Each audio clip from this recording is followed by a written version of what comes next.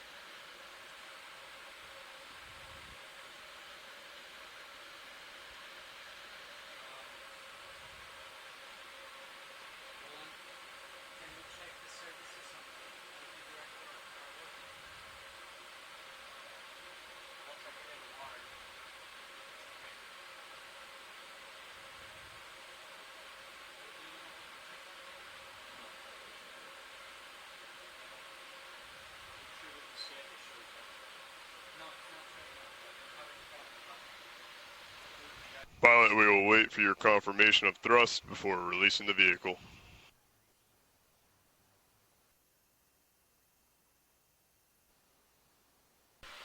Understood, dive super.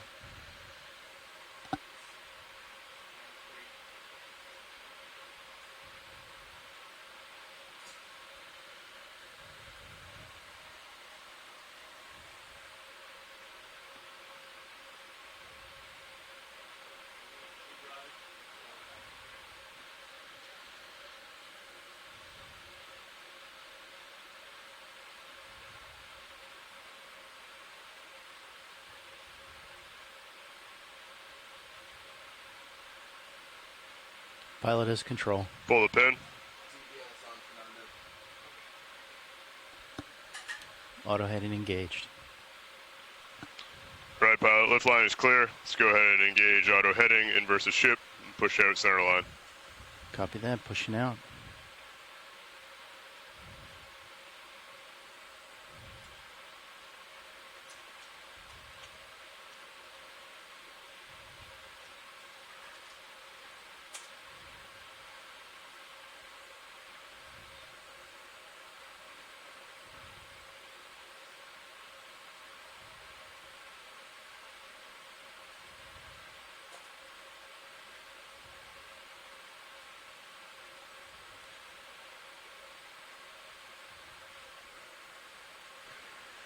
Okay, pilot, that's looking good. Excellent. Nice, straighten it out. We'll bring you center line. Understood. Holding here. Good copy. Pilot off stick except for auto head. Confirm.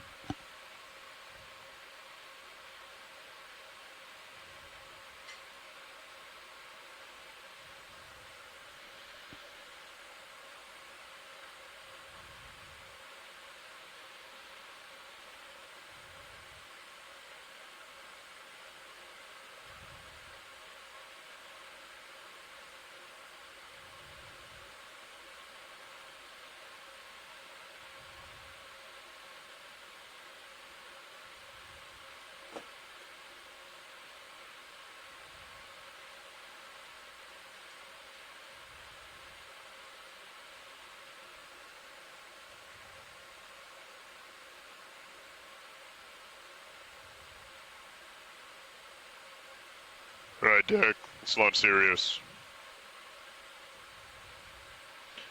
Pilot, if you could provide some aft way to reduce the tension in the tether as Sirius comes up and over the side. Backing now. Let me know if you get up above 60%, pilot.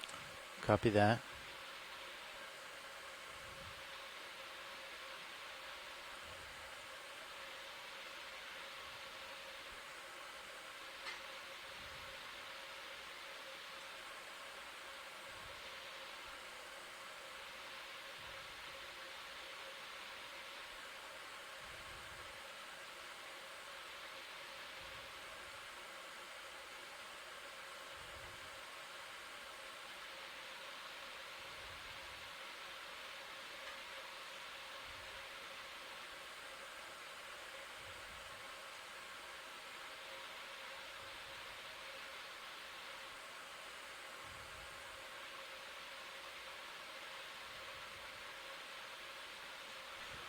It's looking good, pilot. Let's maintain what you got. Copy.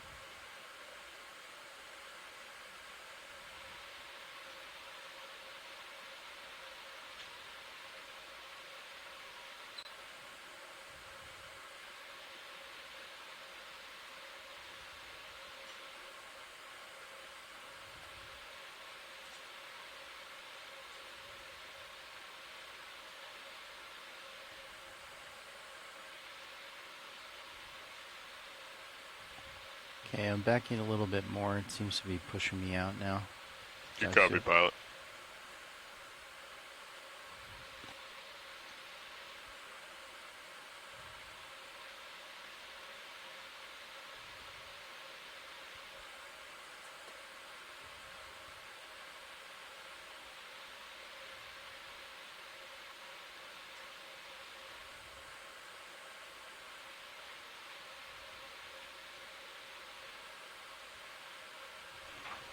Okay, pilot, you can ease slightly. Easy.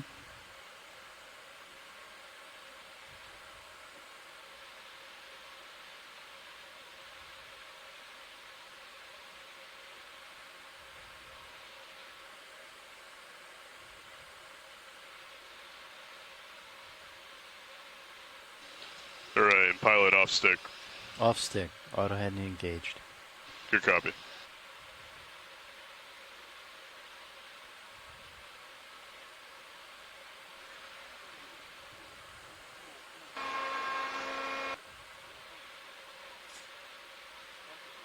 Dive soup winch, I saw Sirius touching the transom there. Understood.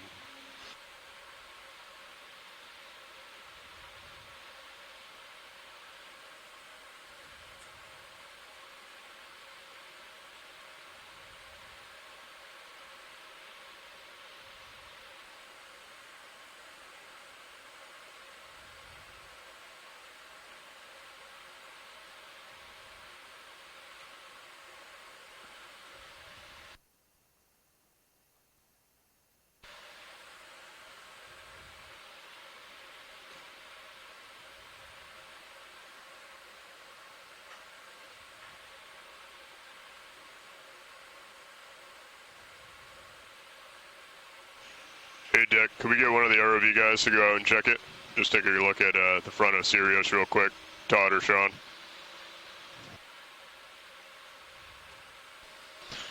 Winch, when you saw it hit the stern, did you see, was it rubber or was there any other contact?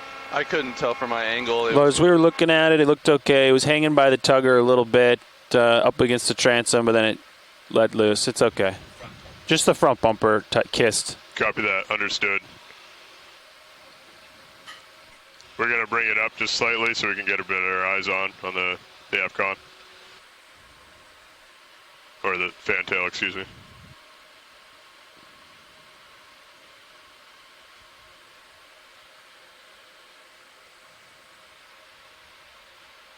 Pilot, let's just keep streaming out as you are.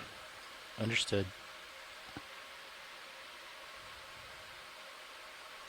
Alright, sounds like we're looking good. Let's go ahead and go back down to surface. Alright, pilot, you ready to descend? Pilot's ready. Okay, let's go ahead and descend down to 50 meters, going 15 meters per minute, calling out every 10. Payout zeroed as well. Payout 0, turn 0. Thank you, Winch.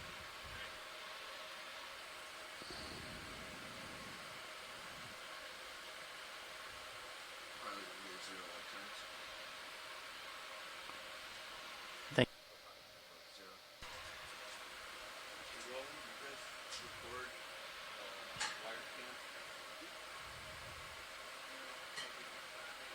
D2 crossing 10 meters.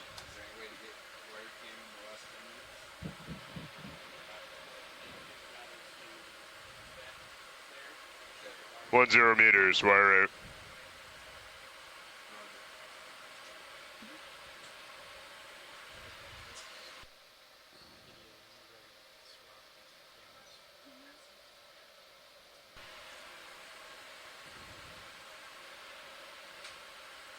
D2 crossing 20 meters.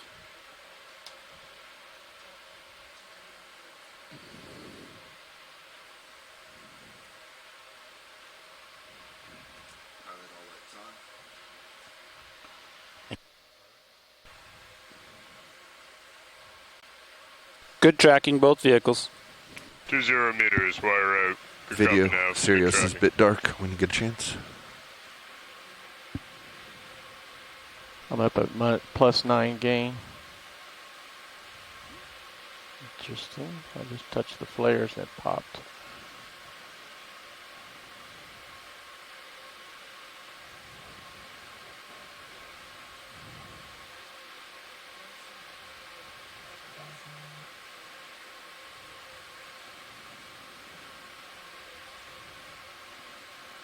D2 crossing 30 meters. I was a little bit worried about visibility. You can see how dark it is already. 30 meters, wire out. I'm at +9 gain on the HD2. Yeah, I think we're going to be pumped all day. We usually don't need lights this early. Yep. We're at D2's at 3-4. full percentage across the board.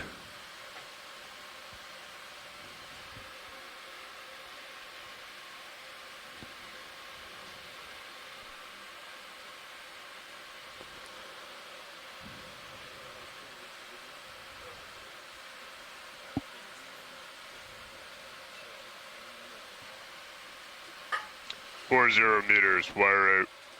D2 crossing 40 meters.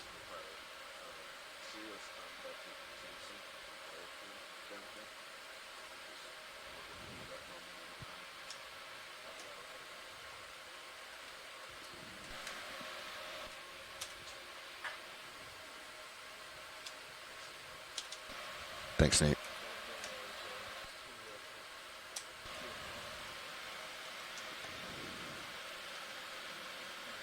D2 holding at 50 meters.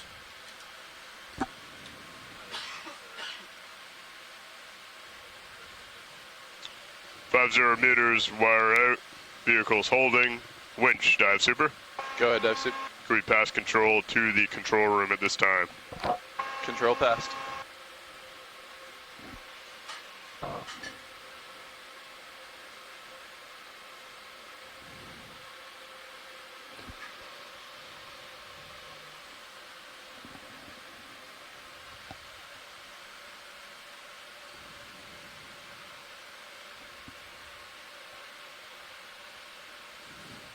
Bobby, do you have winch control?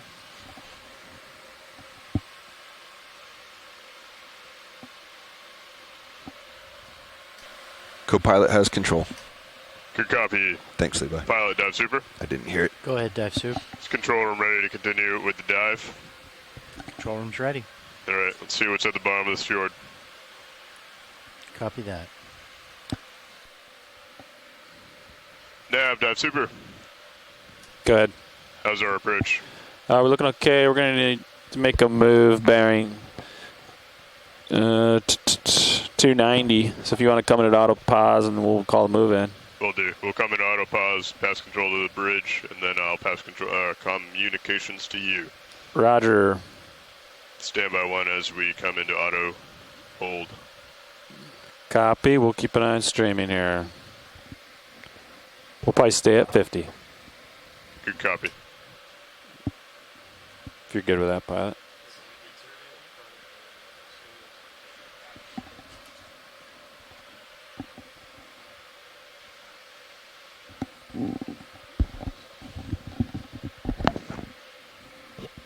Andy, you still have auto heading engaged. Now we're coming into auto position. You might swing, so you know.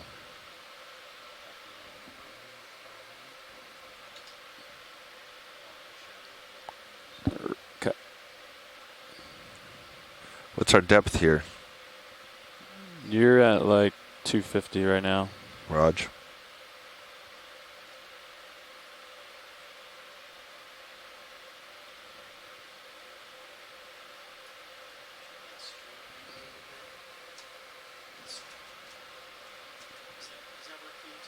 So this is 200. Yeah, it's good. That's a 200 meter contour, Bobby. Yep. So we might be seeing altitude as we get closer.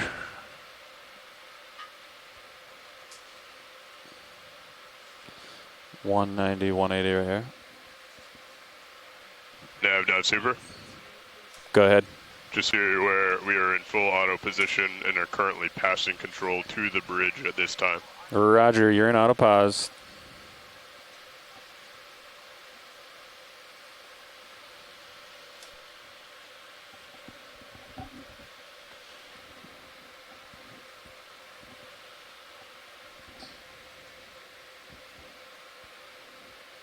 You good, Andy? Okay. Good. All right. 290. So we're only at like 230, so I don't know how far we want to come down right now. I would stay there. Stay at 50. Yeah. All right. Distance 450 meters. Bearing 290 degrees.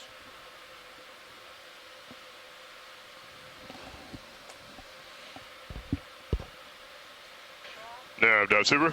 Go ahead. Sounds like the bridge has good control of the ship at this time. I am ready to pass communications to you to work with them to get to the dive site. Roger. Nav has comms. Nice Yeah. launch, Dive Soup. Has comms. Good launch. Thanks.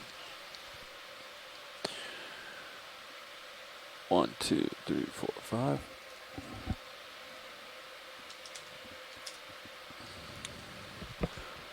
Bridge is RV Nav. Yes, go ahead. Hey, when you guys are comfortable and ready for a ship move, I'm ready to give you one. Okay, give me 1 second. No rush.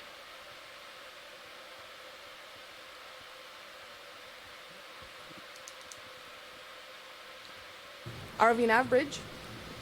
Go ahead, Bridge. Right now we have port prop and port rudder disengaged. I'm gonna go ahead and engage them if that is okay. Yep, absolutely. 220. And I am ready for the Ready for the move. Okay, let's do range 220 meters. Bearing 277 degrees, and let's go 0.2.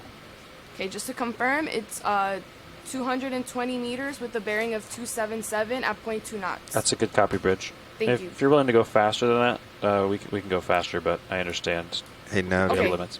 your Okay, thank active you. point is the 250 mark. And I might increase the range of that move in a minute.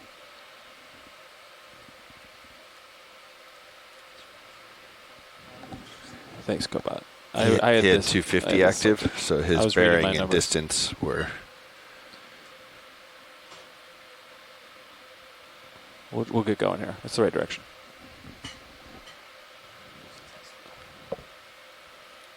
I was just wondering why, because I wrote it down, and it was wrong. I was You had said 450, Yeah, and then I know, you said and then I was 200. I was like, like, wait, what? Something's not right. Yeah. I even scratched it out. All right, well, I called this one in. It's the right direction. It's right.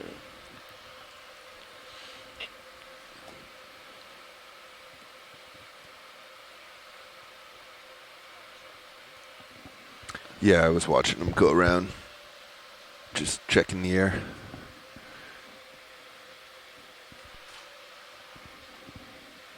I flushed them all at surface.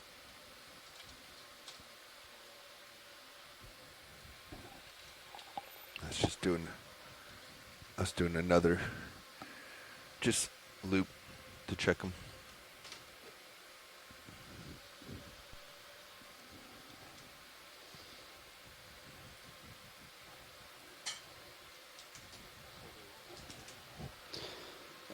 Good video.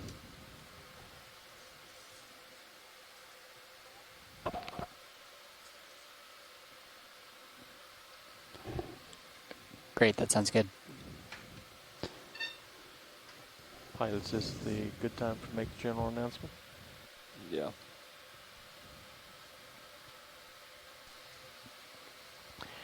This is Okeanos video engineer Roland Bryan making a general announcement to all those on the ship and the shore. This is a reminder that all audio associated with this dive will be recorded with our archive video, as well as being streamed ashore via the satellite and the internet. Keep that in mind as we proceed with the dive today, and enjoy the dive. Thank you.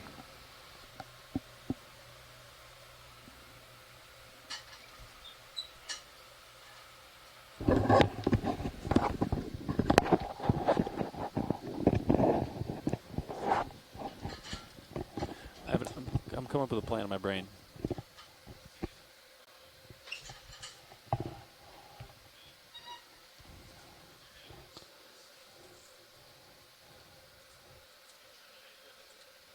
Go ahead, Bridge. Yeah, you can go much more than 5.2 if you want.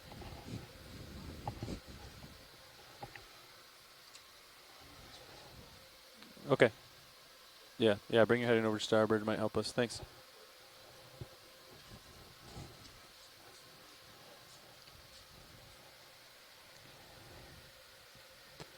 What if...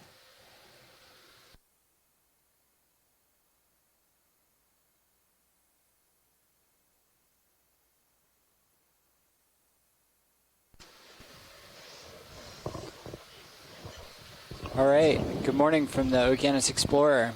We are currently descending on our 9th dive target of the expedition. We planned on diving dive 9 on a mud volcano at Dixon Entrance, and weather kind of kicked us out of the Gulf of Alaska and into some of these fjords in the Alexander Archipelago. So where we're looking today is in Ernest Strait, and it's actually a pretty interesting feature, and it's something that is a little bit new for the Okeanos Explorer in general. We're used to being in deep waters, offshore, not generally able to see land, and here we're seeing an area where the deep ocean comes a little bit inland. So we're looking to dive on this steep, almost vertical wall, and kind of looking at the bathymetry and the depth profile that we collected last night. The wall is almost straight vertical. It's close to an 80-degree slope, and so we're planning on coming up from about 560 meters once we reach the bottom, up, ultimately ending up at a depth of right around 300, maybe a little bit shallower than that. So a relatively shallow dive, and it's in an area that I think will be pretty exciting and something different from what we normally see. And with that, I will pass it on to my science leads to introduce themselves. Thanks, Sam. I'm Jamie Conrad. I'm the geology lead on this expedition. I'm with the U.S. Geological Survey at the Pacific Coastal and Marine Science Center in Santa Cruz, California.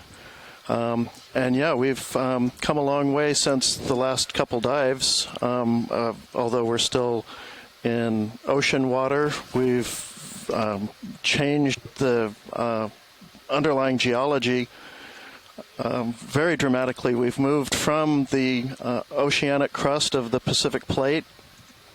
We're here about 60 miles or 100 kilometers or so inboard from the plate boundary well onto the North American plate.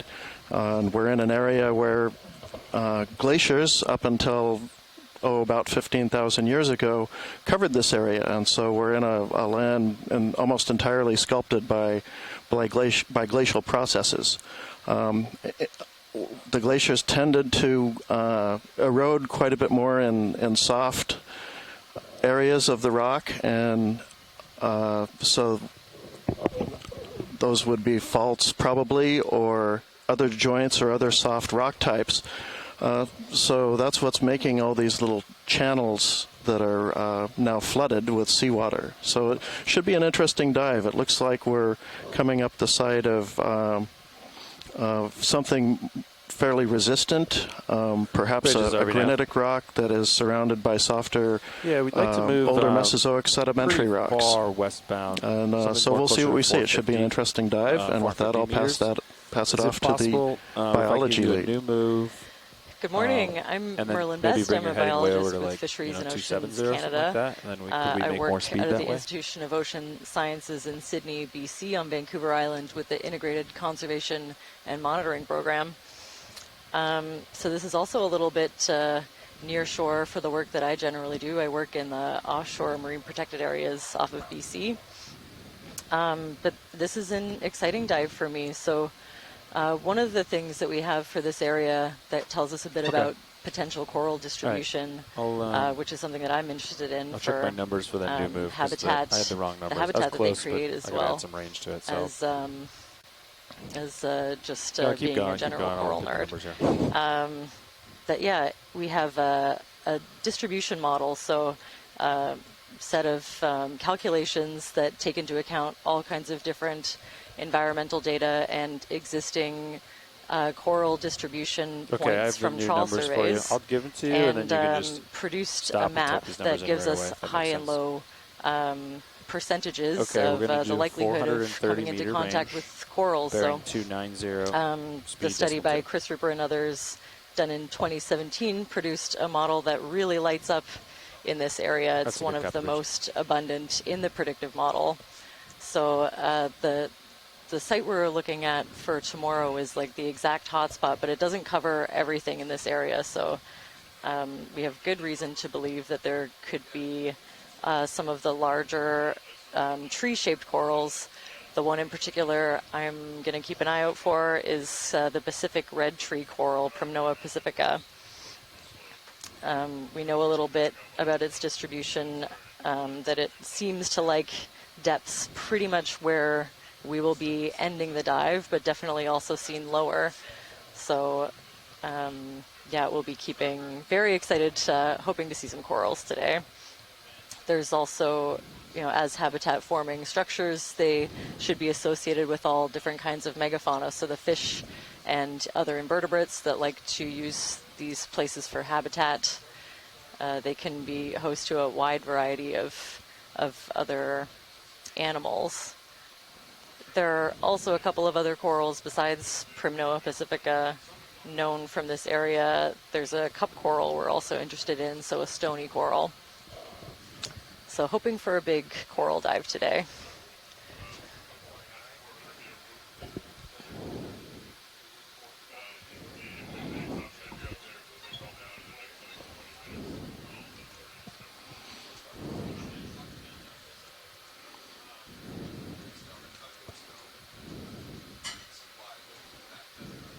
So we know the overall geology of this area from the work that's been done on land.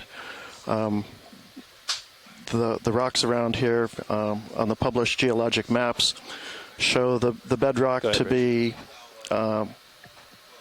mostly sedimentary rocks and partly to maybe more extensively metamorphosed sedimentary rocks of Cretaceous through Jurassic age, which translates to about 65 million to about 170 million years old. And in places we see a number of granitic plutons of younger Mesozoic age that have intruded these rocks. At least that's what we see on land. Now, when the old geologists got to water, they just mapped it as water and left it at that. And that's kind of how I started my career. I was working on land, and whenever we got to a lake or an ocean or even a wide river, we would just call it water and leave it at that. But when I moved into working on marine geology and those sorts of issues, one of my first thoughts was to kind of bridge that gap and to, the geology doesn't stop just because you get to the shoreline.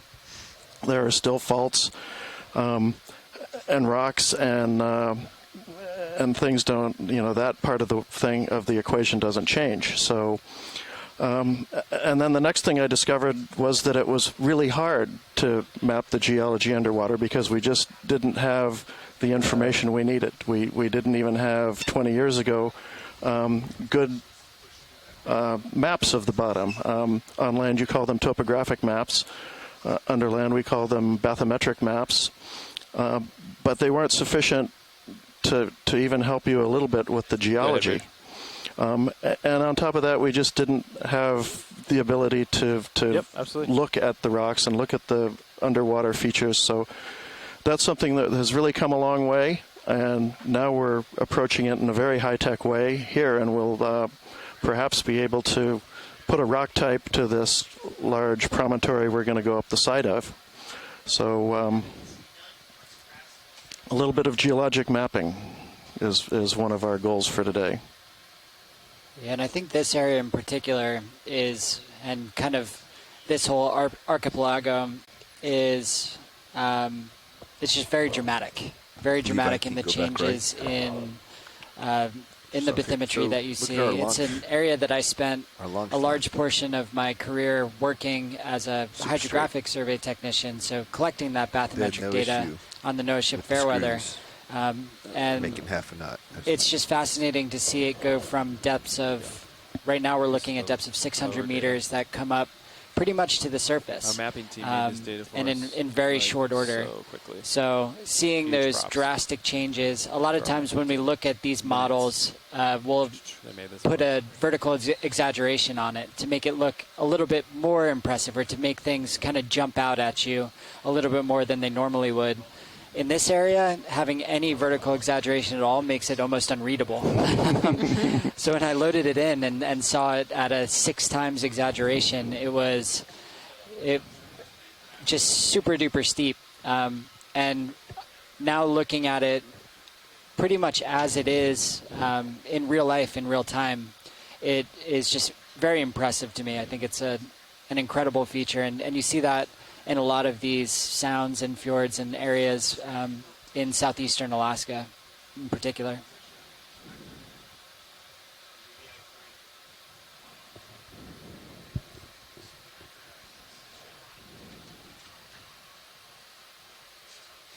And I think with those narrow passes and with those large changes in the bathymetry in the region, one of the things that we're going to be monitoring pretty closely throughout this dive is the currents in the area, and primarily the tidal currents. As they get constricted going in and out of these narrower passes, we may expect to see increasing flows. So our track line now we have set up more in like a north-south, north to south type of orientation. So hopefully we'll be going directly into or away from the primary current going in, which helps with both the vessel navigation and the vehicle navigation. And it makes it a little bit less risky, although there are inherent risks with all of this, but it mitigates it a little bit, as we shouldn't be getting pushed into the wall. We should be getting pushed away from. And that's something that on our instruments we talk to with low. the pilots every morning. How can we most safely approach these features, and how can we get the most out of these dives without, in my case, more hair falling out, and in other cases, more hair changing colors. So from 260, copy, thanks.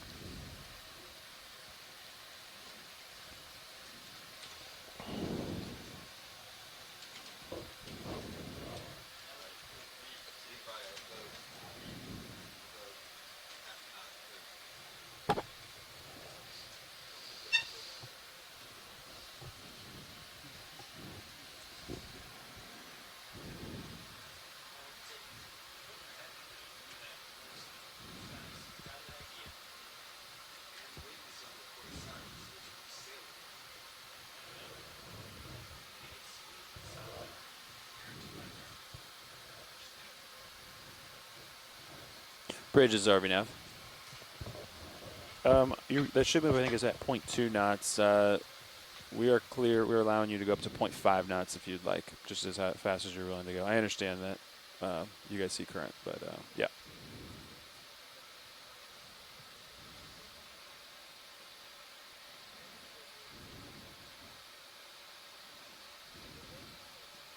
Great. Thank you very much.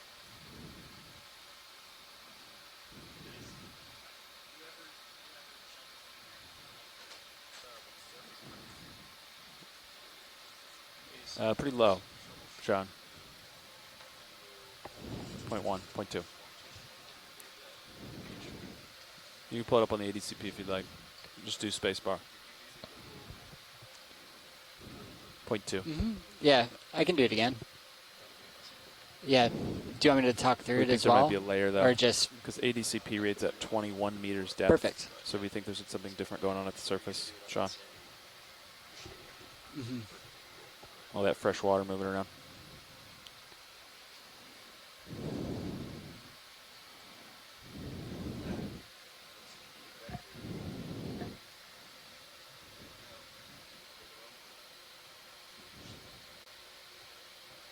ROV distance 411. Looks like we're having a little bit of delay as the ship gets positioned just right for the currents. Exactly. And it's a little bit of what I was talking about, especially with these shallower dives. We want to make sure that we're setting ourselves up best for success. And this being a little bit of it's not outside of our operations, but it's just a little bit different in that we can see land on almost all sides.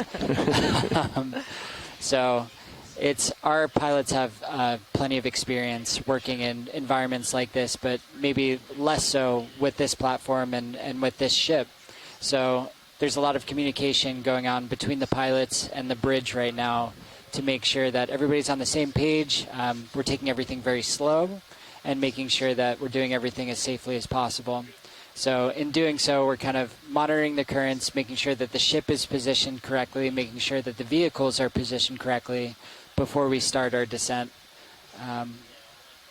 And it just kind of goes to show how much goes into each of these operations. I think sometimes we take for granted, okay, we can pick a point on the map, we can put the ROV on it, we can explore it, but there's so much more that goes into that once you start thinking not only about the features that are stationary on the seafloor, but everything moving around it, and how dynamic all those things are and how much they change throughout even a couple hours. You could see completely different forces. And so something we're looking at, and this is a little bit about what pulled us away from our dive site yesterday, is that any one of the variables, whether it be wind, swell, or current, was manageable. But once you start adding those together, it gets harder to mitigate one versus the other. So that's something that we're always looking at is, while we may be comfortable diving in 10-foot swells if the wind is very light, we may not be comfortable diving in 3-foot swells if the wind is very heavy. So it's a constant balancing act, and it always depends heavily on what we're seeing at that time. And that's where we rely a lot on the expertise that we have on board in those different facets, whether it be our pilots from the Global Foundation of Ocean Exploration, our science leads expertise on what areas we should be targeting and what features we should be looking at, and then the expertise of the people that are driving the ships and making sure that all of the above sea level and all of the people aboard are remaining safe while we're conducting these operations. So I think it's sometimes lost in the mix that there are people involved in all of these dives, and it doesn't just happen. And there's a lot of factors that go into it. So that's why having that constant communication between each of those parties is crucial, and it's what makes all of this possible. And it's nice to work with such great teams that you have such great trust in, that we can have these conversations. So every morning we're in here early, somewhere between 5 and 6, so we can start looking at those conditions, start coming up with the best plan, and start getting the most out of these dives every day. And I think we're seeing that a lot just where we are right now versus where we had planned on being, and having that flexibility. Even today, we planned on being in Beam Canal, which is just to the east. Sometimes getting the directions is a little difficult in these windy areas. Just to the east. But when we arrived on site at about 1:30 this morning, we saw that there were some exercises being done in a submarine testing zone. So we pivoted quickly as to not ruffle any feathers or be in an area that maybe we shouldn't be, and moved to this area just to the west. And there's a lot that goes into that as well. So I was up on the bridge with the commanding officer of the ship talking about, okay, what are our options now? Yeah. How far can we get in the 4 hours that we have in order to get to a dive site? Like where do we have good existing bathymetry where we can get a good idea of where we could potentially dive and hit some of those biological and geological targets? And then with that, we found this area. We saw a slightly lower resolution imagery of the data. So then we spun up our mapping team aboard, and they were able to do a very quick survey over the area and turn around a 10-meter resolution grid so we could see kind of all of the features. Yeah, that's still not right today. On the seafloor here, and really we're not at dive with the best information possible. And I think from the collection of the data to when I had it in my hands and was looking through and picking points was less than 10 minutes. So it just kind of goes to show even more of this operation and all the pieces that go into it. It's been really impressive to see this team working its magic, pivoting so quickly. The whole map and dive model is something that I haven't worked with in quite this way, certainly not with quite as quick of a turnover. Thank you, Rich. It's been pretty amazing to sit back and watch and then, look at something that just emerged overnight after a night of work with the multi-beam. It's been very cool. Yeah, and while it's probably the most stressful way to dive, I also think it's one of the most exciting, too, because it is diving on unknown. And we've seen that also throughout this expedition. I'm thinking back to Surveyor Seamount, where we thought we might be diving on the lip of it, and then the overnight bathymetry revealed that kind of secondary summit, the other cone on top. And we dove on that, and that was an incredible dive. Yeah. And so that's really where kind of that sense of adventure and that sense of exploration comes into play. So while it means that maybe there's a little less sleep happening, that excitement, I know it pulls me through. And especially it's easier to pivot when we pivot to a place like this that's just naturally stunning. I know the whole crew is very excited to be in this area and look around and see the nature. This is an excellent contingency plan for me. I've never, studied any of these smaller channels and fjords. Like I said, all of my work is in the offshore, but I've known about them as being high abundance areas for corals. So I've obviously been curious, and I'm very excited to see what we might find. Any data point in here will be interesting and helpful for that. Any kind of future modeling that they might do, it would be very cool to see some image-based data.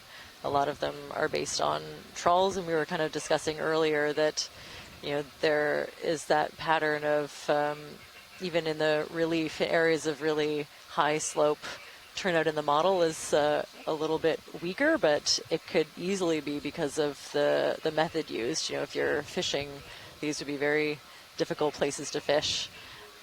So they could be avoided and not show up in the models. So I think using a different piece of technology and a low, or almost non-invasive method of looking at these is really exciting.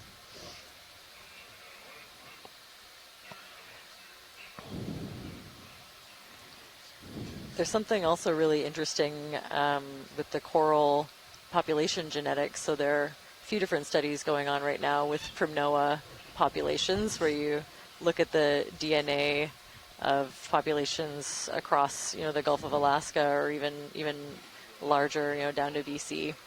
And apparently there's a really strong break in two really distinct populations that don't seem to be mixing very much, and it's right around here.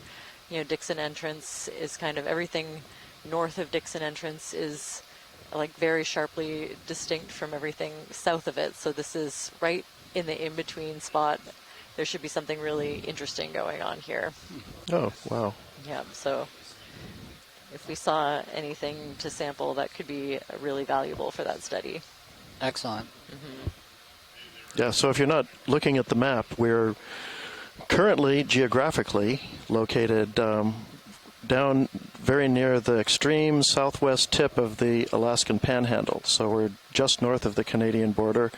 The sound we're currently in is located about 40 miles or so, kind of northwest of Ketchikan.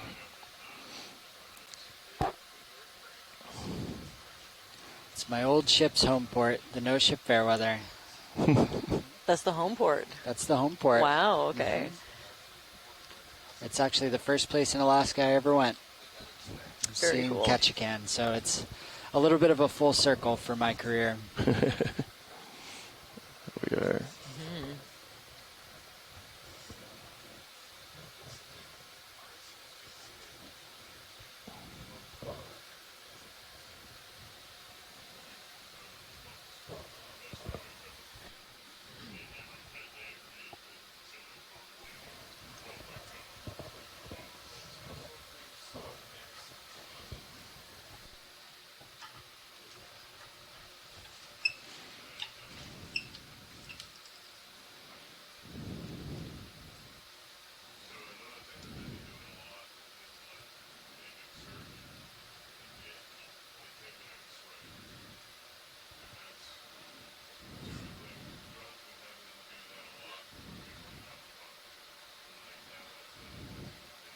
I'm not real familiar with the regional geology of this part of the world. I know some general points.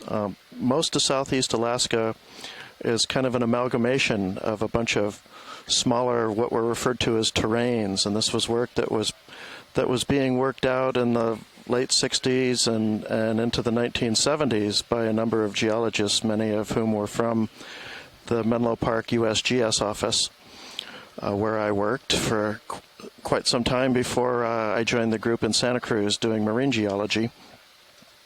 But this was one of the first places, and remember, within the models of the plate tectonic theory, which was really only confirmed in the early 60s.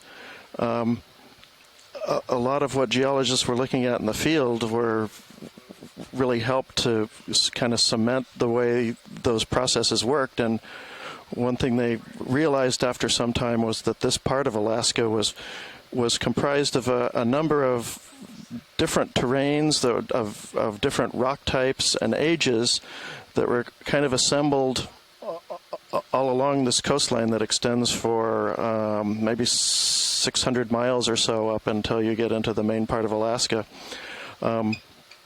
These were all smaller fragments of either island groups or pieces of continents that had been dislodged in one place and carried up here along as part of the movement of the plates. This was once more of a convergent margin where the Pacific plate was subducting underneath the North American plate. It's now a strike-slip margin, which is probably why we are seeing these amalgamated terrains that are preserved. So now the Pacific plate is moving basically straight north along the coastline on the Queen Charlotte Fault. We'll hopefully be able to get over and look at that a little more in the next 2 weeks or so of the remaining expedition. It's a little bit like the Queen Charlotte Fault is actually the plate boundary, and this strike-slip fault I've referred to. It's been referred to as San Andreas of the North, which people might be a little more familiar with because it runs through a very populated area. But there are some important differences. The San Andreas Fault is actually part of a complex of faults that accommodate the relative plate motion. But the San Andreas Fault in any one place generally only carries about half of the plate motion, with most of the rest of the plate motion being accommodated on other faults. Up here, the Queen Charlotte Fault actually seems to be the main structure and appears to carry almost the entire plate motion on it, if not the entire relative plate motion on it. So it's accommodating 2.5 inches, 55 millimeters per year of offset across it, and it's directly emplacing in this area oceanic crust right against continental crust, which is one of the few places in the world that ever happens. Sure. Seems reasonable.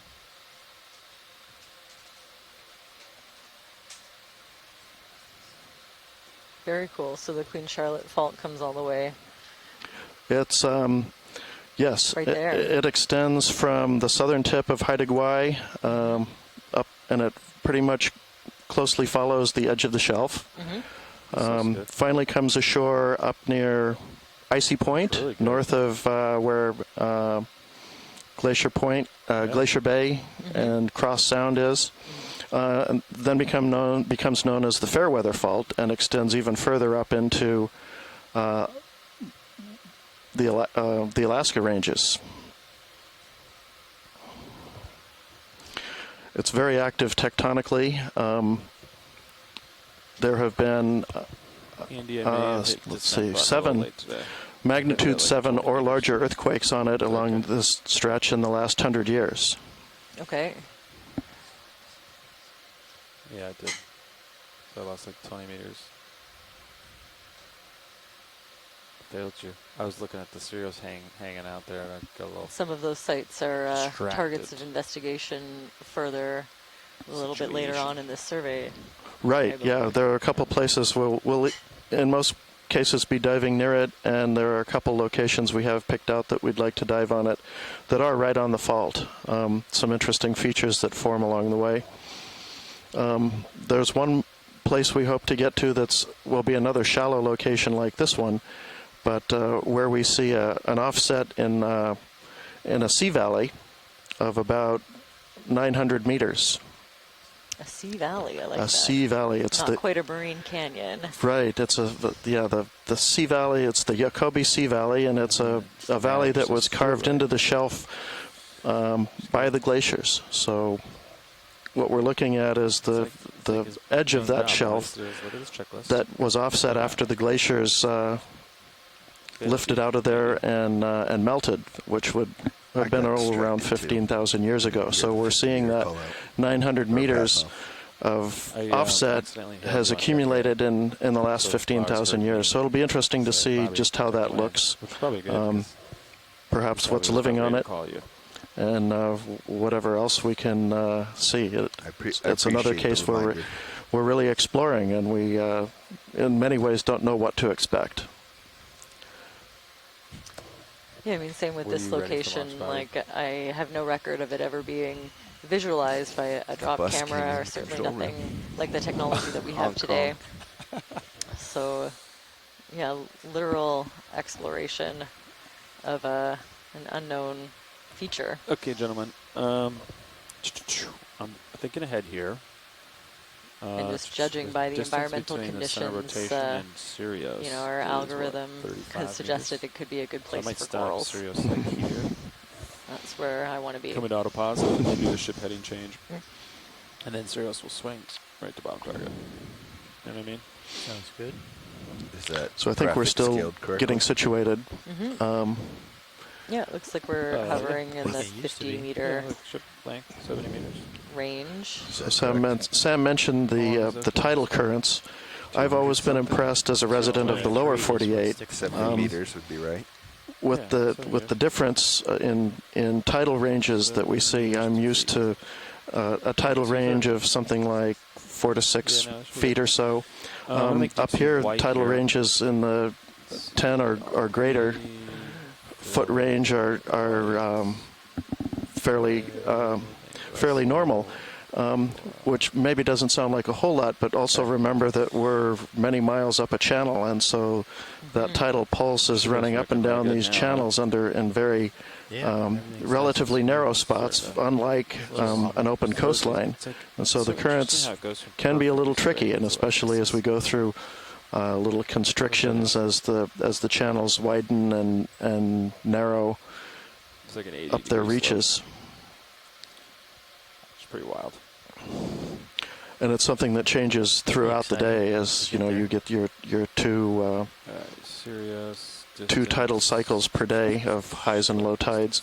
Right. So it's constantly changing. 30 minutes.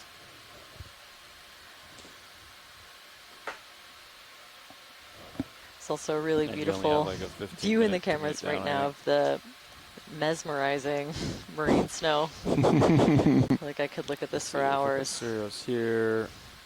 Every now and then I think I see a little D2 sonar would be looking invertebrate, maybe some ctenophores or Ketognaths. Honestly, you might be watching this in your blue view on the way down. Little comb jellies and arrowworms. You know what I mean? Yeah. But the bulk of what we're seeing in the camera right now is what we would call marine snow. So all of the... Are you putting Sirius at the bottom target or D2?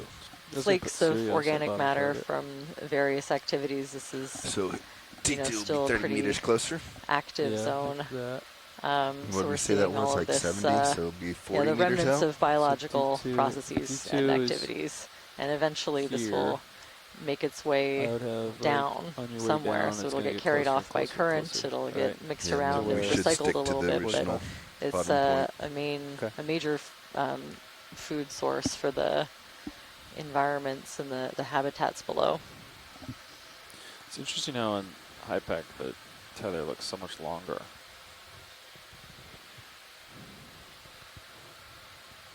Yeah, it looks almost ship length. Yeah, 44 meters. Maybe it must have stretched. I bet we stretched the tether 10 meters. Some of those really translucent little blobs that you see are probably acoustics. Probably well, what's comb the jellies. origin of our graphics? It should be the center point of the ship, which is... that's pretty close, right? I brushed up on my midwater animal ID. To the red circles? In anticipation of our mesopelagic dive.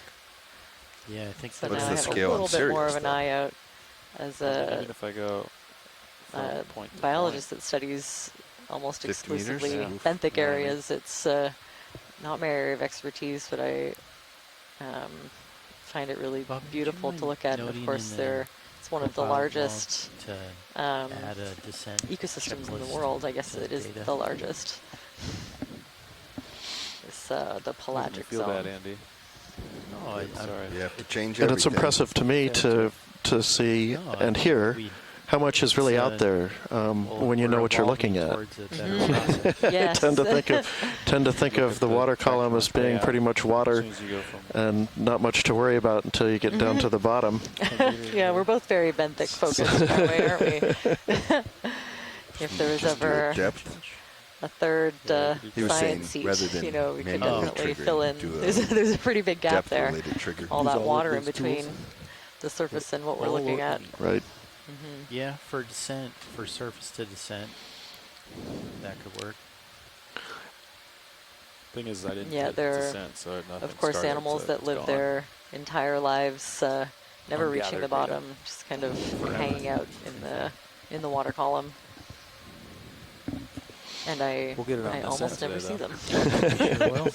But that's an interesting point you make. It is the largest ecosystem in the world. It's and it's one of the things that I appreciate more when I get out on a ship like this on an expedition, and especially when we're out in the open ocean and can look off for hundreds of miles or more in every direction and see this is really the surface of the Earth, and it's really impresses on me what a watery world it is. And if I'll probably you were to come here from some other place, the thing that would strike you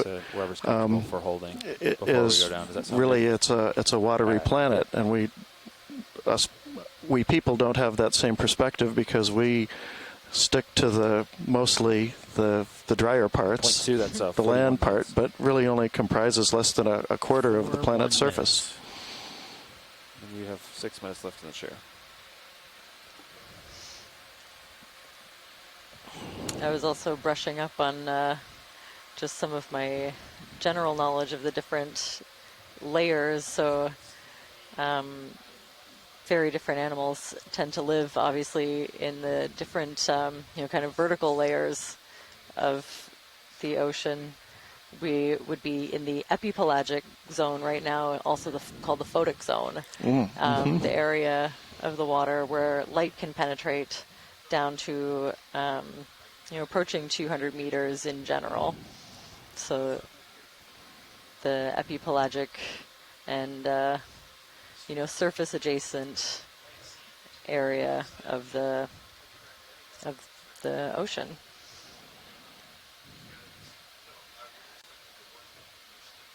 And I didn't think we would spend very much time here, so this is actually really nice.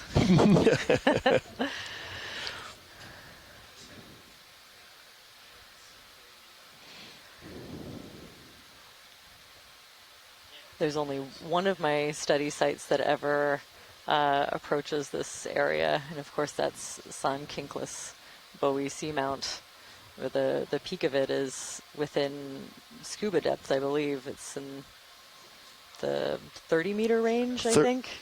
35 meters, I read, yeah. Yeah, so that one, the peak of it is also a little bit outside of my area of expertise often because it's got algae. It has photosynthetic plants on it. It has, an ecosystem that's a little bit more similar to an intertidal area. And there's always a really drastic change in the kinds of fauna that you see. Yeah, I was really surprised when you told me the other day that now that was the easternmost seamount of the Kodiak Bowie chain that we had been studying this past week and diving on. It's near enough to shore and shallow enough that it has actually been once cited as an island by the native peoples of Haida Gwaii, and that just stunned me to think of that, and that now it's possibly forever, or at least as far as humans are concerned, never to be seen again above the sea surface. And amazing to me in the short history of our occupation of North America that there was a time when the sea level was low enough that you would see that as an island offshore. Yeah, so some actual evidence that kind of reminds me of the other seamounts that we were looking for, where we thought we might be seeing ancient beaches, having actual, records of people being there is, incredible.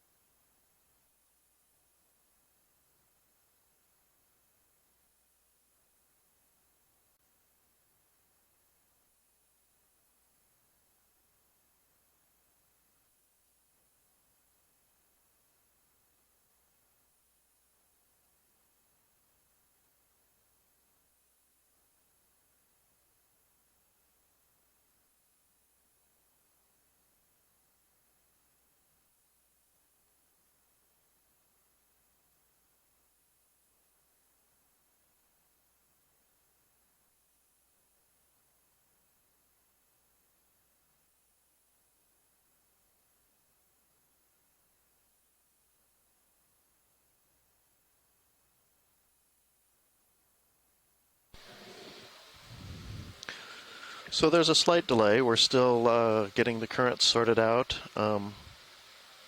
It's a little bit of a tricky spot here where the channel is kind of narrowed. But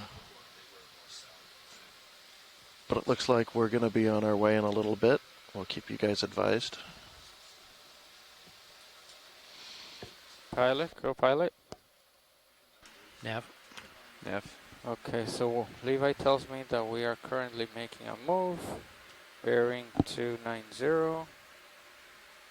Yep, it's about 290. So as soon as Sirius gets around the bottom target, we can cool the move off. And they want to bring the heading down around 210. We'll probably keep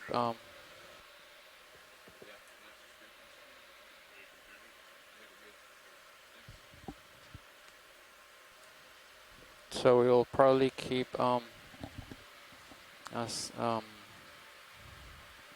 rotation around midships during that heading change. And we'll go down. Sounds good. Sounds good. Surface current, only 0.3, almost south, like south-southeast. So Wind, you can see it there. Yeah, it appears we're splitting the forces at the moment with the ship heading. No. I don't think so. We have current pushing southeast and wind pushing northeast. We're like right in the middle. Yeah, okay. Is that not right? Guess so.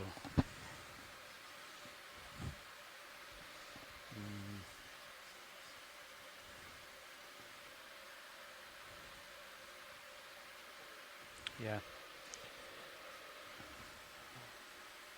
I would think that 12 knots on the beam would be a lot more forceful than 3/10. Mm-hmm. Yeah, I think that was the original heading. They were pointed more southerly, but they were struggling with the, I don't know if you saw the track on. It was pretty all over. Yeah. And it sounds like they want to go back to 210. Is that right, Fernando, whenever we're done? That's correct. Let me just talk to the bridge.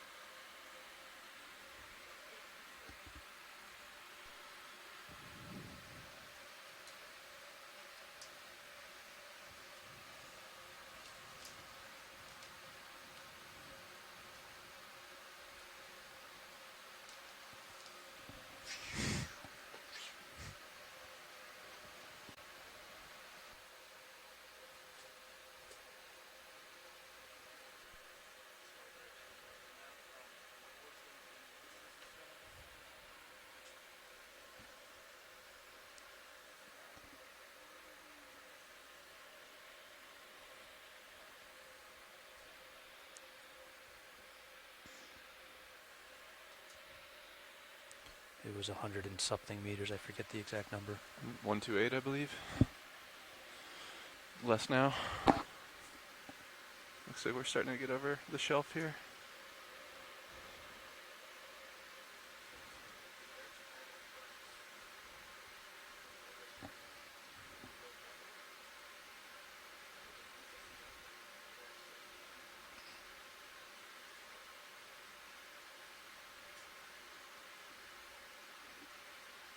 What does the ADCP look like? Is it calm at the bottom? The profile through the water column look now that the ship's over deep water. May not have a sounding yet. Yeah, it might take a few minutes.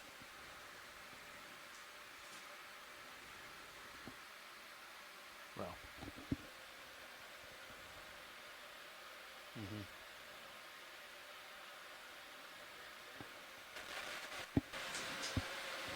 What's the maximum magnitude? I'm looking at 0.1 meters per second max. Okay. All right. We're not looking at anything crazy. All right.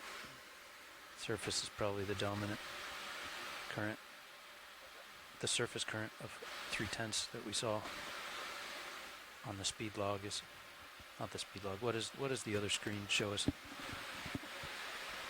Yeah, 0.3154. Okay.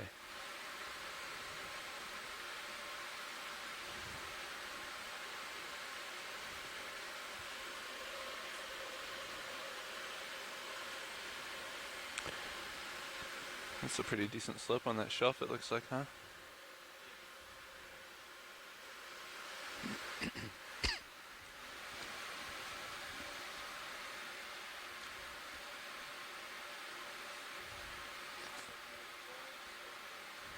.25-meter range. All right. This will be fun. As long as the ship holds position nicely.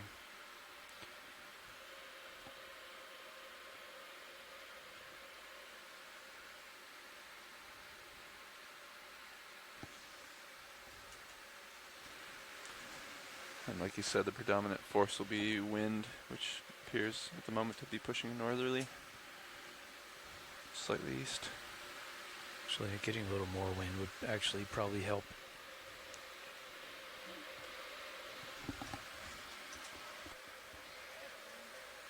Yes. Yes.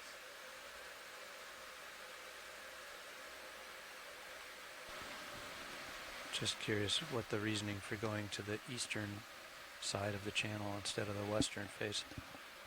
Is there we've got wind and current both pushing somewhat easterly. Can you zoom way out? What's the western?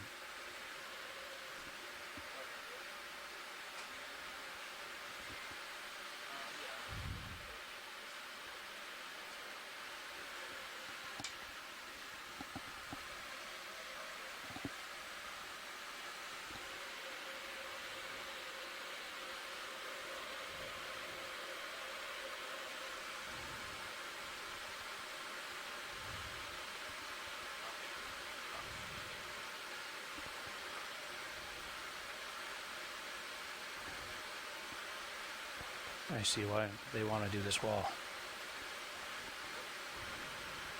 More in the center This of the... is like the deepest little section of the whole fjord, it looks like. That western side just looked really narrow, the shelf, Yeah. against the shore. Makes sense. Okay, Sirius should be over 500 meters of water. I don't really see a reason to stay at 50 when we can be going down, getting to at least 400 meters at this point. Well, 300 something. Yeah, D2 is currently over somewhere. You okay to continue down? I'm okay to start continuing. We'll yeah. continue. We won't make bottom until they make their heading change. Roger. We'll get the white balance done near the bottom, but let's get closer to the bottom so that we're not creating a further delay. That sounds good. Okay, I'm ready when you are. On your mark, I'll start tickling the winch. Okay, let's go. Ramping up.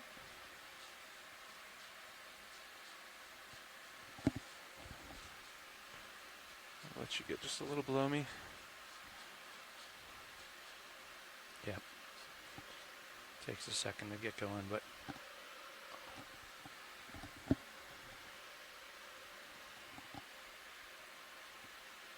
keep an eye on streaming and forward way. It looks like you got a healthy amount still. yeah, I backed off a little. We're at 23. Roger that. Delta increasing. Streaming looking good. Slowly ramping up the winch. Getting on it.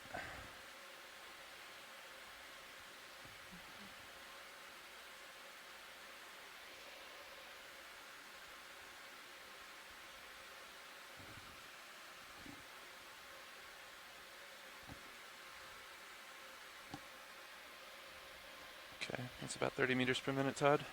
30 meters, roger. Locking it in.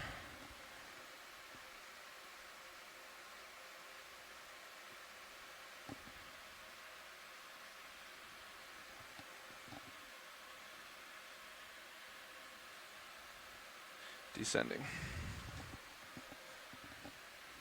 Hey Nav, can you pull up, or I can't see from here, what is the salinity for D2 and Sirius right now? 30, is that a 32? I can't see well. So we're starting to head down. Can't hear you.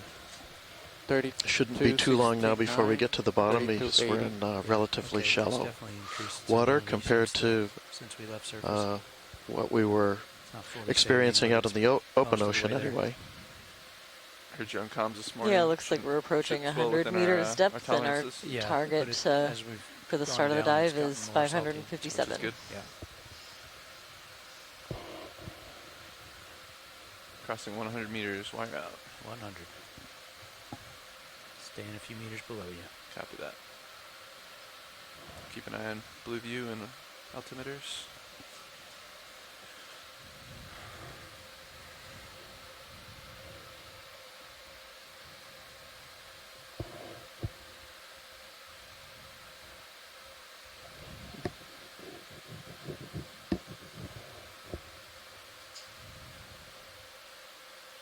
Yeah, it started like around 31.8 maybe.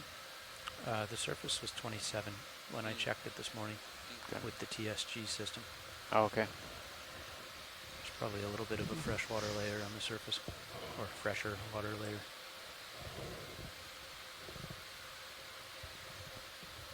But even that's less than 0.5% difference There's a couple in of terms of water ctenophores. density.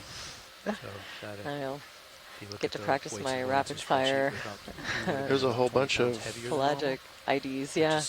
We're still like 30, 40 I think I'm seeing positive. mostly the combs Just a little that less positive than normal. indicate to me they might be comb jellies or ctenophores. Okay. But Like 20 pounds. yeah, anytime you see those How rows, much harder would you have to the like combs thrust down? of Less hard. We were heavier. kind of iridescent and bioluminescent, Heavy. but So they're it'd be moving like pretty the quick. equivalent of We're picking up one nice big descending rock. at a pretty Okay. good rate, so hard to say. But that number is increasing. We're up to 33 PSU on the CTD now. Yep, 33.2, yep. Okay, I'm slowing down a little bit, John. Roger that.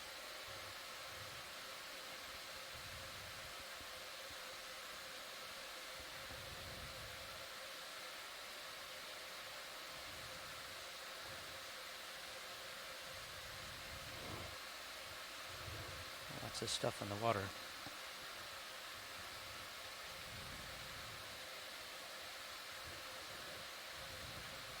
D2 getting to the deeper waters here.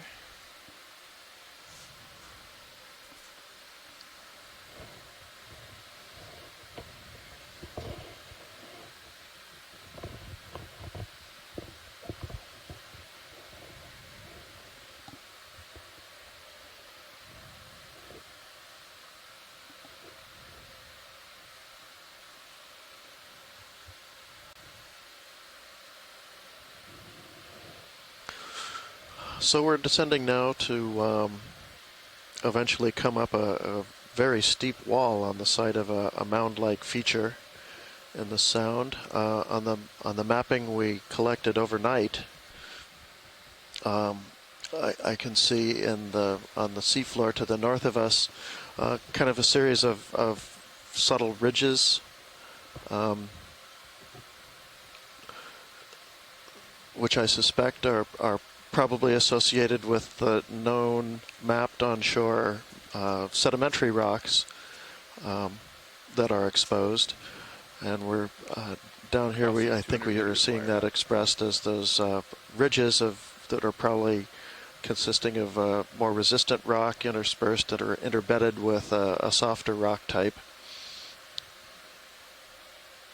This mound we're planning to explore is likely something different, something more resistant probably, and based on the geology we see onshore, probably a granitic type rock, a small, I don't know, relatively small anyway, intrusion that looks like it's on the order of several hundred meters across. With center of rotation at midship. That is standing up above the seafloor. It was far more resistant to the glaciers as they were passing over. The turn? Yes. Copy. Being a more massive, and the fact that we see this really steep side we're coming up suggests there's maybe the granite itself either has a very steep margin or that would be good. It might be jointed in a way that allowed the glaciers to pick away at it, but we're a little bit getting ahead of ourselves in speculating as we haven't even seen the rock yet. Well, it's half the fun. Sure. I often think I was, as I was researching, coral distributions, other kinds of studies that have happened in these areas, the scientists that have come before us, how much I bet they wished that they had access to a vehicle like this where they could just go down and look. Mm-hmm. So I feel very fortunate to be able to do so.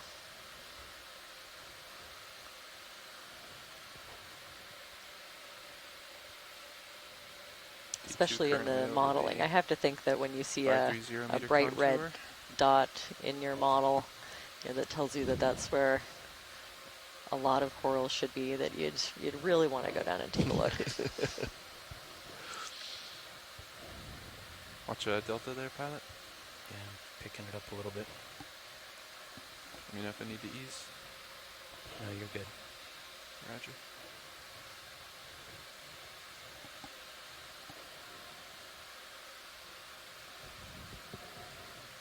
Ooh. Go ahead, Rich. It's kind of a pinkish jelly. Copy. Okay, they are starting their heading change. Roger. Copy that.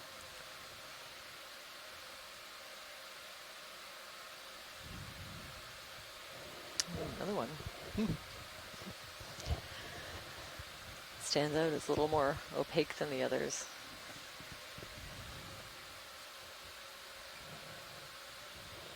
It looks like it's drifting backwards, right? It does. A little tiny fish. Bridge, this is RV nav. From right here, from high pack, it doesn't look like the ship is holding position. It looks like it's drifting back. Can you confirm your holding position?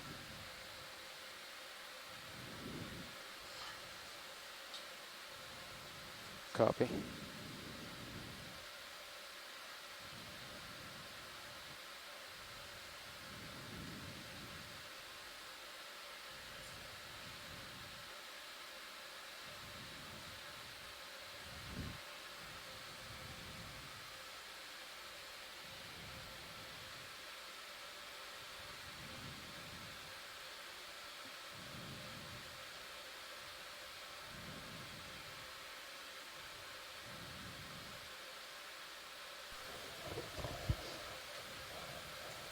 Okay, if anything, we want to get above 300 meters.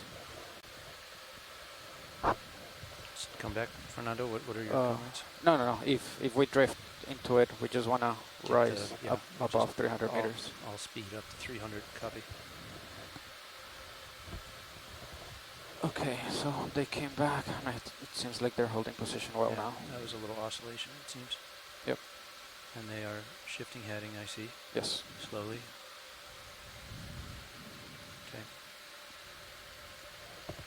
Streaming good. Looks like you might have altitude lock on BBL. Bouncing a little bit.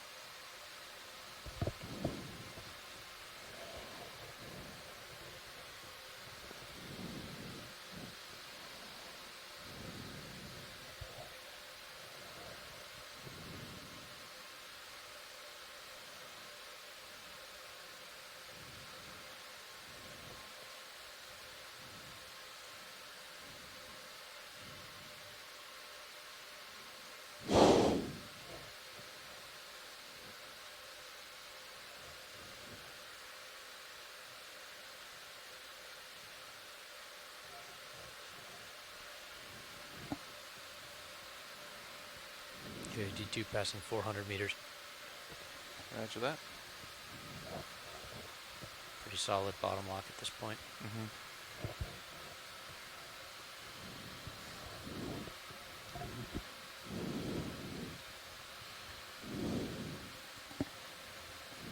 Looks like the snow has gotten quite a bit denser. Passing 400 meters wide. Yeah, we're also moving pretty fast through it, so it's just whipping by. At around 200 meters plus, you know, we would have entered the mesopelagic zone, which is where we'll be for the rest of this dive, I think. Also called the twilight zone. And below that, you have the midnight zone. I see. So there is a little bit of light that gets through here. I think the very top layer gets like, you know, the last 1% of light, I think, is the boundary of the mesopelagic zone. So we're seeing lots of I think they'd want to come to like 170, 160. little shrimp, the current on their stern. some small fish, and more of these comb jellies. And yeah, a really, really dense amount of marine snow. It's nice to see. See how they hold when we get settled. We'll hold at 50. Let the ship continue to make their heading change while we do white balance. Roger that. And we'll just keep an eagle eye on streaming.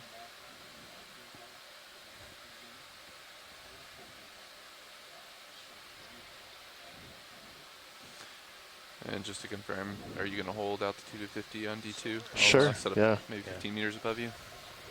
Yeah, I would just stay like 5 meters. Okay, so Yeah, on we don't want to be stream pulling up and down number on 3, if you're tether. watching from home, you should stretch. have access to 1, 2, and 3. On stream 3, we have a 3D rendering of where we're going, and it has the position of our ROV, which is something that I've never seen and I love watching. So you can take a look at the little mini D2 as it descends onto the bottom of this feature that we're about to explore.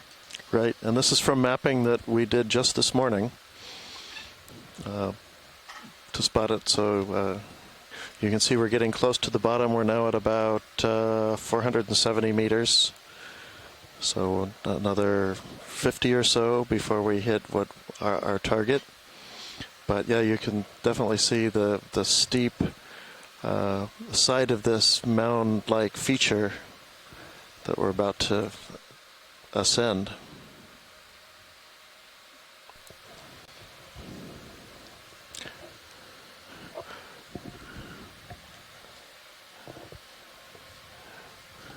What's our salinity at now? Still 33? Oh, yes.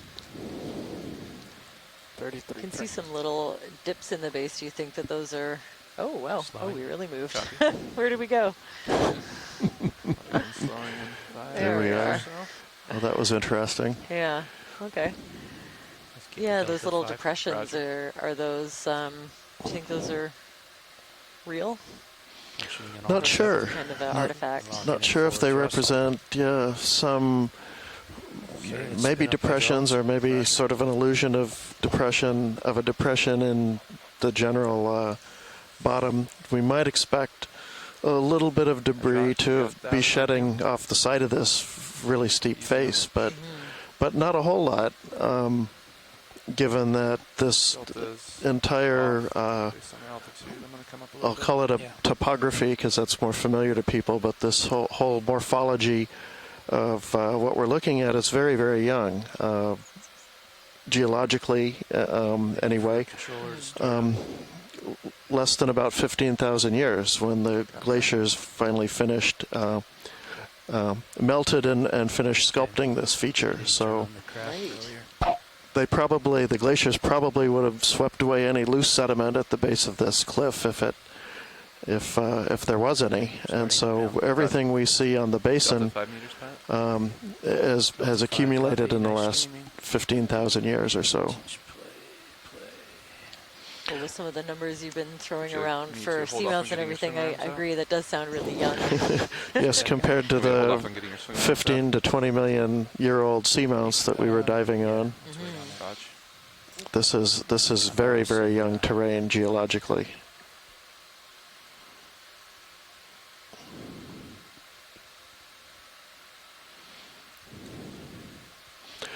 within the span of human history. So, so it's a little bit relatable that. Go ahead, Rich. If you think back into time and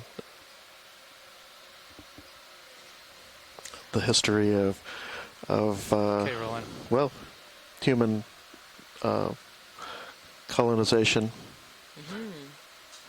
And so this is an area that would have, you were saying, would have been completely glaciated. Right, right. You're going to need to bring your but still inhabited mostly along the coastlines. There, there are hints of very early records of or very early, early inhabitation. We know the early peoples were probably very handy with boats, and the coastlines were mostly unglaciated and simply. There were valley glaciers extending out from the major drainages, but probably fairly easily negotiated by the people of the time. We know they had boats. And positioning of the chart is good. We're very familiar with the marine realm and also dealing with the weather, but the coast would have been relatively temperate. The ocean would have been only a few degrees cooler than it is now. And probably represented a kind of an oasis in a way. Fog lights are not on, Roland. Okay. There you go. That's bright. Nice. How's that, Roland? The left side is much brighter than the right. So this design that you're seeing on the screen is how our ROV and video team work together to balance out all of the various color and light levels before we get to the sea floor. It's an important calibration, so we'll take a moment to fine-tune everything before we hit the bottom and holding it full right. That's level and start exploring. Keep going. It's super sticky right now, That John. was all the I mean, yeah, I was watching it and it whipped over really quick today. Yes. It's through it now, right? Yes, it's through it. It's definitely full right. So I'm going to iris back up. Come back left. That's what I was trying to tell you. It was full right. Okay. That's somewhere in the middle. Do you want a little more left? You see his X up there? Oh, I see how it's the top of the X? Yeah. I understand. All right. Yep. I'll shut up. Thanks. Okay, it looks stable. Let me know if that's good. I can adjust if needed. Good with that. Massively different balance today. So just for reference, if you're looking at this 3D rendering on Cam 2, the purple colors are depths of they were having trouble around, keep going this way. I'm sorry, that's on camera 3. To see how it feels. I told so her that we were going to be moving bluish to purplish looking colors are deeper than about 520, 550 meters. With the reddish and yellow colors are maybe around 300 meters, just to calibrate your eye. And I think we're looking at a non-vertically exaggerated rendering of the bottom. So that really does give you an idea of how dramatic and how steep that face is. You're fine. I want to make sure we do it right. Yeah, according to Sam, that is non-exaggerated. Yeah. Oh, very cool. So we'll be keeping that up on stream 3 today between the full screen, and then it'll be on one of the quadrants of the quad split today. I think that's great. It's a really fun one to watch if you're ever curious about where we are in the progression of this dive. Maybe oils. It's a tool that I really like having access to. Definitely not like we saw on the bottom the other day.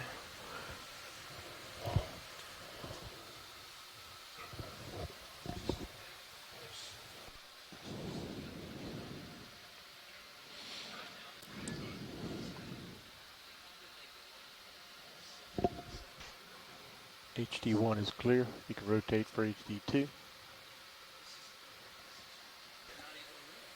Copy, Roland.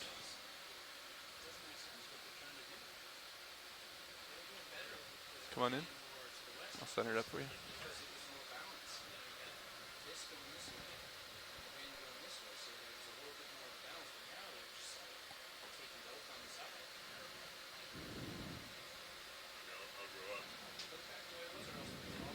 about as center as I can get it with the arm orientation. Does that work for you? Plenty sufficient. That's perfect. Perfect, roger. I'll go see where the Off stick. where the valves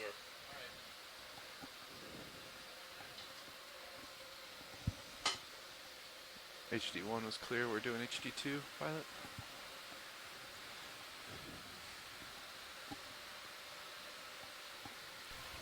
Copy that.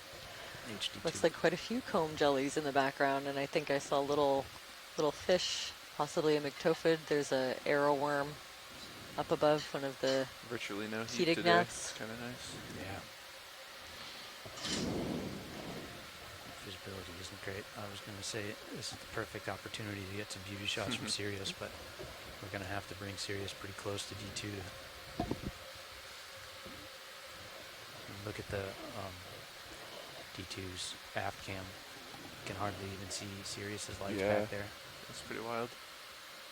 Hogs is pretty much fully up too. Yeah. What if I bring down like aft bar, does that help us see the... Oh, it does. Nope. Might bring Ox down a bit. Ox is the one that brightens up that pool of light there. Go ahead, Rich.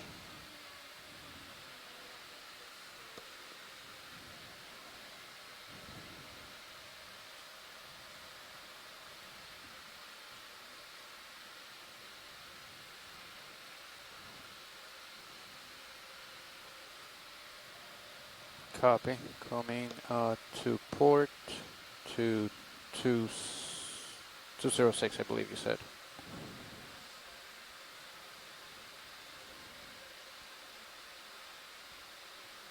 Oh, 260. Okay, copy. HD2 is clear.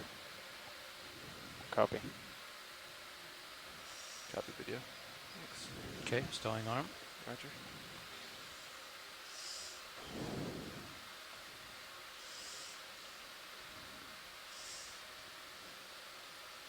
So, what do we do, fellas? The ship is still maneuvering. Rotation is still at midship. 50 meters off bottom and holding. White balance is done. And we have to wait for the ship to dial in and be happy with their DP system. Is that right? Yeah, that is correct. Okay. Swing arm and hydraulics are secure, pilot. Okay. I mean, we can get into marching configuration and approach the bottom slowly once we get the all call. That's the only thing I feel like we could safely do right now. Sure. On your mark, whenever you're ready.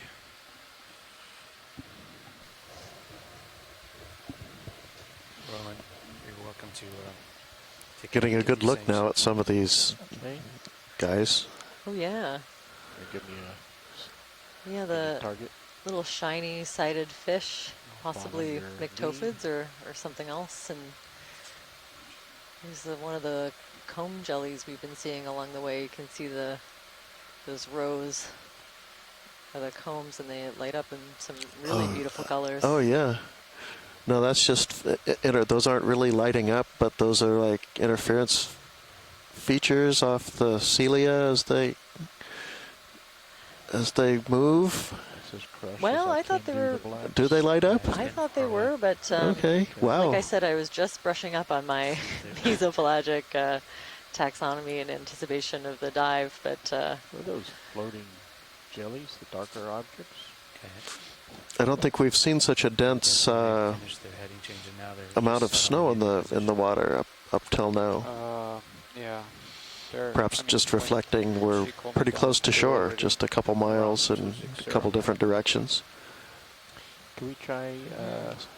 We also, I think, have the extra lights on, kind of like with the, like we have the fog lights. Right. Okay. Yeah. So everything is a little extra illuminated. Sorry, Roland. Which ones? Which lights? The middle bank, whatever is shining in the middle of the screen. Turn that down. Let's see if that helps with backscatter. Yeah, I got plenty of levels, so if you want to bring down whatever's in the center. Yeah, that's good. Let's see how that operates. All right. I don't think it's John, healthy. Prism effect, the product of light refraction rather than bioluminescence. There we go. If you want me to adjust my altitude, just say so. Copy. Let's just watch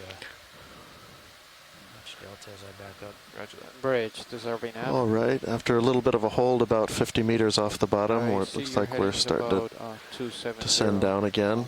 And I think we've got. Are you still turning? There was a little bit of reorientation of the ship. It's I think a little tricky here, where you've actually got 3 different bodies in the water: the ship, and Sirius and D2, and all 3 of them need to be properly oriented for the conditions.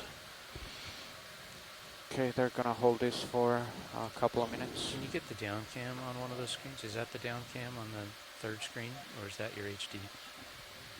Let me see. Bring down the digital down. Yeah. Let's see, 1, 2, 3. CP dig. That's HD. Let's get right there. That one. Thank you. This is aft. Is that what you want? So right now on cam 3, you can actually see the vehicle orientation. Seeing your lights today. Yeah, we'll get there. Along with our depth and other critical numbers. Got visual. You're right there in the main, right? Oh, Yeah. there's a very cool jelly that just swam by. You do have a lot of delta, but still. Well floated I'm by. Spin right, not left. Roger. Very low viz. I wonder if we have any I'm going to come around. pelagic biologists watching the water column today. This looks a little more familiar to me. Something. If you take the Sirius lights and bring the middle bank down, you might see the ROV better. Give it a shot. Looks good. Okay, come left. Turning left. Oh, let me enable thrusters. Stand by.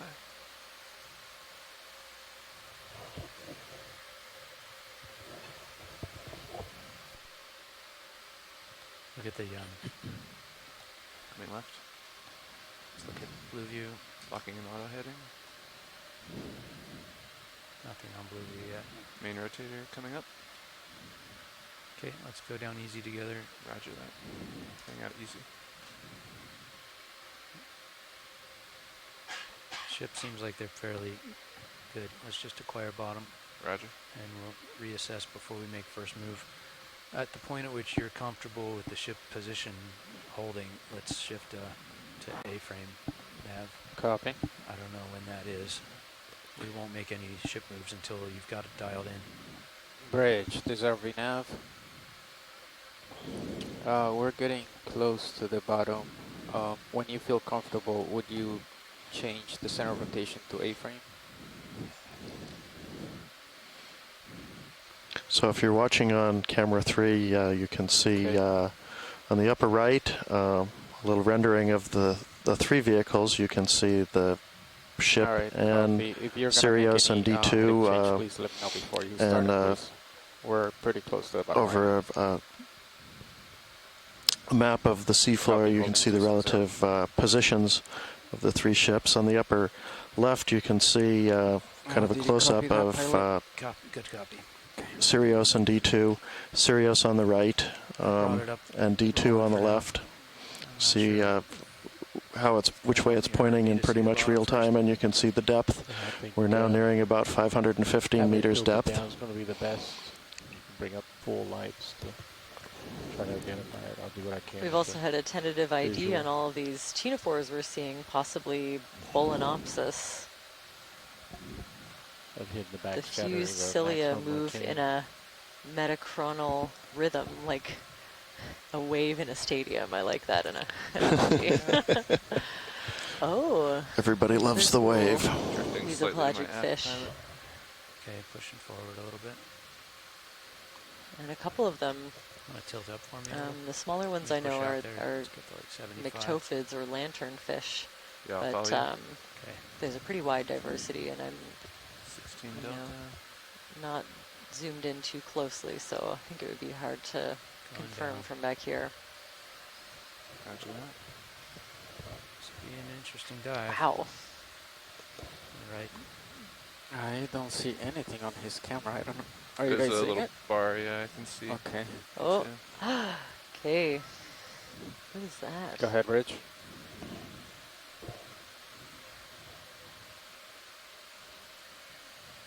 some kind of a circular thing in the water column, and lots more of these fishes. They look like McTophans to me, but full back tide, anyone on the science chat, feel free to pipe in. More you can. So go ahead and tilt Okay, forward that so I flip us can up there. brush Thank you. myself out there. This We're is within looking sight of bottom. straight down. There's the bottom. And tilting that to 70 degrees. Okay, they're switching center of rotation to A-frame right now. Copy. Yep.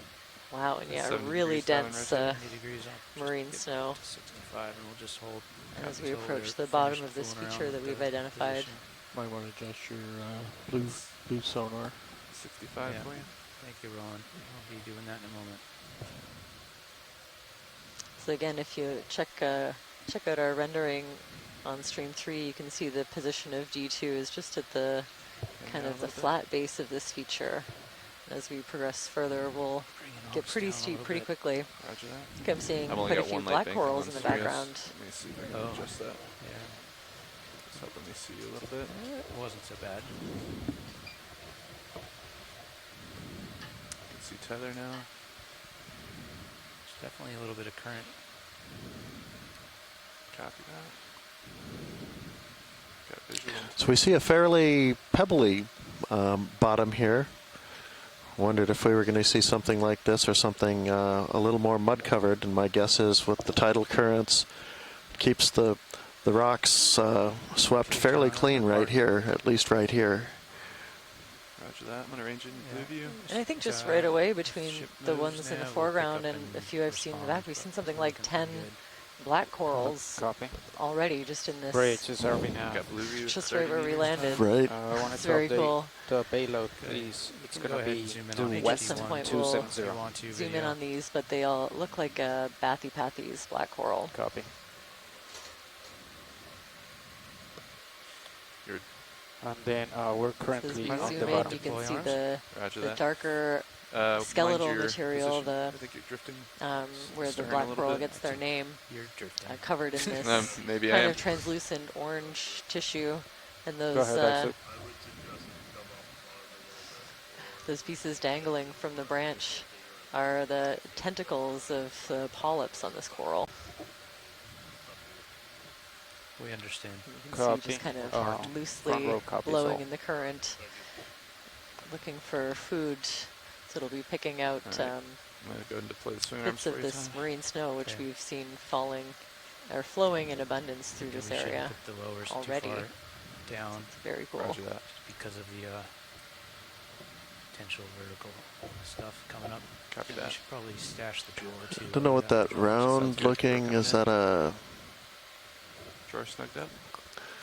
Yeah, a Uppers couple out. of. sponge maybe, or? I think they're all Yeah. anemones. Already, I okay. think, and a really beautiful banded brittle star. I was looking at that light, the light colored, okay. Arms are out. Todd, let me And know then if some that position shells, looks okay to I you. think of, there are bivalves down here as Over well. there on the lowers. Kind You of can see scattered the in the lowers. Yeah, they softer look good, sediment John. around The some of uppers these are fully smaller out. Uppers are pebbles. Yeah.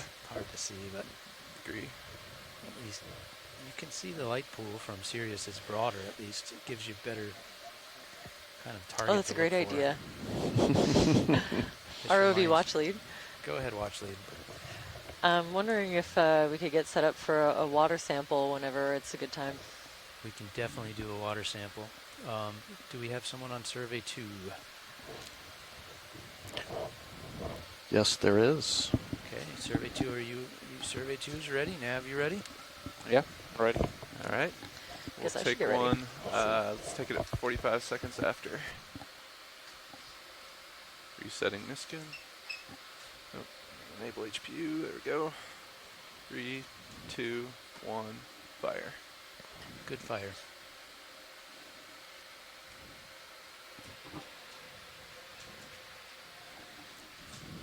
Skewing HPU.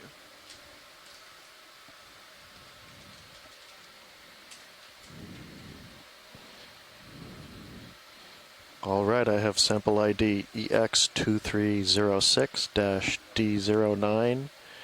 EX2306-D09-01W, Niskin Bottle 1 at 544 meters. That is correct. Lasers. watch lead. Lasers on.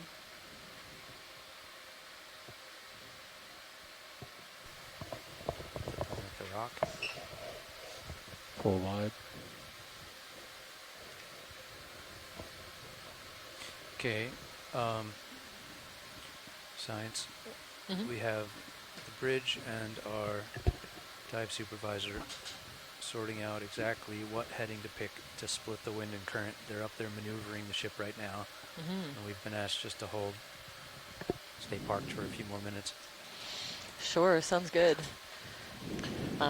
Potential snail center screen. Well, we can take this opportunity to scan around and look at any interesting creatures, or we could as well zoom in on some of these rocks. I expect quite a variety of different rock types here compared to what we saw out on basaltic seamounts. Yeah, gastropod shell looks like it's damaged or dead, especially at the end there. Well, in acquiring bottom, I brought the mains back up. Yep. They're like 90. Is that still too hot? There we go. Level-wise, it's good.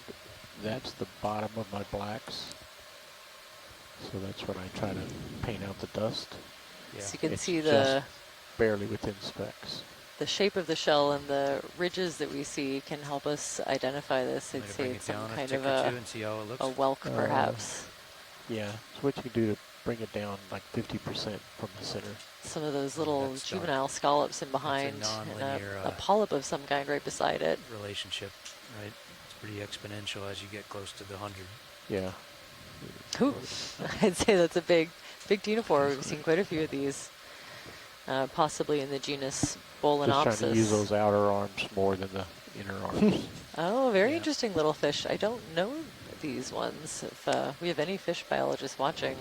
Trying to get a better view of D2 from Sirius. So we're in a pretty different territory from the kinds of areas that I'm used to diving. Yeah, so probably your lots of new things for me. Out. Outer ones on might be best.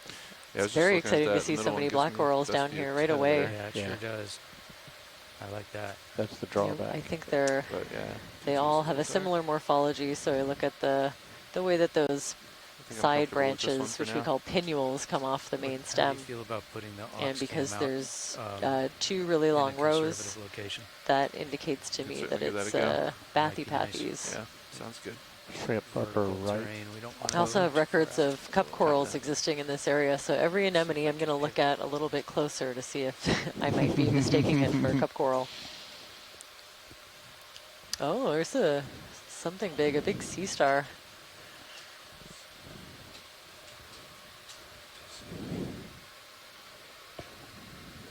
Oh, that's a big star.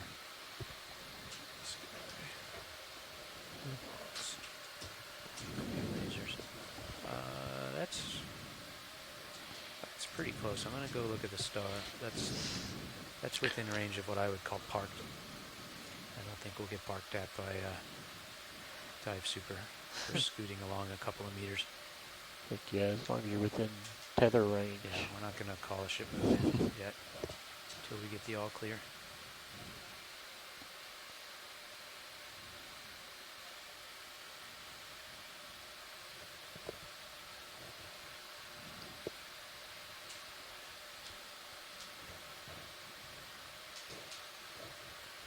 That's a relatively conservative Look at that guy. position, Todd. Wow, yeah, this is huge. It's a fish, lower right, flat shape. Oh. Probably a nail pound or something. I don't know. I'm already seeing lots of fauna that I'm not familiar with, so I'd love a zoom on this one. Okay, Roland.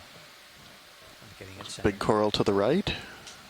Go ahead, Rich. Oh, look at that. Cute. Very different. Wow, a little shrimp beside it. Very different from the fish that we've been seeing so far. Copy of course, that. it's not in Copy that. any of my guides, because mine are all really biased towards the offshore region. Okay. That sounds really good. That's good news. Yeah, the thruster is definitely feeling much better from here as well. Just look at a few of these things in this area. Do we have a Sean or a Levi listening in?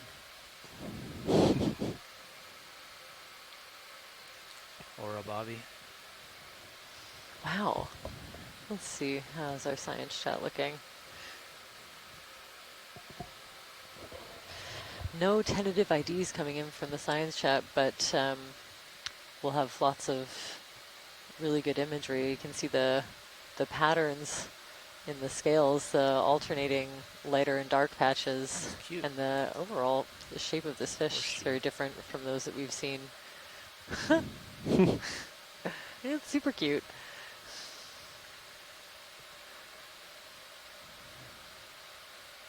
Wow. Yeah, look at the really bright white coloration at the end of the fins.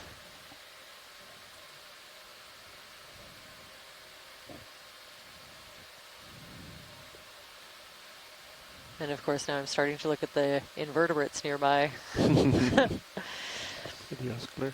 I've seen a couple of these honeycomb-like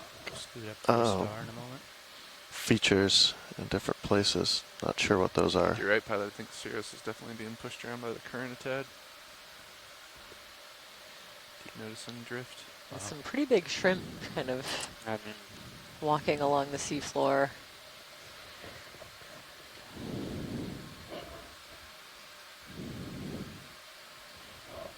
Lasers on.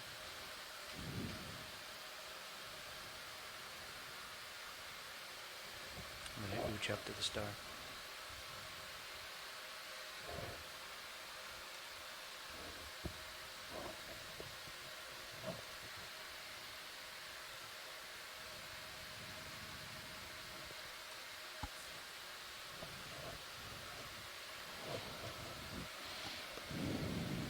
Wow. Yeah, there are 10 of these bathyes black corals just in this one shot. And of course a giant sea star in the middle. I wish that Chris Ma was tuning in today. But in absence of glad we have this multi-beam. Their expertise, it is a Saturday, so I understand. Yep. We'll collect some detailed imagery of this one as we're waiting for the ship to reposition. And yeah, judging by the size and the different features that we can see with this pay a little visit, Levi? Excellent zoom. And we should be able to have a pretty good idea of what species this is. Thanks. Yeah. Look at the slight tilt up to the morphology, these little kind of spiky balls coming out. I mean, good. Covering the dermal layer of the sea star. Mm-hmm. Now pan down to the nearest foot.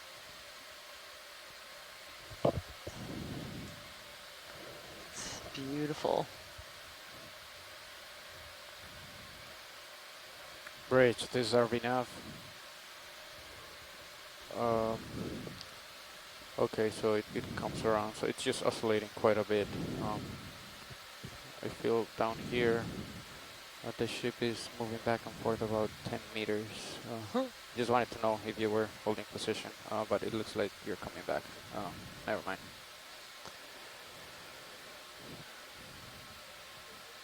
Okay, full specimen. Lasers are on. Should I kill it before you get to it? Yeah. Lasers off. Tilting up as you rack back. So a couple of anemones dwarfed by this really large sea star. Still cam's a little dark today, isn't it? A little bit. Yeah, thanks for keeping an eye on that. Just let us know if you notice any deviations. Shrimp bottom she left said first. that the DP system said we were within 3 meters. Oh, a couple of crinoids. This shows about 10 meters. Oh, I think I see one of the benthic jellies in the background. I'll try to help keep an eye on that as well. We'll just collect a little bit of imagery of these shrimp. Really beautiful patterning on the sides.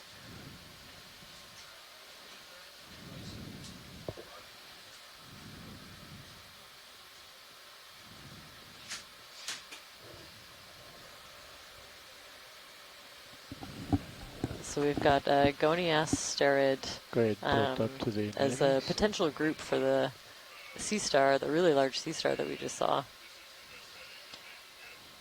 ROV watch lead. There's a jelly kind of in the background that I was hoping to get a better look at. Where did it go? Up there, at the top now. To the end, slightly to the left of center. Attached to a rock. Center.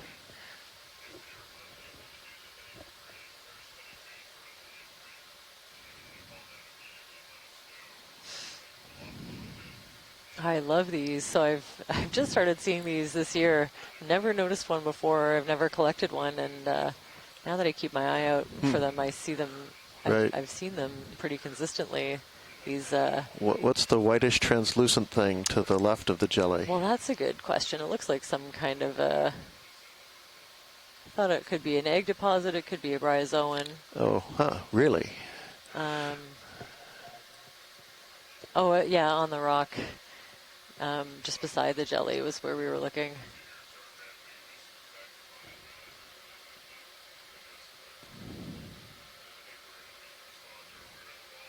So we have a Ticogastria benthic hydromedusa. Very cool. And of course that nice scallop in the foreground. Start off at 30. Take it at 60. Kind of looks almost round. 60.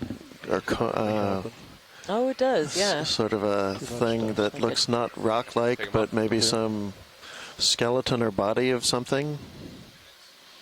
Maybe, or... I mean, I also expect to see quite a bit more wood and exactly. debris, judging by the scenery today when we started out our day. So wouldn't surprise me. So with these, if we're starting to see some boulder-sized rocks, but it's hard to say what any of them are from here, and we can expect almost anything. Though the local geology from the islands around us would tell us might be seeing sedimentary rocks, slates and shales, or sandstones even. The glaciers that came through here could have carried nearly anything and dropped it here as they melted. So almost anything up glacier flow from here might be expected. And when we do look up close, you do see a little bit of variation too, some kind of palish, beige to reddish, light reddish looking rocks, but most of them seem to be sort of a dark and fine grain feature, which I would think would likely be a siltstone. It's a lot harder here out in those volcanoes. We pretty much could make a good guess. Go ahead. And say those were basalts, but here it's a lot tougher. Oh, this is cool. I think this is also possibly a dead glass sponge skeleton. You can see a little bit of a pattern in the holes, but hard to say for sure because it's covered in debris. And dozens of brittle stars. And brittle stars. Yeah. I would imagine Chris Ma would be really excited about these. I really like the stripy ones. Chris is back with us. Oh, great. In the chat. Oh, good. We've had an ID of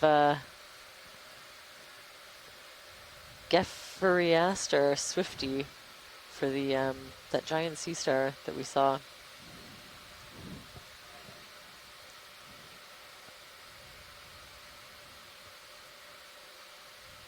And we're seeing Ophiophilus aculeata, these brittle stars. Oh, I like their little juvenile crinoid. I love the alternating light and purplish colors of their arms. Yeah, the banding is really beautiful.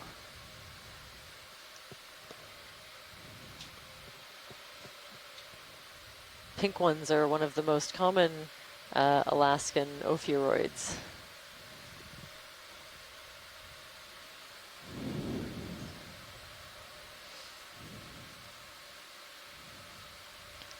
And I've also had some input from our science you guys chat. Want to These get a move in, or? Handled Sure. shrimp. Yeah. Waypoint 2 selected. Distance is only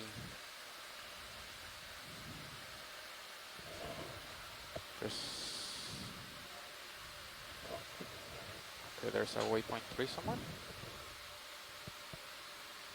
We're only like 80 meters away from it. Yeah, we can take it relatively slow. Maybe a ROV, this is watch lead. Go ahead. Could I get a zoom on the base of this coral here? Roger that. Okay, so your heading is 130. Sorry, when you said go ahead, I thought you And meant then the Go bearing ahead. to the Go ahead, waypoint video. is Let's get the fish, and then we'll go up to the base. 130 as well. Okay. yeah, maybe 10 meters at 130. Does that work for you, pilot? Okay. Yep. Yeah. I'll call Yeah, that another up, one of and these then I'll fish. ask the watch leads what they want to do after we get there. And once you're clear, video, Not in we'll any come of up my to the call. keys, which are heavily biased to eyes, the okay. offshore Zero coming region, up. so I'd be Makes happy to hear from anybody in our science chat that has an idea of an identification for this one.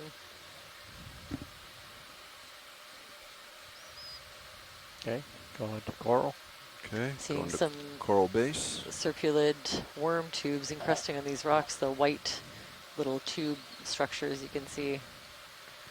It's a little bit blocked, so I'll bounce up a little. This is Get a little interesting. It looks closer. like I'm seeing See a some white one.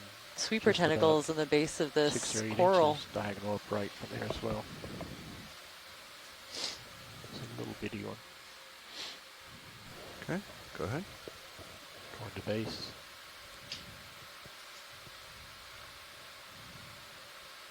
Mm-hmm. Yeah, Oh, yeah. that's interesting. I don't know if we've noticed this on any of the black coral so far. Also, yeah, I'd say that is an encrusting bryozoan, Oh, okay. little white spot to the left.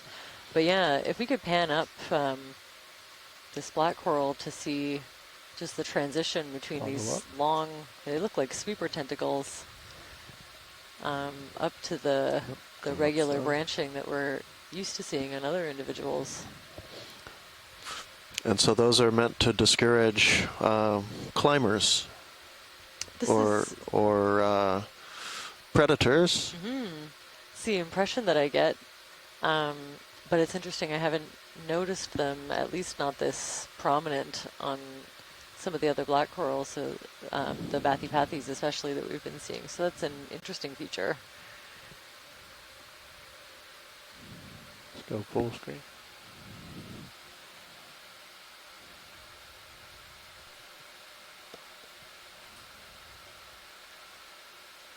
That's a great zoom. Thanks for that. You might just scan around a little bit more. There's lots to see and to document. Yep. Seeing some I haven't heard any anemones. clouds for it, You should look at it though. Yeah, if we Video's could clear. pan out and maybe scan around a little bit. though. Roger. Let's come Thank on. you.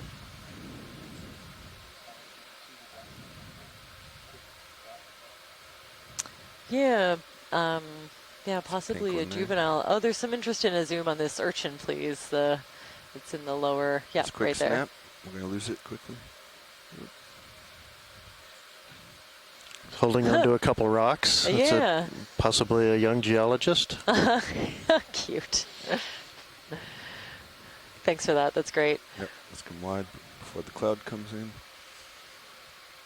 Let's move to clean water. So the bathypathes, black corals we could be seeing could be the species Don't Alaskiensis. think you're going to find that today.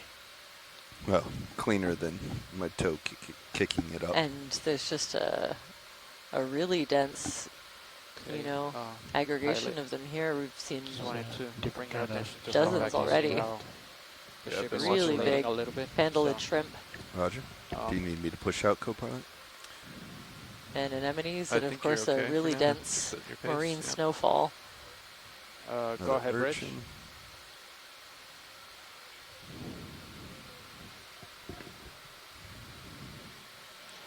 Okay, that sounds good. I'll call the moves at decimal 1 then. So it looks like we're Fuzzy approaching, thing left of lasers. Yeah, it's different. getting a little bit closer to this just feature, and then Let's it's going to get go in. pretty vertical pretty quickly. Crinoid. Oh, a nice crinoid. And some kind of worm or sea cucumber ahead of it, and a gastropod, probably a whelk just to the left of it. For your reference pilot, I came up just a tad, and Roger. Video's main clear. rotator 70 Okay, degrees. continue on. It's great, thank you. Pilot, Andy wanted to know if you're okay with him taking control of the DVL for like a few minutes. That's fine. I'm not using it. Okay, yeah. There's a different, Todd might when he you know, gets back, maybe but a I'm good. I'll let him different know. colored stone there too. It shouldn't take that long, so. Another star. Okay, Left so left. they finished that Diagonal move. left. You can see. There's still some oscillation there, Nav. I'm keeping a Yeah, close eye I on think it. it's probably like the current. The ADCP shows the current at 0 pretty much. So it might be changing, maybe like. Is that a rock or is that 0.1, something? 0.2, like Oh, up or down, encrusting on the rock. Encrusting. Yeah, it's hard to It's say. interesting, ROV, little- this is That's watch good. lead. Snap. Thank Ovals you. it's drawing How on did you know? iPad. Right Yeah. there, yeah. Go ahead, video. I guess just let him know Looks if like a you sponge feel like on a you're rock. moving left or Aha. right. Yeah, if he's not moving. Sirius definitely Yeah, seems so to be thinly moving encrusting. ever so slightly. Yeah, I imagine Sponge, it I would. think. because, Yeah, on top of This is this like rock, 7 not meters. a different colored rock. But as long as it's holding relative Oh, very cool. I position, wonder, Max. noticing some lighter spots and an interesting little keep a close eye. branching invertebrate also attached to this rock. Yeah, I'm It's pretty hard far to from make it. out features, but maybe we'll see more. Let's come back out. Thanks for that.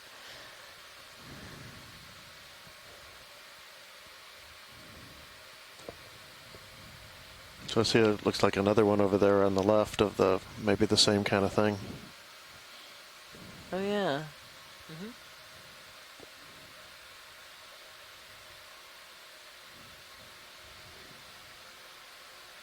Wow, I don't think I've ever seen this many bathypathes Go ahead, Rich. corals aggregated before.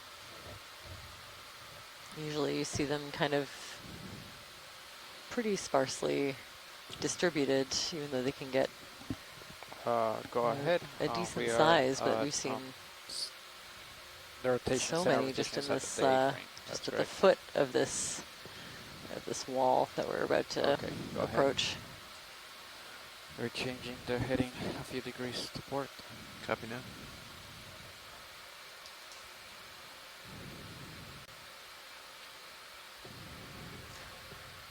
Oh, interesting that that bathypathy species was only just described in 2021.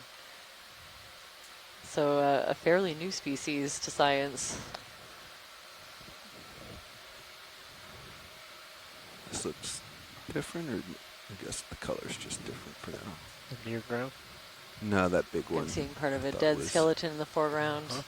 A really Different large at anemone first, to the but- right. It's a new white anemone for the day. Yeah, we'll get a. I'm gonna pass it off. We'll get a stable. Copy.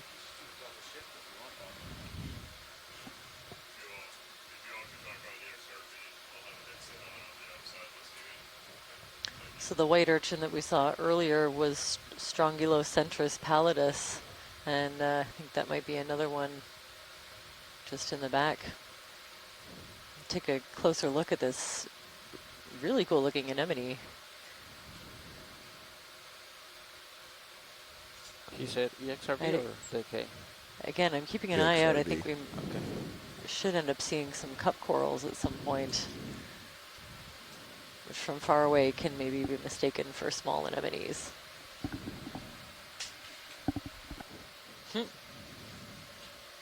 like he shoved something in its mouth. Yeah, it does. It looks like there are several of the larger tentacles kind of folded in towards the mouth, indicating that this anemone might be eating something.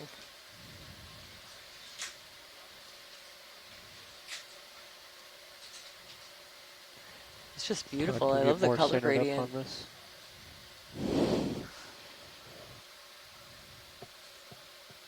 Oh, and I'm seeing Todd, can we get more some centered up on this? kind of a shell also to I'm the with side you, that Roland. looks like Stand it's by. encrusted with sponge. Oh, neat. Currently Yeah. don't have DVL. Or on the bottom of the, like even before he sat down? No. Andy just took it because he's getting some understood. ratings. So Copy. he'll give it back to you in a few minutes. Wow, look at the color. Yeah, this is Texture. beautiful. I think we're all kind of squinting to see if we can catch a glimpse of what this anemone might have been eating. Of course, there are other reasons it could be retracted, but I'm seeing a lot of tentacles in towards the mouth, so it makes me wonder. I think, yeah, the current is changing quite a bit. Going to the south, going to the north. Just, yeah, these stripes of pink. It is moving around. And we want to dial in another move and see how it starts to settle. Let me call them up tether to looking. I'm inspecting it right now. Looks like there's a little loop there. A little bit of a loop, huh? Yeah. Might come up just a little bit here. Go ahead, Bridge. So, a little bit of memory in it. Let's see.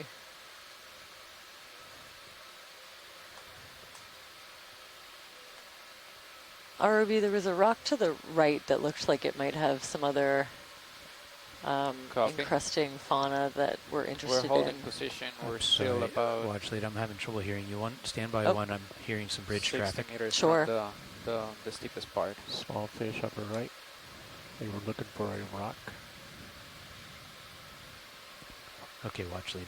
I'm ready. Just kind of panning around. I thought I might have seen a cup corals on one of these rocks, but they could be anemones. The far ones to the left, I think, is a nice clump to take a look at. Okay.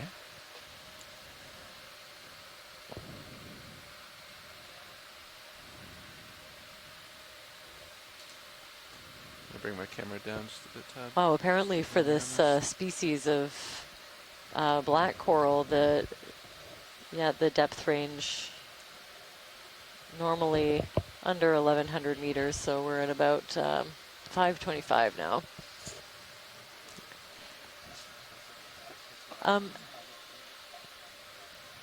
Oh, okay. Oh, I see that one. Great, there we go. 539. Yeah, if we could zoom in just above the lasers. Stand by one video. Standing by.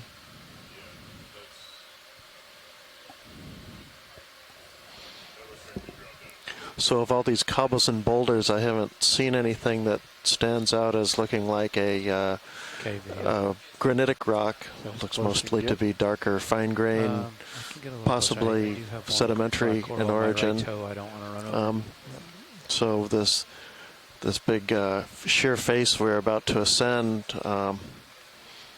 we're thinking it might be, or at least I'm thinking it might be granitic, but the lack of any boulders down here means either nothing's really fallen off it into this debris yet, or it's not granite. That one to the right could be a cup coral. Those two to the left are definitely anemones, but this lower one, I'm thinking... well, no, it's hard to tell from this angle too. That's okay. I think we'll keep on moving along and scanning as we go. Okay. Thank you. I'm sure we would have interest in that sea star above the lasers and a little to the left. Roger. Thank you.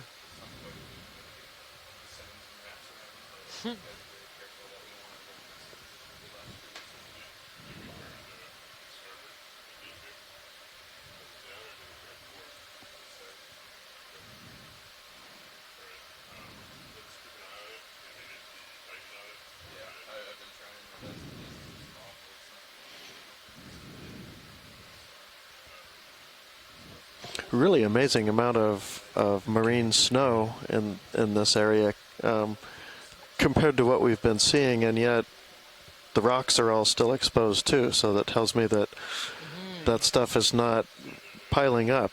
It's getting swept by currents before it develops too much of a layer that would obscure the rocks. And obscure any coral attachment. I think if this was, if the marine snow was allowed to fully settle here, we'd be looking at soft sediment ecosystem instead of having these spaces where the black corals can attach to something hard to grow. So we're coming up to this very cool looking sea star here.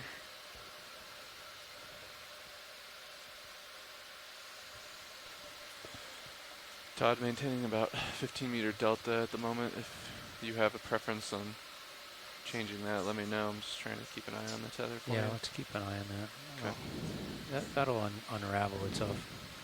I mean, you can, if you want, you can try to go back to the left or right 180 and then come back and see if it unfolds itself, you know what I mean? Mm-hmm. Sometimes it just needs to kind of...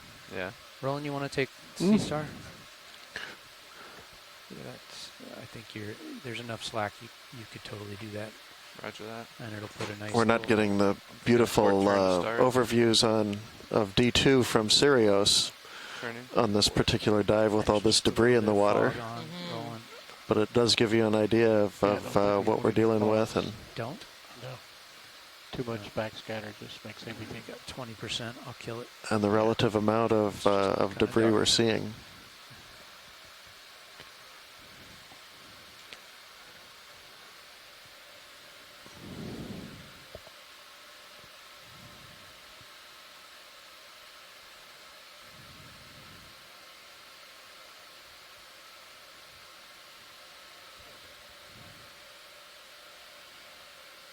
There you go.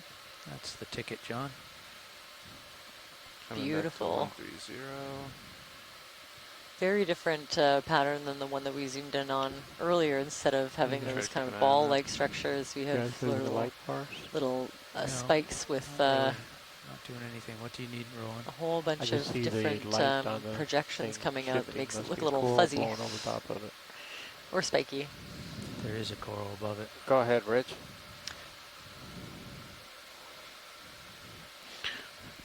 Full screen. Christopher Ma is back with us. He says these are low faster.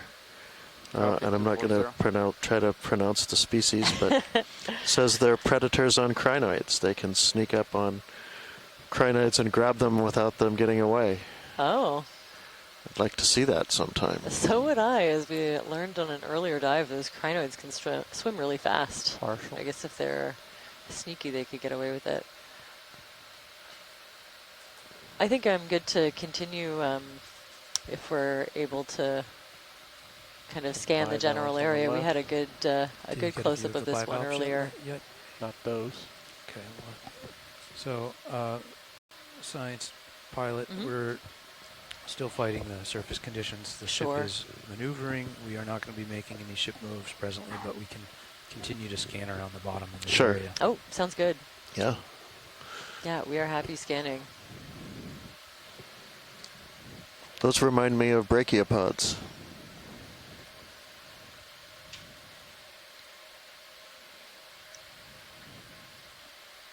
Well, I find it very hard to tell. Yeah. Doesn't remind me of anything that we've had a solid ID on so far. Brachiopods, lamp shells. There we go. Clear.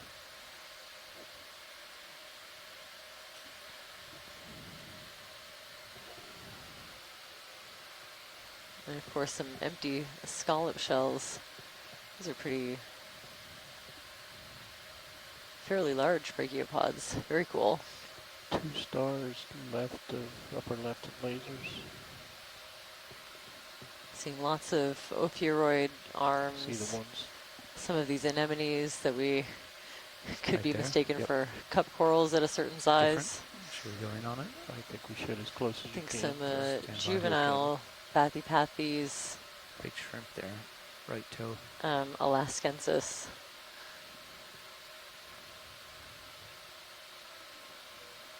Go ahead, Rich.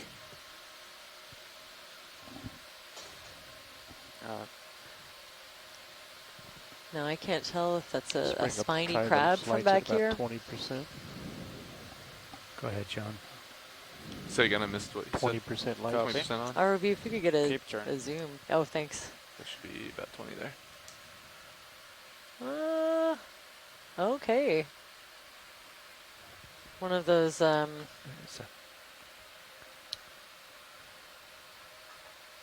you know, way more than 5-armed sea star. 1, 2, 3, 4, 5.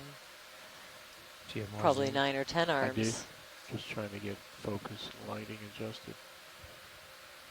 A rose star, beautiful, crossaster peposus.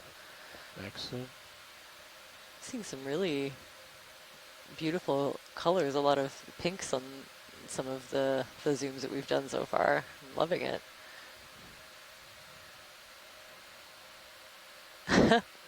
And that long-legged crustacean hanging on to, I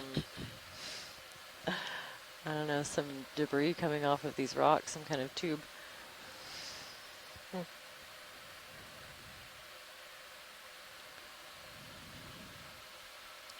There was either anemone or cup coral at the bottom left. I'm going to scan that way. Sure, sounds good. Oh, this is interesting, this white branching thing down here. I'm keeping an eye out for cup coral hydrocorals. Oh, that's a cup coral to the left. Beautiful.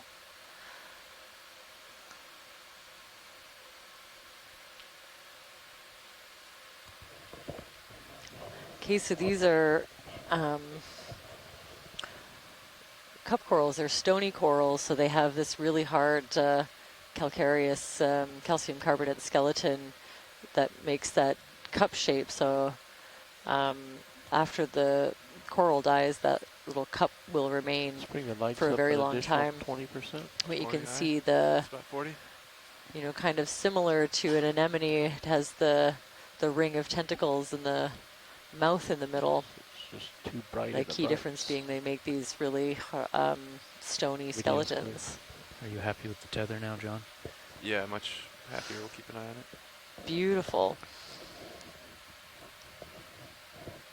Partial. So thanks to Rianne for this idea. We have, it's likely Caryophilia being so rounded and judging by the size. Caryophilia alaskensis is pretty widespread around this area, so a strong contender for that ID. Okay. Excellent. Lights are clear. Coming down. Lasers off. Okay, I'll just scoot along a little bit. The ship is still making a heading change, trying to get their all the forces lined up.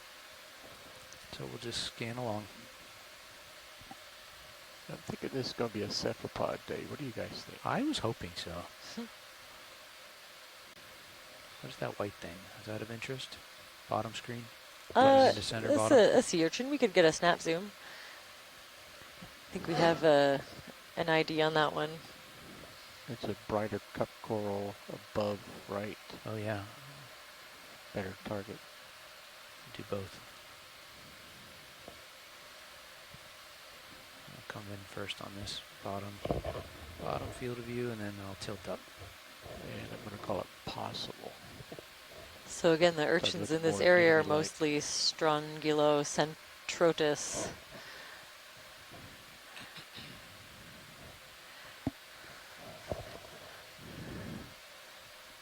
But this nice close-up will help us to confirm.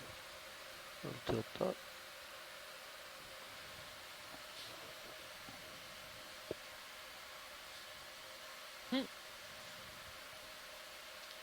Max in. Beautiful. So you can see the, really small tube feet along the bottom, just walking along the substrate. Sorry. Excellent. Look It's at a beautiful zoom. top Thank of you for that. Okay.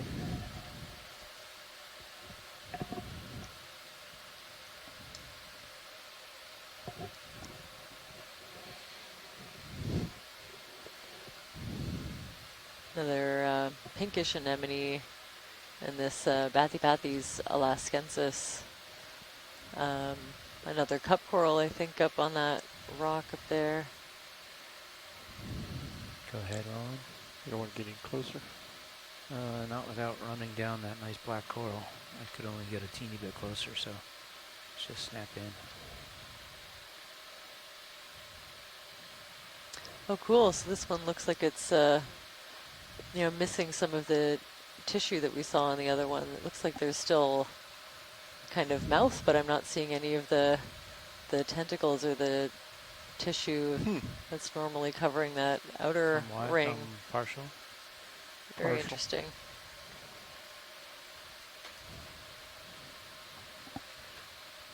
Of course, I can see the windy banded arms of those brittle stars we saw earlier.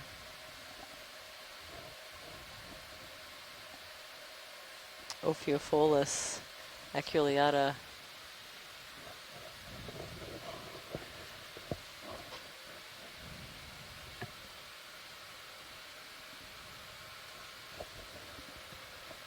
Okay, this could just be really a really retracted one. So possible that the tentacles can tuck way in there. That's interesting.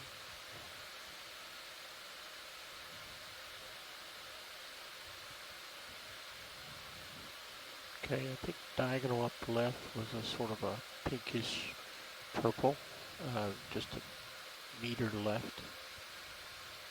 It's like a starfish. You see it just left edge of screen. Oh, yeah. Oh, Good I eye. couldn't tell if that was an encrusting sponge, but yeah, now I'm starting to see a bit of a pattern. Go in with lasers. Oh, very cool. Good catch.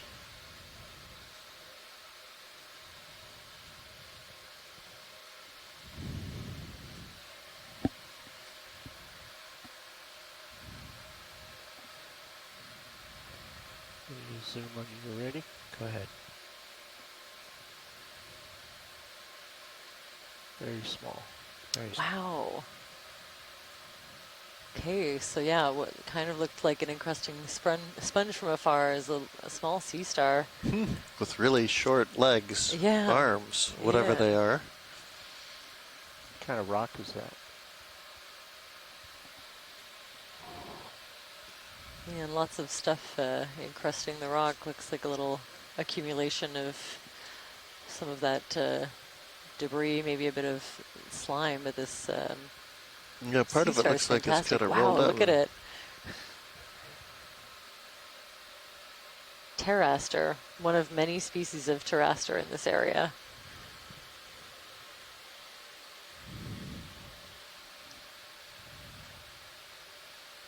Seen before?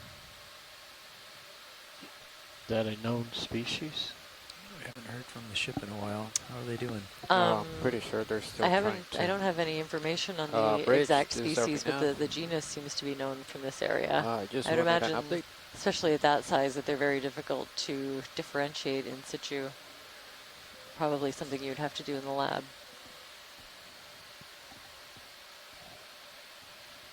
There's another large sea star, I think, up to the right. Copy, still changing the heading. Thank you. I mean, right now the current is mostly north. I think there's so a sediment pretty sure they're gonna covered try to sea face cucumber. both. We're still maybe like Look at the cucumber at the bottom. 40 degrees, Lasers. 30 degrees. I don't see it rolling. I've seen something like right this. Let's next see to if I can The really fuzzy thing? pull Yeah, it up the in my two- guide. Dirt covered? Possibly like I'll take a peek down, pilot. Okay.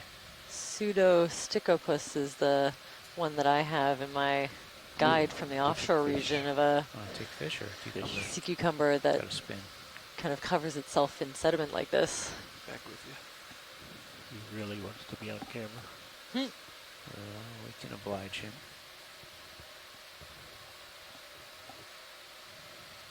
And another interesting fish. A couple of different So ones. where'd you go? Go ahead, Partial. Oh yeah, what is that? Mm-hmm. Casey scurries Reminds away. me of a fish we zoomed in on the other day.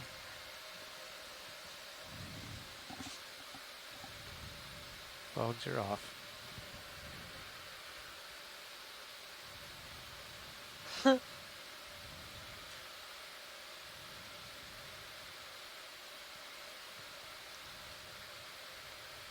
Oh, and a really small juvenile coral to the right there. So yeah, this close-up will help us confirm, looking at the patterning on the different color patterns and the spines coming out, will help us to give this fish an ID. Ask a room full of invertebrate taxonomists. You get some pretty funny answers. Right. The best we can do is fishy fish.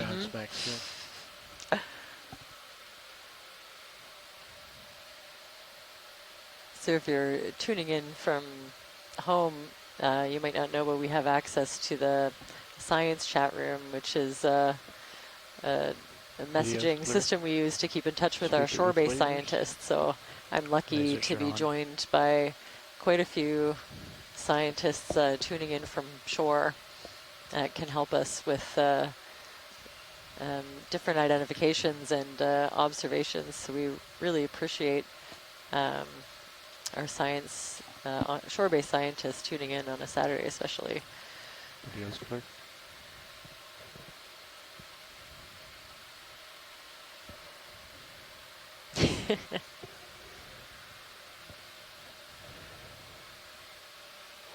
White sponge. Yeah, you get a lot of fun guesses with a bunch of invertebrate biologists on board.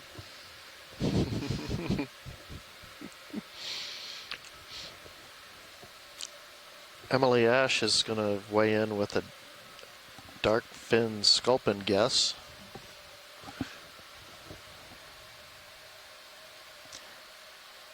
That sounds familiar. That is a species that I think we had identified on an earlier dive, so I think that's a solid tentative identification.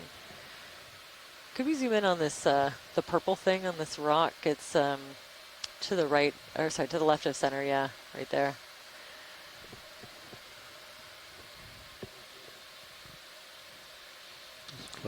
Oh, just by the anemone.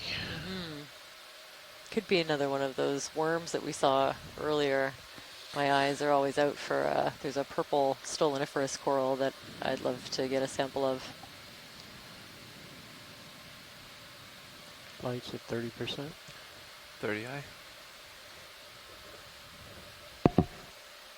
Ooh, a little too close for comfort for those anemones. They just... Is that going to work for you, Roland? Yep. Really retracted.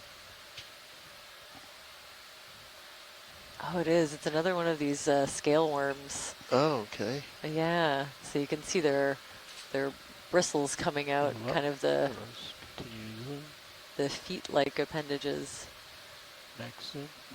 These little brushes, and if you look closely, I can see sort of overlapping scales. Yeah, but in this really beautiful the currents purple color. Shifting. That's why it keeps on catching my eye, I think. Lining up with the wind, which is good, but it just keeps moving back and forth. Oh, it's just beautiful. Wow, look at that. So is that actually a worm, or is that just an unfortunate name? No, I think it's a polychaete. Interesting. Polychaete worm, yeah. With these, really beautiful scales, but I've never seen them open up quite like this, so you can see a bit more of the body underneath. Yeah. It's amazing. Is that a suction sample request? I don't think it's on our list. No, I think we'll leave it be. Thanks. I find those scales fall off pretty easily. They don't. They can shed them, I think, when they're threatened, so they get disassociated pretty quickly. I think we'll definitely leave this one unless there's a specific request.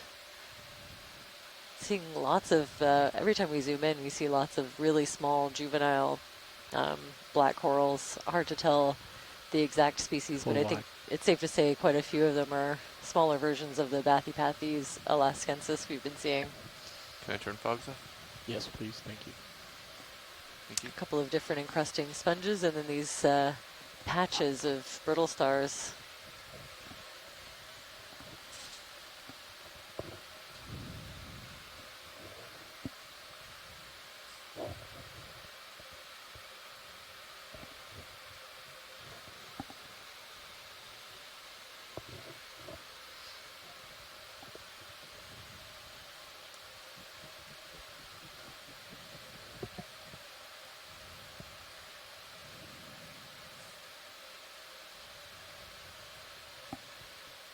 Have you guys noticed how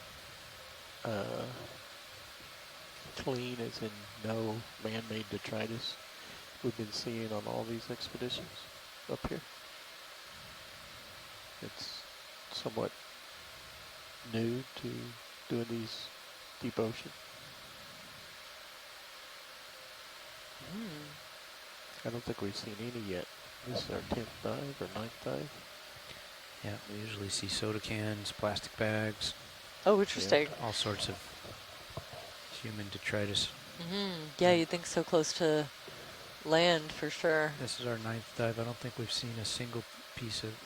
Have we seen a single piece of...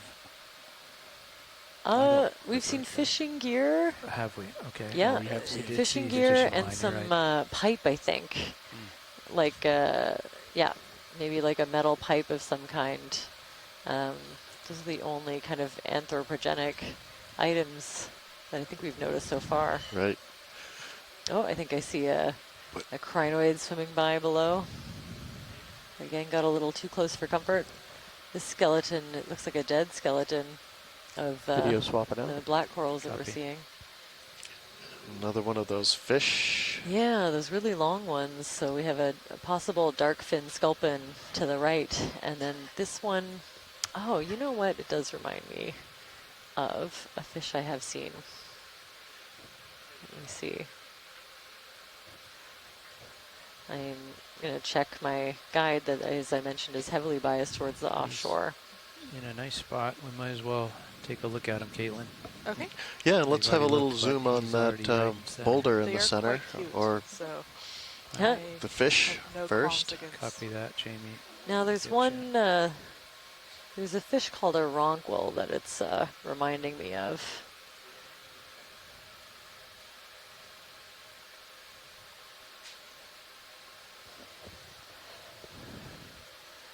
But that would be Holding here. Okay. that would be a guess. Go ahead, Bridge. And yeah, actually everywhere you look, there are these little tiny sticks, like dark colored sticks with the translucent polyps on them. Those are juvenile black corals. It's actually very cool to document as well. And video is clear. Okay, we're going to keep scanning left and look at this rock. Okay. Ooh, yes please. Okay. It's hard for me to see through the surface incrustations. To the east or not? I wondered if it wasn't. It's a little bit more angular than a lot of what we're seeing, which position would suggest that it hasn't come very far, hasn't been carried very far by the glaciers. But But we try to make a 10 or 20 meter move and see how it does it. Okay. I mean, to test it. Yeah, it will hold unless the current shifts. But perhaps one of the local sandstones, or perhaps that's what this 130. this big face that we're about to ascend is made of.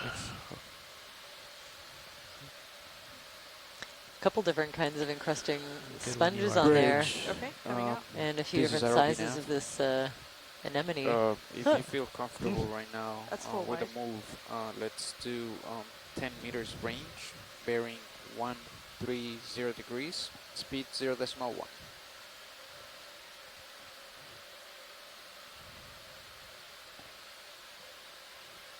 Look at that star, unless there's no interest. No, I think we'd love a zoom of a sea star. Thanks. I can't tell. Are the lasers on? I'd love to get a... Lasers are currently on. Ah, there we go. Get an idea of the size of these. There's a couple of really big sea stars so far.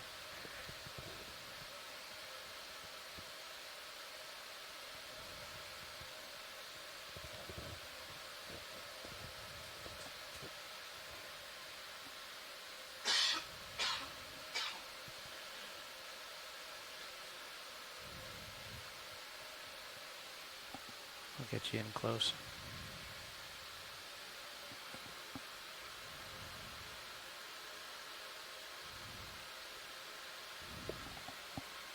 Okay, video.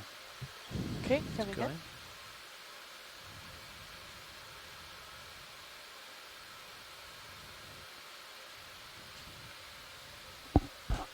in. Ooh, okay. This reminds me of a sea star we saw a little bit earlier on in the survey, where you can see that like a real shift between the central, the area around the center of the sea star, and then kind of farther down the leg, you see a, yeah, I'm not sure if that's a little bit of damage or, oh, here we go. a large benthopectinid sea star. Chiraster, I think, is about 10 meters. Is the pronunciation note that I got the last time. That's Max. See if I nailed it. I think it's just a strangely shaped, like sand. I thought it was a fish. Okay, I'm going to come down. Okay. Tip of legs. Michael Vecchione, I hope I said that right, says the curled up fish was an eel pout. Oh, an eel pout, okay.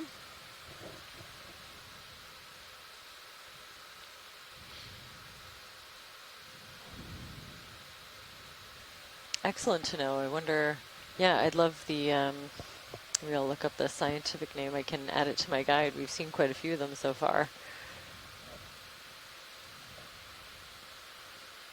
Okay, and video is clear. Okay, come on out. That's great. Rianne is expresses a little surprise that the bathypathes are doing well here in such a sedimented region, but again I'll note that the sediment isn't really sticking. I think this is probably as much as the area ever gets, in spite of everything we see in the water column. I think the currents are keeping this fairly well swept off.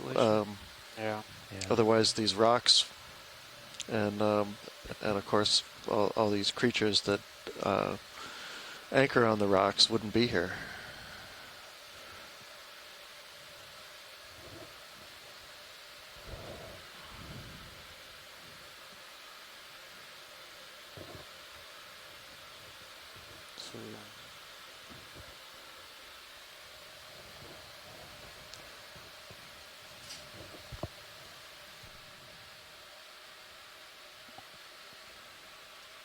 There's a water column.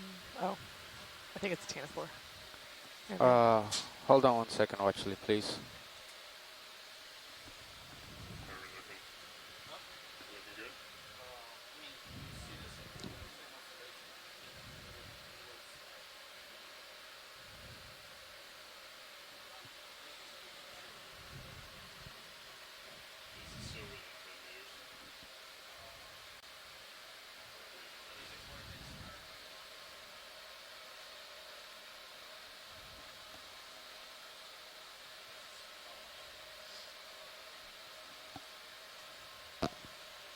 Go ahead.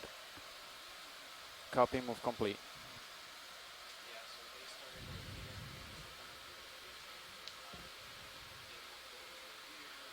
I just turned down the aux light a little bit, John.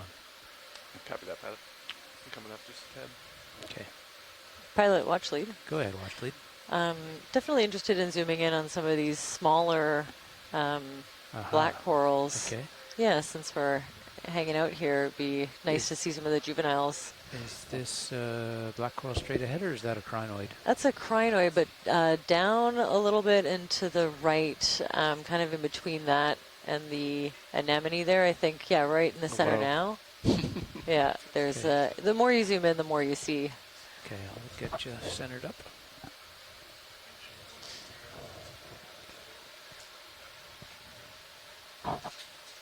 Watch lead, this is RV Nav. Did you call me earlier? Let's see. Go ahead, Caitlin. I'll tilt down as you go in. Okay, coming in.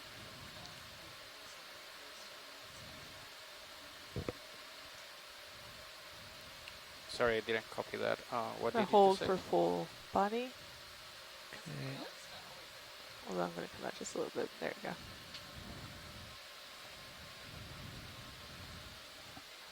Okay, going to come in a little bit more.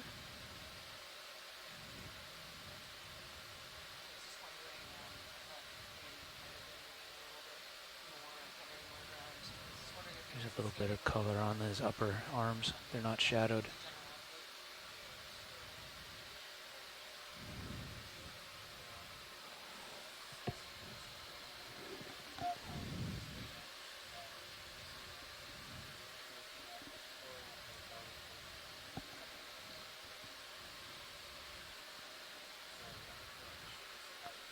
Let's tilt up to the Tilting up, copy. top part of it. I'm hesitant to put on fogs just because of all the detritus and the water column. Yes.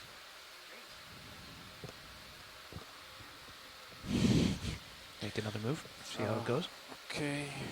Co-pilot, Yeah, last go ahead move. and do that. Last move was 10 meters. And let's tilt down to the 130. base. That is your heading. I'm gonna Just call to give in them the same Copy move. that video. Cover that now. Tilting to base. Yeah, I'm lined up 130, ready for it. Bridge, this is RV-nav. Let's do the same move as before. Meter range 10 meters, bearing the base? 130 No. degrees. I think you Speed can 0 see the decimal base. 1. Oh, yeah, I Tiding. think you're right. It's obscured. That's a good copy, thank you. Okay, and the video is clear. Okay. Get lasers on as it comes out. So that's a great zoom for us if we're, yeah, good to continue. Continuing. All right.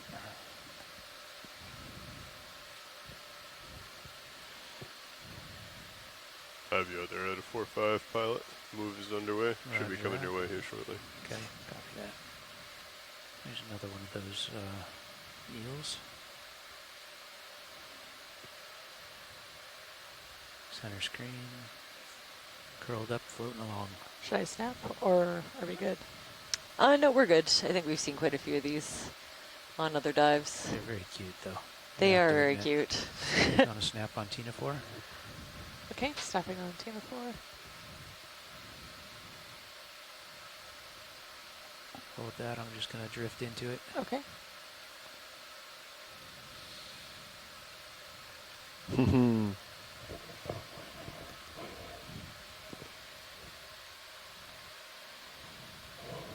Beautiful. So this could be another one of the Bolenopsis, I think, is the tentative idea we had before. Oh, blew it out. Sorry. All good? Yeah, it's too close. Too close? Yeah, I can't focus anymore. Okay. That's me coming out. All right. This whole way. It's floating along with us.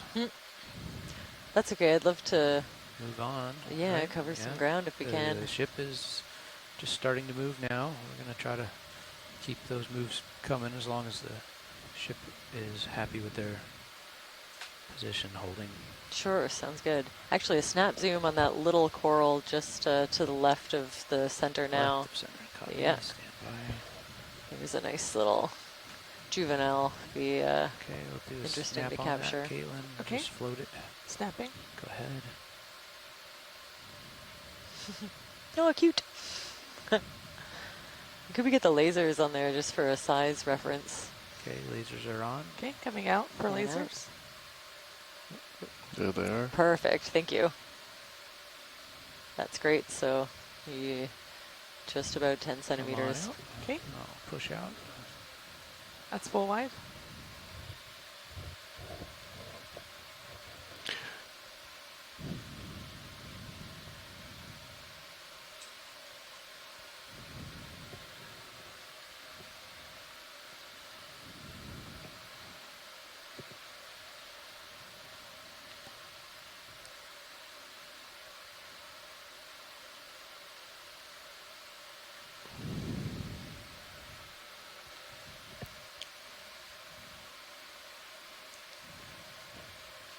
What is that? Is that another, a different star than the ones we've seen?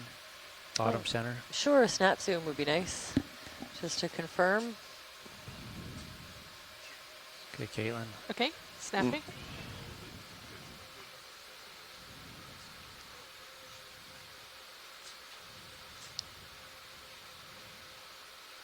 Beautiful. It does look a little bit similar to the really small one that we saw earlier. With the really short arms. Can I come in more? Go ahead. Oh, wow. More or less Look at stable. this. Oh, I'm always so blown away by the by the zoom on this thing. Just when I think, like, yeah, that's pretty close, I think we can tell, then we double it or triple it. It's fantastic. And even more. Enhance. Look at that. A little bit of dust So coming along with me right now.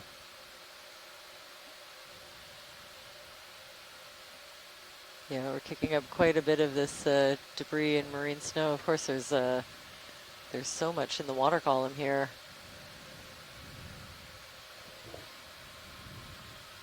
Okay, and video is clear. Okay, I'm good to go when you are. Do we get lasers on it? Lasers are on. Tilting down to put lasers near it. There we go, beautiful. Oh. Go ahead, Rich. Copy, MOF Okay. complete. Keep it going, I think, right, guys? Okay. That's full wide. Coming off the bottom, lifting off. Bridge, deserving nav. Let's repeat that move. 10 meters, bearing 130 degrees, speed 0.1.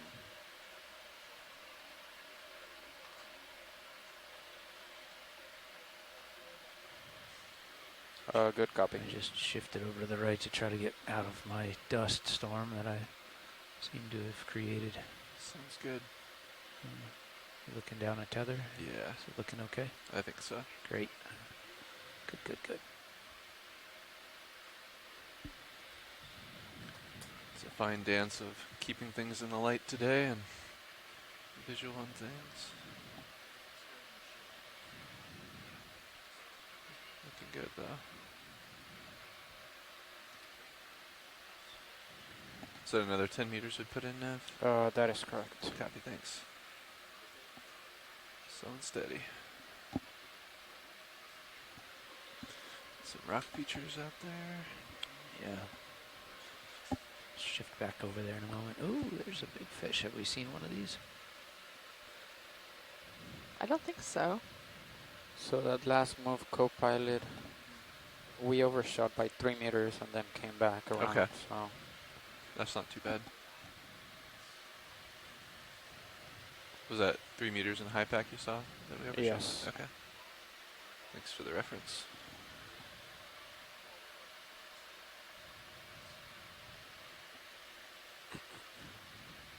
It's a nice looking fish. Yeah. He's not being very photogenic at the moment.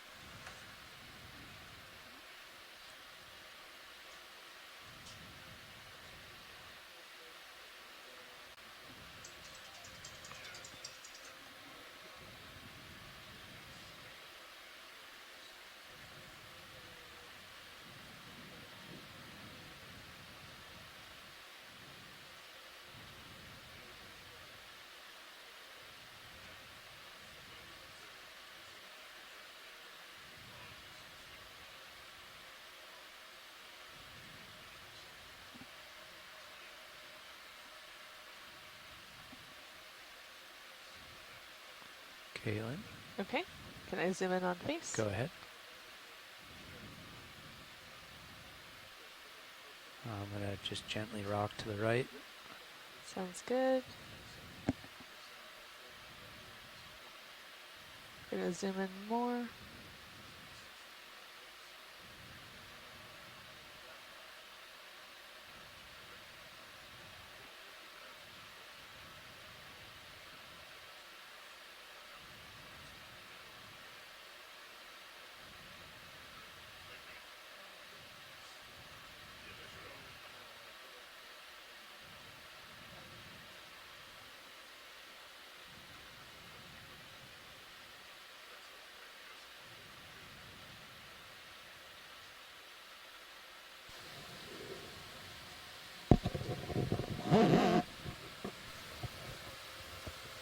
Gonna zoom in on the eye. That's a cool angle of it. Wow, what did I miss? Yeah, we're back. We were just taking a little time out for discussing logistics and vehicle movements, so the audio wasn't completely dead. Yeah. Just quieted. Oh, cool. Nice. Wow, this is beautiful. It's almost hard to tell what it is from this close of a angle, but we're looking at one of the rockfish species in the genus Sebastes. You know, I find them hard to differentiate. That's full wide. Let's see if we can see some of the features from the side. If I see a yellowish eye, then I'd call it a yellow eye, but other than that... I'm going to float right by him and we'll keep moving. Let me see. Unless you really need a better ID on it. What are those triangular shell type things on that black coral? Ooh, I'd love to know. Okay, I'm going to settle into that. I think we have time. And yeah, sounds like it. We'll settle in front of the fish at the same time. May or may not get another view of him or her.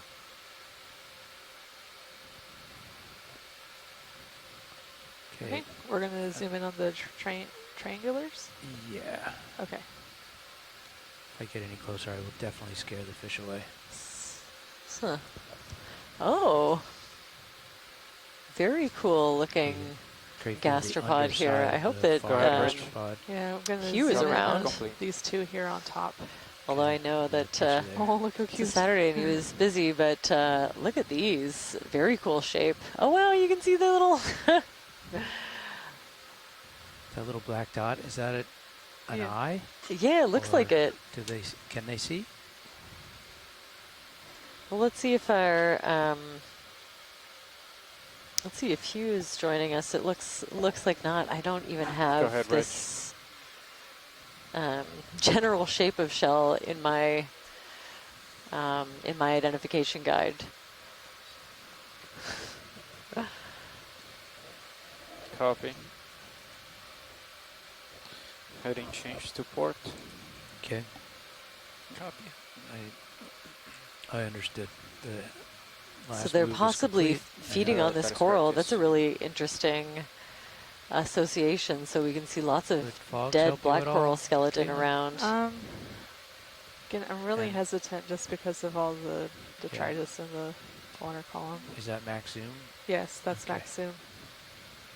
Let me know if you want to test the fogs. This is beautiful. So everywhere that you see, the dead coral skeleton, we're also seeing encrusting fauna. Those brittle stars, the ophiuroids, seem to really like it. And yeah, I think those little dark spots should be the eyes, and then these little kind of tentacles coming out. You can see the eye spot on the one on the left too. Yeah. That's fun. This is fantastic, yeah. And yeah, it could be a little... They could be predating on that coral. They could be kind of eating their way along the skeleton, or just using it as an extra leg up into the water column. Let's just try out fogs just to see what it looks like, just out of curiosity. Coming on about 10%. And then we can... 20. So I know that we've seen certainly some sea stars feeding on coral. Yes. Nudibranchs as well. I think this is the first time that we've seen a gastropod, and the first time maybe that we've seen something predating on black coral skeleton. I know from looking at these in the lab that those skeletons are covered in really small spines. So it looks like that doesn't bother these gastropods at all.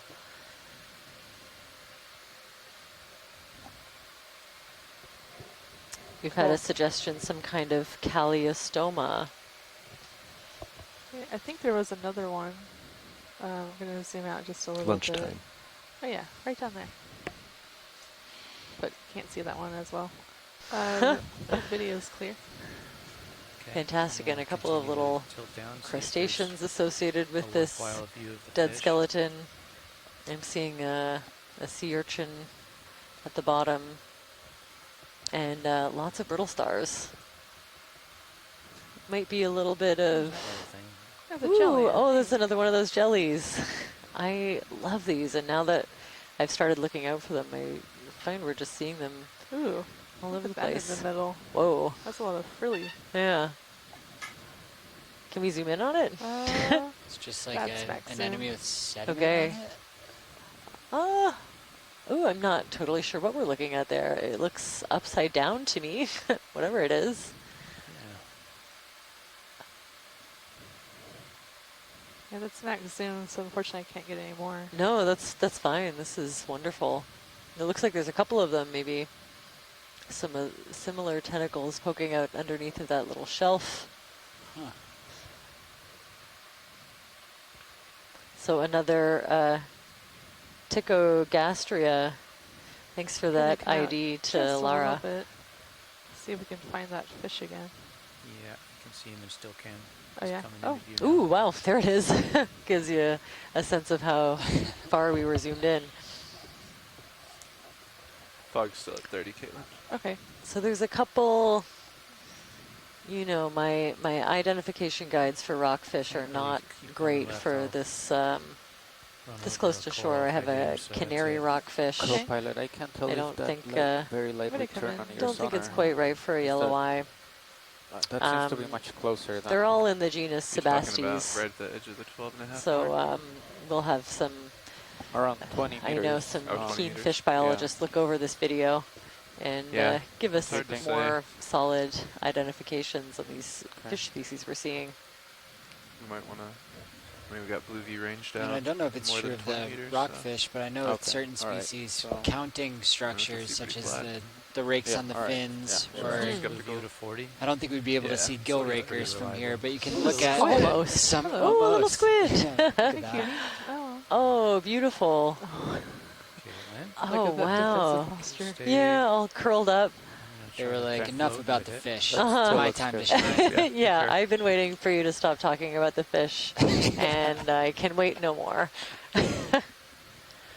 Oh, cute. This is really interesting how the arms are tucked in, and it's just kind of, I have more zoom, too. wow, working It's really moving hard with to me. You can take to a little move their more way if you through the think water if column. You think I can hold it? You can see one of the I think you big can. shiny eyes on the left. Looks like it's showing off, and Huh. it's working. Yeah, It's getting closer. I'm I'm going impressed. to come out just a little bit. Oh, cute.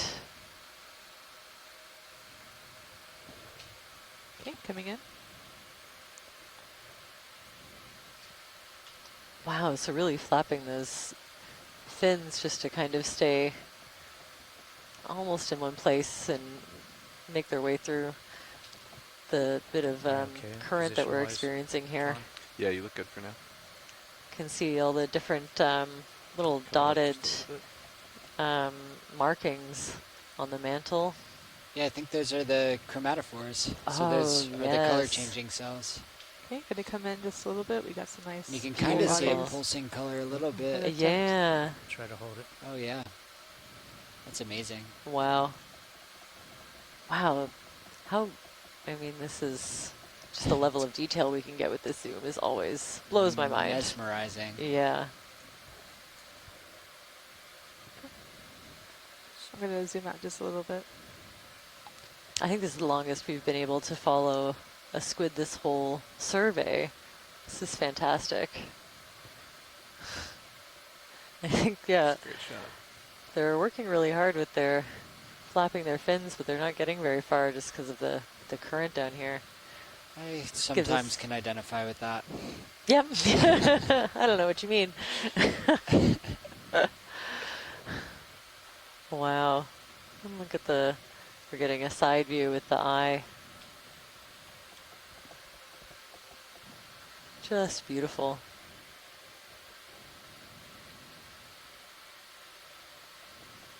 I think they're finally making their way out of And I reach. can't tell if it's getting closer or farther. He's There getting you go. closer. He's Is getting it? closer, yeah. Wow. Just a little bit. Fog's still at Okay. 30. Fogs are good. Be great to get him in the still. I'm going to let him get in the still view, guys. Okay. I'm going to try to hold that. They're switching back there, I Survey think. 2, still cam. Yeah, they're Grab switching. it. Okay, so we're just pausing to grab a couple getting of it. still They're getting it. images. Wrap it. I'm going to push in, Yes. push in a little bit, try to fill the frame a little more with still. Ooh, beautiful. So we're kind of looking over their shoulder. It's a photogenic little squid. Yeah. Go ahead, And it Rich. just floated out of view. I don't know where he is. I lost him. Copy, thank you. Yeah, I think it went up. Yeah, it definitely went up and in maybe. I'm trying to back out and see if I can recapture, but I think he's gone. Well, how'd you do survey 2? Were you able to snap a few? Survey 2 is currently switching out. Oh, I saw that shutter button go though. Yeah. Oh yeah, They were snapping. they were snapping. Good. Yeah. Oops. Okay, so they finished that heading change. When you go back down. Heading change. Let's push in. I'm ready. Copy. This dive, it seems so much more productive in the water column than some of the other dives that we've Thanks, seen. Caitlin. Good job on the I feel like there's focus. always a Tinaphore making its way across the screen. Yeah, definitely getting photobombed by Tinaphores left, right, and center. And yeah, like the turbidity, so the amount of material that's kind of obscuring the view in the water column is getting, pretty high in this area. There's a lot of material running through. And it makes sense why it'd be different from where we normally are. That presently connection with the terrestrial world and the above the sea. Oh, could we zoom straight ahead just below that black coral? I think it's like a translucent, possibly a very cool tunicate ahead above the sea urchin. Oh, it's like kind of translucent. Oh, I just spotted it. Gotcha. I did not know what you were talking about, and I just saw it. Oh, okay. It's like halfway in between the two, right? Yeah. Yeah. Let me see if I can. What are you? Pushing in a little bit more. Okay, Caitlin. I could be wrong, but this could be him. Especially if that little bit of dust cloud catches us. Oh, apologize. There we go. Oh, I'm backing out. That was me. Now it looks a little bit like I love these guys. Here comes a little dust cloud. The predatory tunicate. They kind of. That's okay. It might like open up its mouth more. Wow. Yeah, I have a megalodicopia. If we wait, it'll clear. Can wait a second for it to clear. So. Yeah, I think that this is a predatory tunicate, so they kind of live anchored to these hard substrates, and they wait for tiny animals to drift or swim into the mouth, which is when they attack. Yeah, we could have.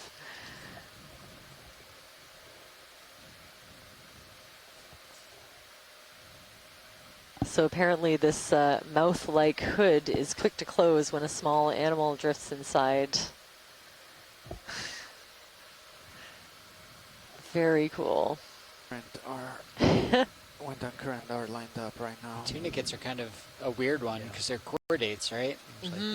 Yeah, that have kind of, evolved into this really squishy kind of jelly-like body morph. I am always so surprised to think about how closely related they are to us. Yeah, much closer than, say, a sponge, which you might more associate it with. I'm going to zoom in a little bit more on that mouth. Okay.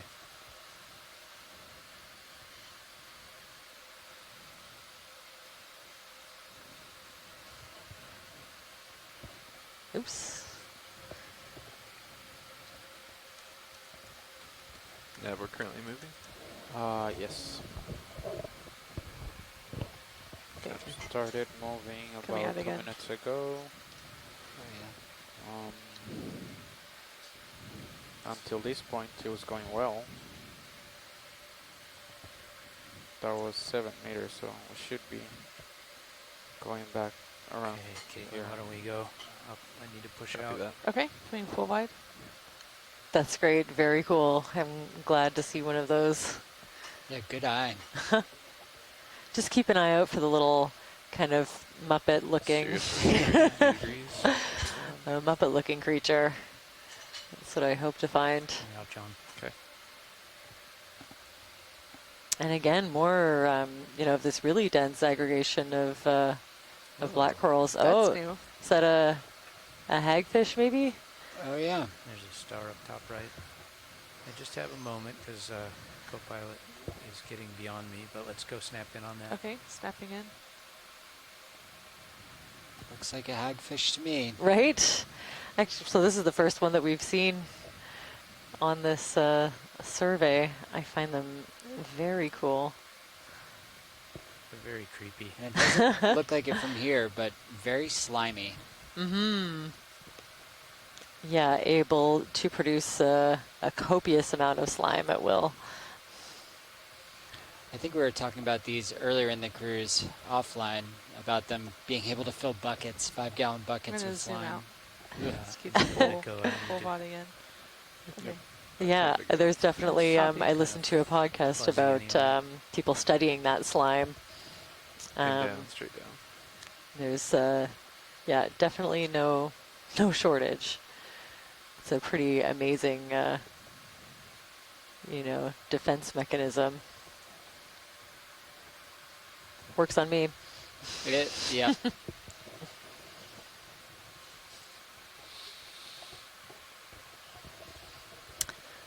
Could get a zoom of that sea star, maybe just a quick snap. Quick snap. Go ahead. Oh, there's two. 2 for 1. There we go. And they're pretty different. Yeah, another really spiky one, much shorter arms. And lots of shell debris, it looks like, on the substrate. You're okay. That's great, thank you. Okay, gonna zoom out. It sounds like science is clear. Yep, we're good, thank you. Yeah, I wonder if there'll be more bivalves and gastropods kind of along the wall, and if they've tumbled down from there. It certainly, shallower waters. Yeah, it looks like, you know, all these shells are coming from somewhere, and if we're right at the foot of this really steep vertical wall, which we're approaching, it might be a sign of what's higher up.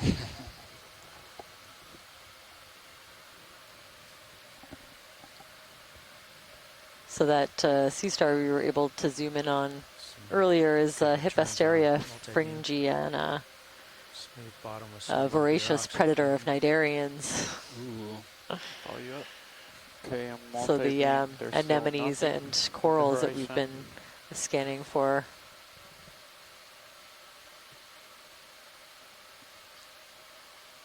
Wow, and yeah, it is thick with marine snow. Oh, never mind. I think it's one of those eel pouts again. Yeah, it looks like a similar fish to what we've been seeing. Another one of those really long-legged sea stars, pretty big one. I think some of the darker brownish tufts that we're seeing are crinoids. Okay. And all of these orange corals sticking out are all Bathypathes alaskensis black corals. They're just everywhere. It'd be really interesting to analyze, you know, do the overall counts. Just some of that interesting returns there. I think the next watch is going to have a good time climbing the hill. I think it would be really interesting to analyze the data from the counts, maybe not to count them yourselves. Well, yeah. You put on a good podcast and you just click. Sometimes it's nice to have that mindless, feel like you're winning, you're being productive without having to think too much. Yeah, until you realize that you've only gone over like 2 minutes of video in 2 hours. Well, that's why you just don't look at that part. Yeah, you sure don't. Live in the moment, Merlin.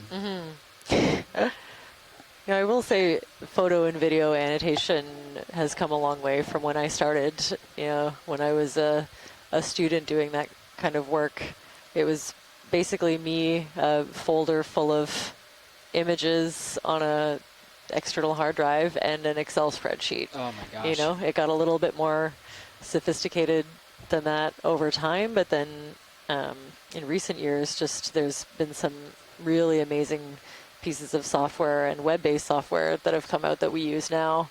So I can have a team of annotators working on the same piece of video, you know, from, you know, all corners of the country or the world if we want.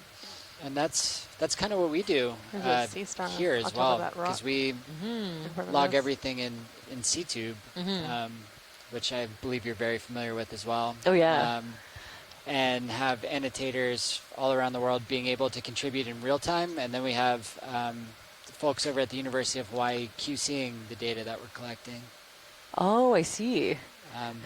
And then we're also, there are a number of projects looking at how we can train machine learning models to do the identification of at least a phylum, so we can kind of direct that video when you're watching 8+ hours of video. It's nice to have at least somebody comb through with a snap for ID. with a broad brushed comb. And then we can go in a little bit finer. Oh, very cool. I didn't know you were working on that. Yep. Yeah. And we've actually had some student projects doing that as well. So even in high schools, learning how to train some models and coming up with things off of our data and others. And there's some really promising results. That's a weird thing. So, very cool. Yeah. So do you see that? it may lessen the load a little bit. Huh. I mean, if I only got a robot to pick out, like, yeah, I might believe that. You know, comb through all of the video and show me, like, here is something, what is it? You know, that would save me, I can't tell you how many hours of my life. And that's getting kind of close. And videos. Yeah. Okay. Yeah. Much closer than, I don't know that we'll ever get to species level. But yeah, we'll still need taxonomists for something, but your job is safe. Yeah. For now. Oh, I'm not worried. Don't worry. The pile of work that I have, I am not at all concerned. But yeah, you know, something that could significantly streamline analyzing this these videos is not too far away. There are machine learning, I call them robots, that I can employ already that are built into some of the softwares that we use. So just a matter of sitting down and training them and interpreting the results. Yeah. Yeah. And I think just with we're getting larger data sets, we're getting more data sets, so there's almost an impossible mountain to climb. So being able to train some of those, maybe you'll see less papers 40 years after data are collected, and maybe that timeline can be streamlined a little bit to just get even more research. I'm going to zoom in on the face really quick. They said that they can identify them from the eye. Well, only if it's a yellow eye. That's how they ID This them? one I'm seeing, some like some banding. I lost the flow. Sorry. I find a lot of the ID guides that I have are obviously based on dead specimens, so that have come up in a trawl. So in situ animal identification is a whole other story. There's a barred rockfish that has maybe a bit more distinct banding. I think with those difficulties, a lot of times we look for characteristics that are not color-based, because color not only changes after the death of the animal, but it also can vary within species a little bit more than I think some people initially had thought. So finding some of those more discrete things that we can count or measure helps with identification. I mean, if it's number of scales per row, you know, we would basically be able to do that with this video, but definitely counting the number of spines in this dorsal fin could be helpful. There are measurements between the dorsal fin and the beginning of the caudal peduncle. Very nice scan, Todd. Very good. It's awesome. Beautiful. Okay, I should... The midline. I think he's really close. Yeah. It's dark. Do you want some fogs? Do we have the ship moving? I think it just completed. Correct. Okay, lasers are on. I'll put the lasers on his body. We're not in the business of blinding fish, so we're not going to... There you go, full size. Now we're getting a really good shot to give us a length of the fish. So those and videos two lasers are about 10 centimeters, or not about, they are 10 centimeters apart. Is the bottom almost nothing but shells right here? That's what we were just talking about. Yeah, it looks like it's, ooh, there's a rock for you, Jamie. Yeah, okay, I'm just... The hard turns before we make another move. I'm just getting back up to speed after lunch, and yeah, I can see things have changed quite a bit. So, yeah, an interesting thing to find at the bottom of a really steep, almost a cliff, the little bodies of all the shelled creatures that used to live on it. Okay, so it seems that... And that's an interesting, I don't know, that looks like actually a log, maybe. They're able to hold it quite well, but definitely yeah, you it can looks see rocky. here, It's they overshoot by maybe 3, 4, even 5 meters.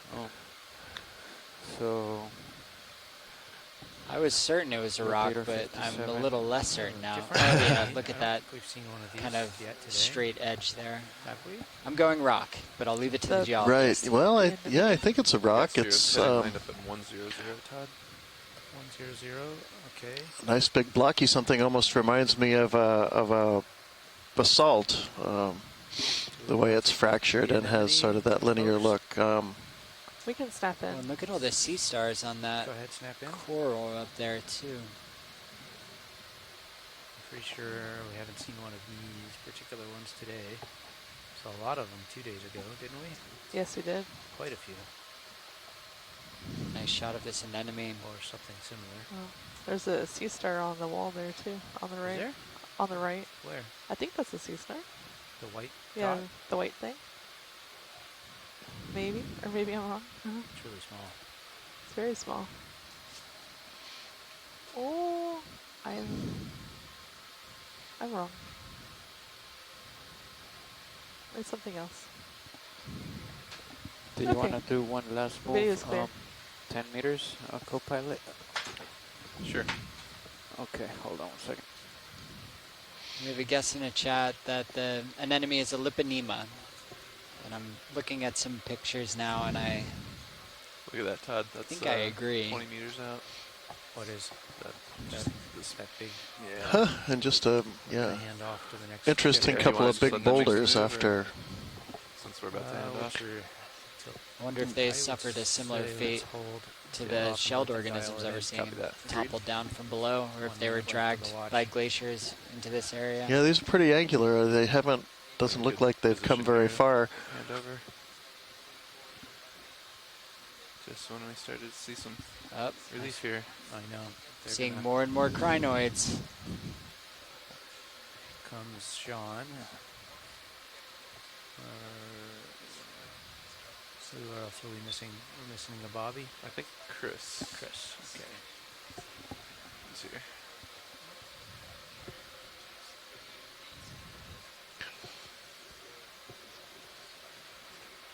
So we're Hey, Sean.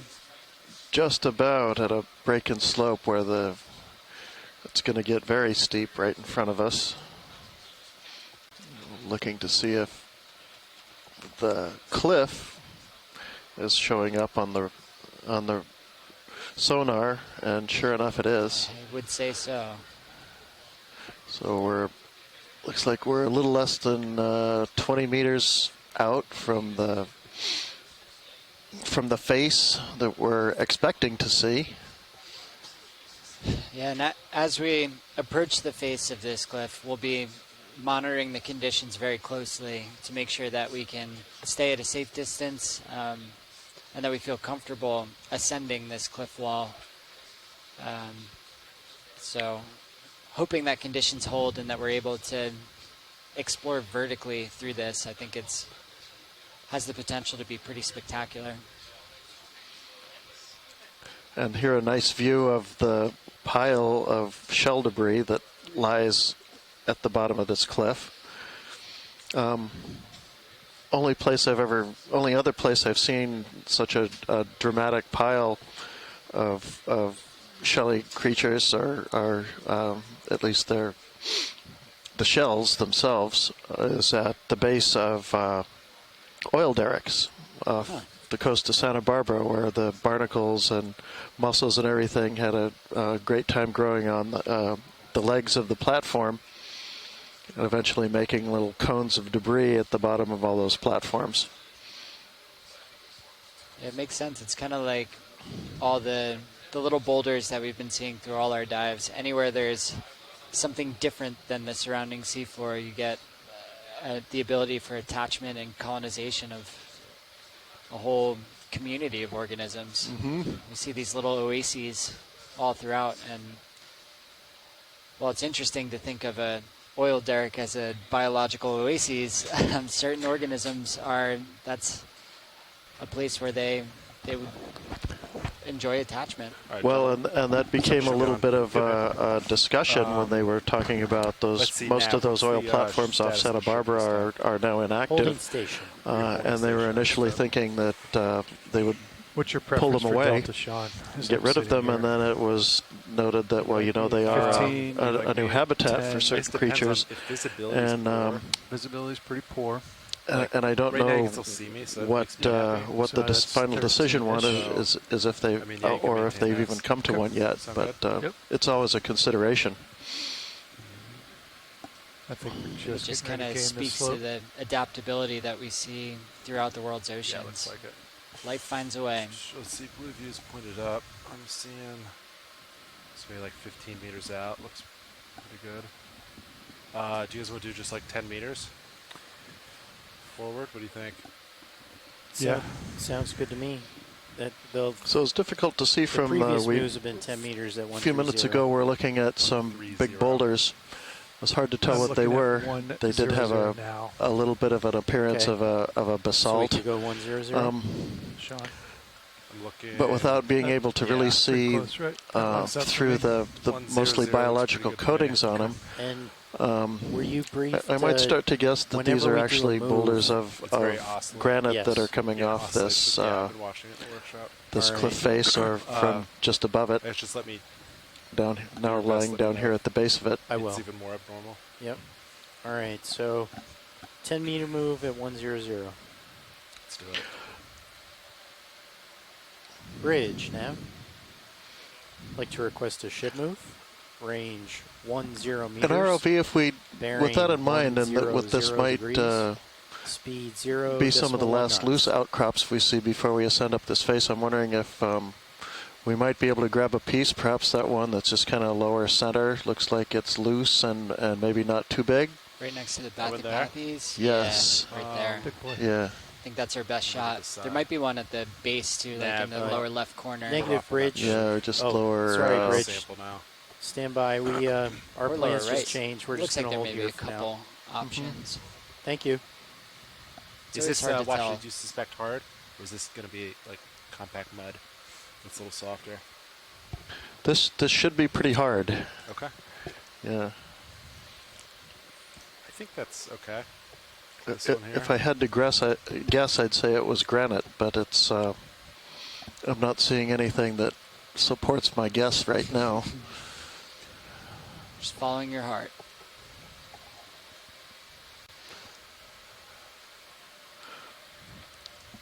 I think we might get a number of echinoderm associates if we're able to collect this one.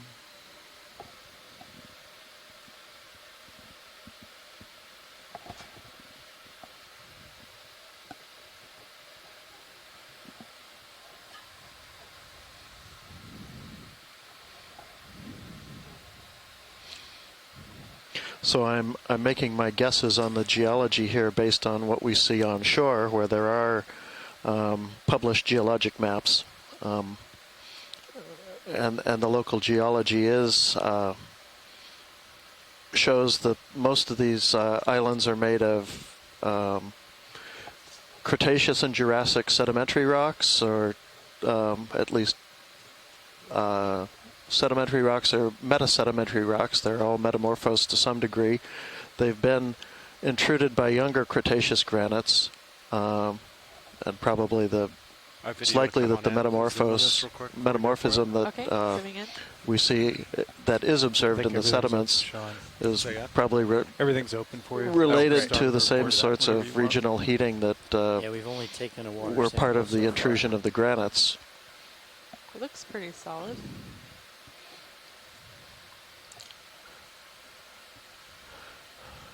But on the assumption that that what we're seeing on land is similar to the geology that's now underwater, my guess was that this really resistant feature that forms this nice cliff that we're about to ascend, we hope.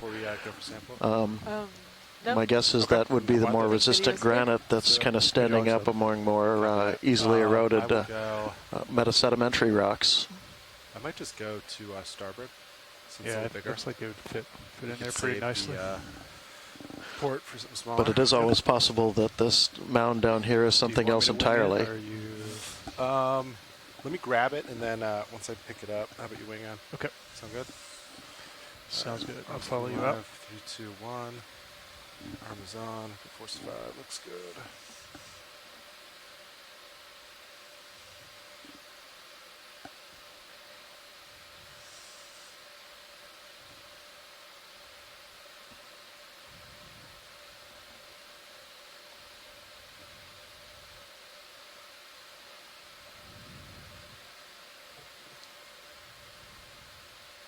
Go see it, make sure it's loose.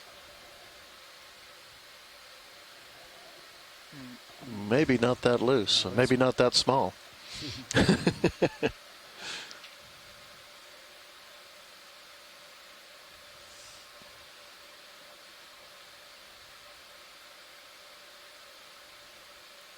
Oh, there we go. Big boy. I think. Concern it might be bigger than I think as I pick it up. We'll see what we got.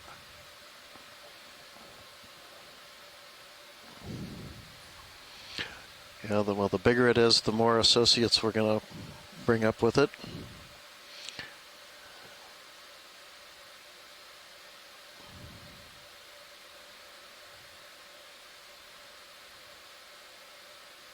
Ooh, that's pretty deep, huh?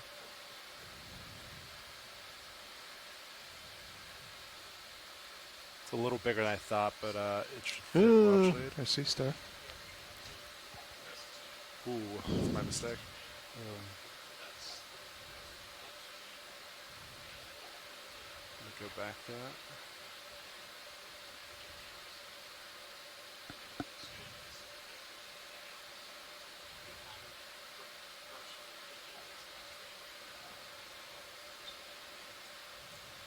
Go ahead, Bridge.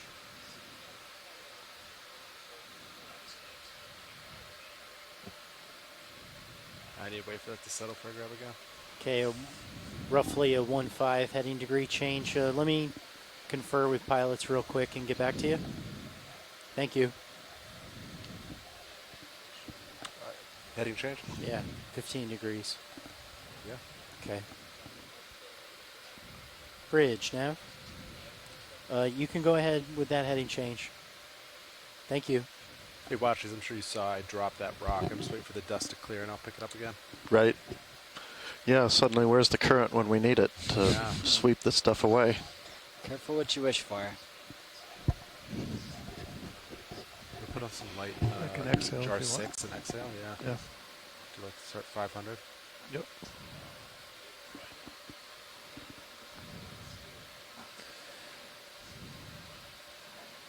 Coming on now.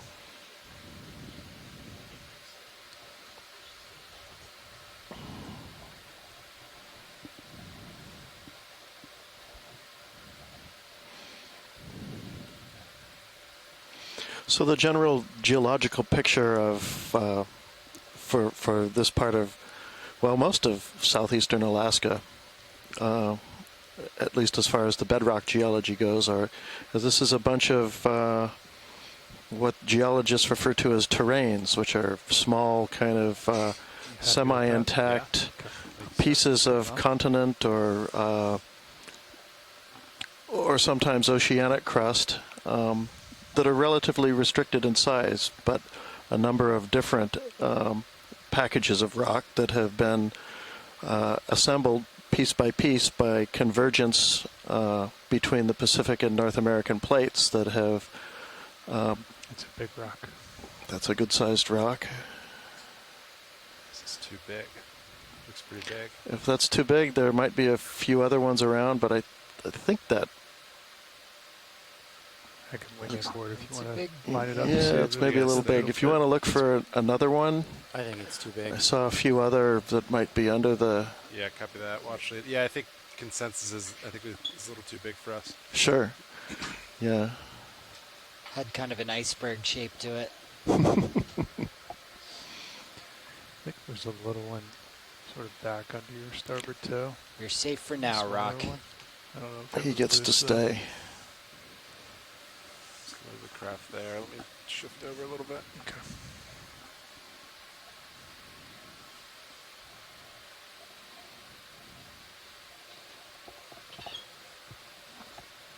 think that brittle star is that?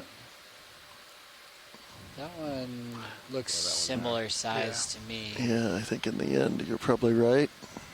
But I think there is one at the base. Be the same, yeah. Yeah, it looks real similar. It looks like it may kind of expand at the bottom there. There's one in See the one all the way at the bottom, just out of screen. Say bottom out of screen? Yeah. Just out. It's coming the center in Mini Zeus. A little bit further. Hey, that's right. This one, Sean. Just left of the... Right there. No, that's kind of looking big to me now, too. That one, yes. Yeah, that one might work. Yeah, no, we haven't. That first one was a little big. That might be of similar size. There we go. Thank you. Are any of those three, 2 or 3? Let me see. I guess, I mean, it depends how big it is underneath. Right. That's the question, right? Yeah, that's one that might be a little bit platey. If it's just the, what we see, I think that's good size, but if a lot more comes up, we might skip it. This you want guy? to test it, Watchlight? You want to test it? Yeah, go ahead. See if you see if it seems kind of loose. Okay, sounds good. It's not too wide. If it doesn't go too far back into the slope, it'd be all right. Pilots, do you mind if I change to the high frequency head and range in temporarily? Sure. I think I'm seeing quite a few small cup corals around here as well. Yeah. It's always a chance we could get a really small one on one of these rock collections.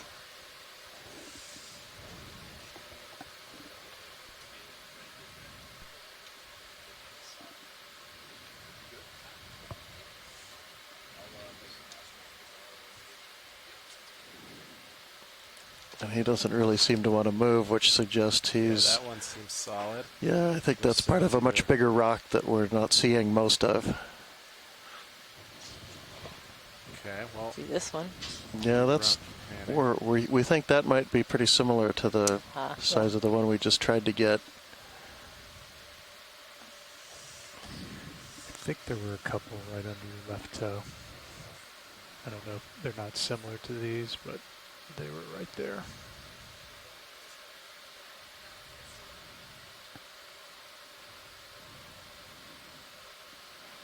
Scan around a little bit. Or maybe that... That's pretty buried.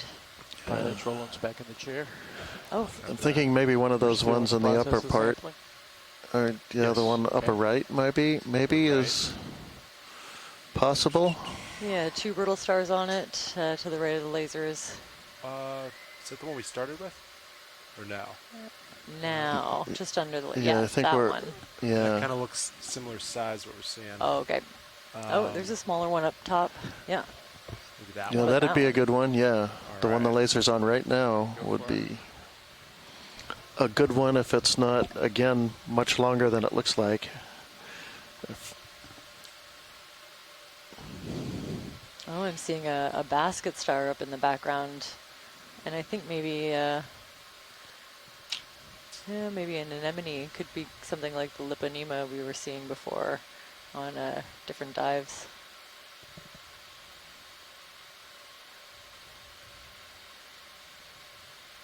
Of course, lots of this black coral, the Bathypathes alaskensis. Can you put your Sirius screen back up real quick? I just want to look at this up. Sure can. It's top right if you want it, but yeah. Go ahead, Bridge. Thank you. I don't know if that gives you much. That's great. Thank you.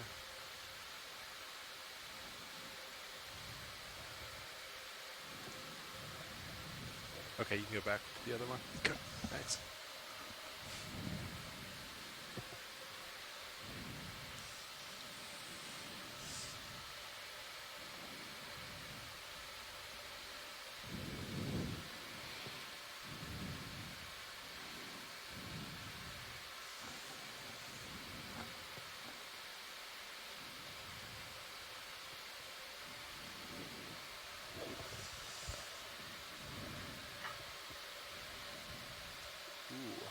not loose either. Okay.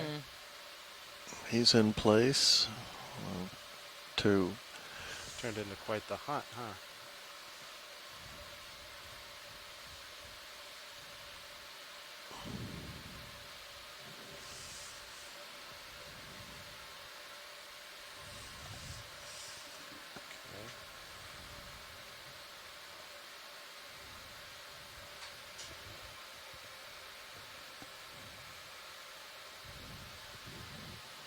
Potentially a little dark fin sculpin near that rock. Lots of shell debris. Yeah, how about one of those, maybe that one real angular piece at the left side that just starting to come towards the center.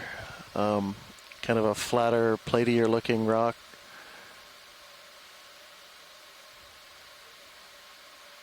And if one of those three, that's, yeah, that one right there, or maybe the one just underneath it, just below the lasers. And if any of those aren't loose or good, maybe we'll just kind of move on. Understood. See what we can find. But yeah, see what you can, see if those are worth, if you can get at those.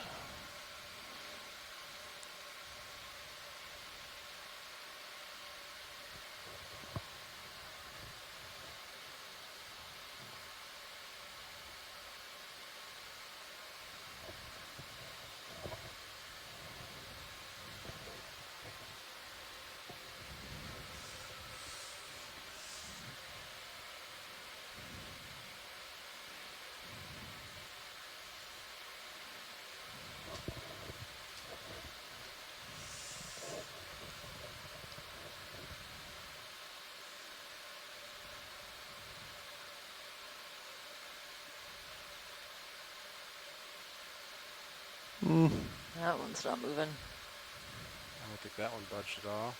Nope, doesn't look like it.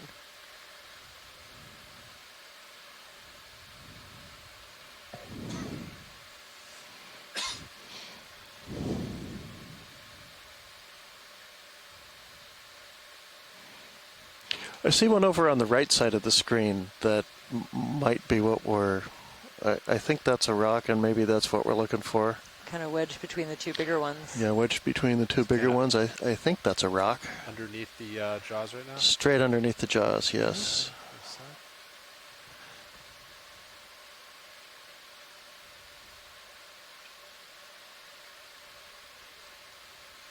Wow. And he still doesn't want to move. Really stuck in there.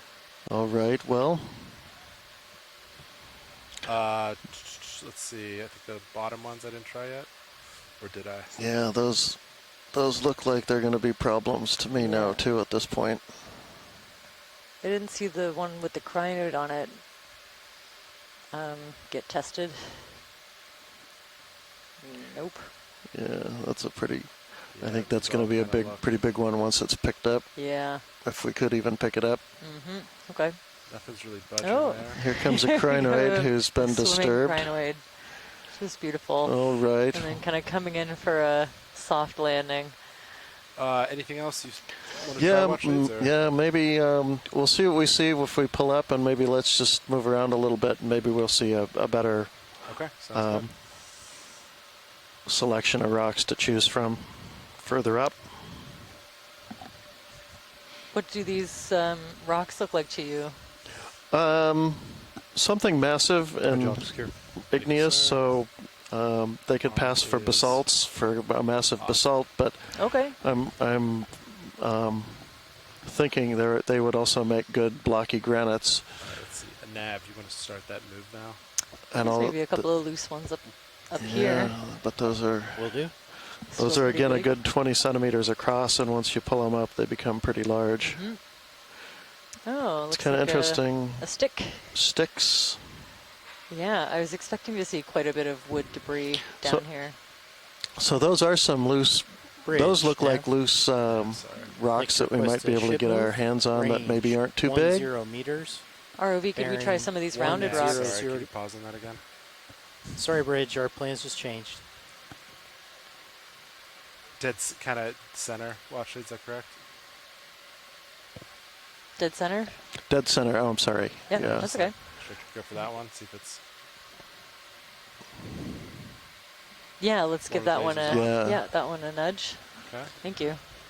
Sean, I'm going to bump your ox if you're good with that. Yeah. Kind of interesting sea cucumber to the right as well. Wonder if our echinoderm experts tuning in. No worries. Have any thoughts? Looks a little bit different from what we've been seeing.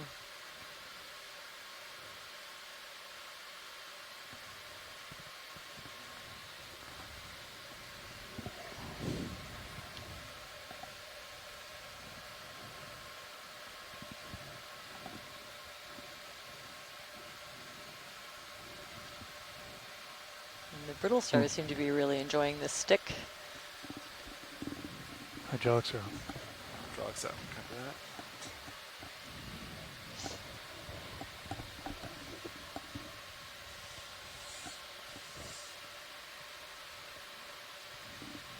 Arms to the left, 3, 2, 1. Arm is on.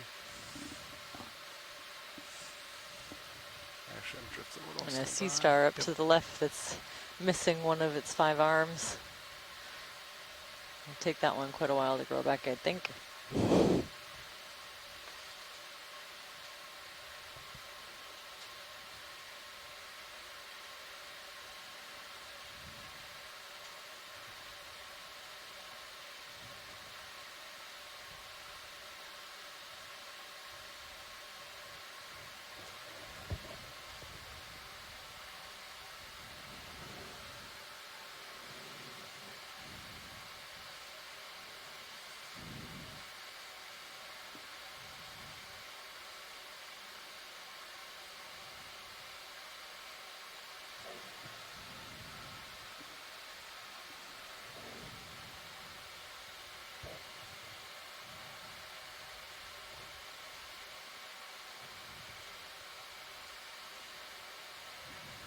Let's try that.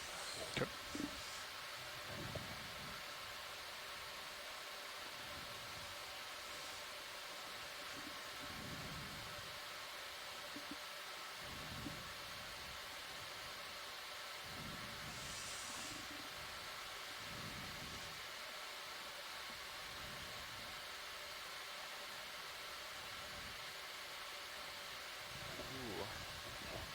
Not loose there. I wonder about the one that the, is that a crinoid on? Mm-hmm.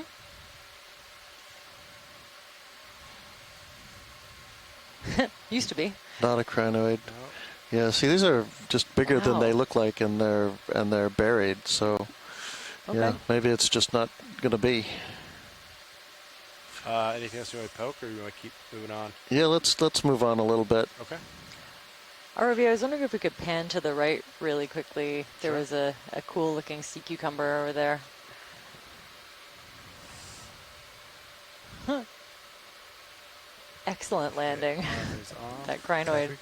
Hydraulics secure. To the right, Washington? Yeah, I thought I saw just kind of a light purplish, really small sea cucumber. Oh yeah, down there. Okay, not as small as I thought. Yeah, to the lower right.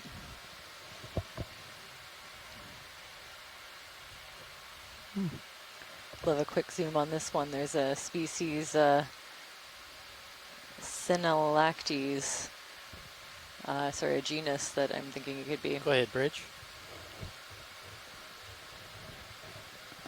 To be a bit of a different sea cucumber than the ones that we've been seeing. Copy that, Bridge. I'd say. Yeah, I'd say so based on the. Thank you. Those little spiny projections that I'm seeing come off the sea cucumber. That's great. The upper right section. He's got his mouth feeders out. Yeah, looks like it's feeding on the detritus, of which there is plenty. That's perfect. Thanks for that, RV. Yeah, copy that. We're good to continue rock hunting and making our way up this feature. Oh, just the little feeding appendages grabbing onto detritus and bringing it into the mouth. Oh, interesting. Very cool. Nice. Pulling out slow. A couple of different anemones, maybe a little cup coral just to the right there on that rock. Bump your ox again. Is that sea urchin, and you can see the highly branched arms of this basket star to the right. Have we got the basket star yet? Not since I've been here. Let's get that Go ahead, Lars. white object to the right. Yeah, this the branching arms. Sorry, Vitus, again. I had a lot of voice mirrors there. Let's get the white object right of lasers. The 8 meters. The one to the which bottom one? right there. Yeah, the one that's branching. Basket star. Yeah, Right there. those Okay. should be the Lasers legs of are a clear. basket star. Laser's clear. Are we super stable? Nope, I'm floating. That's This is okay. We super could just do stable. a quick Yes. snap zoom. I don't need to linger We'll here. Just do a quick snap video. Mm-hmm. Copy. Zooming in. Oh, beautiful. Yeah, highly branched arms. And you can see a little bit of the central disc in the background. I think that's a basket star. Gorgonocephalus is the genus that I know. Wow. And yeah, sometimes you see them entwined on corals. We saw a kind similar to this, but with unbranched arms, associated with some of the corals we've seen in earlier dives. That's very cool. Thanks for that. Copy that. Full screen. Slight tilt down. Hold that. And we're clear. Copy that. Box secure. Thank you, sir. Yep. And I think, yeah, it looks like a Liponema sea right. anemone just out of view now. Nav, I'm cautiously going to ask you to put a move in. All right, I'll call it in 10 meters at 100. Yes, please. I'm looking at you 4-5 shot. Do you like me to hold the camera angle steady, or do you want me to keep Yeah, you lots centered? of shell debris 4-5. on the Bridge now. the Keep substrate 4-5 unless it's in like this a whole the area. ship and then move just let me know. range. Okay. Hey, I'm going to 30 10 or hey, I'm meters. going to 60. Bearing 100 degrees. Because then I know if I'm roughly centered Speed at 45. 0.1 knots. Sounds good. I got you at 4-5 there. Good copy, Bridge. Okay, I have a confirmed Gorgonocephalus, aka the Gorgon's head, is where that basket star gets its name. Needs to be like no visual tether, huh? Up here, I had it on the Titan earlier. It looked okay. Okay.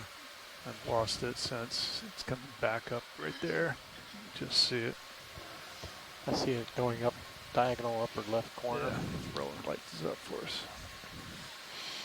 I see a number of these purported shells that are look really long. Are those mussels That's or just from gain video? Yep. Nice. something like that? I'd have to get a closer look. Maybe we can zoom in on one if we're waiting. Is that center? Watch it. Some of the longer shells that we're seeing. Shells. Copy. Yeah, just any one of them Yeah. that kind of comes into view. Be nice for a zoom in.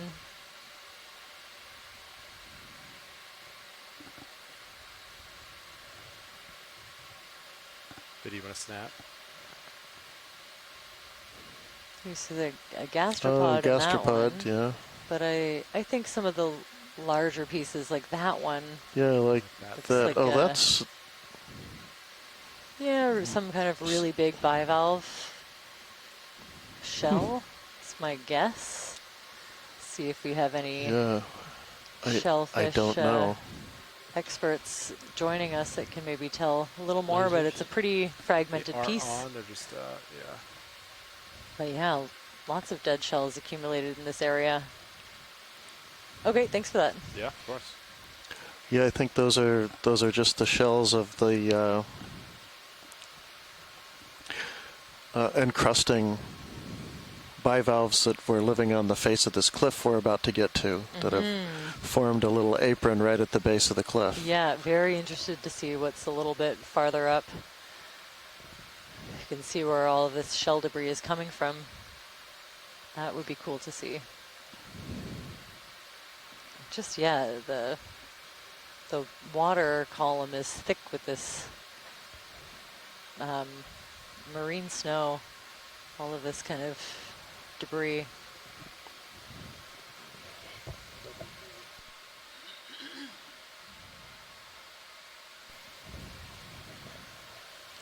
And a couple of these really large boulders coming up, just covered in brittle stars.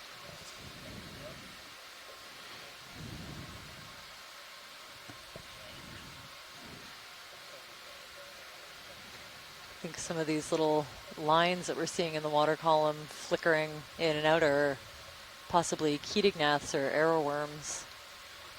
Wow, this rock is just covered. I think when we zoomed in, a lot of these shells ended up being brachiopods.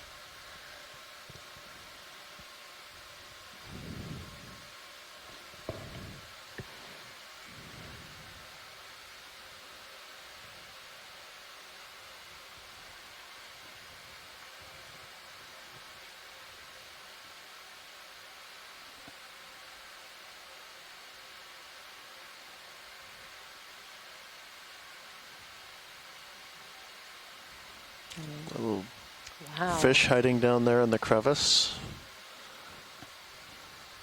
Yeah, that looks more like it could be something like a barred rockfish with the really distinct banding.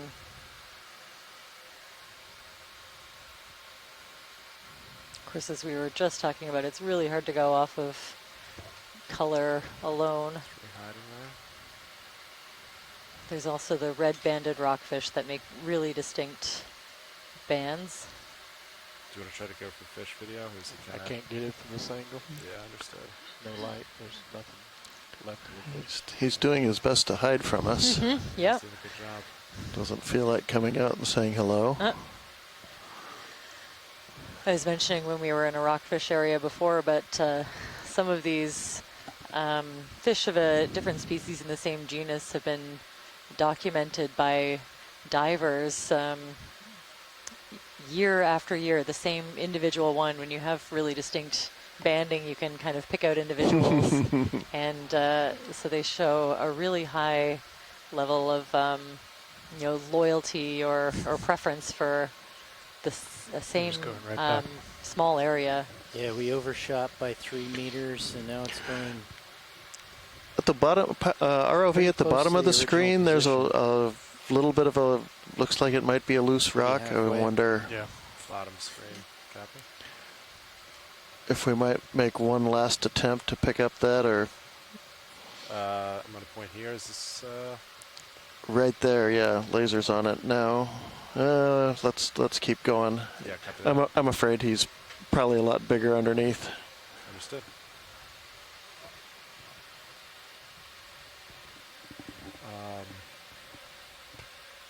So we started off around here. We went 10 meters, overshot by 3 meters. A lot of encrusting sponges.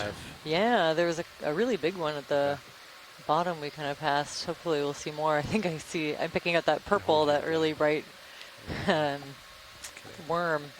Thanks, let me know, Neff. But it looks like we missed a solaster somewhere. Yeah. Chris Ma is tuning in, and his eyes are a little bit keener than mine for sea stars. I think that's a flatfish there up in the... Go ahead, Bridge. Coming up to the right of the lasers and just below them. One of the soles. This could be a Dover sole. Very dark gray bag on down right. From I still don't see it. Right there. Oh my, okay, there you go. Sediment. Well, actually, sorry, there's some voices. Sea Star? Flatfish. Actually the flatfish, yeah. Well, maybe both. Copy. I'll head that way. Actually, video in case he swims. Do you want to snap Yep, from here? laser's clear. Laser's off. Ooh, those 3 circular bands. Yeah, these white spots along kind of the outside make me think that it's probably the Pacific Dover sole or something closer to that. We've been seeing deep sea sole with a really different patterning. So this is, up to the head. I think, a first sighting of something a little bit different. Possibly a Pacific Dover sole, which I have as Microstoma specificus, but of course we'll have to wait for our fish experts to tune in and confirm. Halfway between Stowe and what they are now. Yeah, sounds good. Thank you. Let's get full specimen. Copy that. Beautiful. And if we could... Hold that. After this, there's a squishy pink thing just above and to the right a little bit. Copy that. Squishy pink thing, what's that? On the rock right by the sole's head. You're welcome. Yeah, what's this? Squishy lower right. Yeah, maybe another anemone or... Oh, go ahead, Bridge. Yeah. Is it not center? Is that? Yeah, that's it. Okay. Still don't know what it is, but yeah, probably an anemone, I think. Copy that. Thank you. I'd say And then you if go we ahead, can Bridge. take a quick zoom of that sea star, please. Copy that. See a couple of dead cup coral skeletons in the mix with all this shell hash. Yeah, so that one with the short arms just to the left of the lasers. You have to get in close to it. It's pretty small. And then there's another one to the right of it. Definitely getting into different terrain. I need to go real slow, but yeah, there's just limited visibility, a lot of terrain here. So just gonna say. You tell me if we have to move as well.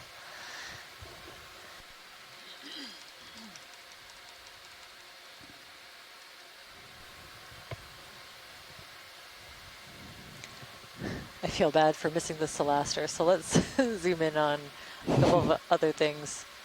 Oh, there's that soul moving a little bit. Possibly Saramaster from back here, but let's take a look.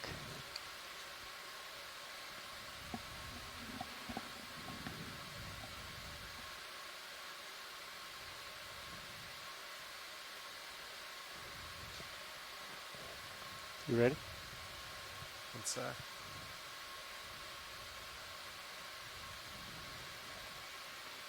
Our video going on. Tilt up slightly. Beautiful. I know that's not super close, but it's about as close It's as I feel very getting. small. This is great. You can see the. Maxim. Copy that. It's got a really thick margin. Reminds me of a Saramaster, but it looks a little different. So bring it back to center. We'll collect this imagery for review by Kynoderm experts later. Okay, Saramaster. I have a seconded vote for a Saramaster from Chris Ma at the Smithsonian. Thanks for that. Do we have time to pan right over to the other ones?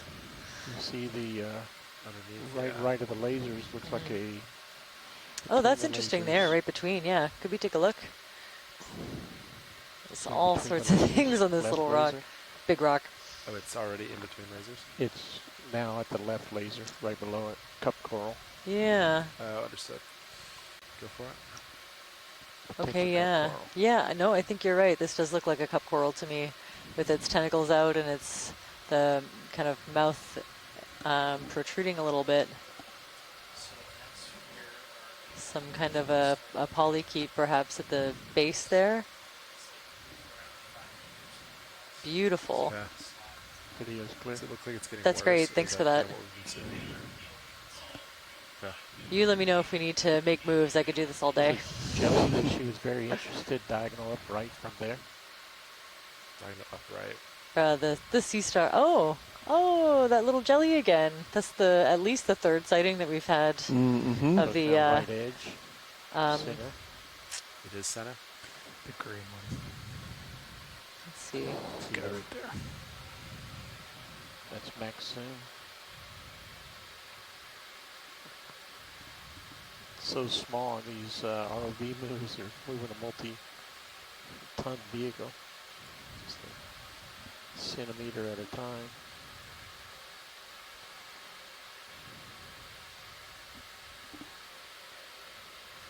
Are the fog lights still on? Beautiful. So this The fog is lights are not on. Let's bring them up 30%, see if it helps the shot. one of those benthic looks jellies clear. that we find attached to rocks, Yeah. which is something that Video's I clear. Copy that. have never seen Sea before star this bottom year. right.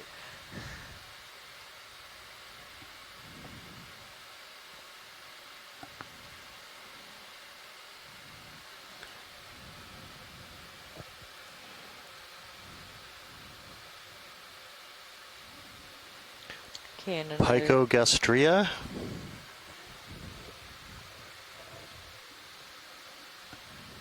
Not the best image I can give. Yeah, I'm just kind Let's of see. sliding right now, but yeah. Oh, Super the close to the ball to my left, kite. so Tycho You PTY. might Okay, consider pulling the, Tychogastria. chilling There we in a go. not- Yeah. Good call. right of sea star, Polaris probably is a species on that. Sediment.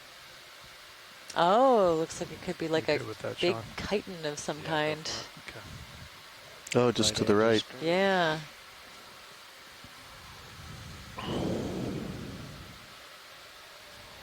Just buried in the sediment, but you can see the ahead, Bridge. individual, segments of the shell.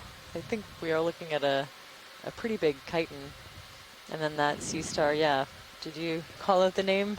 Pedicelasterid.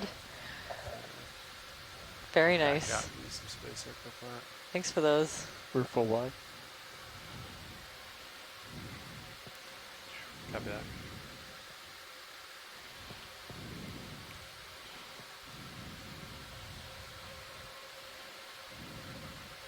So we've made our way, looks like a few tens of meters up the steeper part of this cliff, and we can get a few looks at these rocks, and I think we're seeing original texture, and they do look pretty fine grained. So I'm about to give up on my idea that these are granites and are perhaps some resistant sedimentary unit. Let's see, so you're 45. Possibly some metamorphosed shales, or one field term we have for these is hornfells. That can be very massive, very fine-grained meta-siltstone. Yeah, 100. It still looks good, right, Cobot? Yep, 100. Copy that. Works for the sonar. And in places it almost looks like we're seeing a little bit of the original bedding, although that can be completely lost as the rock is metamorphosed and recrystallized. Range 10 meters. And instead what we're looking at is the fractures related to the deformation. 0.1 knots. It underwent as it was buried and metamorphosed, and otherwise tectonically emplaced against the North American continent.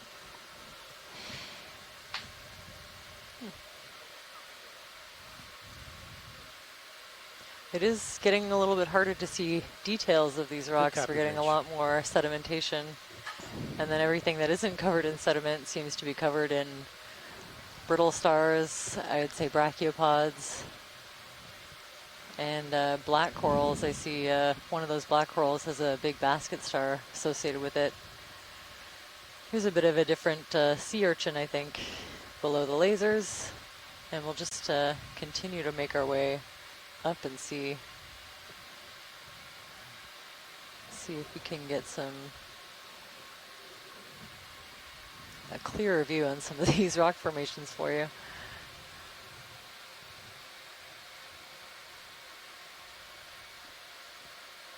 Wow.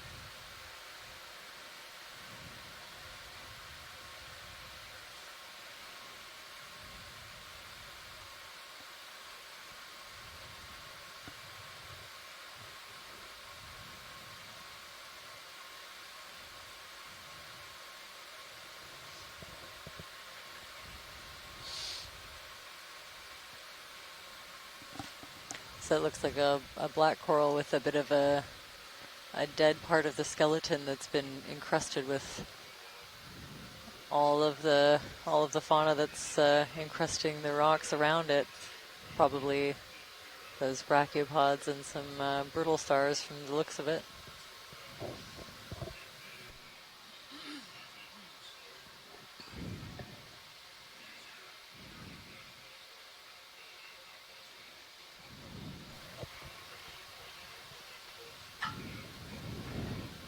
Okay, so we're getting into a part of this rock that's pretty much practically vertical. Very cool. Means you can see a little bit more of the rock behind it. And what we see is a black, fine-grained, difficult to identify kind of a rock. Harvey, could we zoom in on that wormy thing just under the lasers to the right? Kind of reddish. Yeah, copy that. Yeah. It's okay if we're past it. I moved pretty quick. I mean, we're only 500 meters down, so as soon as we call the moves in, I'm on the move shortly after. That's 45. We're almost there. I think we're actually we're backing off it a little bit. Okay. Let me know if I need to come up. Copy. Bottom center, I think, is what they're after. Yeah, copy that. Yeah, that that thing. I think we have likely a Henricea sea star to the left, but what is this?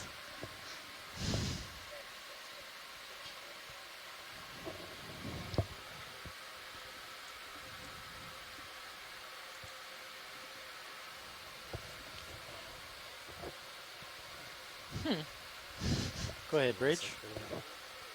Thank you, Bridge. Okay, I'll ask all of the invertebrate taxonomists on the science chat to help me out, because I don't totally know what I'm seeing from back here.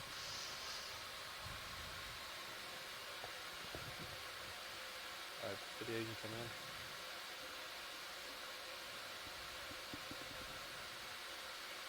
come in. Whoa. That is so different. That's very different. Let's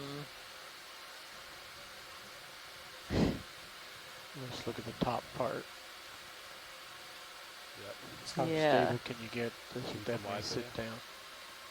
It's not really it's on a cliff, so there's not really a set down option available. Okay, so we got a quick zoom, which is we'll be able to pause and take frame grabs of. Let's see. We've got a suggestion, sipunculin, so a sipunculid worm or a peanut worm. Go ahead, Bridge. I'm inside my bingo here.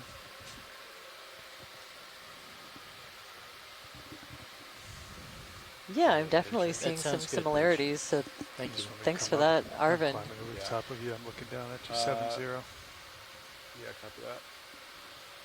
Nah, if you want to push us 5 meters back, if you want. Hey, video or watcher, we need to. Copy that, pilot. We're gonna have to come up a little bit. Yep, of course. Out of our safe zone. Yeah, no, we got a nice quick zoom. That's all we need. I'm gonna come up slow with you. Okay. Oh. I'm still looking at you, 75. Copy that. So 5 meters off? Yeah, I think so. I'm in. Okay. I just got inside the. I think it's another cross aster, maybe. Maybe a couple of small cross asters. The they call them rose star, maybe. Ring there. Yeah, the rose star cross aster peposus. That's okay there.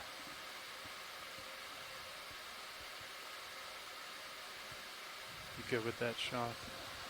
As I come up? Yeah, that's fine. Okay. Just hold. Yep.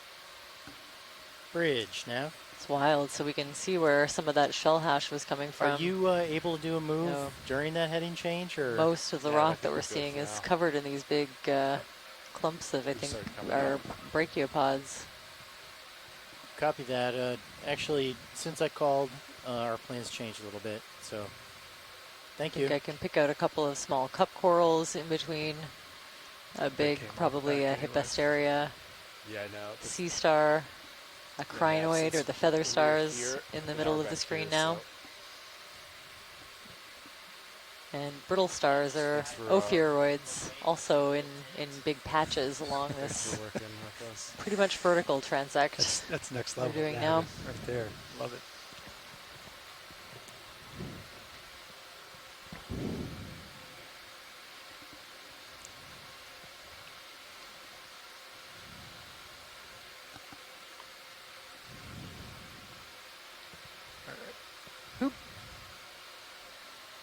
Can you zoom in Bluetooth for me? That's 10 meters right there. 5 meters. ROV, if we have time to zoom in on that sponge, wouldn't mind taking a look. Oh. Actually, I'm seeing something else. So the lower right quarter of the screen. Lower right? Yeah, so there's like kind of in between the two right black corals. In the middle of that, there's something that's kind of moving around. So if you, the two black corals that are on the right in between those and just a bit below, there's something kind of moving. I would love to zoom in on and take a look. Yeah, can you lead So yeah, to the right of the lasers now, and you're almost at it and just below, right there. Can we zoom there? Yeah, there's, video, can you come on now? that was moving. Is it the fuzzy stuff? Well, good eye. I think it might be an octopus. Yeah? Yeah. Great. I think this is a small version of the Pacific giant octopus again, but hopefully we have a cephalopod expert that can tune in and review. Beautiful. Slowly coming down. Yeah, slowly moving across this pretty much vertical rock face that we're looking at. And keeping their arms tucked in pretty tightly, probably, to not get caught in the current and blown away.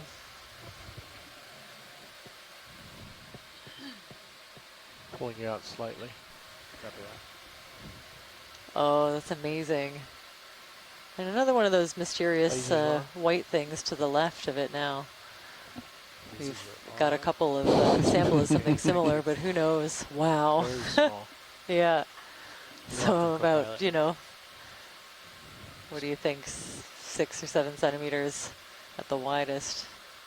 The mantle is less than 5. Copy that. That's 7.5 there. Just very slowly Go ahead, making their Rich. way down this rock wall. Great, thank you. And really well blended in. I wonder if they're interested in these brachiopods at all. Oh, cool. I mean, I know these are big brachiopods, but this octopus, the tiny little octopus, makes them look huge. You can see little crustaceans clinging on to some of these tubes, and a couple more. Another cup coral to the right there, and a smaller one underneath. Beautiful. Look at it just squeezing through. Hasn't been moving. Oh. It's coming into the ship at 220.4 knots. Okay. Sounds good. Seeing lots of encrusting sponges and lots of sediment encrusted, probably hydroids. Yeah, kind of like along it. It's amazing. Thank you. Hey, watch it. We're going to keep coming up. Yep, yep.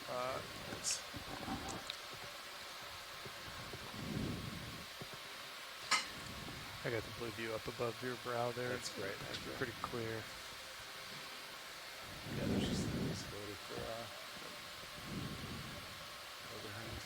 Coming up with you. Copy that. There's, That's still looking at you, 7.5 there. yeah. I really hope we get a rock sample for you and a cup coral or two on that rock, because I think that's the only way that we can collect them, is if they stay attached to the rock. There's no way to remove them without completely destroying the hard calcareous calcium carbonate skeleton. I think this is all pretty vertical. Yeah. Would they vacuum off? I've attempted it before, and Not pretty. Not great I results. was just gonna ask. Get lots for DNA.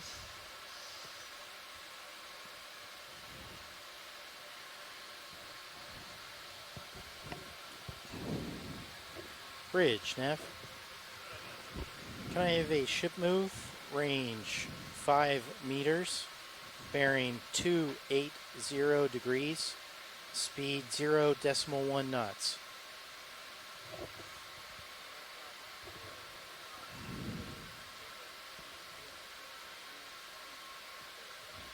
Good copy, Bridge.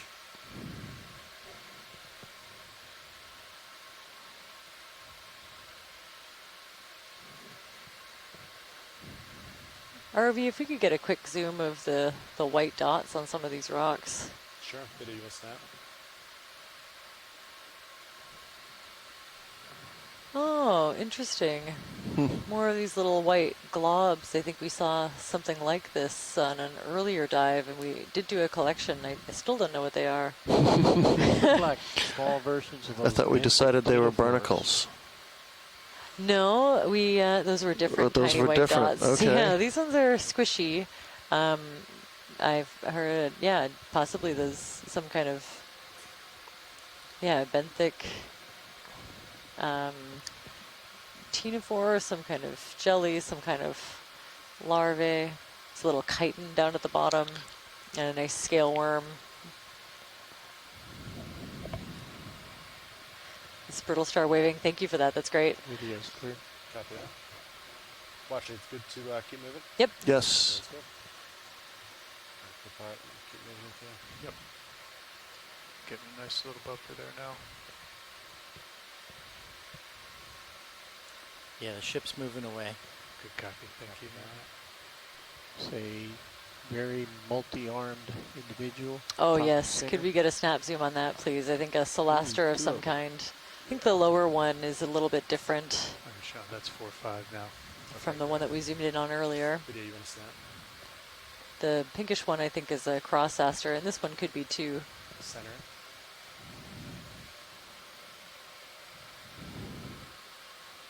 Kind of looks, their arms look a little more ridged almost than the Solaster. I think possibly a cross aster here as well. We'll slowly just rotate from this one after we get it straight up. Wow. Look at the current coming through, carrying all this We marine get it tilt snow. up center. Yeah, that's great. We can tilt up and take a look.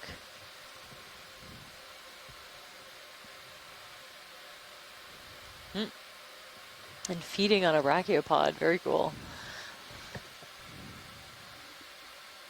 And just covered in these really small little white Like unidentified organisms. Beautiful. Thanks for that. Yeah, this rock covered in brachiopods. I think I'm seeing some really small scallops as well. Check that.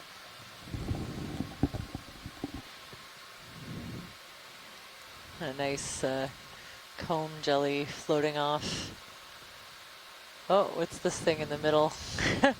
This pinkish reddish thing. Dead center. Dead center, pretty much. You want to snap video? Yeah, please. Upper left. Huh. Oh, what is that? Coming in the center. Oh, wow. Huh. Tilt up slightly. Thought it was a nudibranch from far away. Kind of looks like one. Yeah, maybe blowing in the wind. Okay, yeah. Nudibranch. Very cool. Thanks for that. Looks a little bit different from the Tritonia and the other nudibranchs that we've been seeing on this survey. Going full screen. Go ahead, Bridge. Beautiful, Thank you, and you can just see every inch of this rock is covered with some kind of life. Seeing maybe another little chitin and possibly a little egg deposit of some kind, unless it's a really big foot. Beautiful. Sure, if you're good, I think I'm going to turn my heading to line up with you a little bit more. Yeah, let's do it. Okay. Oh, what's this? Up to the upper right branched. Top right corner. What is that? Branchy thing. If we could zoom in, it looks like it could be a little coral.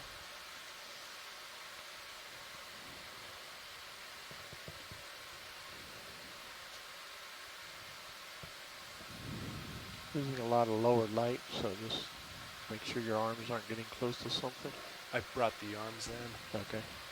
Because yeah, there's just no visibility of what's above me. All right, video. Is this what we're looking at? Wow. Center? Yes, please. Go for it. Okay, I think this is the first Primnoa, a juvenile, a really small one. Just attached to this pretty much vertical rock face. I think I see some tube anemones in behind it as well, but yeah, you can get a nice shot of the polyps. This will help us confirm. Beautiful, yeah.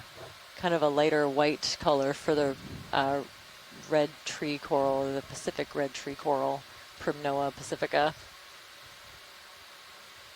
And this is a small version of what I was hoping to find. We have records of this coral from the area. Get a full screen. So it's excellent to be able to confirm this juvenile here.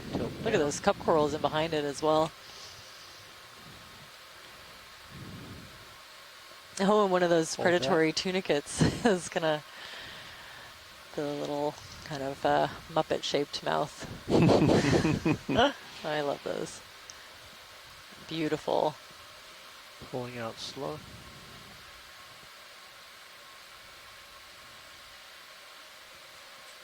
Fish down at the bottom. A little fish, probably that, I think we called them a blackfin sculpin, but a really small one, so this is, it looks a little bit different. Oh, cute. One more thing I want to show them after we finish this shot. It'll be diagonal upright. Just beautiful. You can see some of the texture of the rock here. Come over to 090 Look at the kind of getting some striations. Up the little stick. Say again, co-pilot. I've turned my heading. I'm oh, interesting. Wow. Perpendicular to okay, what are we looking at? You know, from far away, I would have thought a tube from a worm, and the feeding appendages sticking out look wild to me. So maybe yeah,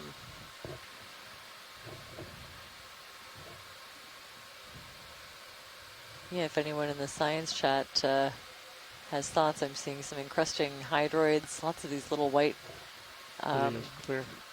organisms that we saw on an earlier dive and did collect. So even though we don't know exactly what they are now, we'll be able to identify them later. Perfect, thanks for that. Yep, of course. So I think we'll continue our way up this really steep feature. There's a lot going on here. Frequency for the Get another one of those pink nudibranchs just under the lasers now, and cup corals everywhere, brachiopods, big ones everywhere. Seeing probably fewer of these black corals, the bathypathes that were so abundant at the base of this feature.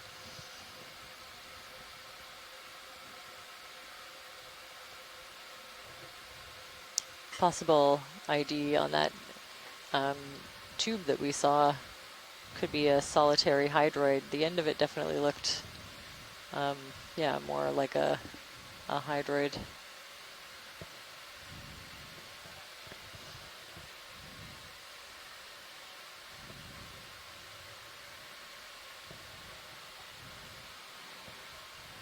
And for the rocks, I'm going with a fine-grained metasedimentary rock. Metaslates, they can be very hard.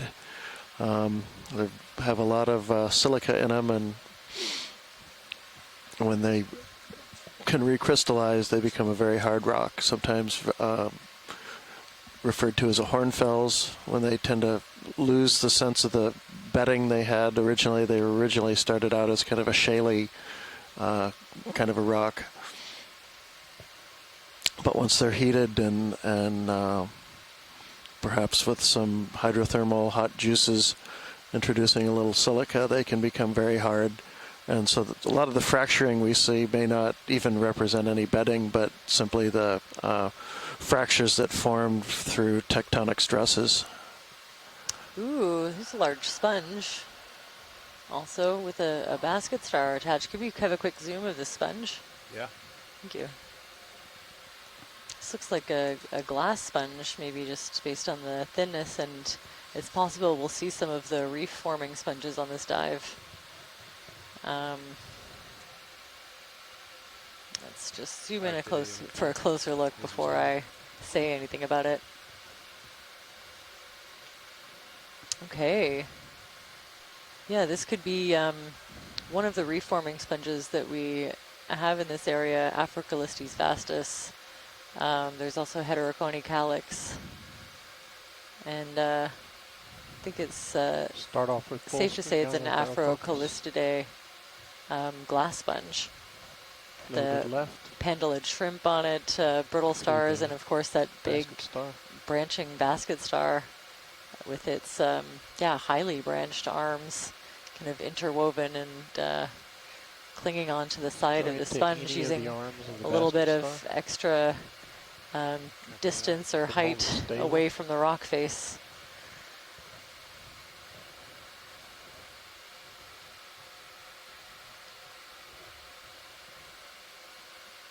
Beautiful, wow.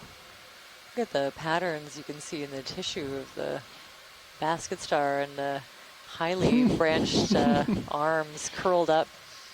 You know, but once those unfurl, you see they're branched several times over. Let's go to the central disc. Stunning. Yeah. It's shallow. Central disc, you said video? Yep.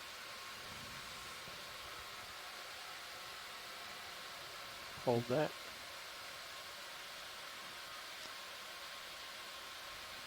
So yeah, this basket star is amazing, and it's using this little bit of extra height that it has up away from the rock face to get access to, I would imagine, some of the detritus or the material that's flowing past. You can see in the water column. Pull out partial.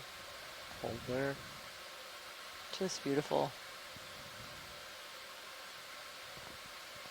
So you can see why we refer to sponges and corals, the sponge in this case, as ecosystem engineers, or habitat forming fauna. By creating this little bit of relief here, you can see that it's a host to a variety of other animals that are using, whether it's the extra leg up or a little bit of protection from the current and the predators. Partial. Very cool to see in action.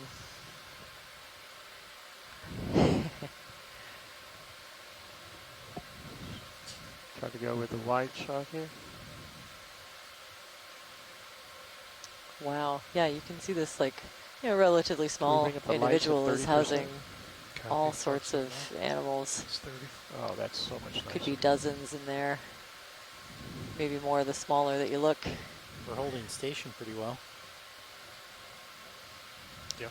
Nice. So this sponge is a glass sponge, not a demo sponge that most people think of that are kind of the softer, squishier sponges. These have a really hard skeleton made out of silica, so they're like literal glass skeletons that are fused together. And so this one would be pretty hard and brittle and make a really strong substrate for all of the other life that you see. Want to look at the crack in the rock? Sure. Oh.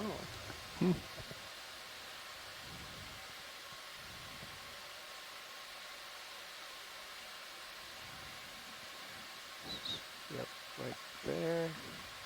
Oh, another one of those little jellies too. Really small one of the Tychogastria. Yeah, all those little white creatures are hanging by little threads. Mm-hmm.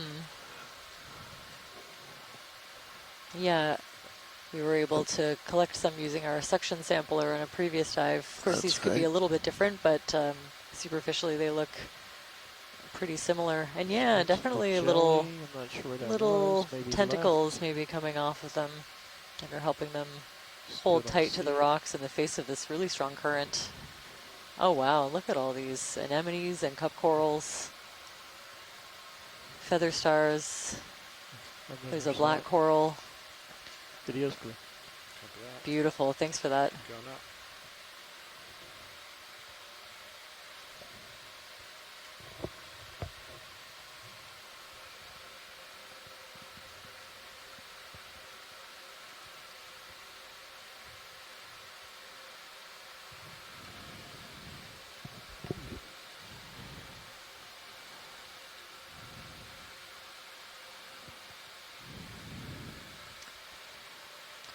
Another suggestion, the little white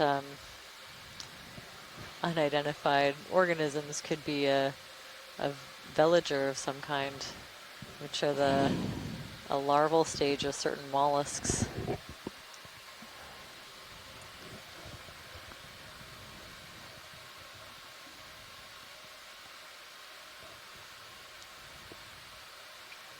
Another one of those cone-shaped gastropods.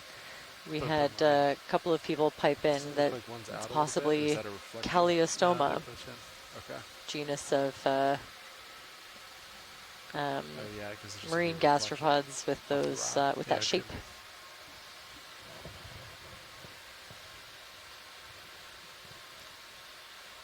Oh, or it's just lighting up a sponge or something. That actually looks like more like that.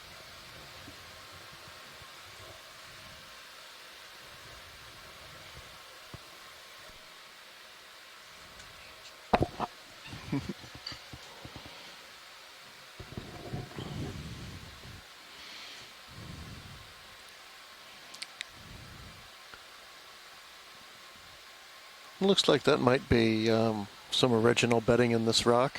A little preserved maybe here in this spot, a little better.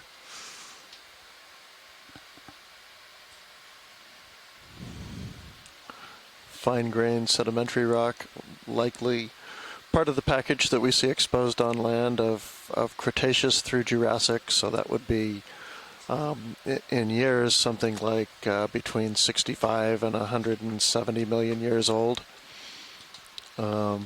Marine sedimentary rocks, probably looking at some sort of relatively deep basin.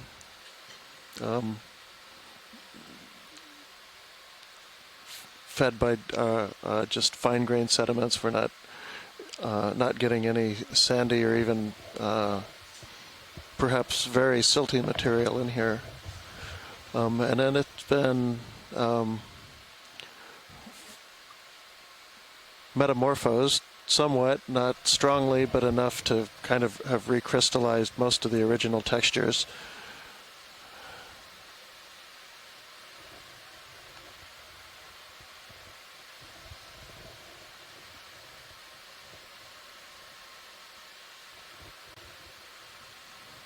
I think another Hippasteria sea star, that big one, and then to the left, maybe the rose star crossaster, possibly.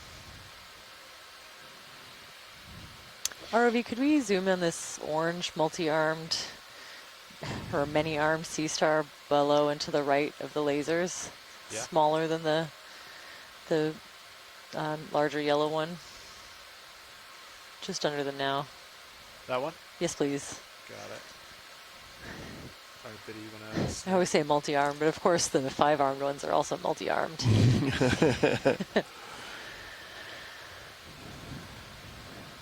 Okay. Maybe crossaster again, a smaller one. Oh, okay, yep. That's great, thank you. Copy that. So all these bivalves, are these clams, or are these the brachiopods? I think they. Well, that's a good question. I hope our science chat can tune in. But the last rock that we looked in on. Oh, there are. Yeah, I think those are all crossaster. The last group of these bivalve-looking shells, I think, were brachiopods. Yeah, and seconded all brachiopods, and that was a crossaster, so that's great. Oh yeah, another coral. So just a quick snap zoom, and we can confirm, and then keep on moving. But starting to see more of just that coral, more really quick. Big populations of attached brachiopods that are making that pile of shells at the base of this cliff. Mm-hmm. I'd say so. Wow. Okay, a really small Primnoa is holding a lot here. I think these brittle stars are clinging on for dear life to keep from getting swept away by this current and falling way down. A really tiny chitin at the base of it as well.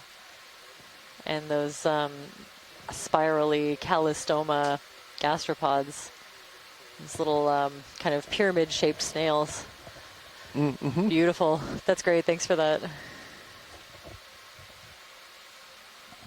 The Primnoa could be what the Hippasteria are eating. So those large spiky sea stars we're seeing are, they eat cnidarians, so they could be making their way up and down this rock face, eating whatever Primnoa they find in their path. Workshop co-pilot. So maybe in the lower left screen, you see some of the maybe preserved original beds just Hey, Bobby, can you give me surviving right there where Good copy. Thank you. they seem to be kind of subparallel to some of the layering we're seeing here. So I think we might be getting a bit of that stoloniferous coral there on the right, this fuzzy white.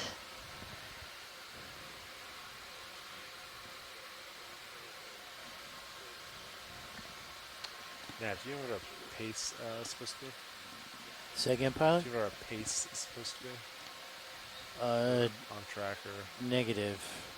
Copy that. I think we just want to get to the top of the feature.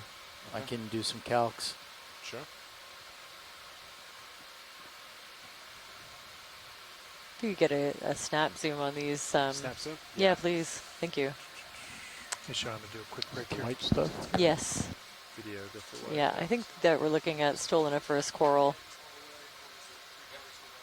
Yes, yeah, I'd say so. chitin. Beautiful, yeah. Or a scale worm, I think. Oh, it's a scale worm, yeah. okay. Yeah, and so all of these, yeah, they're a small encrusting coral. See how the polyps are really bent over in this current. That's great, thanks.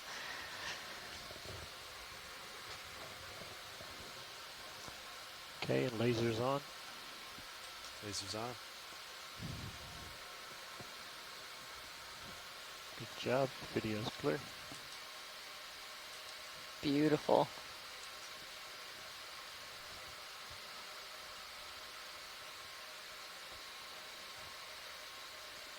Copilot. It's pretty much vertical. We're just kind of slowly going up. Brought everything in. Just because there were some, like, I didn't see any serious overhangs, but Got a couple of anemones, some spots, like, closer. Some pretty big shrimp, and scattered smaller colonies of this Bathypathes alaskensis black coral. Maybe another one of those predatory tunicates.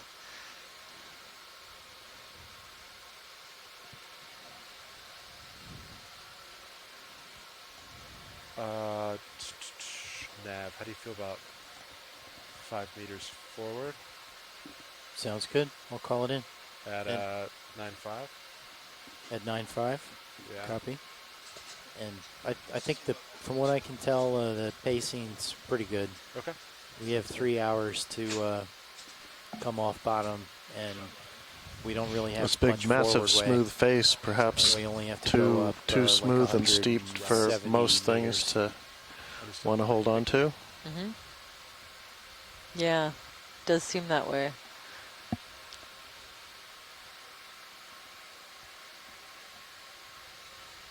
But I asked Nav to get 5 meters forward. Okay. Yeah. If you're good with that. Yeah, 9.5. I think so. 9.5? Well, I guess when I called it, you're heading what? I'm on 9.0, yeah. 9.0. Yeah, Nav, can you just make that 9.0? Copy. Thanks. Copy. I'll do 9.0. Bridge, Nav. I'd like to request a ship move. Range 5 meters. Bearing 090 degrees. Speed 0.1 knots. I was hoping to get a preview up in the Sirius view, but it's pretty murky. There's a high turbidity. Good copy, Bridge. In this area, making it a little bit harder to see. Yeah, Washington, that's one reason why we're moving so slow today. Sure. Especially on vertical surfaces like this, you have to keep an eye out for overhangs. Of course, yeah. And, unfortunately, we can't see overhangs with Sirius at the moment.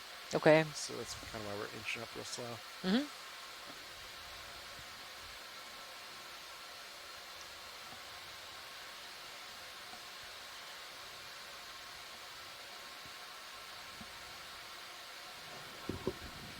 It's interesting to see that coral run right along the crevices in these rocks. It seems to prefer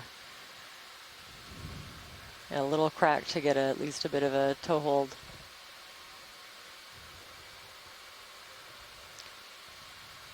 And so these are related to some of the other corals that we've been looking at. They, those are individual polyps kind of joined together at the base by an encrusting mat-like structure we call the stolon.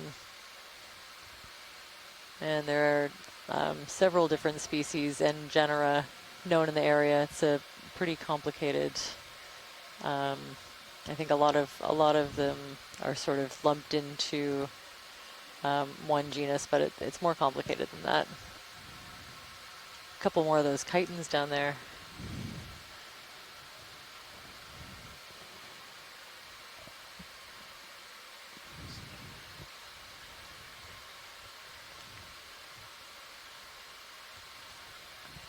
ROV watch lead. Hey, watch lead. Just to get an idea, how possible would it be if I saw something I was interested in sampling? Haven't yet. Bridge. Thank you, Bridge. Is it possible to sample with like a suction here? It is or possible. Is it okay? I think, yeah, it's going to come down to, what the wall face looks like. Yep. What we would do is try to just get tight, maybe go at an angle so we have like one point of contact. Mm-hmm. And try to work that way. So it definitely is possible. It's a little trickier. Okay. And just being able to just set on the bottom. Okay. But that is something we can do. Well, if I find a target, I'll ask and you just say no if it's a bad setup. Yeah, copy that. Thanks. Yep. All right. I'm looking at you 5-5 now. Copy that. I got a little bit closer, but we're still good. Nice buffer. It's about 5 meters. Say again. Or nothing, it just move quick. Yeah.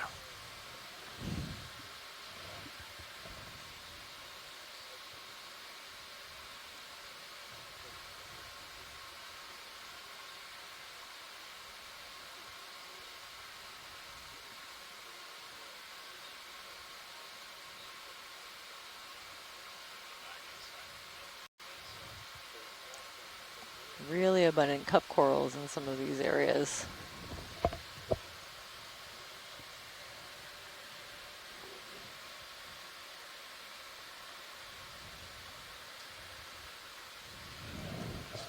Some more of those little sea stars to the left are the cookie stars or Ceramaster. Really short little legs that hardly protrude out of the main body.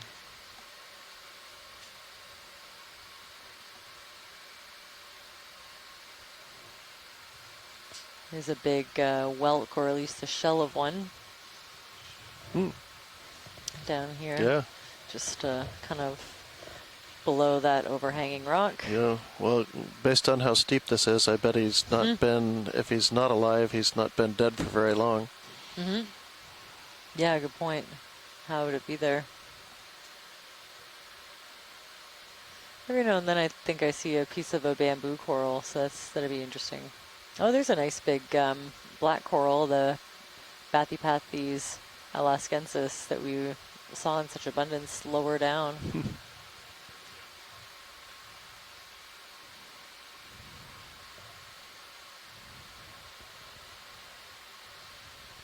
I think we're looking maybe here at some real strong vertical joints. And given the steepness of the face of this, might be the overall fracture pattern that has let the glaciers kind of pluck away the side of this and make such a steep escarpment.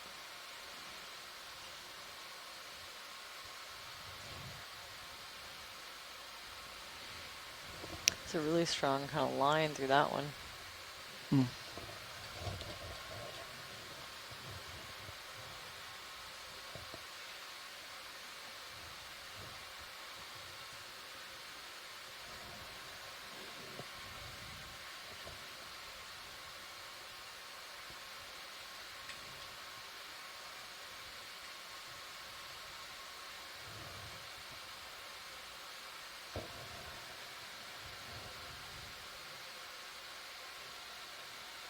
Another one of those really striped rockfish.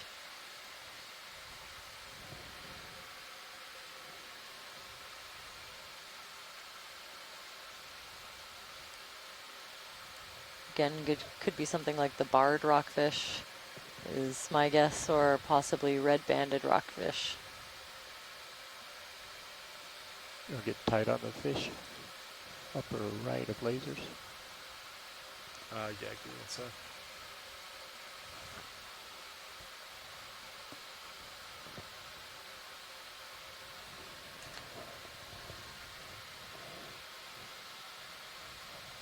Alright, video will get tight. Oh, beautiful. It's a smaller one. Also, maybe a juvenile of some of the larger banded rockfish we've been seeing.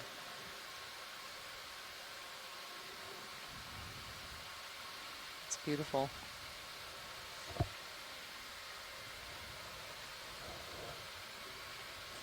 Let's go full frame.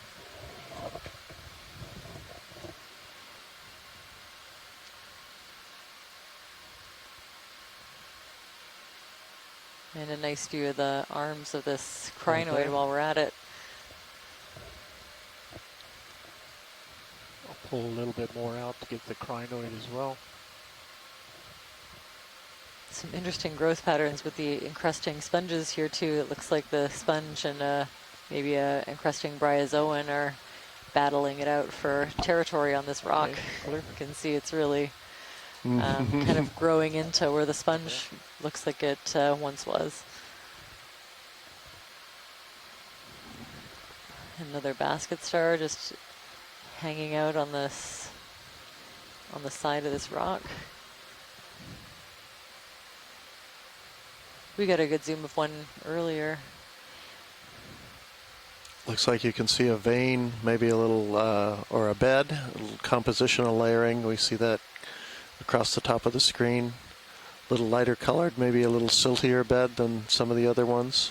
A little more iron in it. Copy. Diagonal down right corner, there's a fuzzy with that brittle star.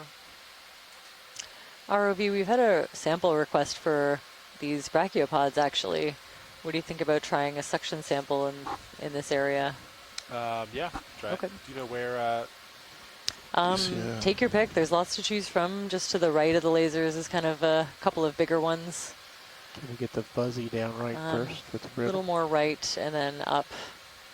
It's the brown things They're immediately. a little bit more orangish. Yeah, a little to pinkish. orangish and brownish. Just above the right laser now. Laser. Yeah, right there.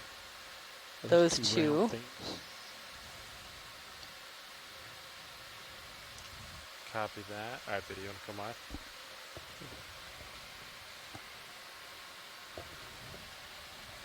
All right, watch this. I'm just gonna take a peek up real quick, check for overhangs, and then I'm gonna come back.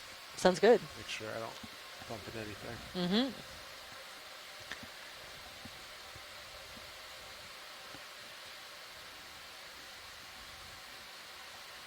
So we're doing a quick ascent to make sure the way is clear, and then we'll set up for a collection.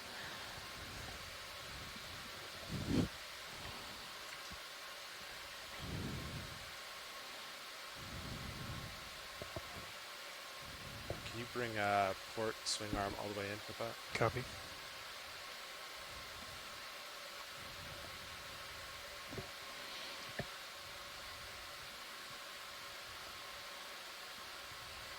Full stuff, lower port.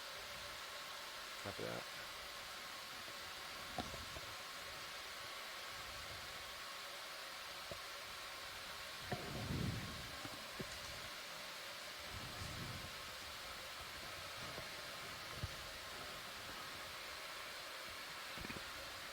Ship's stationary, right? Sure is.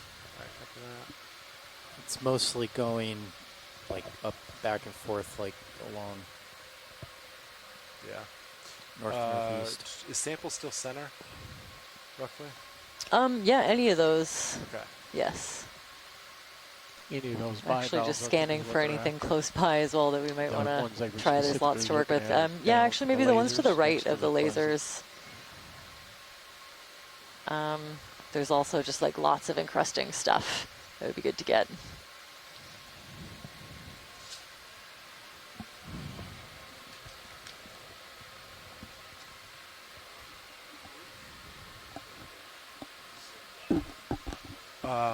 Okay, so do you,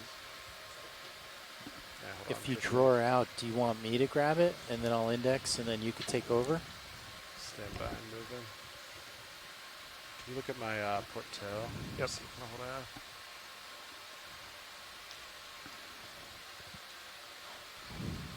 I'd also be happy to see if there's more at the top of this feature. Yeah, it is, really. I don't think so. All right, you can come center. Can you put it at my brow actually now? 75%. Brow. Yep, stand by.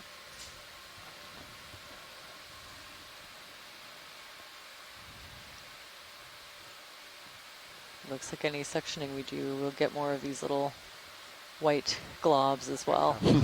Right. I think that's safe to say. All right, so let's see. Auto headings in. Wow. Whew. It is steep. That is a neat view. Yeah. We're going for suction, right? Yep.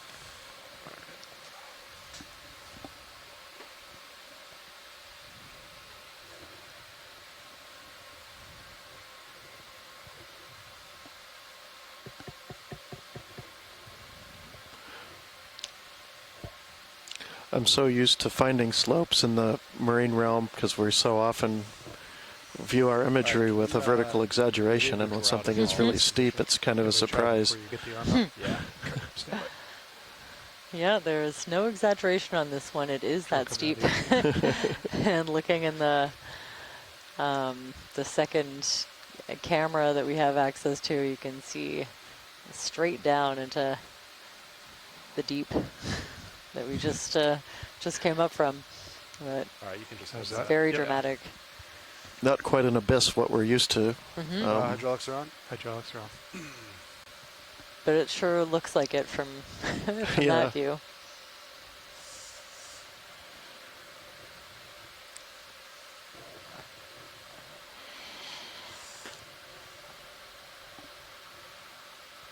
You want me to rotate your main?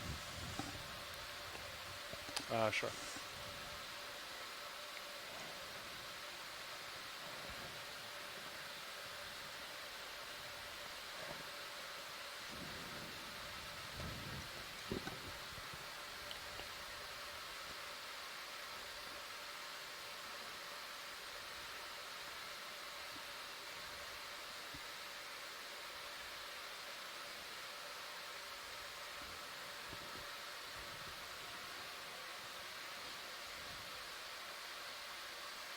Can you draw out? That's my limit.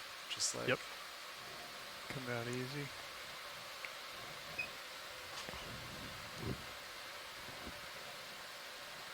Hold that. Copy.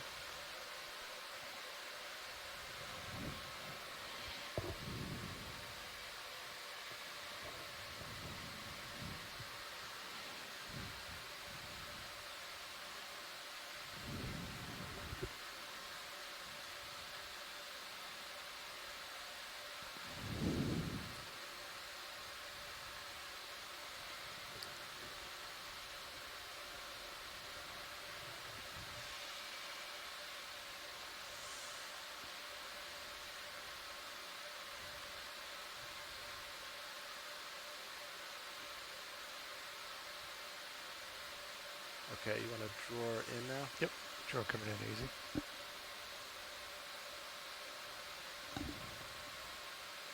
I'm going to take my rotator back. Copy.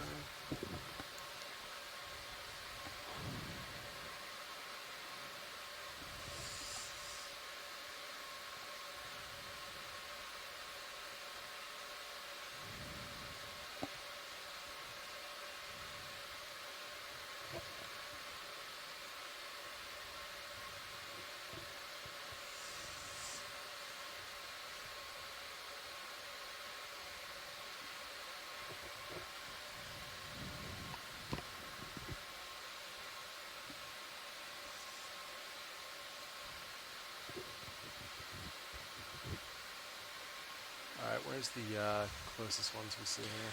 If we zoom in a bit, I can help pick a target. Just to the right of the little brittle star. It's like 10 o'clock. Just up there. So, right there. Kind of brownish. I mean, zoom in on it. Maybe two of them there together. Mm-hmm.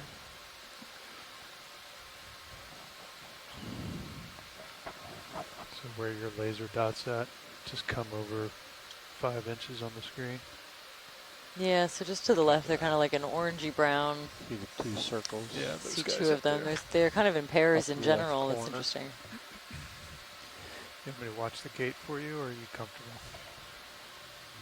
Watch the gate. Okay. For yellow tape, right? Yep.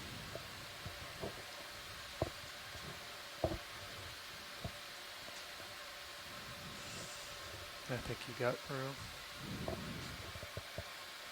Video there on screen of the minis or main HD. What'd you say? Can you see on the main HD? Yep. Just there. That's those right two there. little guys. Yep. Those brown guys. Yep.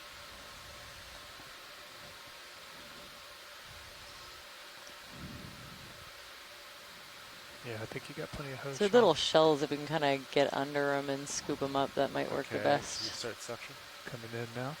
Suction on. That's 800.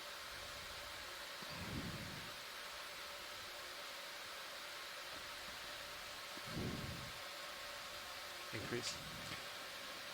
It's 1200. Go to zoom in on HD2. It's got good image of it. Yeah, go for it.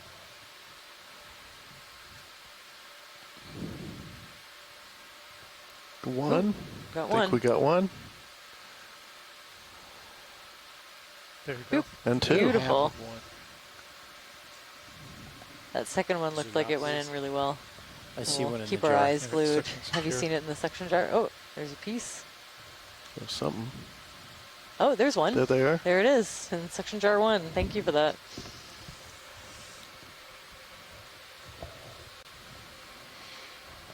So we're finally on All right, so 2B. Here we go. That's a really you want to draw up a little bit? challenging Draw setup kinda to easy. grab something like that from a vertical wall in this kind of current. That's amazing. And hold that. Thanks. I'll stop.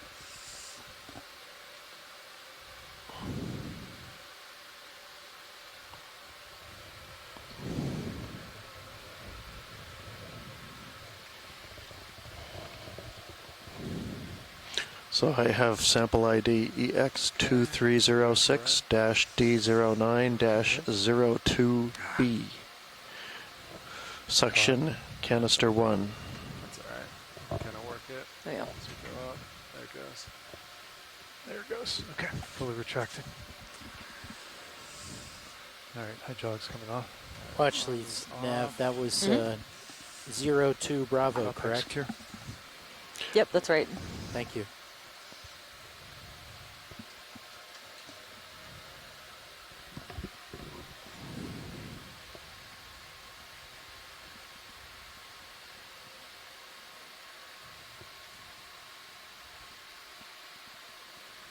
Nice one, Sean.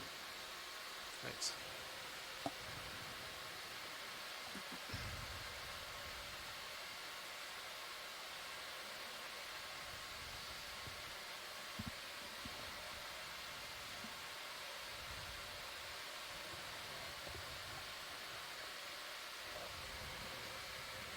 All right, so let's see. I'm centered up with you. You look good. Good. Yep. I still keep coming up with you. Let's do it. Copy.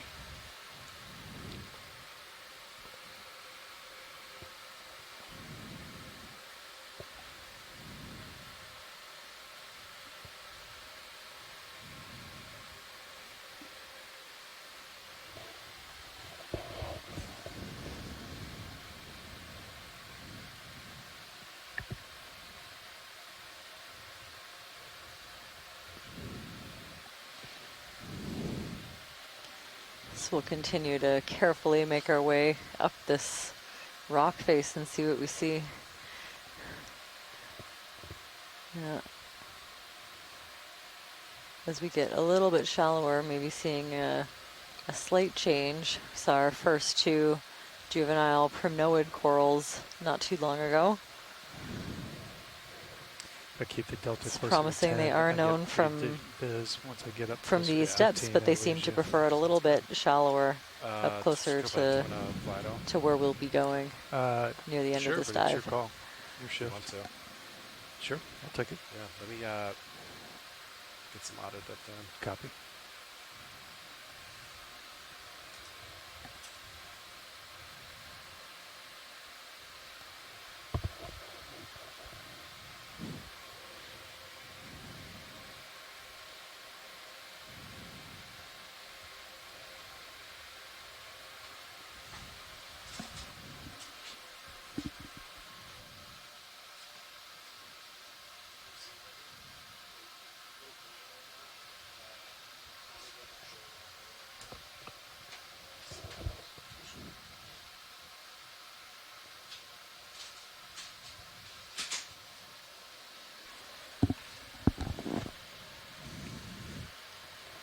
No, we lost our little visual of the ROV going up.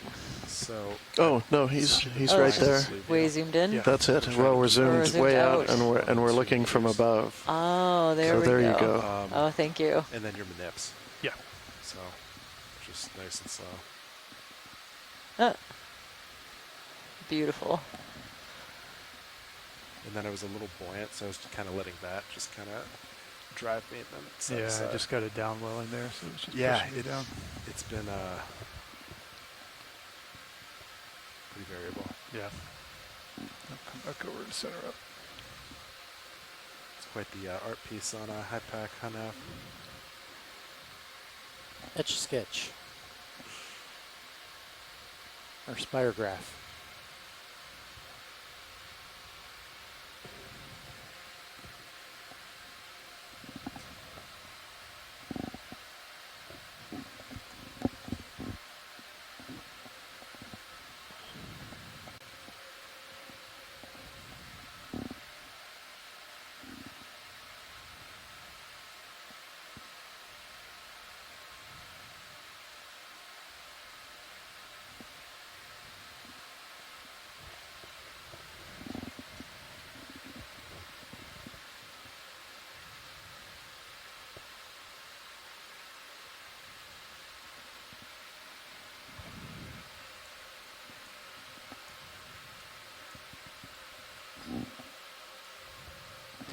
Auto's holding free pretty well.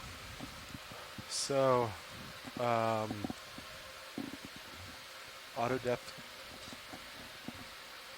just depends. Yeah. Typically, the DVL's not.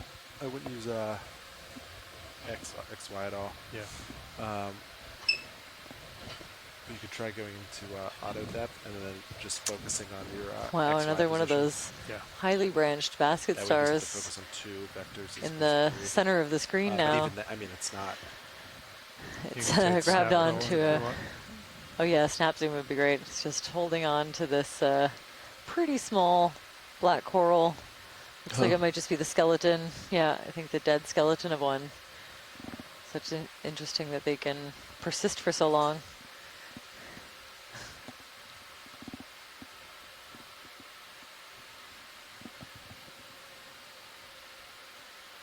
Oh, wow. Oh, it's been colonized. Oh, it's covered in caprellids. Little, I'm pretty sure we call them skeleton. Yeah, skeleton shrimp. Yep. Amazing. I thought they looked like coral tissue. There were so many. Very cool. And then I think in the event of an emergency, be quick. Feathers blowing this way. Yeah. Bright I would orange just upper turn left of clockwise and laser. drive behind me. Come up. That's not good for we can fix the turns later. Yeah. Say again, roll. Bright orange upper left of laser. Copy. You come in easy. And I'm just floating there, so. Oh, interesting. Oh, yeah, another one of those benthic jellies. We've been seeing quite a few of these now on the trip. They're Pictogastria, probably Pictogastria polaris. Decent little right to left there. Good catch. Yeah. So I think you could like, typically, yeah. I'd have a little gun right, push you right, hold it.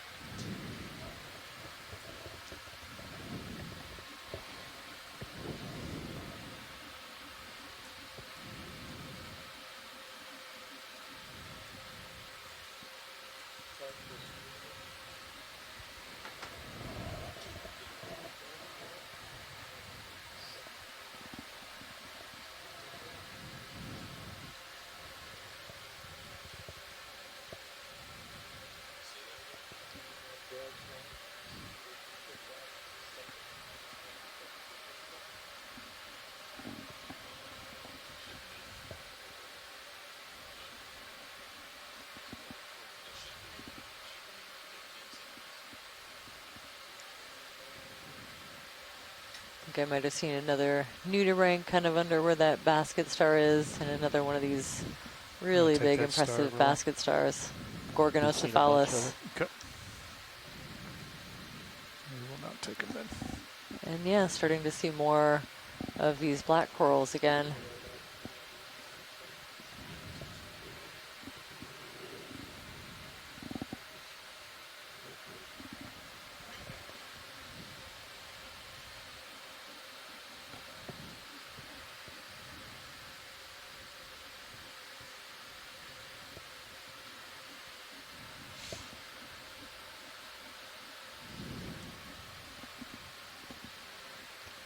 Beautiful. So those little white dots, one of our, yeah, let's get a close-up of this one.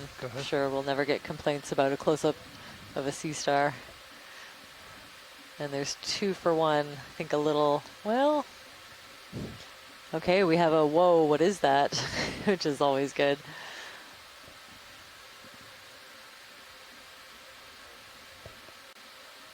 And maybe a slightly different morphology of the cup corals that we're seeing. A little more pinched at the bottom, or kind of trumpet shaped.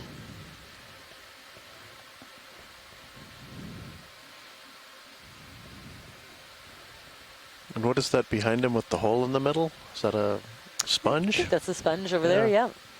And another one of those pyramid-shaped gastropods that we saw earlier, possibly the Calliostoma. With its little eyes. Mm-hmm. Yeah, it's so cute.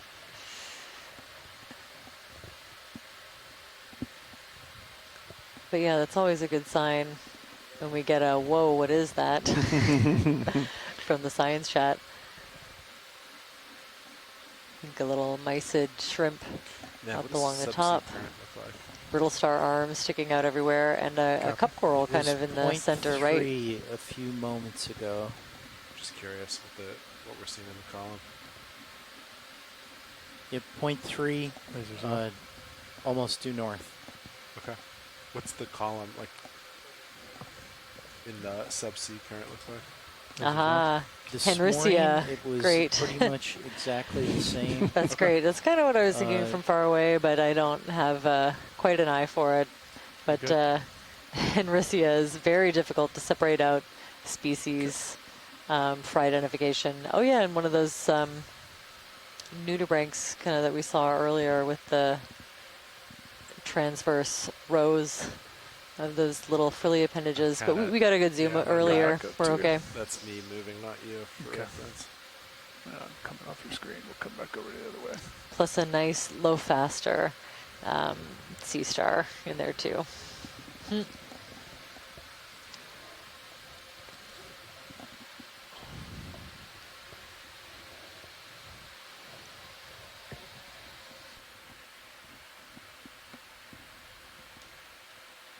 And yeah, we're just seeing dozens of these little cup corals. Of course, lots and lots of brachiopods. I think we're getting some hydroids. Every now and then we get these ctenophores slowly flowing through. Something bigger making a shadow. What's that? Some kind of a fish that came up close, but not in our main camera. Oh, there's another glass sponge. Beautiful. Good. Yeah, what's the diameter of this sponge? Mm-hmm. Yeah, just coming in slow. slow. Mass the ship's down there. About 10 meters, 14 meters. Yeah, copy that. So this is another one of our reef-forming sponges. It's barely been moving. So this, I believe, is an Afrocallistidae. Here and just came back. So a lot of these have the ability to, they build on top of other dead skeletons of other sponges from the same group, and they can make really big reef-like structures. 30%. Lights 30. Only I think about the common name for these are the cloud sponge. But this one's probably Afrocallistes vastus.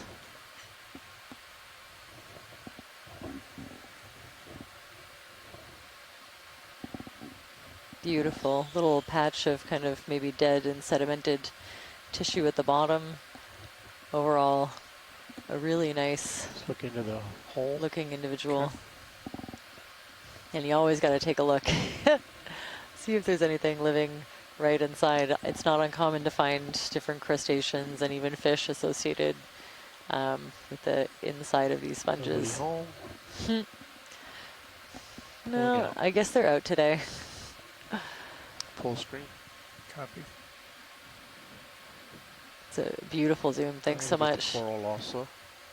Okay. And a nice black coral behind it, covered in those pyramid-shaped gastropods, probably Calliostoma snails. And video's clear, lights are clear. Lights are clear, co-pilot. Lights clear, copy. Lights off. That's great, thank you. I think I'm seeing a couple of the dead black coral skeletons with just a little bit of tissue living at the tips, getting sedimented.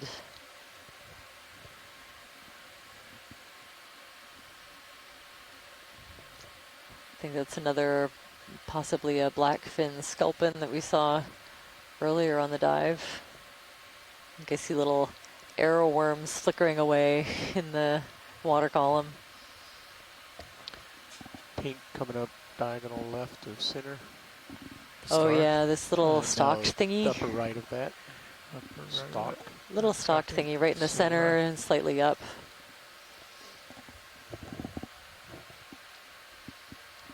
Could be a solitary hydroid of some kind. Wow, the contrast is really beautiful.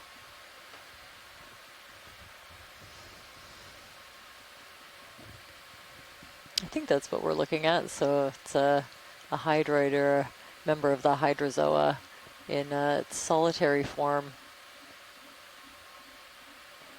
With the little crustacean associated hanging on to one of the tentacles. And another one also just to the right maybe. Very cool. This is beautiful. Watch all that marine snow kind of flowing through. Wow. Ooh. Can move a lot quicker than I thought it could. That's great, or it caught something that it was interested in. Beautiful. Look at all the details you can see with this close-up. It's just amazing. I think more of these brittle stars that we were seeing earlier. Ophiophilus aculeata probably is the most common sea star or brittle stars in this area. See the even numbers. I think that's another cross aster. Got a nice zoom of it earlier. We'll just do a quick one to confirm. And then some small, thin branching structures, probably hydroids. Most of these are odd numbers. This one's got 10 legs, doesn't it?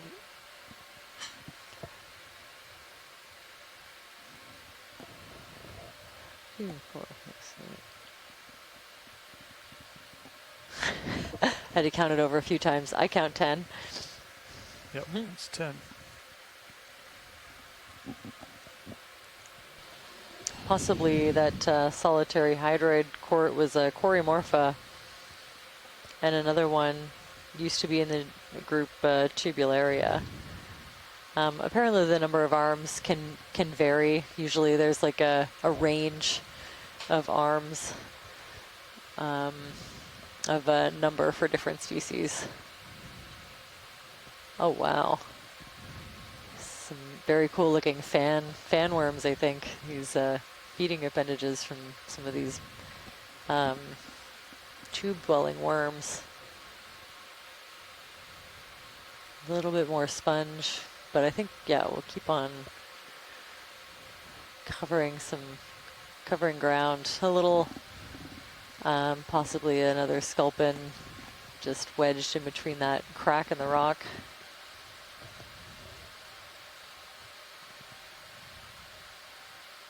Very cool.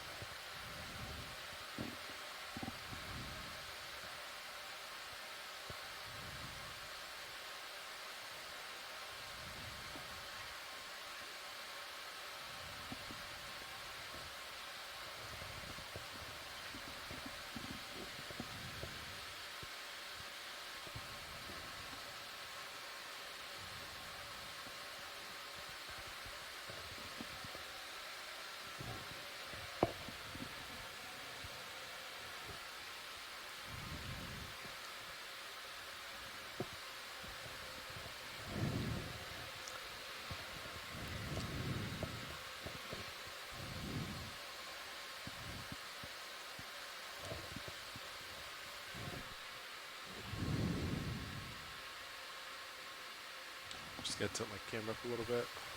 Copy.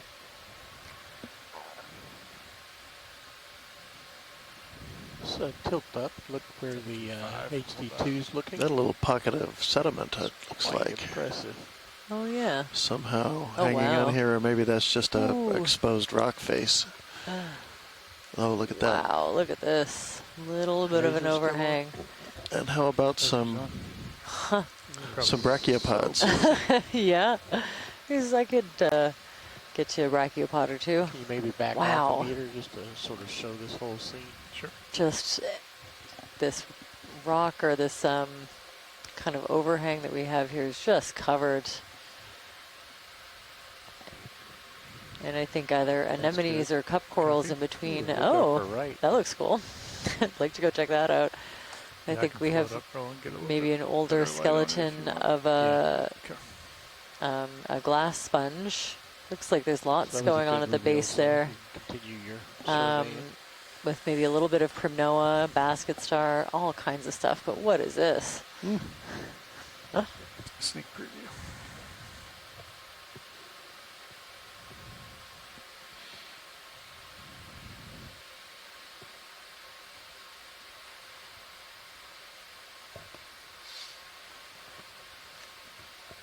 I like this distance that we are right now for that imagery. It gives good contrast. Beautiful. Yeah, it's about 1.5 meters off. Okay. Wow, yeah. Just covered in hundreds, well, we've seen thousands of these brachiopods. Seeing some small gastropods, I think small anemones maybe. There's maybe some cup corals in there. Oh yeah, there's quite a few. A bright white stick to the right edge. This is an interesting kind of branching sponge. Several of them in the screen now. It's Right definitely a different morphology to the ones that we were above looking that, at. the smaller ones. Above that little tiny thing Yeah. waving in the wind. You could take it. I think she might be interested in that when she sees it. Okay, yeah, that could be a little carnivorous sponge, a really small one, probably Asbestopluma. And yeah, kind of like carnivorous plants, these sponges will, they have sort of Velcro-like structures that make little zooplankton will get stuck in those little arms, and then eventually the sponge will grow over the little crustacean and absorb it. So if we get these in the lab, sometimes we have the partially digested remains of crustaceans. Okay. Could we zoom out and down? There was kind of a branched, like a bushy structure down a little bit. Oh yeah, to the left there, that one. To the left of the lasers. Like a densely branched, light pinkish colored, maybe hydrocoral. Okay, take a roll. I think it's right there on the lasers. Yeah, just above. Give us the one above it. Yeah, a little higher. Oh, that's a really cool worm. I think it's a fan of a worm. What is this one? This could be, yeah, I think a little hydrocoral, which is excellent. The first one that we can kind of say for sure. Most of these are in the genus Stylaster, the ones that I know of. There are others, but this looks a little bit more like a Stylasterid to me. So they're more, they're in the, they're grouped in with the hydroids, so they're hydrozoan corals. That's why we call them hydrocorals, but they have this a really hard skeleton. They don't usually get as big as some of the other corals that we see, but they obviously make some really intricate little small habitats. It's bouncing everywhere. That's beautiful. There's another jelly. Thanks for that. Yeah, another one of those jellies. We've got lots of zooms of those. I think we're okay. Okay, clear it. Okay. Thank you.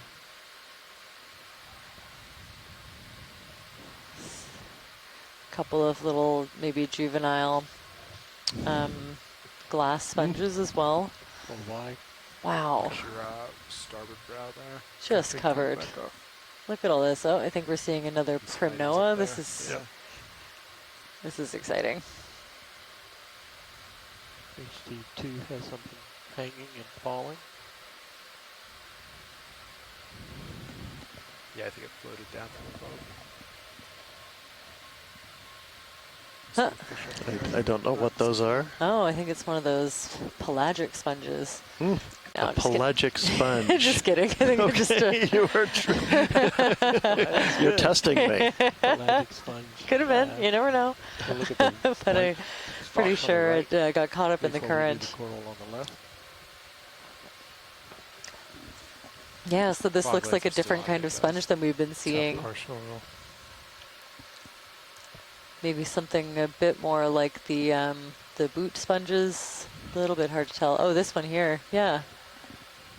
The really thin branching, it could be that some of the Afrocallistidae sponges start out this way as these kind of shorter branches. Pilots, in terms of pacing, yeah, I'd say those are great looking more, patterns. Left to right. Oh yeah, this it's a different. Down. I think that's a different encrusting sponge with the really cool canals running through it. Yeah, so I think we're seeing quite a few different things just in this really tight field of view. Of course, those brachiopods are everywhere, highly abundant. Some little egg casings to the left. Oh, okay. Yeah, but I think these kind of finger-like projections coming out are maybe juveniles of some of the other sponges, or they could be, there are other sponges that have this morphology as well. It's a little small to tell.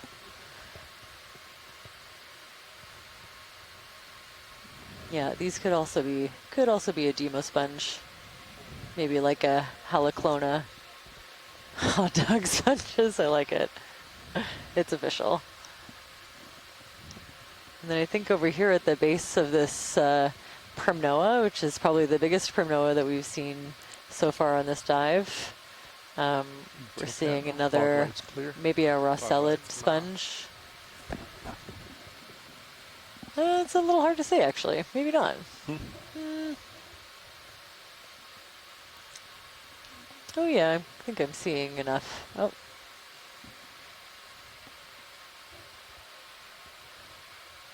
Wow. And yeah, you can see the kind of downward facing, highly armored polyps that kind of, gives you a hint that it's probably in the Primnoidae. I'm seeing those little skeleton shrimp, the caprellids. a little really thin, you know, almost transparent shrimp. And then these armored polyps on the primnoa coral. Looks like something took a good chunk out of it, and I think it's maybe safe to assume it's that nudibranch on top. I've seen them predating on corals before. Thanks for that zoom. That's great. Okay, going to nudibranch.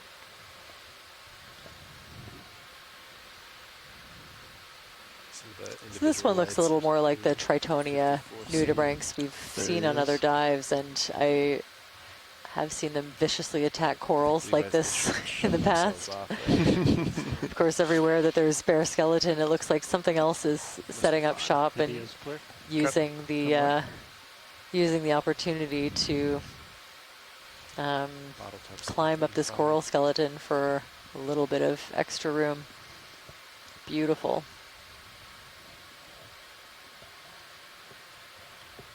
Coming up, Sean. Yeah, copy that. Delta 11.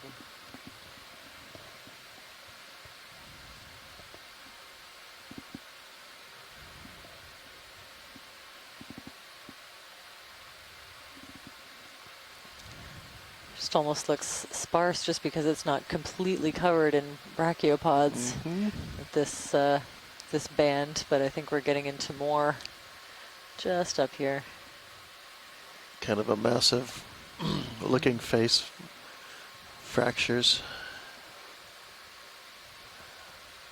So we're just passing through about, well, getting to 445 meters, so we've come up a little more than 100 meters from where we started. That's two shot. And maybe getting about halfway up this face at this point. We'll focus on the pink after that. It's really good colors.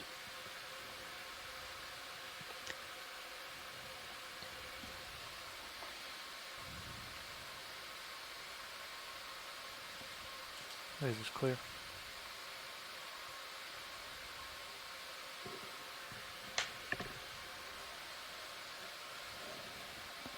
Yeah, I'd love a closer look at this down to the anemone. Thanks.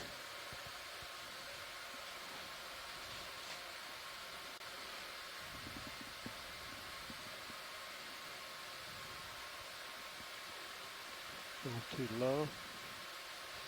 Beautiful. Might be similar to the pinkish one that we saw earlier, slightly different coloration, and of course I'll have to compare the the imagery side by side to be sure.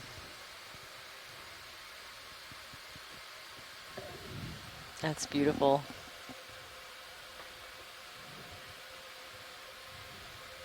You can see little brittle star arms sticking out of the base. More of those brachiopods just everywhere. So bring up the lights at 30. Easier. I'm also noticing quite a few cup corals, especially in the lower right. There's some with living tissue, and then lots and lots of their dead kind of skeletons. You can see the different divisions in the cup that's left behind, and those are features that we use to help to identify them in the lab. Fog's coming up. Huh. Little tiny sculpin in there too.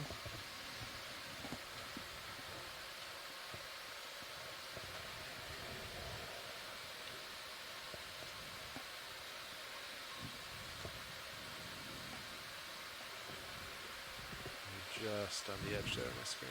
Okay. So coming up. Wow.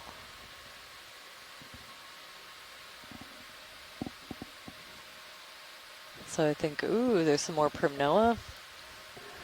Some more, maybe a couple of scattered stylaster hydrocorals.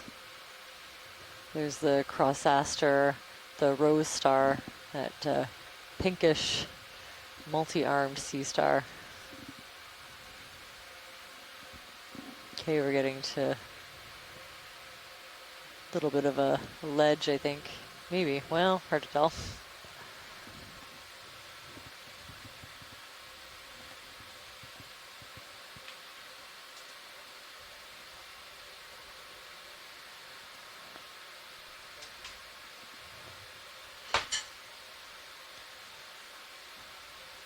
Another kind of older, I think, glass sponge. And yeah, these little kind of antler-shaped or finger-shaped sponges, I think might be their own separate thing, maybe more of a demo sponge.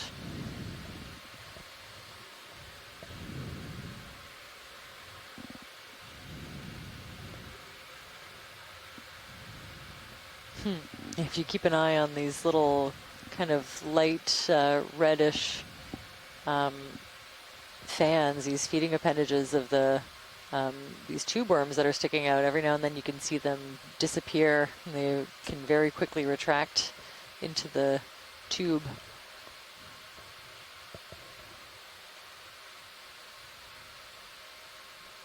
Just saw a cookie star. The Sarah Master, there's another one up there. RV, could we get a quick zoom of these worms, the fan-shaped things? You know, they retract pretty quick. But just for all the worm fans out there, I think these are really beautiful. You can see some of the tubes that don't have the fan sticking out, so the worm is retracted way down there, but these other ones that have them out, and they're, you know, actively looking for something in the water column of interest. Wow, and just there's so much to look at here. Seeing lots of empty coral cups and a couple that are living with their polyps intact and the tentacles sticking out. I mean, look at even the banding on the individual fan arms. Kind of like a red and white alternating color pattern. That's beautiful. Clear. Copy. I've got a toe in if we want super stable here. More of these brittle stars. It looks like there's a branching bryozoan to the lower right. Pieces of a crinoid, a feather star. That pyramid-shaped snail, Calliostoma, probably. No, I just lost it. Okay, we're clear. Okay, got some good stuff. That's beautiful. Thanks for that. There's just a little ledge there I could put my toe in, but not much. Again, that looks like a dead bamboo coral skeleton to me, although really hard to tell.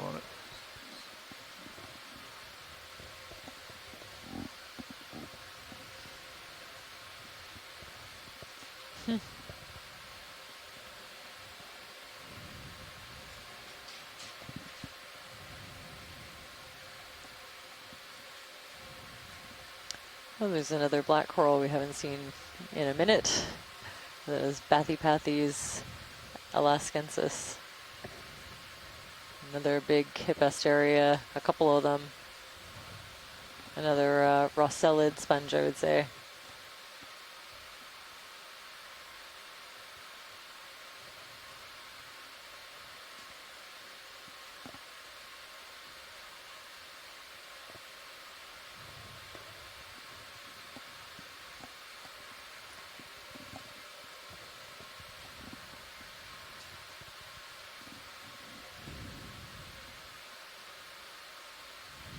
Oh, there's another nice Primnoa. We got a good zoom of one earlier. I think we're okay. Just noting it as we pass by. Sounds good. It's beautiful. Getting a little bit bigger as we ascend. So I think the first few that we saw were juvenile Primnoas, and now we're starting to see some larger colonies as we ascend this cliff face. More of these really interesting tubular sponges. Oh, and a few of these larger black corals. Wow.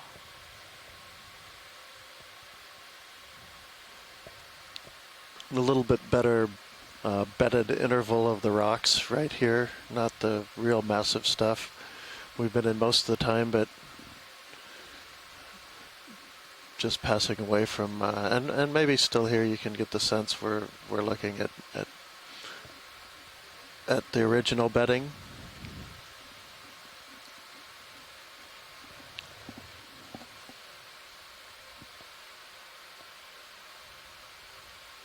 Oh, could we get a quick zoom of that sea star, the probably Celaster under the basket star? Yep. Thank you. Stand by. Oh, I'll get a little closer. Might be one of those be a little cool to sort of look up at it with both of them in a shot. Yeah, as long as my brow is clear. I can try to get steady here. There's a little bit of a ridge here. There we go. I felt bad for passing up a Celaster earlier, so now I can redeem myself a little bit. I'm glad I found one, I think.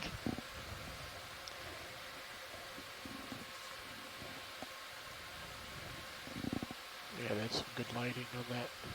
Okay. Oh, very Pages cool. are clear. Okay.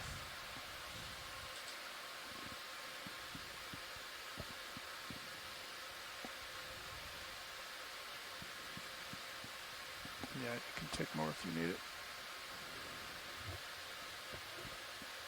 Huh. Oh, wow. See that little scale worm up there making its way out of the shot. And yeah, really nice, I think a Celaster of some kind. Sliding back, stand by, come back wide. Those brittle stars in the back, you can see lots of the old cup coral skeletons and lots of living ones as well. Look at that. Just a beautiful giant basket star, Gorgonocephalus, hanging off of this kind of antler-shaped sponge. Slight tilt up a little more. That's a cool shot. Oh, there's a little sculpin even down to the lower left. Oh, yeah. You know, wow, how many different phyla are just in this one shot. I think I see the carnivorous sponge is Vestibluma, two of them, or three to the lower left. Of course, there are these brittle stars absolutely everywhere, and that those small kind of white globs that could be larvae of some of the mollusks or possibly the brachiopods. We'll definitely have to do some detailed morphological analysis and genetics probably as well to confirm. Look at the branching, the intricate branching on these basket star arms. You can see when they release them, they uncurl to reveal more and more branches. And you often see them intertwined around something like a coral branch. Look at the central disc. And here, around these kind of antler-shaped sponges, a demosponge of some kind. Just beautiful. It's really delicate network of branched arms. Just stunning.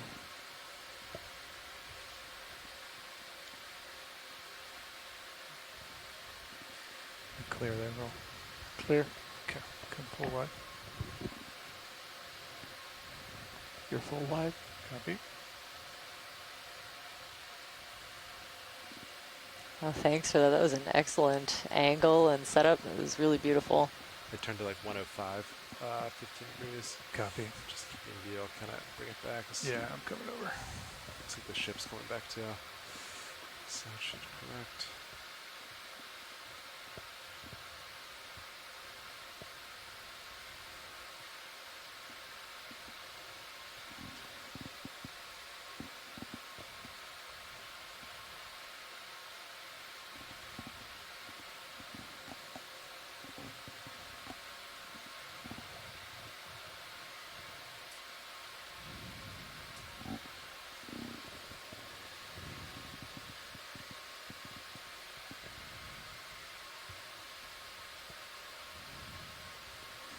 Big coral coming up here, Roll.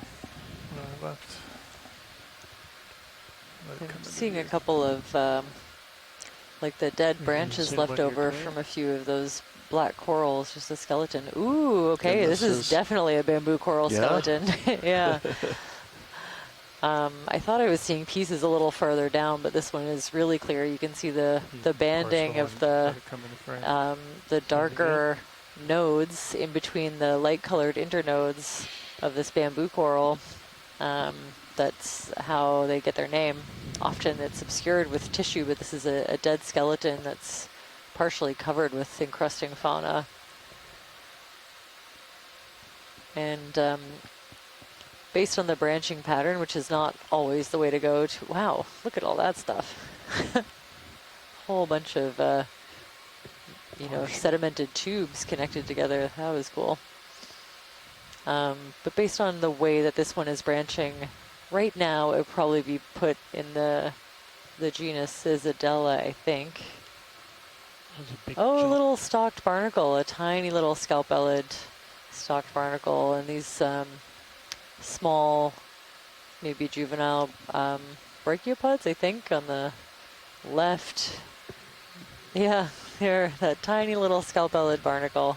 Wonder if we'll see any larger individuals. It's see what's up the branch. Beautiful. A couple of serpulid worms, crinoids attached. It's covered in some of these shells. Maybe they're bivalves actually. Some of them look a little like scallops to me. Wow, and a little Ketignaths kind of in the water column there. And I don't know who's making these tubes. Maybe it's these amphipods. That's interesting, actually. Can we get a zoom on the tubes? It's like muddy tubes. Yeah, it's okay. Yeah. So what are those stalks made of? Is that calcium carbonate? With the well, that's a good question. With the bamboo corals, I know the other groups a lot better.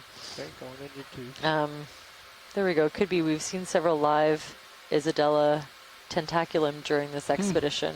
So yeah, possibly the dead skeleton of an Isidella. I think that answers the question. Cool. So those are full. Wow, every one of those. Wow, it's a little colony. Oh, this is very cool. I don't think that we've seen this one yet. Amphipod City. I love it. I remember someone was talking about amphipod tubes at the beginning of this expedition, and we haven't seen anything quite like this. Yeah, no worries. I can switch in for you too. I'm happy, Sean, unless you want it. You good, Roll? Yes, I'm great. Okay.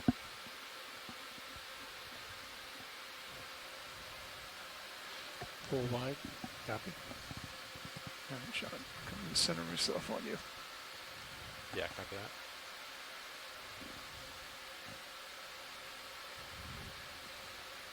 Oh, okay. So the name of the protein, I had to look it up, those bands in between.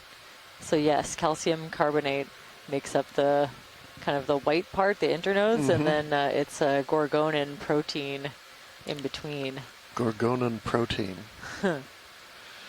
Oh, very cool. Sounds like something out of Star Trek. Well, I assume, yeah, which one came first? Probably the name of the coral and then the description of the protein that's involved. Yep, coming back.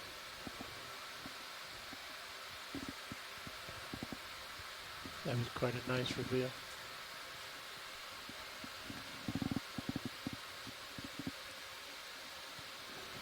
Brachiopod City.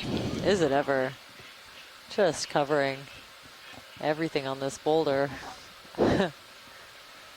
Makes your job a little harder, but it sure is beautiful. Oh wow, there's a nice big one of the larger primnoas.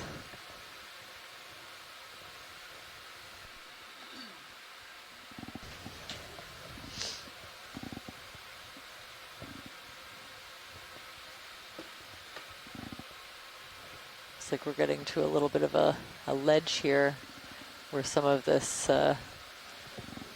detritus or marine snow can accumulate. But everywhere that isn't accumulated, there seems to be just a covering of, brachiopods and cup corals and brittle stars. Yeah, almost looks like it's starting to, maybe the top of this cliff is starting to round off a little bit. We're getting little pockets where the sediment can collect, perhaps in a little more permanent sense. Big sponge coming in here off our port.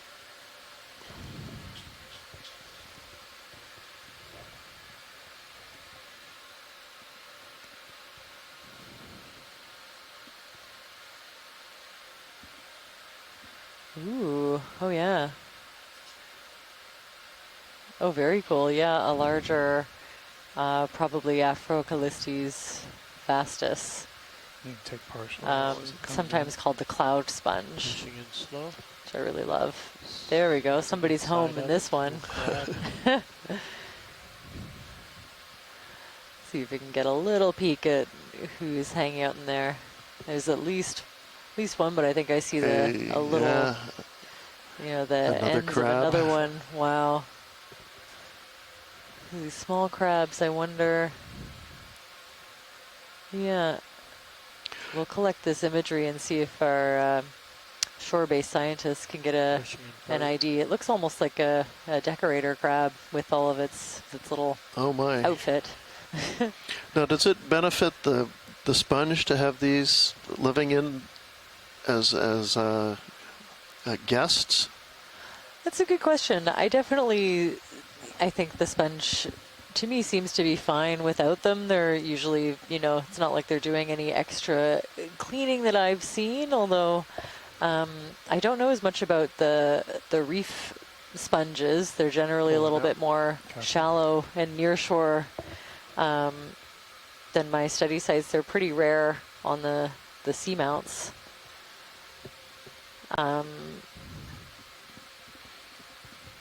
Yeah, I think they're more, beneficial to the organisms that are in and around it. But I'm sure there are complex interactions, when you have potentially hundreds of different organisms on a single sponge, then you would think there'd be a little bit of benefit, but that I don't know. Take a snap roll as that comes through. I'm just going to keep going up though. Another nudibranch. Yeah, a little bit different than the Tritonia. It's got those, kind of like lines of these frilled appendages. Maybe similar to one that we've sampled on an earlier dive. Be interesting to compare.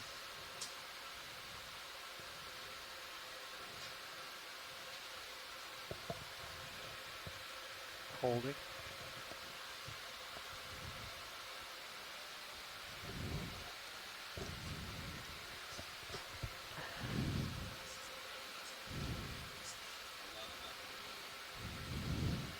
Yeah, do you want me to? Very cool, thank you. All right, well, we're going to do a shift swap here, so I'm going to back off. Copy. Yeah, co-pilot, do you want me to give a 5-meter back off? It looks like they're coming back now. It's tough. As soon as you move, the ship moves. I think just let it. So we're just going to take a moment to switch over pilots, and we'll have a nice wide view of what's going on here. I don't know what knocked him loose, but there he goes. Yeah, one of those pelagic starfish. Marginally. That's Hippasteria, I think, and they're pretty tough. That one's going to be just fine.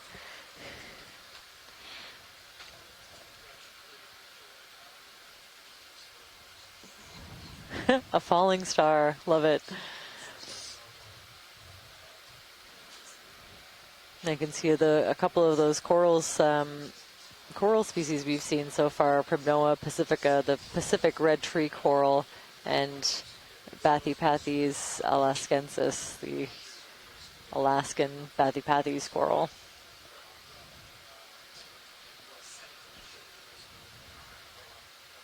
Little chetignaths or arrowworms are those kind of little line-shaped, translucent swimming things that you see in the water column.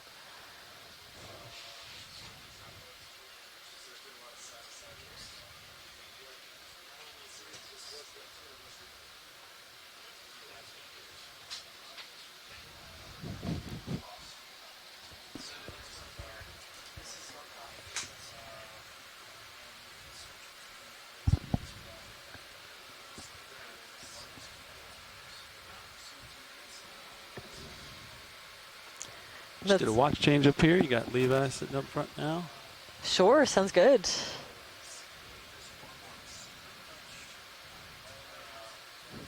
And we should say the common name of the red tree coral isn't super helpful here because they're a lot more closer to a white color. So the red tree corals in the northwest Pacific perhaps, but definitely white here. Oh no, white in the northwest. Yeah, so maybe some different color morphs in different parts of the Pacific. I notice they're quite a bit lighter, well, like a light pink. It's funny that I expected black corals to be black. Mm-hmm. How dare you, yeah. How could you make that mistake? Yeah, you want to zoom in on the loading? I was also very confused.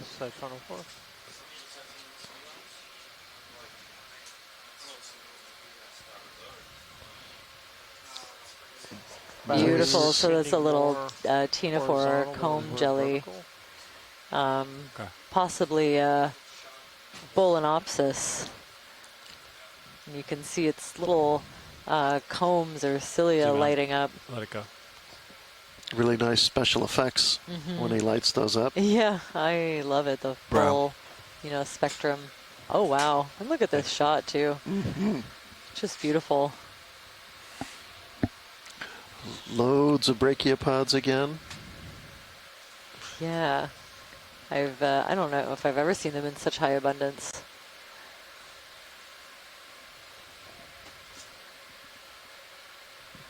Laterally to starboard.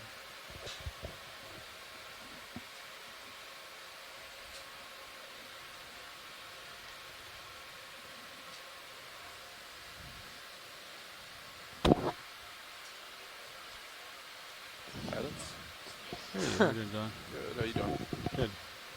All right, I'm at 426. A couple of different anemones that we're seeing up here, and yeah, just thousands and thousands of brachiopods. Oh, a nice big sponge and some coral and really large anemones as well on this overhang. The shilling elbow up.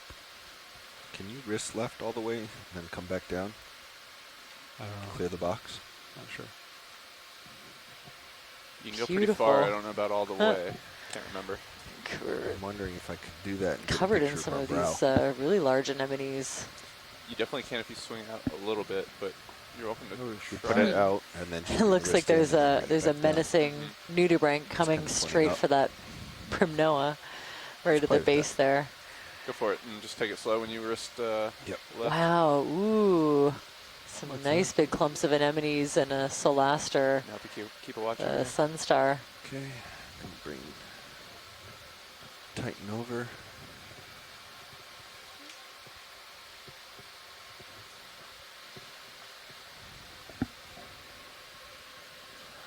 And of course, Primnoa pacifica originally described from a specimen in Japan.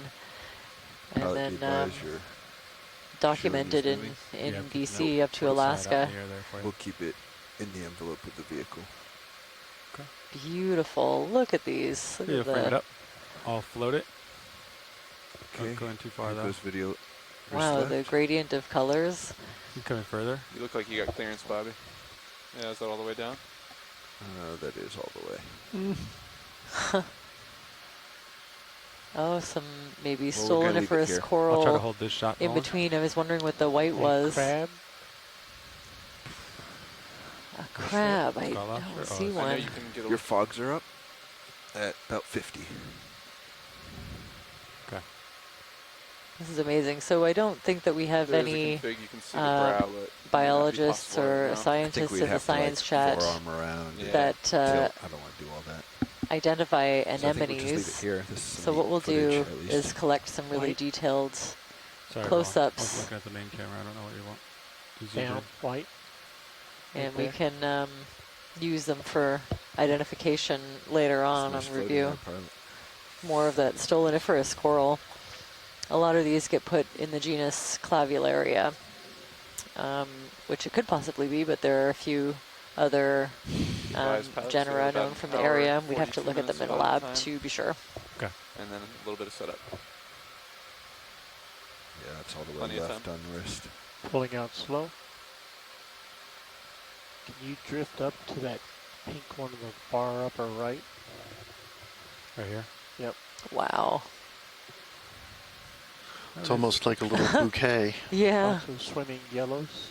Yeah, Oh, go it's in. I'm stunning. pretty stable here. I love the Yeah. color gradient. And the whites and oranges and pinks in these. I wonder what those little yellow flecks are. Pretty turbid Oh, they're water here today, huh? Amphipods? yeah, little crustaceans. Huh?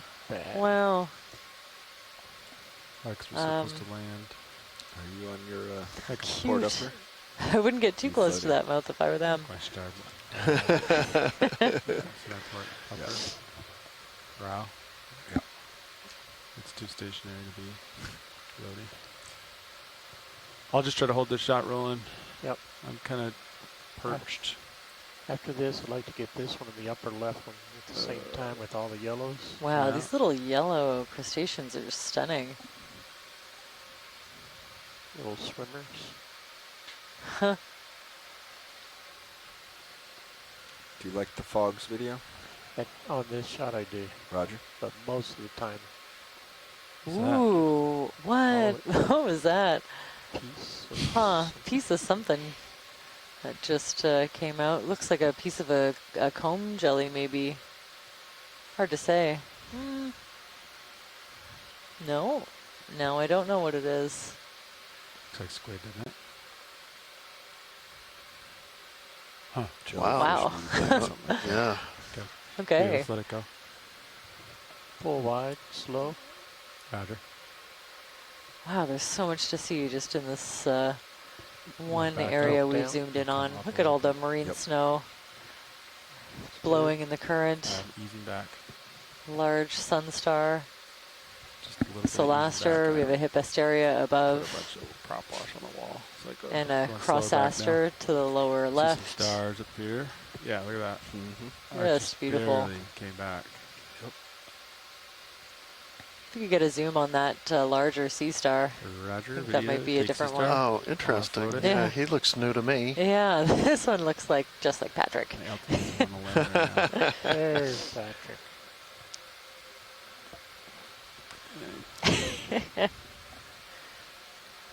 I'm not sure I believe the 111, but Sean did say Sirius was reading 80 Roger. shortly before handoff.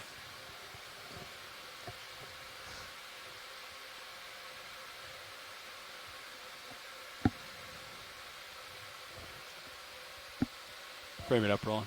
Get the full specimen ready. Yeah. So my heading hasn't Beautiful, changed. thanks for that. That's just these ship ellipticals that are I causing think me to maybe go some back and forth. Cyrianthid Lasers anemones are in now on. between. Be advised. Also these big Roger. tubes, different kinds of tube-dwelling worms. I'm going to continue up. Unofficially known as the Pillsbury Doe Star. Okay, these white Gonna bring anemones, fogs down a little. I think we've seen before. Let me see. I want to say Metridium, but I will double check. So it's not blinding. There we go. Pretty good view from bonus camera.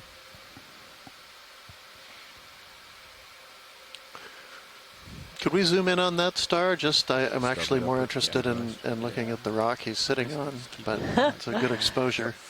Well, we won't get any complaints because look at all the other stuff there is to look at. It looks like the rock is Sean actually, had the starboard lower. if we're actually seeing rock, a little bit sandier right there. You want me to tuck Maybe it up? a sandstone, but maybe that is just Keep an eye on it if I like. loose material that's settled there. Lower port out again then. Spread the light. So he's a little no got longer a strange folded up appearance to Looks it. unhappy, doesn't it? Yeah, not seen. Okay, so this is the first one of these Geffireaster Swifty eye. Swifty. Raj. Geffireaster Swifty. Very cool. Flying. And maybe little corallimorphs beside it, more of these cup corals. Good zoom out video. Wow. When you're clear. Push a little more. Clear. Okay. Those white poofy ones are new. She said that we've seen the white ones. Not those. Yeah, I am familiar with them, but yeah, let's get a close-up of them. Match with starboard. Yep. That's good. I'm going to bring you over to these. Hydraulics down.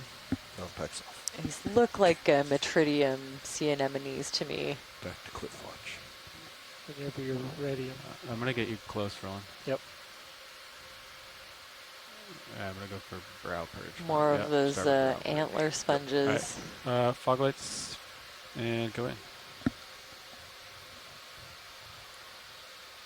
Are the fog lights still on, Robbie? Oh yeah.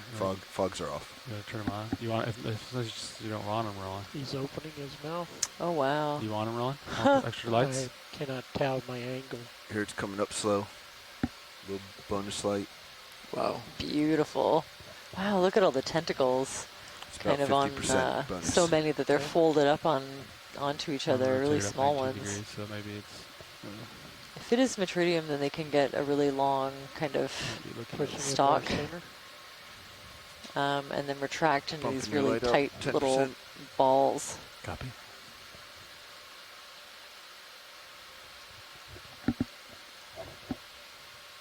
So there we go. Every now and then I can make an educated guess at an anemone ID, but Meaning more light? Less. there we go. Seconded by Chris Ma, who agrees this is a Metridium, an anemone in the genus Metridium. Very cool. Slow pull out. I'll try to hold this shot rolling. Hold it steady right here. What's our depth here? About 420? We're right at 421. All right. Yeah.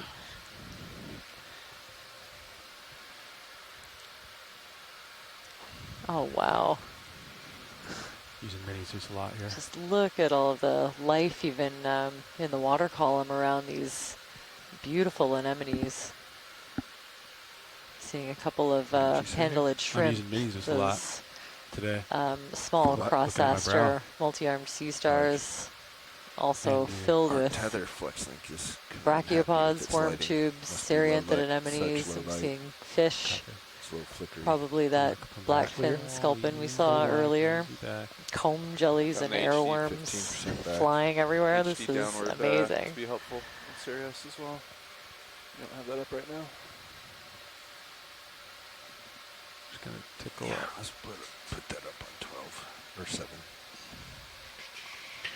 Now the anemones seem much happier up here than just a few meters down lower, but they the brachiopod encrusted population hasn't really given way yet. No, they must be growing on top of the brachiopods. They're definitely competing for a foothold in here. But I would not follow my center. Lights are clear. Oh wow, look at all these. Roughly 3 meters. Fog's coming down. Yeah, bring this down. It's a pretty shot. How close can I get that arm to the wall? Wow. Oh, you're tucked in nice. Yeah, it's tucked in over your box still. I just wristed left. When you get too close, we blow out from the mains though, so I can bring them down. You can elbow up a little bit to make it more Seeing level with the vehicle. The more that I look for them, the more, you know, dozens and dozens of these little airworms I see. The Ketognaths floating in the water column. Understood. I was just trying to keep it tucked in. Yeah, I'll back up. So here's a little elbow up. Yeah, just level it out.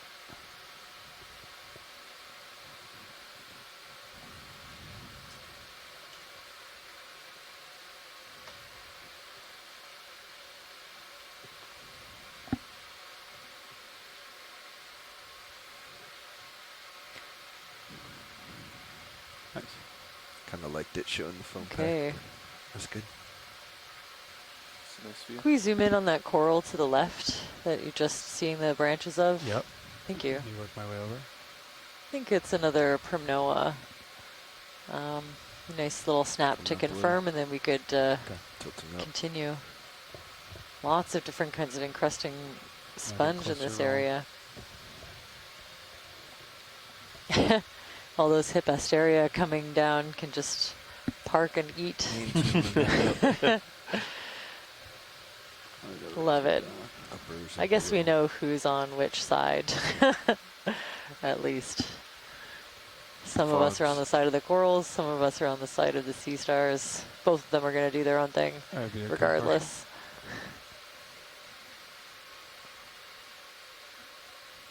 All of that? Yeah, that's great. Actually, I got what I need. That's a Primnoa. Thanks for that. It's the best image we had, so we get it super tight. Okay, take it. Sure, yeah. Go. Everything Get else a nice very close-up of the armored polyps. Wow, from this one you could even identify potentially there's a variant. Looks like I'm not further out than the that I believe the way that you tell is by looking at the sclerites and seeing if they're kind of missing a gap in the middle and they look like they're twisted around. So there's another variant known from these waters that I haven't seen myself. Like the best dustless I've seen. Beautiful. Lighting design over here, Roland. It's probably all about the lighting. Good job. Okay, I think we'll continue and scan around a little bit. You done? Okay. There's fogs off. Beautiful picture. Just, thousands at this point of those small cup coral skeletons. My best lighter. Survey 2, this is Pilot.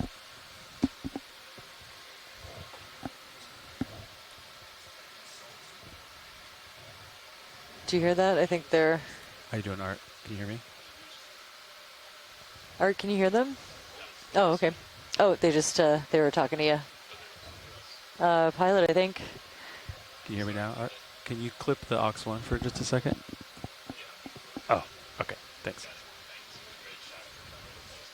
Yeah, thanks. Do we want to get, since we're not sampling anything else, a water sample anywhere around here? Oh, sure. A water sample is a great idea, actually. ROV watch lead. Yeah. Could we get a Niskin here, please? Absolutely. Thank you. Roger that. Co-pilot heard Niskin. We're setting up. Is there something else you wanted to sample with the arm, watch lead? No, I think we'll maybe wait. Okay. Yep. All right. All right. Nav, are you ready? Ready. 3W. Thumbs up from Art. All right, here we go. We're turned up. Valve packs are enabled. Niskin, we are resetting. And in 5, 4, 3, 2, 1, fire. Good Niskin. Up and down. Sample ID EX2306-D09-03W. Easy back.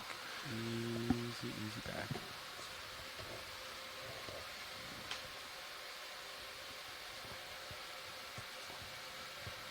Not sample canister 2, but Niskin bottle 2. Coming up. So can we pan out a little bit, or is this the full wide? This is full wide, but I can back away from the wall so you can see more. Yeah, just trying to get a feel for the different corals and sponges around here. Yep. Another nice big cloud sponge. Here's off to port, towards the north. Yeah, we've got great close-ups of that one, though, just observing.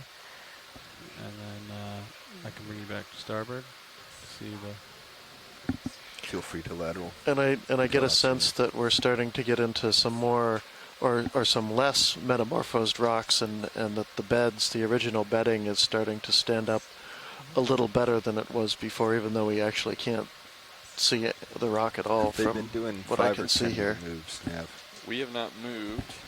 Previous watch. Previous 5 meters, but we have not moved in well over an hour. Roger. Hour and a half now. I was wondering what what they found the range to be with these big circles. So we're good to keep on shift was 10-meter moves moving up this then 5s. at the very bottom, vertical rock face. There seems calling to be more 5 life in the over here, noise. so I'm gonna go to where there's more life and then go up. Is that okay? Or do you want to go straight up here? Yeah, I'd like to go straight up. I think I have a good idea. Yeah, thank you. Coming up with you. All right, up at Daisy. There's a nice looking hydrocoral in that clump, but I think we'll continue to scan our way up this feature. Make sure that we can cover all the ground that we can today. When the slope starts to ease, we could probably start with 5 meters. Don't know when that'll be though.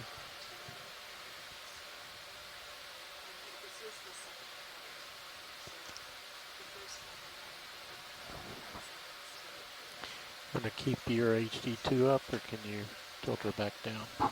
I'm using it, rolling and controlling. See how steep it is. Trying to see if anything's overhung or.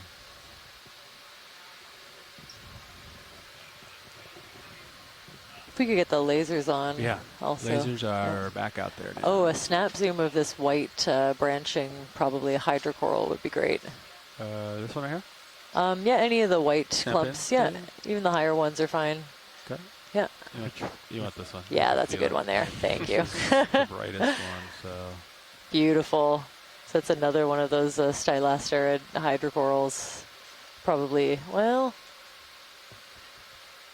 yeah, probably in the genus stylaster is my guess. Well, maybe not. I'll have to take some detailed images. This is great. I'm going to get close. Sure, if we could get a little closer for detailed analysis. I know there are a couple of other groups besides just the genus stylaster.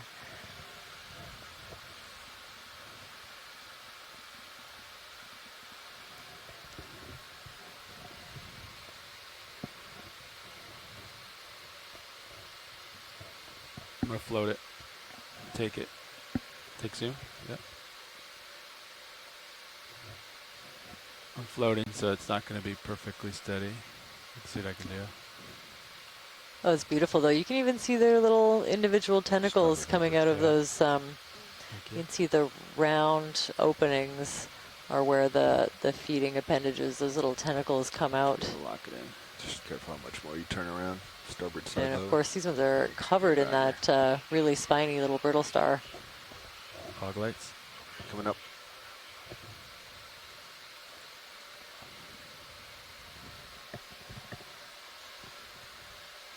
So yeah, wow, I can see features on this zoom that would 50? normally take me probably a dissecting microscope to look at. This is awesome. You can even see some Pronoa polyps mixed in at the bottom of these.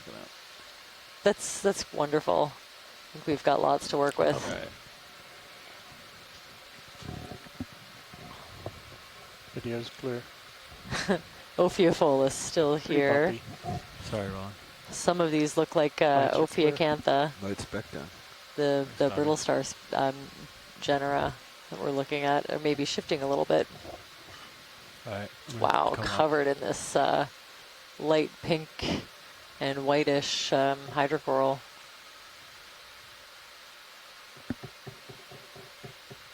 Very cool to see. There's another bamboo coral skeleton.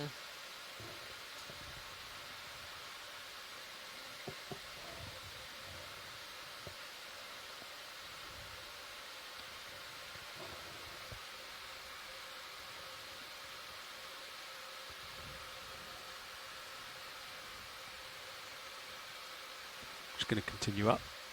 Yeah, looks good. Mm-hmm. Is that a shrimp cleaning a sea star? He's just hanging out. Shrimp are everywhere, huh? Yeah, they've been with us since the start of the dive for sure.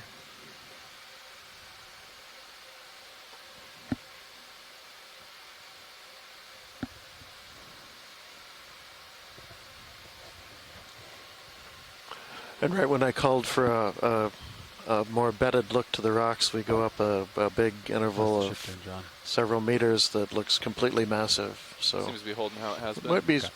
It might actually reflect some of the original lithology, where we're looking at some thicker beds, perhaps of sandstones interbedded with the finer beds of, like we're seeing here, of more shaly type rocks. Yeah, widest swing, it's about 10 meters. Looks like we've reached a bit of a ledge here. There's a big overhang to the left, but still lots more of this wall to the right. Oh, another octopus. Yes, please. Always. All right. Yeah. I'll bring us in. I think it's safe to say another... I saw one of these guys earlier, but it was very small. This one's way bigger. Enough on lasers well. This laser's good, and let's zoom before he changes colors. So I think this is the Pacific giant octopus.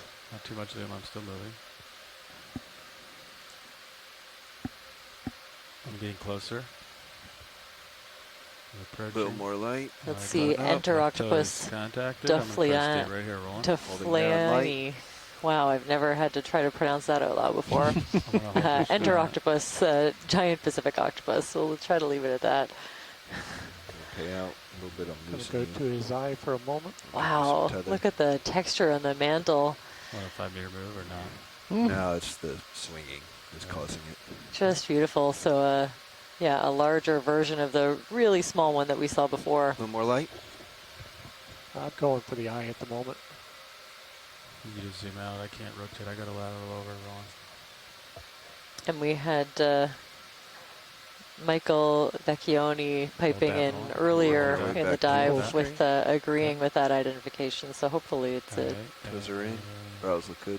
Hopefully it's at least in the ballpark. But yeah, this looks like a searching in the left giant arm. Pacific octopus. Okay. Very cool. Still full screen. Very active one too. Okay. You prefer full screen copy. Should I bring fogs back down then? Yeah, what do you think they're reaching out for? We're good. I think we need the fog to too much change. In there. Makes it too hard to correct afterwards. Huh? We'll just hold this shot. Wow. We'll keep it steady. So I'm adjusting the iris and it's going in steps every now and again. Roger. Let me know when I should use my rotator. Let me know when you want to make a cut. Rolling. Okay. Right. Video's clear. Pulling out. Want to do the eyeballs real quick? We'll get another one here, yeah. Max. Give me Max. A little scallop swimming around. I think it would also be wise to move along. You can see the siphon and all of the beautiful texture on the mantle, the different colors. Those chromatophores dotting the skin. Once you're done. When you're done, let me bring down fogs. All right, I'm done. Hold on. Hold the shot. Wow. Oh, just beautiful. Look at this. Is he? Yeah. Fox 1, copy. Camera. Oh, wow. So this one's on the move. Careful. Maybe curling up to wedge into this crevice or come back out. Okay. He's gone. Clear. All right, we'll let him go. Thanks, video. Beautiful, thanks for that. All right, we full wide? You are full wide. All right. We're going to go onward and upward. Bob, you think you need to move or not? Of course, the only notes I have in the science chat are about the brittle stars and the scallops. I'm going to be coming in towards you. I'll say goodbye to the beautiful giant Pacific octopus. Looks like 3 meters. Love to see those.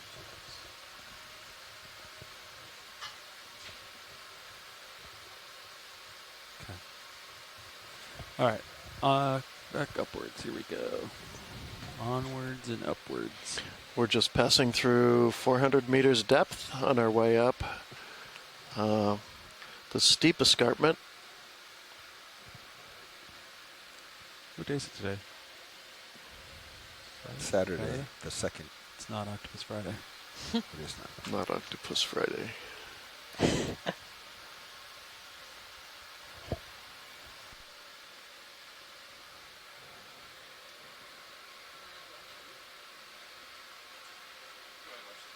Go ahead, watch lead.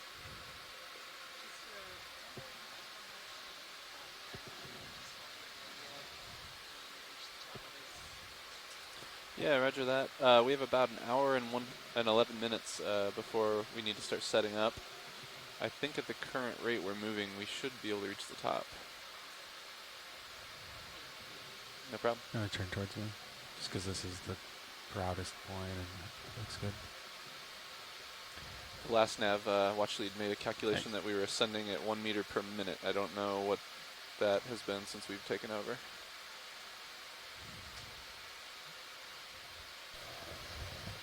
Ooh, that's a really nice, probably a Rosellid sponge, one of our boot sponges. Yep. Hard to differentiate these in situ, so we normally group them.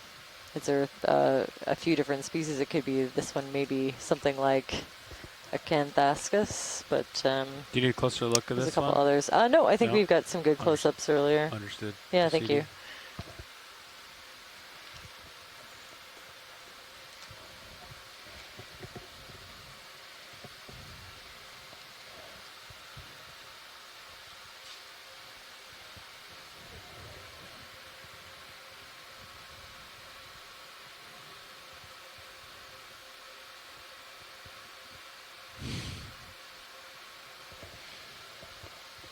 Rotate back down so my lights are more even.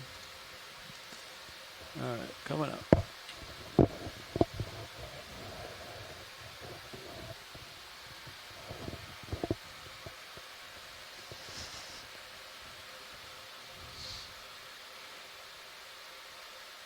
This is quite the wall. Yeah, it's just covered. We haven't even moved the ship at all. We just keep coming up. Yeah. Keeps on going. Wow. Yeah, and still covered in brachiopods everywhere. One of the super abundant species we've been seeing, but we're starting to see more hydrocorals.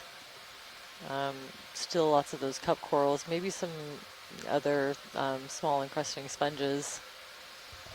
We've been seeing these black corals, bathypathes, since the beginning of the dive, way at the bottom.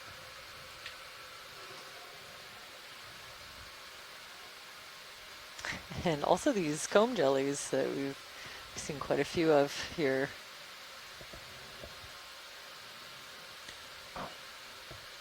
Kind of feel like we can do 5 meters. I feel that too. I just pushed forward a little bit. Roger that. You want to move at 090? Wow. Yeah. Actually, more and more of these black corals. Bridge, to get a little bit higher on just on this kind of hey there, ledge is now here. A good time to put in a ship move? It's gone, Art. Sorry. Copy that. We'd like a small move, range 5 meters. Solaster in the back. 090 degrees at Nudibranchs at the base of that one of those black corals. Just going to explore to the port side here. That's another Good little copy. Thanks, octopus down there in the crevice. Just kind of crawling up. Rolling. What's this? Just a quick zoom. We got some excellent footage, but it's always nice to take a peek. How you doing, Nate? Good. Didn't realize you swapped. Take it. Zoom in. I think it's a small octopus, but I'm not sure. Yeah. I love octopus. Me too. Wow. He's rappelling down the wall. Yeah. You can get the sense of how steep it is right here. Yes. He was doing tucking into that little crevice. We scared him. Yeah. We scared him. Yeah. He's out of here. He's out of here. And he's executing the classic mountain climbing move. move. We got some really good imagery of a larger one earlier, so we can leave. We can come out video. We'll keep going. Coming out. Wedging one of his arms into the crack is on his way down. Yeah. All right. I'm not too worried. There is that ledge there, but it is very steep here. That's prop wash. I'm going to go up above it. We have a very large fish. Ooh. I'm seeing on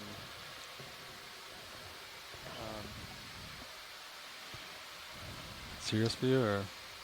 no, on ROV HD2, up and right of our current view. Okay. Oh, that one? Apparently there's a really big fish That's somewhere. fine. Oh, Take there we it. go. There he is. Nice. Just gotta find it. Ooh. Wow. Okay. I'm gonna try to get closer, Nate.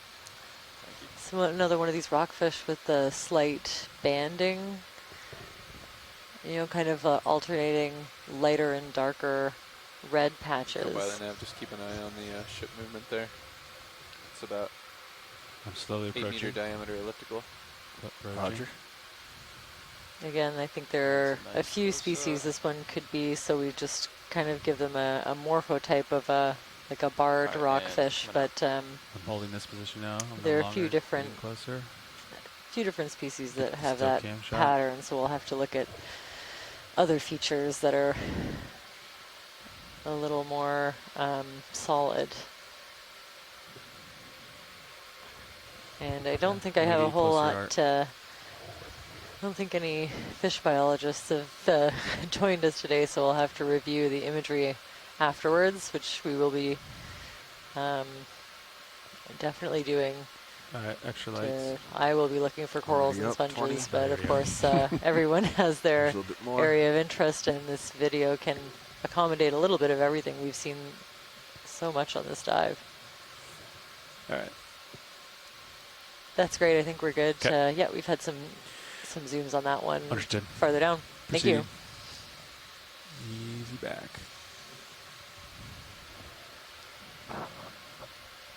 I'm doing like the smallest commands, astern that I can. I'm still washing it out. How's the ship doing? Looks like it's retracing a little bit of that elliptical and trying to steady out for you. All right, coming up, Bobby. Out away from this dust that I created.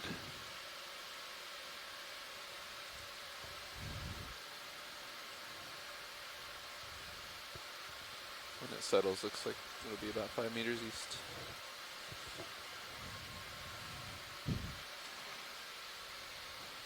Nav, I did an S57, like a 000 file. Raj. There's 2 of them in administrator. Sorry, I'll get ready to Go ahead, Bridge. Copy. Thanks for the update. But when I hit survey, only one of them loaded. I see it. And so, you see how there's only one in that layer manager? I do. So, what do you do when that happens? Do you like delete? You have to close survey and recheck the other one. It was checked though. I already tried that. Yeah. Do you delete it and just try importing again? Was it checked when you opened survey? You're positive? Yeah. Yeah. So my thought was just like right-click delete and then re-add or something. I don't know. You can definitely try that. Yeah. But I just want to let you know when we go to recovery mode, you're going to look for an S57. There won't be one. Copy. Thanks for the update.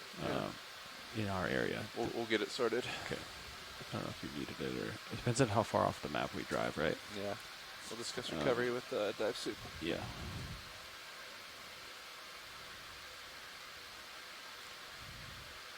I noticed we're in I get the sense that the orientation of the rocks has changed somewhat significantly. Yeah, has the okay, I'm glad you're able to actually see. We're seeing the I just want you to have like a awareness. Beds appear to dip or tilt off to the right when mostly when we've been able to discern them, they've been sort of dipping. Yeah, it doesn't matter if you moderately to just slightly to the left of our view. Was it unchecked? So we may have crossed a small fault. I don't know if it's checked when survey opened or not. Definitely a little pocket where we're getting a little more sediment accumulating. I had to do that a few dives ago. Okay. Oh no, Bobby, you want to move in? Yeah, I think you keep kind of inching forward as it tapers off here, so let's do another 5. I am inching forward, yeah. You feel good with your positioning right now, co-pilot? Yeah. I'm going to lateral starboard, and then you can turn starboard to normal, your sonar return. Does that sound good? I would agree. All right, I'll put in 5 meters. We're going to do a different heading. Okay. It's going to be more starboard.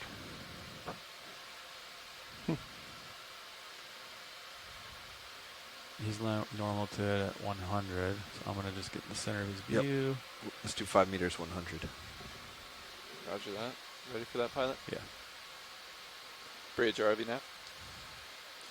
Yes, we'd like another ship move, please. range 5 meters, bearing 100 degrees at 1 knots, please.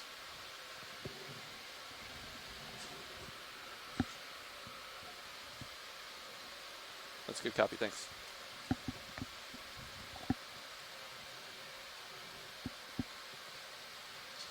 I'm glad we don't have anything stuck on our lens right now. So much stuff in the water. Yeah.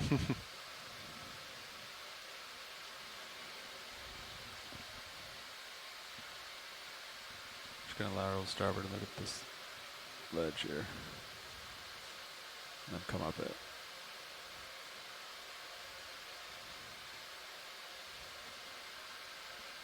What's that? You gonna snap in?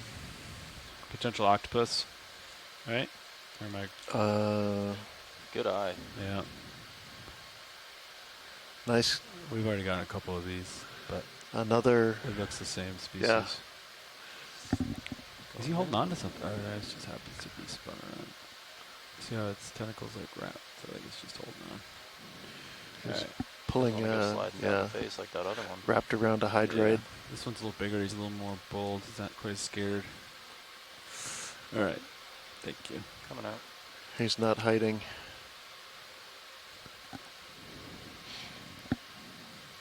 He's got a good place to sit underneath that brachiopod encrusted sponge. Thanks. Alright. I'm going to kind of ladder a little more back to port just because you kind of. Not brachiopod, brittle star. Like this.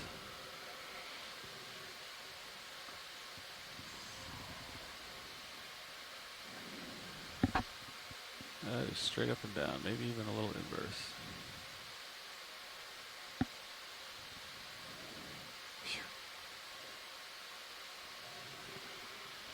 This is a cool feature. It looks like a pretty sheer face to our left over in the dark depths. Yeah, it's very much so.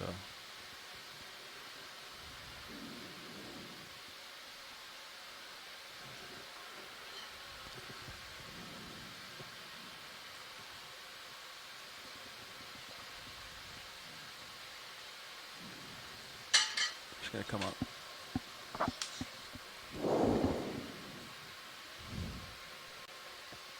Approach the next face. Oh, look at this.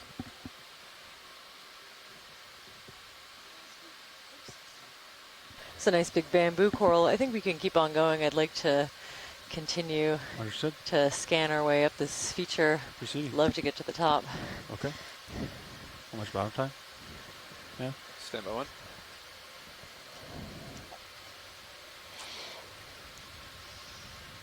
Wow. Really abundant black corals as well. That's the first nice big bamboo coral I've seen. Roger, 1 hour.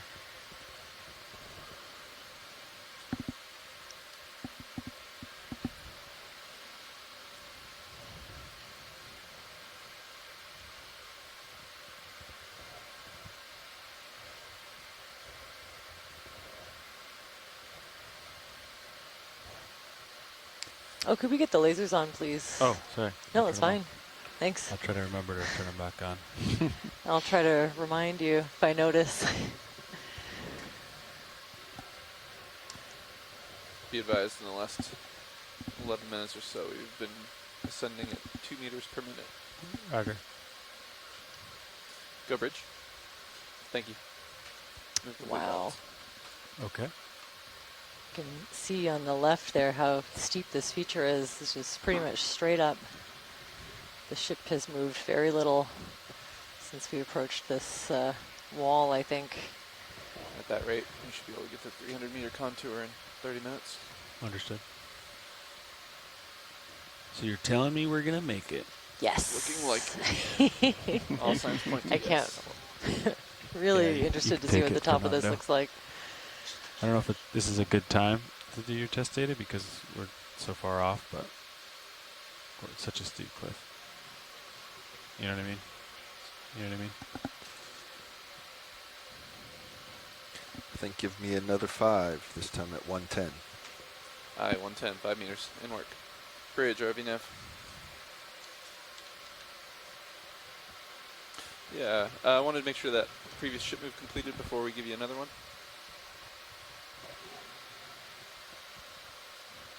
Roger that. You ready for another? We'd like to request a move of range 5 meters, bearing 110 degrees at decimal 1 I see another one of those chitons at the base of one of the black corals on the right. Some more cookie stars, Sarah Master. Go for chitin. Nate. Oh, yeah, snap zoom Snap on the right chitin would be great. Beautiful. Thanks.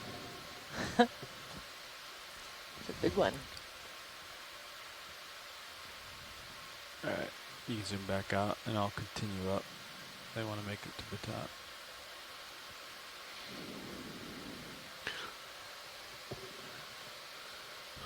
So we're starting to see a little bit more sediment pile up, but I know that the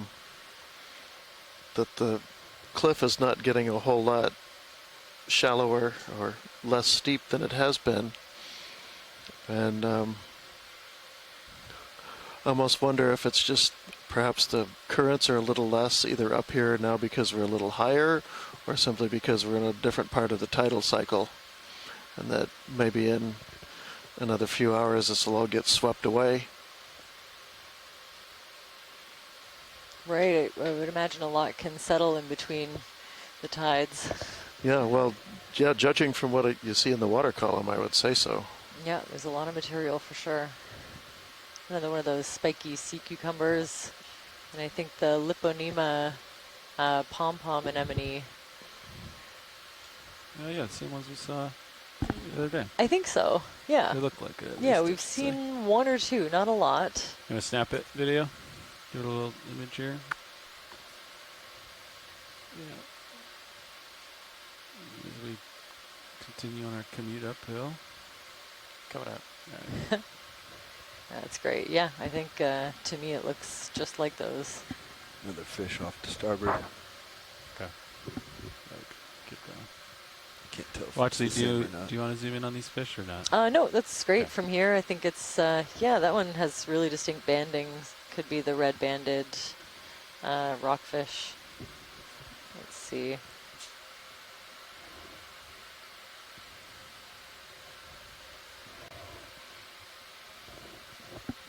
Sebasti's Babcocki. So the red-banded rockfish possibly, but we'll have to get our fish biologists to comb over this video afterwards and provide some better IDs. Oh, that's beautiful. Video zoom in on Yeah, red? actually a quick zoom in there would be cool. Something just kind of Hold that. moved. I thought it was, yeah, you can let it go. Zoom out. Beautiful though. So those white hydrocorals at the base, and then kind of a thinner looking Primnoa.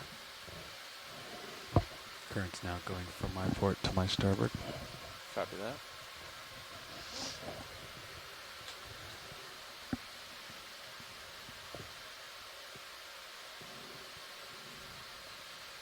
Currents increased on the surface to decimal 5.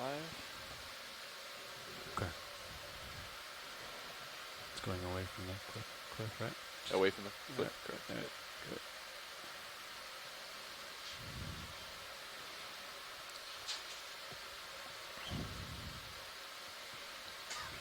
And lots of those little small cup corals. Profile goes down We to said about 200 probably meters. Caryophilia So much current. genus. Kind of has a white calcareous cup and then bright orange tentacles and tissue. And lots of those white hydrocorals. We got a great zoom in on them earlier. We should be able to place it at least into a genus. A lot of them are stylasterids in the genus Stylaster, but there are a couple of others, so I won't quite call it yet. You want to do that at 5? You gotta wait a minute. I think they're still wrapping up the last one. Settling out, yep. Some kind of a yellow encrusting Go bridge. sponge in the middle. Thank you. Starting to see more Complete. brittle stars Yeah, again. let's do another 5 when they're ready. Same bearing. 110, yeah. Copy that. Some nice looking Bridge boulders already here. Nice boulders, We'd like yeah. another ship move, please. Same as the last. Range 5 meters, bearing 110 at decimal 1 knots, please. I noted in general, I think when you were out, that the rocks are now dipping kind of steeply to the right. When I think over most of the dive, they've been mostly dipping kind of more gently to the left. Copy that.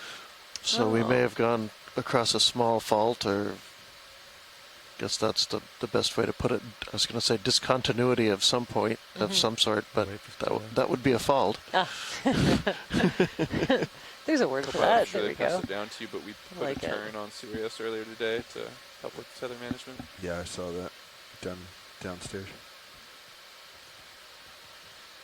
So a real big difference between where the sediment is kind of this detritus is settling. I mean, on the I think I can just face do a turn of one and take face it out. of these rocks, and then the do a other full kind of 360. clearer side It's that done by Sirius. is covered with Sirius around brittle 360. stars and these brachiopods. Easy enough to get out. Understood. Just want to watch the tether. Yeah, there's definitely one side of the rock they don't seem to like. Get up and down. So the neutral tether kind of was unhappy. Yeah. It just made kind of a spiral. Wow, loop, they like not it quite here as though. Tight as what we saw Look last at all cruise, this. Okay. A big solastra Daisy chain sunstar. survived. RV, could we zoom in to the right below the sunstar? Those kind of yellow discs in a row, more to the right. Zoom out. Upper right. Yeah, there. See the yellow stack of little discs maybe? Oh. Yeah. It's just something a little bit different. Not totally sure what those are. Do you need to get closer? A little closer would be great, yeah. All right, zoom out video. I'm gonna get you Ooh, close. wow. Or is that good enough? No, that's great. That tells me that I still don't know what it is, but yeah.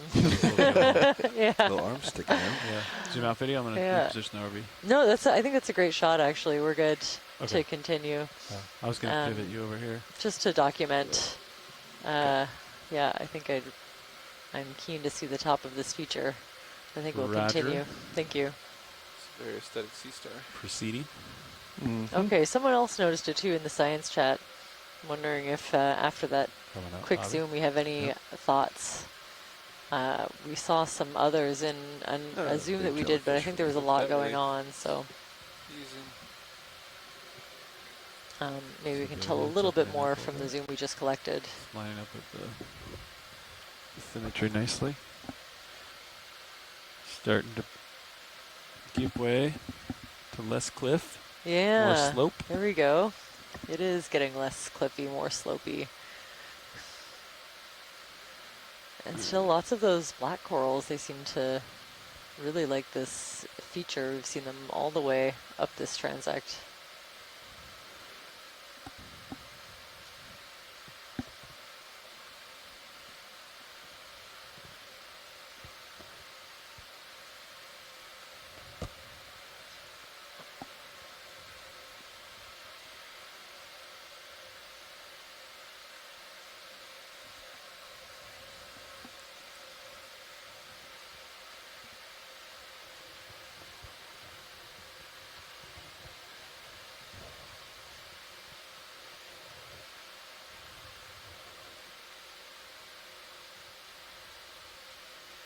How am I doing for tether?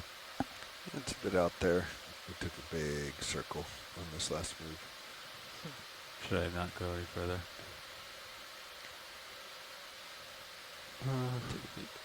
Maybe just pause. Okay.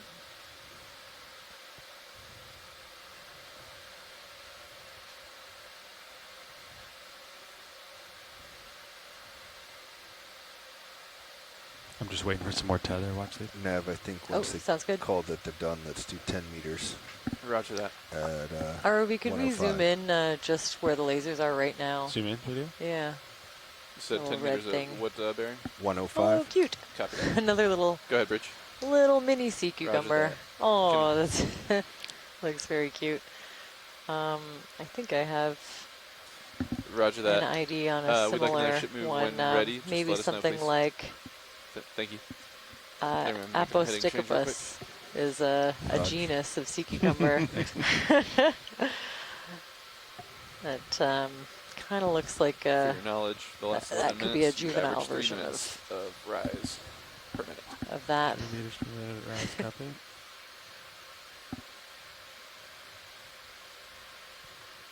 And find something to image, pilot. It's going to be a little bit. I'll go for the star. Actually, I'm waiting for tether. So Yeah, sure, sounds good. Yeah, let's spend a bit of time zooming around. I'm gonna get you closer. Yeah, that one looks like the cross aster. And yeah, where we have this bit of a ledge here, there's everything is just covered in this shell debris. Take it. Oh, it's a big shrimp. Holy cow. Yeah, that is a big shrimp. Go for 2-shot. And yep. Nice. Lasers. And then I guess we'll go for this. Looking star. around, some of those little branched things are probably branched little tree-shaped bryozoans. Encrusting sponges all around.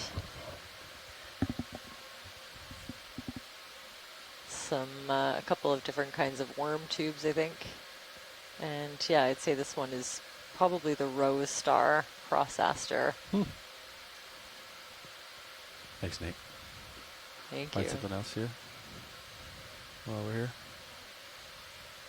Let's see what else we got. Huh. There's a little guy. All right. I'm gonna take that coral. I've seen a lot of these corals. Copy that. Go on in. I'm just waiting for some tether. So. Sure, we'll definitely, take a minute to zoom in on these black corals. You can see all those little squishy hanging things, or the tentacles coming out of the polyps. A really different kind of symmetry from what we were seeing on the octocorals. But you can see the dark black skeleton showing through a little bit through the translucent tissue, which is where they get their name. And just kind of get tether anytime soon or not? blowing in the current. I can check in on that heading change if you guys like. Feeding on the detritus, of which there is plenty in this area. I think I see a little chitin back there too. One of the dark fin sculpins that heading move and see you've been seeing on and off through this dive. Thanks, Nick. Heading you're aiming for.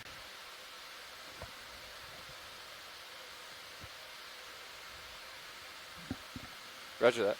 Thank you. Well, actually, we're doing a heading change. It's going to take a minute. I'm going to zoom in on the fish while I wait. Yeah, sounds good. Okay. Sounds like they're making their way to 215, and then I'll need just a minute to settle. So we'll take this moment while we're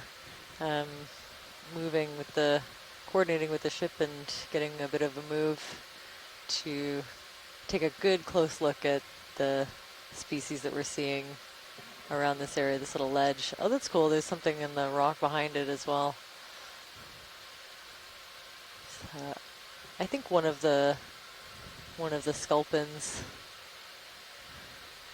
Here you can see each individual little, spine kind of dotting the head. These little frilled appendages by the nose, some kind of sensory organ. There might be like a sea slug of some kind just beside it. Thanks, Nate. Coming wide. Try to get that this is shrimp. a little different. Where is it? Oh, the one on the left? Yeah, he's kind of hiding behind that coral. Oh, this one? Yeah, take it. Get in.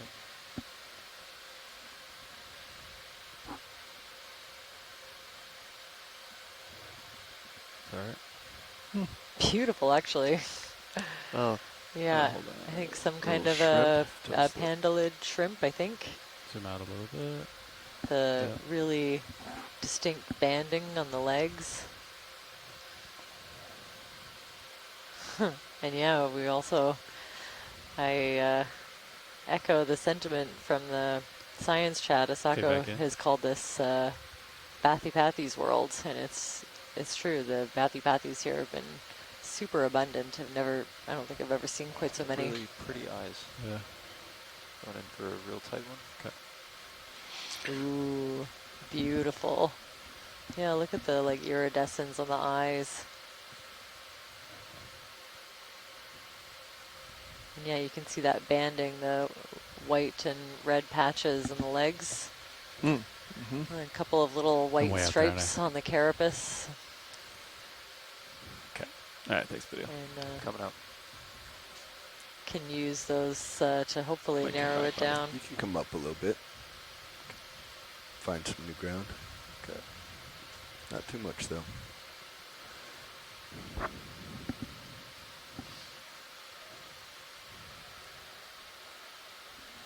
Lasers are on.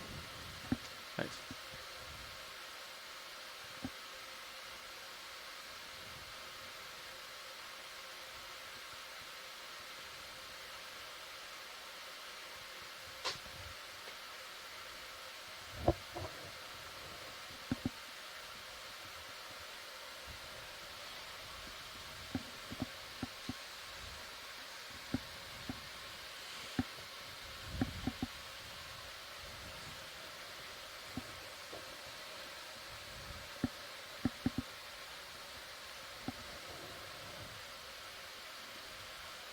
Keep coming up. Okay.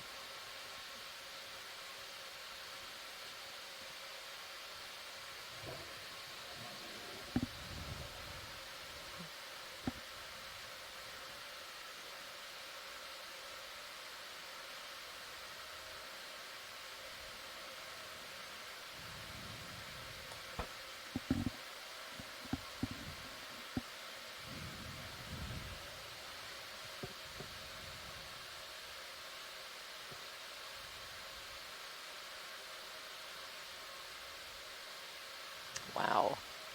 Can we get a zoom on that, the white coral in the middle? Yeah. Just above the lasers.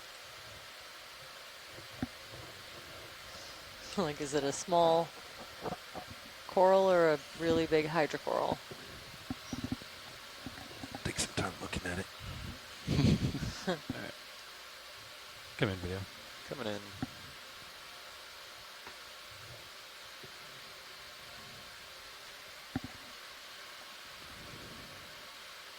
They're still doing a heading change. We haven't moved yet. Yeah, wow. Sounds like they're trying to. Yeah, I think a really big hydrocoral covered in 6. these really really spiny brittle stars. Yeah, just maybe let them know that we're waiting on a. I guess you already told them, right? I did, yeah. I think I just saw like 10 Ketignaths floating through the water column too. Look at them all. I'm going to start at the bottom. You got any more zoom? Or is that it? I'm maxed. All right, I'm just going to slowly tilt you up. Go ahead, slow, Rich. I can do it. Copy, thank you. Are you guys ready for a ship move? Chunky. There's 10 meters at 105. 105, copy. Yes, we'd like ship move range 10 meters. Very nice. Bearing Beautiful. 105 degrees at Coming decimal 1 knots, Yeah. please. Huh. If you can come to port, center up. Okay. Thanks, Nate. Good copy, thanks.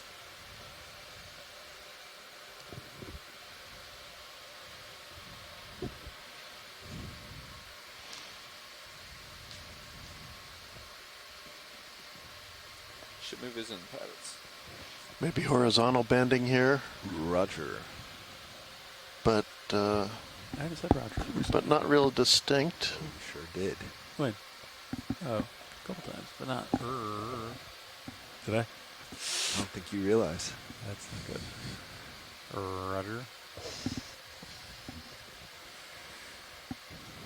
All right, we got a move going. Are those shells on that one? No, a little brachiopod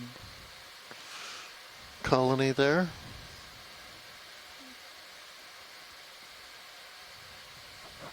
You want to snap zoom on the white subjects on this Yeah, coral? actually that would be great. Yeah, more of those kind of cone or pyramid shaped gastropods or a snail. You see that like rings? Bullseye thing? What are those yellow and white rings? Yeah, that looks like that could be the foot. Kind of hard to say. It's really wrapped around the thin branches of this coral. I'm gonna get closer. Zoom out. I'm going in. There we go. Calliostoma is probably the genus that we're looking at. Yep, light's coming up. I'm gonna get you close, Nate. Thank you.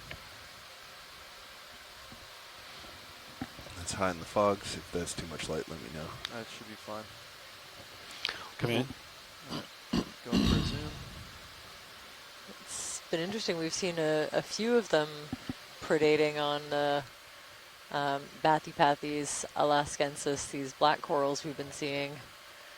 So it looks like they're trying to center you up. I'm struggling to center it up. They're stripping some of the tissue away, and they don't mind trying to turn it right. the little spines that exist on the skeleton of these black corals. Okay, I'm gonna hold this frame. You got more zoom?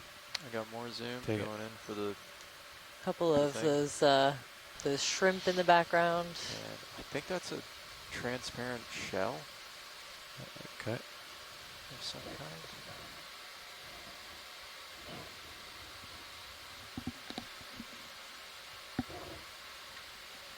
Feels like it's rotating. It might be lighting. Yeah, the lighting. Yeah, left toes. How's left toe down? Thought it was slipping on you, but no, you look stable. Yeah, it's definitely interesting. Some of them have kind of like a circular, transparent foot.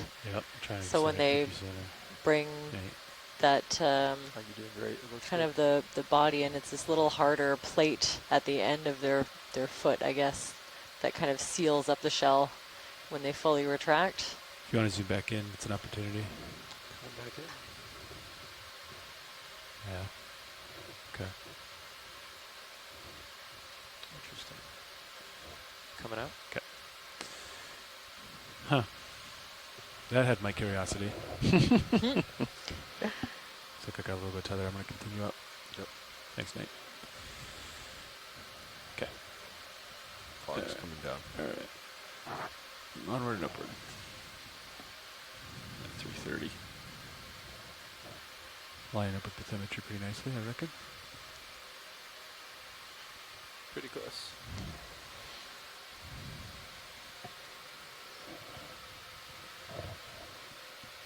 Looks like it gives way.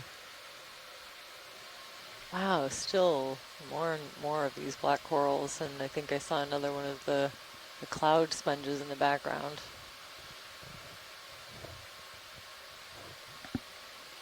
Go ahead, Bridge. Copy, thank you.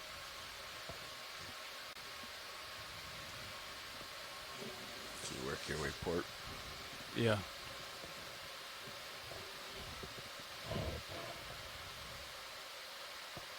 Slowly's fine.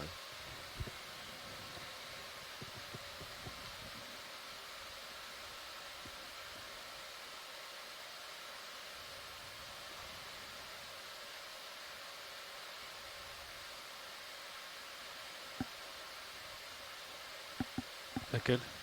And I'll come up here. Yeah, just as you come up, slowly work the port, center up again. Okay. All right. Upward.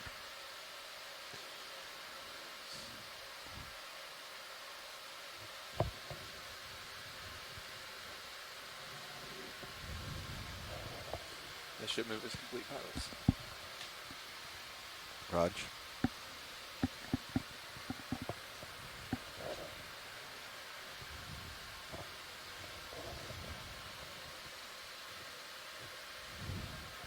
Approaching 325 meters depth on our way up.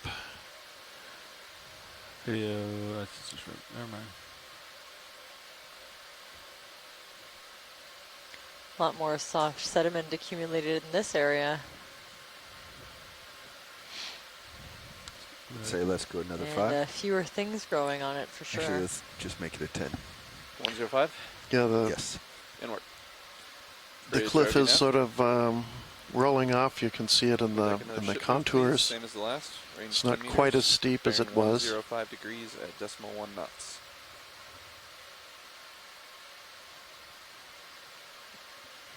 See a few of these wispy things to the side look like Good copy, just the ends of a black coral that's maybe been eaten almost completely by those vicious coral predators, those little spirally shells. But there's no shortage of black corals here, just everywhere. Is this a bit of line? I think we see a bit of fishing line. Coral? Oh, yeah. Line. I don't know. Video, zoom in, see if this is line. Something else off to your starboard. Oh, yeah. Oh, yeah, quite a bit. Nice. Is it on the ground? Looks like it. Looks like Can't see an old above you tree. though. Video zoom in. Let's see what this is. What do you think this is? Big line? Yeah. Wow, it's really hard to make it out through all of the marine snow, but I think there's quite a bit All right, zoom out. of this line. We'll keep going. Yeah, looks like it's coming up and wrapping Oh, around yeah. all over the place. Wow. Yikes. Look at this. Yeah. Looks like a tangle of netting. Well, Off a on lot of reports. our coral records are from fishing tell if it's going activity, port. so it's definitely clearing something your we don't want to get too mini-zoos. close to with our ROV, but we'll see if we can continue up while keeping a close eye on it. You can see it's at least been long enough to be colonized by a couple of things. Looks like hydroids and crinoids. Ooh, could we zoom in straight ahead? There's a funny white spirally thing above the lasers. Yeah. Oh, take it. Video. There we go. Going in. Yeah. Could be a little trace of egg casing from somebody. One of these, some of these gastropods leave really amazing. He looks egg like he's cases, kind of or, anchored. The nudibranchs can do these Yeah? too. Wow. Yeah. I'm going to work my way port away from lining up. I'm not familiar enough with Coming the up. different species, but it could be a Roger. nudibranch or a gastropod egg Coming case. off a wobble that put me way off to port. Oh. So I'm going to be heading back to starboard. I'll stay here then. I think it's probably better to keep eyes on the line as you come up. I see it, my starboard rail. White in color. Ship is making his way back south. You should swing to the right there, Bobby. Yeah, I can already tell I'm centering up on him again. Understood. I'm coming up, Bobby. Yep, line's Oh, still off to really starboard. big individual bathypathes See it in my corals. cam as well. Yep.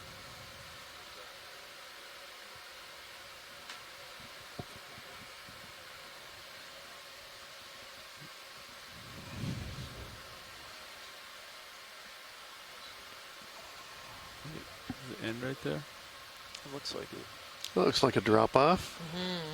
Is it ever? I think that might be where that line got hooked on or caught up. Okay. I'll continue up.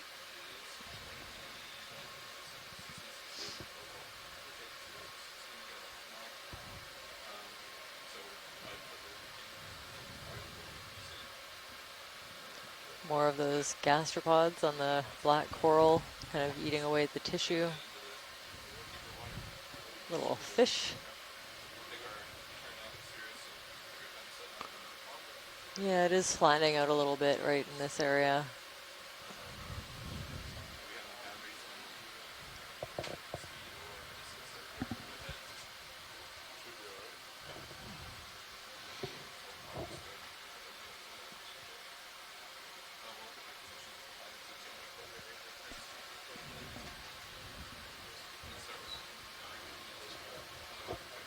Video, snap.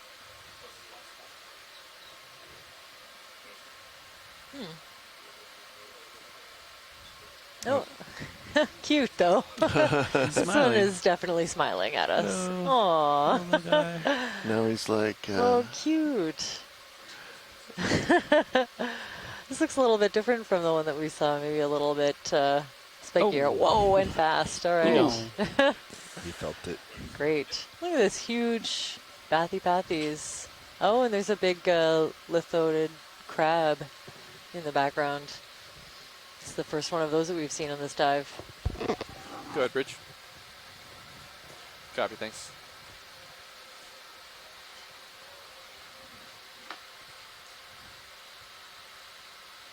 I'll take extra lights for a second, Bobby.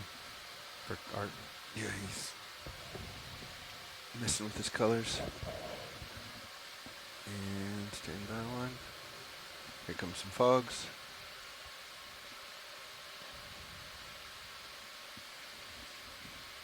Yeah, really interesting looking sea star in behind this big black coral. Okay. Yeah, that one's pretty cool. absolutely massive. This outcrop looks like it might be a little fold. I see it kind of continuously. Oh, there's the crab. Oh, crab. I didn't see the crab. It was so big I wasn't looking for it. Yeah. Well, and it's hiding, to be fair. It's hiding. Just lifting up the blinds, though. Yeah, let's get a nice zoom of this T-star, please. Get lasers on it. And then I'll do the crab. I'll swing over a crab next. It took me a second, too. I was looking for something small.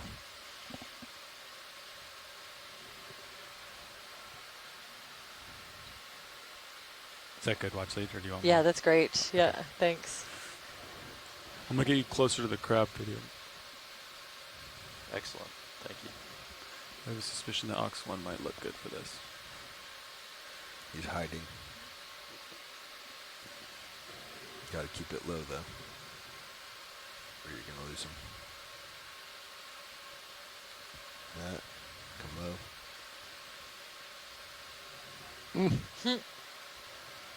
Maybe just a quick look to get an ID.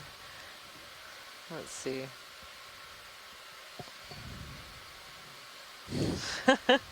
Yeah, this is a big one.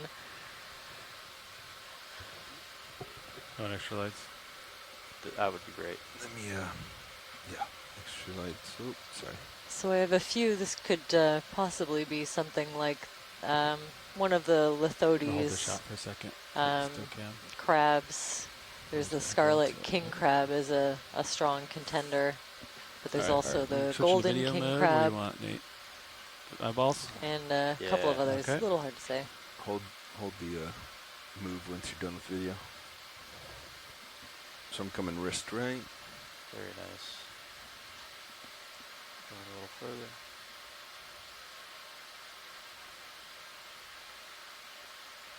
Coming out. Okay. Okay, that's great for us. I think we can have enough for an ID. Copy. Thank you. Wow, it's just covered in these black corals too. They want to take off, probably. It's hundreds. 2 more seconds. Okay, fog's coming down.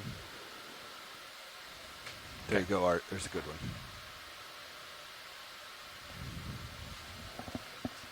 Did you get this? We readjusted Ox, sorry. Took the fog lights out for you. Cool.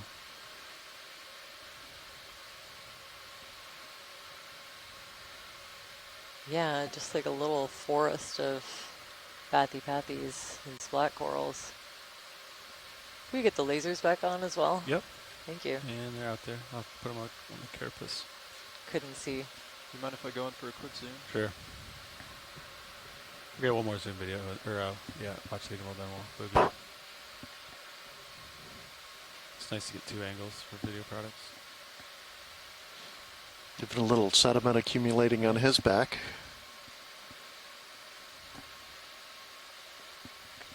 Coming out. Okay, thanks, Theo. We'll keep going.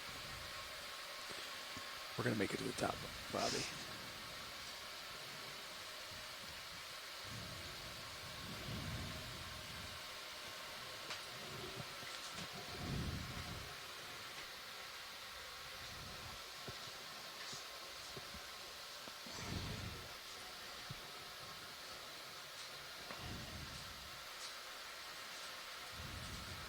Onward and upward, Bobby? Onward and upward. Let's get another 10. 10I, 105 bearing. That's right. Inward. Bridge, RV nav. We'd like to request a ship move, please. Same as the last. Range 10 meters, bearing 105 at decimal 1 knots, please.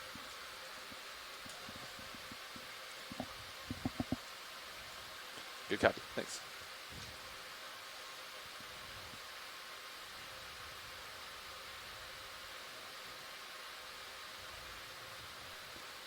Do you want me to come back to port, or do you think you're going to swing back? I'll swing back some. I do think you kind of keep tending off to starboard. Okay. Oh, here we go. Looks pretty flat except for this giant boulder. Mm-hmm. Got a range down around a little bit. Which one? This would be a good route. Yeah. Maybe do the. So this is the 2215. 2250. You want it longer range? Yeah, give me that range.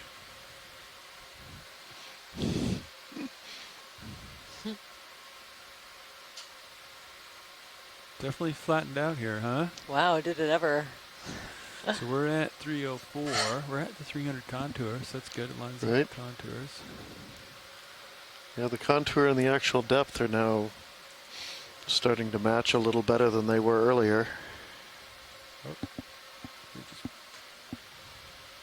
Oh, there's another step right there that we can't see. Yeah, yeah. You got another wall. I got another wall right there. Yeah, this. All right. What's the white line? The slope does continue up for quite a ways, up another 50 meters or so in depth. But Here now, bamboo. Tall bamboo coil, maybe. Hard to say what that is. Yeah, Come back up there.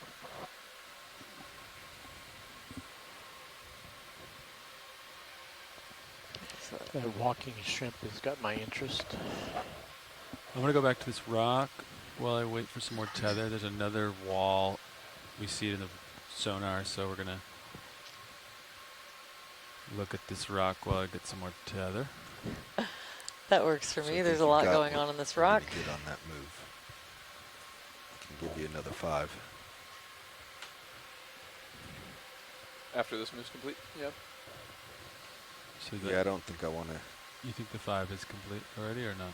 There was 10 the previous move, and it sounds like they're stabilizing right So now. this boulder is just covered with these Bathypathes alaskensis black corals. Might have some more tether now. I think I'm seeing a bunch of small cup corals, maybe a little baby cross aster, and hydrocorals. That's kind of what I was getting at. It's hard to tell what that is in the distance. All right, here we go. Range. 10 meters, less than 10. Roger. So we have this really flat sedimented shelf, and then another wall approaching.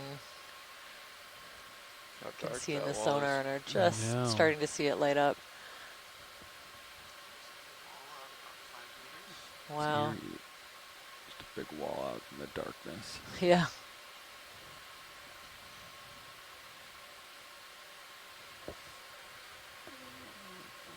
Okay, I'm gonna start coming up it. Yep. I think more brachiopods and different kind of encrusting sponge. Yellow one full of all these little canals.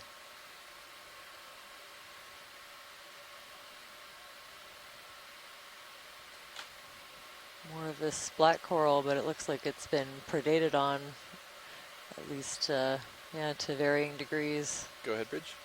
Possibly by those snails we've been seeing. The ship move is complete. Okay.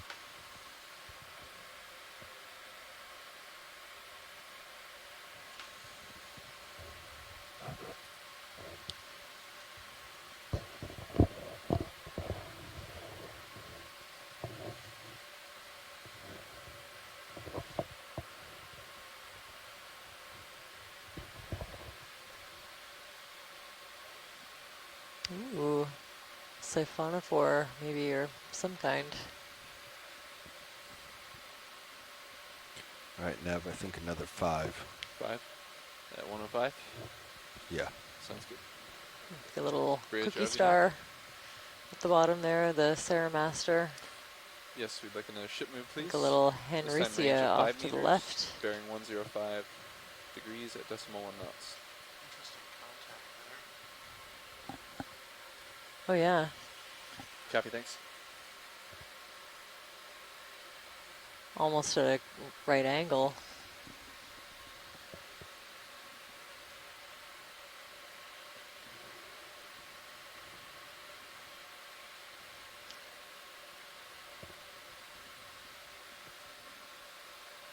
Thought we were done with cliffs, but it's just another big one here, huh? Just when you thought they were done.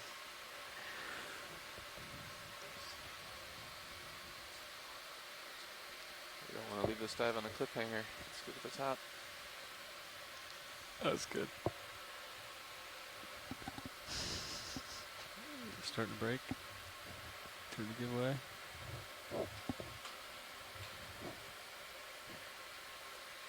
Yep. Wow, again, another one of these like dense forests of black corals. At this depth, it'll only take us about 8 minutes to get to 50 meters. Very cool. Give us ROV, could we zoom in on those? There's like maybe a dead snail shell. Oh no, a live snail. That's a big one. All right. And then something to the right of it as well. Okay. I want to get closer, Roland. Yeah. Let's move. Before it stops moving, let me zoom. Frame it up. You said you wanted an extra minute, pilot? Ooh. Yeah, for the rotation. Yeah. So there, that that hard little piece at the end of the foot, I forgot the name of it, but it's the operculum, and it can make a kind of little trap door when the snail completely retracts into the shell. It seals it up tight. And this is probably calling it a snail, but I'm sure it's a whelk of some kind. Whoa, there it goes. That's what I wanted to see before you did that. I want to get closer, Roland. See that? Am I too close, Bobby? Should I back up? Or you And then that to the right of that whelk that we were just looking at was a really cool sponge as well. The probably a polymastia. It feels like you're really close to me. All right, you come in. It's just because we've been very far away all day. Lights at 30%. Wow, it can move pretty quick when it wants as well. Little scale worm underneath, but 50. Yeah, that I think that's Take more zoom if you want. I think it's a sponge, maybe one of the polymastias with a really one really big projection in the middle, and then a bunch of other smaller ones. Huh. Hello. Tilt down. All these bristles from something at on some of the ridges of the shell.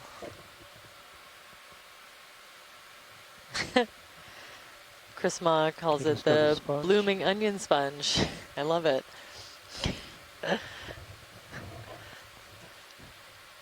There's some really good common names in the science chat. I really appreciate it.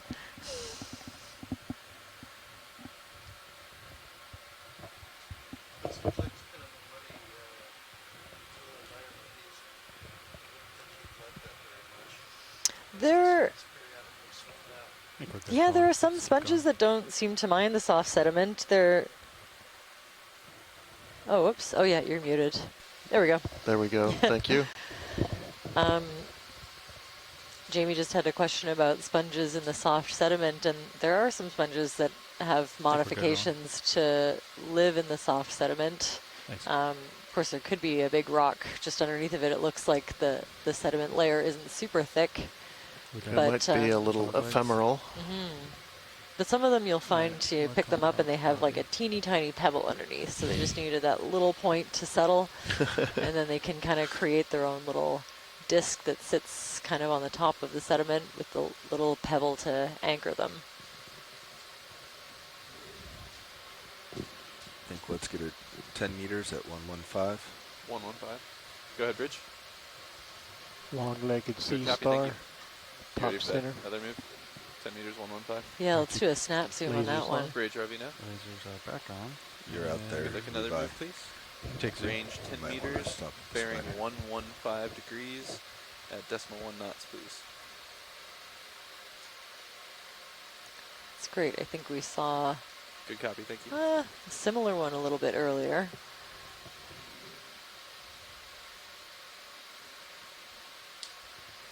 Thanks, video. That's great.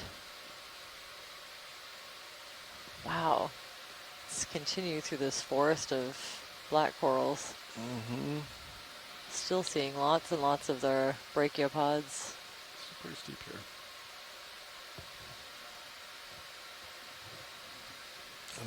Another little wall, looks like another 6 meters or so in front of us. Oh, right. Can see on the sonar. Oh, so some of the bands, maybe we're almost seeing that in the multi-beam. Exactly, yeah. Very cool. So yeah, well, let me see if I can remember which way north is. So overall, this rock package looks like it's dipping to the southeast. And we're seeing those beds are showing a little more resistant layers that are. Oh yeah, let's get a snap zoom on that. Coral. Okay, hold on. Oh yeah, what's that? I think it might be a sea pen. Yeah. Oh yeah. Yeah, I'd love to take a look. Watch lead snap. Are the lasers still on? They are, yeah. I see them. Oh. Nav, were you talking to us? Yeah, I just wanted to inform you that we have just under 15 minutes of bottom time remaining for your knowledge. Thank you. Okay, thank you. Thank you. Got 3 Niskin models left.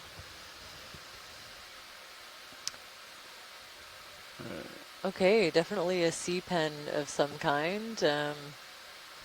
Kind of hard to tell from this angle. This is excellent documentation. There's a couple of species of Balticina, maybe, formerly Helipterus.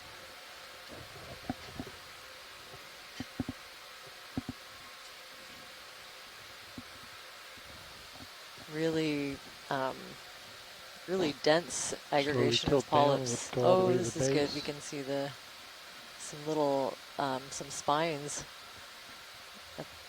kind of midway through those polyps.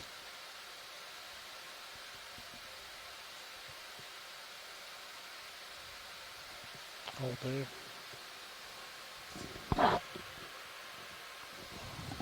Oh, very cool. Full screen. Okay. Okay, thanks for that. Yep. Want to continue up? Yeah, we're good to continue.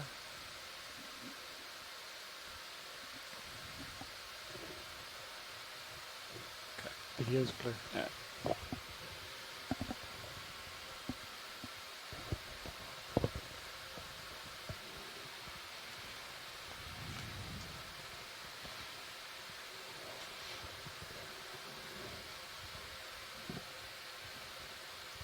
And here's this steeper face, somewhat slightly more resistant to the rock here. I'm not sure exactly what it is, if we're looking at a compositional layering or if it's just a matter of a thicker bed. Snap it. We've seen a couple of these. We want more. Oh, another octopus. There he is. Beautiful. Yeah, we've got some really good imagery of it, so I'm good to keep on booting it up this wall. Keep moving along, so we gotta go. Just, yeah, let it think for a second. No, I'll keep going. Go ahead, Bridge. It didn't mean we got good video of it. Roger that. Thanks for the update. Beautiful. So again, I think that's the Roger. giant Pacific octopus, Enteroctopus duffliani. And yet we followed another one for quite a while. I think if we can keep on moving up. I know. We're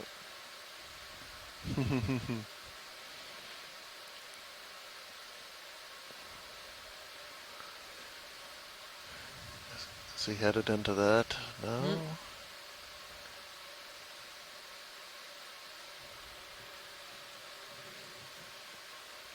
Bridge RV nav.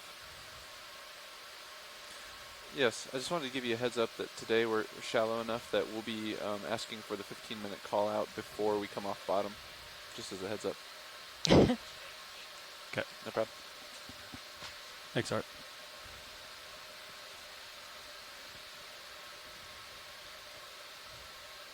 Thanks for bearing with us, Science. And he's ducking into that little overhang.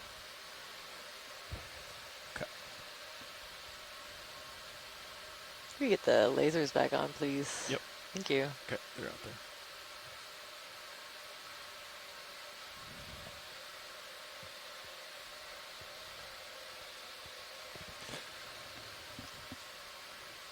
there. Nav, how much time? I believe it's just under around 10 minutes. Stand by. Swimming fish, center, rider laser. I keep going wrong. 9 minutes. Wow. Roger. Every time I think I've seen like the densest part, Niskin? we just keep on seeing more. I'll check in. Watch leads now. Yeah, watch lead here. About 9 minutes of bottom time. We do have 3 Niskins available. Do you guys have any requests for Niskins before we leave or during ascent? maybe right at the very end, but I'd like to cover as much ground as possible. This is really cool to document. Copy that. Thank you. Perhaps before we ascend, pilots. Dropping into almost looks like a little depression here, or maybe it's just I'm so used to seeing upslope that flat looks like it's going down. Looks like you're at another step. How are we doing? No, I hear you. It does look like it's. Should probably do Well, another. Ship is this is stationary very if you guys want flat. to try to get another. It's not Should dipping do a little another bit. 10. Oh, 10 there's a meters, squid. Squid upper right. 115. I missed him. Right 115, there. buddy? It's still. Oh, okay. Yeah. I didn't miss him. Bridge No, already you didn't. It's right there. I think we had an idea of Yes, a the ship in a good gonatus stable of some condition, kind on the request other another move this time? octopus. Roger that.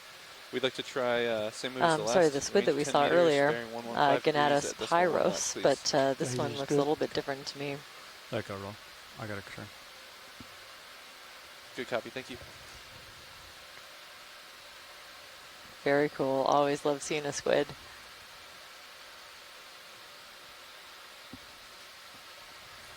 They're gonna attempt to make that ship move again and see how it shakes out.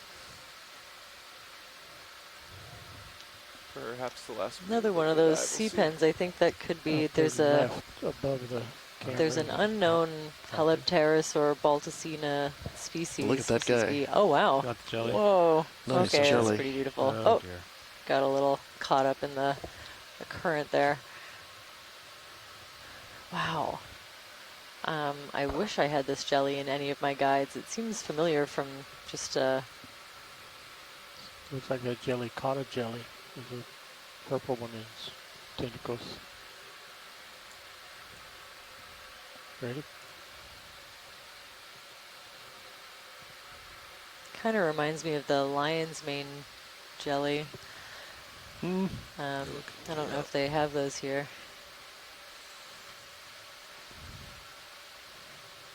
You're way out there. Okay, like over here. Beautiful. Beautiful.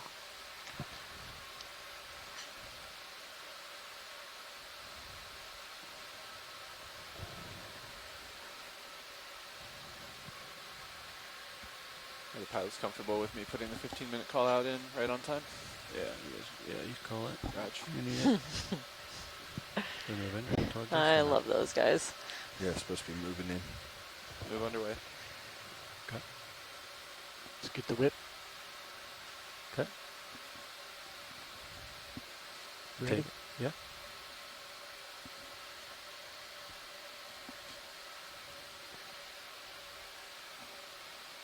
I'm getting closer, video. Be advised for focus awareness. Closer, closer, closer, closer, closer, closer, closer, closer. Wow. Yeah, I think, you know, my best guess would be something like Balticina or Halepteris, but it looks pretty different than the species that I know. Easy land. And I think there is at least one, if not a couple of unknown species in this genus that have, well, the morphotype has been documented, but maybe it hasn't been described or, yeah, fully identified. Full screen. Okay. Very cool. Nav, how's that shilling look?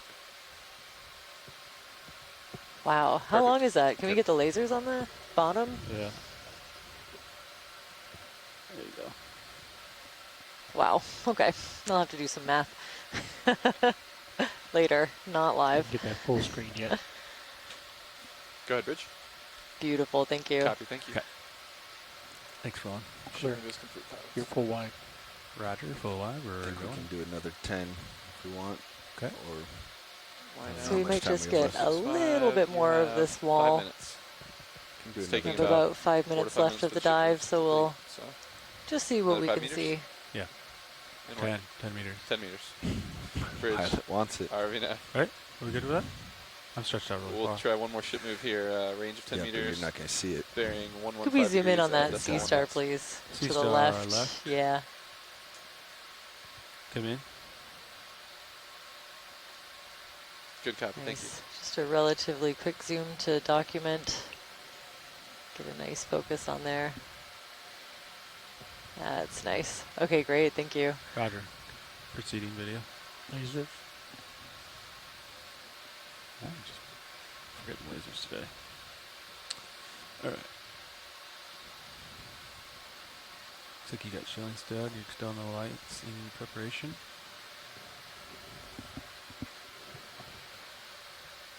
We'll be making that 15-minute call-out request in about 2 minutes. And ooh, Terraster, probably Terraster tessellatus. I think seeing that species here indicates that we're getting fairly shallow. And I do have a depth of 280. Okay. I had 285, 274.8. All of 3 and left. I'm going to keep going up, rolling. Okay.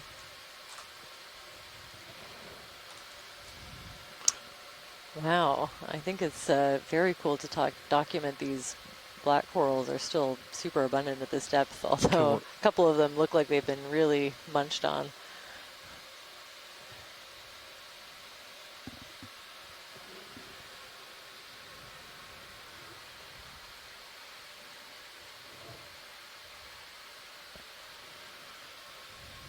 Wow. Oh, another one of those comb jellies with the rainbow iridescent combs.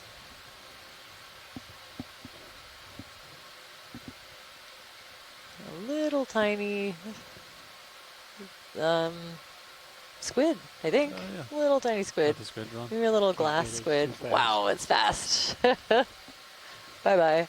There he goes. I would have moved. I wouldn't have been able to focus on it fast enough. Copy.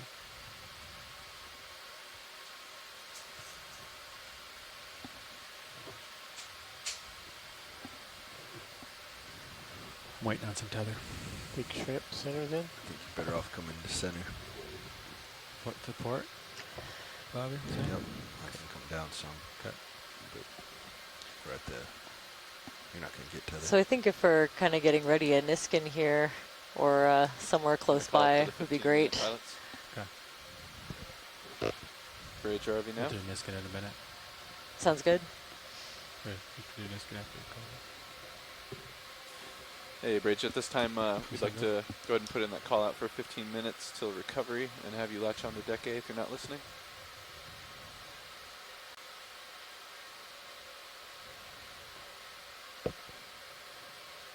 This has been a really interesting dive. So that yes, ma'am. Thank you. Coral abundance, yeah, the black corals really dominated this one in a way that I wasn't expecting. They were everywhere from the beginning of the dive. We did see some Primnoa, but you know, smaller, scattered, and not nearly as abundant as the black corals have been. So this Bathypathes got a thumbs up alaskensis for Niskin from survey. just everywhere. Yes, Niskin. We're ready for a Niskin. Launch lead is ready. Yep. 1 minute till setup. Hydraulics are on. We'll just set up after this Niskin. We're resetting.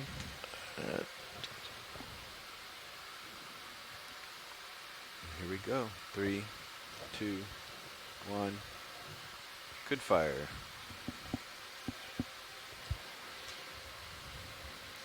All right, so I have sample ID EX2306-D09-04W.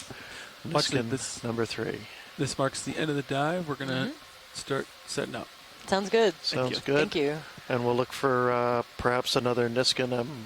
I'm seeing a deep scattering layer at 125 meters. 125. 125, copy.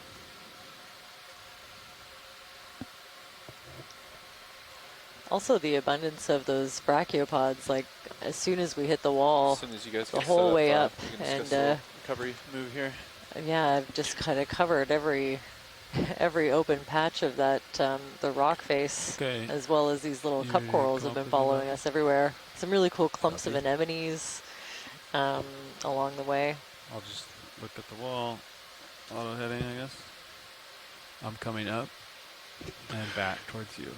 Yeah, so this wasn't part of the model you were looking at for that suggested a hotspot back at our original dive site. This was not in the model? Yeah, actually, or was it? No, the model didn't capture either of those sites. Okay. It doesn't go quite out this far into the channels. The one that we're looking at tomorrow is. Okay. Yeah. Okay. But there's definitely, you know, little hot spots all around a bunch of these channels. So, and there's some historic evidence in the other little inlet that we were looking at that suggested there were primnoa there. This one we knew very little about, and turns out that it has an incredibly dense population of those black corals. Some of the models are also limited in what people can reliably identify at sea if it's based on trawl data. Sometimes we kind of lump groups together. So I'm not sure that the black corals were included in that model. Mm-hmm. Okay. Yeah. This is a very cool data point to have. And definitely a good study site if anyone is studying Antipitherian anything. You know, there's a lot of different abundance, a high abundance area of Antipitherians. That one species is very cool to see. So you gotta go starboard, right? Take that turn out. Starboard. Okay. Well, we didn't see a lot of variation in the geology. I believe we were in the same unit the entire time. So it's a little bit of a puzzle what left this mound. This is apparently just a slightly more resistant part of this sedimentary unit, metasedimentary unit. Bridge RV net. And perhaps the explanation for that steep wall that we climbed up is bottom in just a minute. I'll let you know. That was just kind of the last. Wanted to confirm the might have been recovery adjacent to the last dying valley glacier. Of course, this area was much more. Copy that. Covered by more of a sheet of ice for most of the ice age, but perhaps there was a final stage of valley glacier that was moving through here that maybe wiped off the site of this, whereas perhaps a little bit more jointed or a little less resistant otherwise. It was certainly solid. It was, yeah, it was. Yeah, as we saw when we attempted our rock collection, they were all cemented in there. I'll turn port and finish it out. Yep. Okay.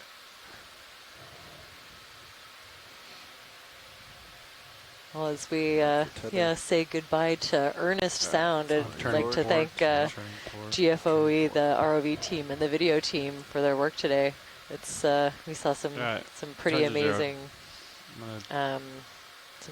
environments today. Okay. I'd also like to thank NOAA Ocean Exploration and the Okeanos Explorer for putting this putting everything together and making it happen. And thanks to our onshore scientists tuning in from home, we all benefit from your observations and expertise. And thanks also to the my lab mates in the in the lab back there. Going over every sample and making sure that it gets properly cataloged and where it needs to go is a pretty big job after most of these dives. Right. This one today we've taken it pretty easy on them. Yeah, a little bit later today. There's still should be some eDNA to process. Right. Yeah, and we got those a good sample of those brachiopods that will be really useful. But yes, a little bit lighter today, which is nice every now and then. We kind of sacrifice that for covering a bit more ground, and I am really glad we did, because we just got to, it was a pretty amazing feature to document. Say again. Surface current factor. It was 0.5 to the northwest. Stand by for an update. So we'll be taking one more Niskin in the deep scattering layer. I see you have the sounder out. Are you able to interpret it? I don't know. But I'm going to give it my best shot. I feel like we should be getting the hang of it at some point, but I sure don't. Well, I'm going with that. Are you okay with this one? Okay. Okay. Right. So where is that? Well, it's hard to see, but Not yet, there's we're still 100 setting up. and We'll be off I momentarily. can see 300, so I'm going with 125. Oh, there's 200 there. Yeah, but that's a different sensor. So Is it? Oh, 300. It are lines they all up. the same? Okay, so yeah, so there's 200. So 200. yeah, I'm going with 125-ish. I like it. Straight. I like it. Yeah, from both ends. All right, decimal 5 ahead through water. And thanks for talking rocks, JB. I always learn something when I watch through and take a little bit of an extra moment to look at the geology. ROVs are off bottom. Stand by. We'll be right back with you for. And as always, it's been nice listening to your descriptions of the varied creatures that we come across. Oh, thanks. I'm glad. But a couple little arrow worms to see us off.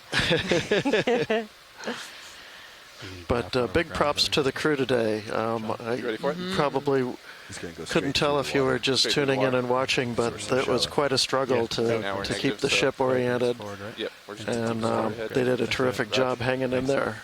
This was a tough place to dive on. Yes, at this time we'd like to surprisingly request that the ship move ahead decimal 5 knots through the water. Yeah, it's definitely a different set of challenges than the ones that we've been facing for the past week and a bit. So, yeah, it was definitely a very dynamic system, a lot going on. It's a very dramatic feature. Good copy, Bridge. Thank you. Pretty exciting to get a really good look at it. Pilot has to have soup, loud and clear.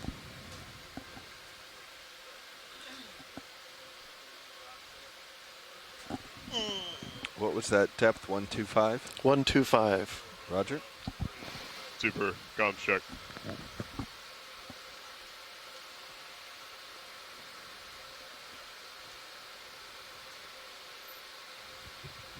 Bridge. Dive super. Comms check. Dive super, nav, just be advised, we just finished putting in some instructions for recovery. They may be still setting up with that. Copy that. Understood. I'll stand by.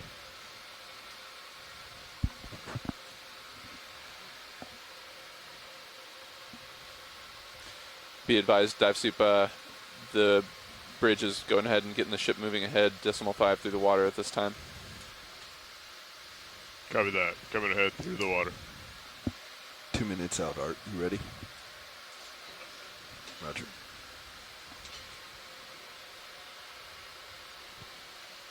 There we go. Starting to move here.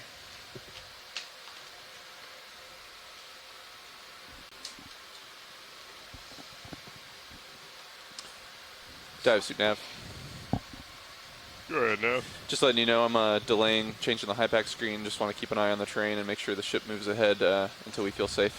Good copy. We'll stand by for that as well.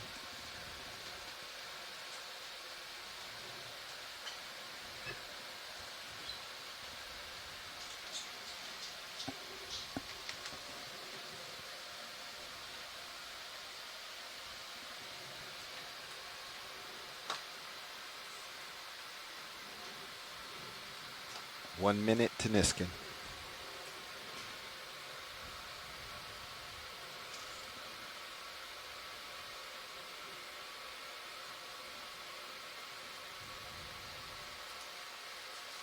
Starting to make tracks, looks like.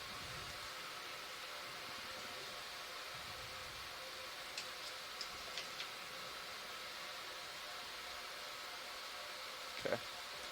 It's looking pretty good.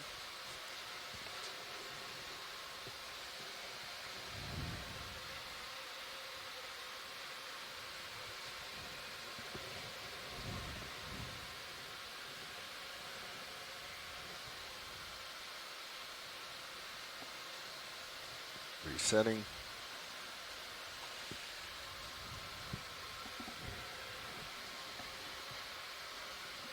Here we go, Niskin. In 2, 1, 0. Fire. Good fire.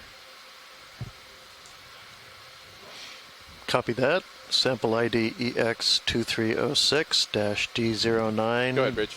-05W at 125 meters. Niskin bottle number 4. Good copy. Looks good on high pack. Appreciate that, Bridge. I think Dive Soup was checking in earlier. I let him know that we had just requested a lot of you guys, so if you want to check back in with him on deck A. Raj, thanks.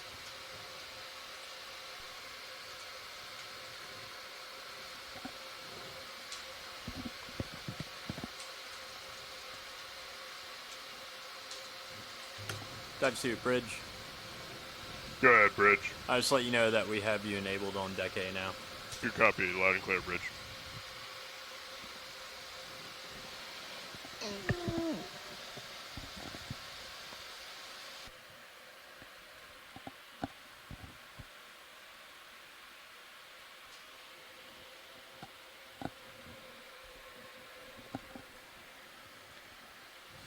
Seven 5 meters wire out.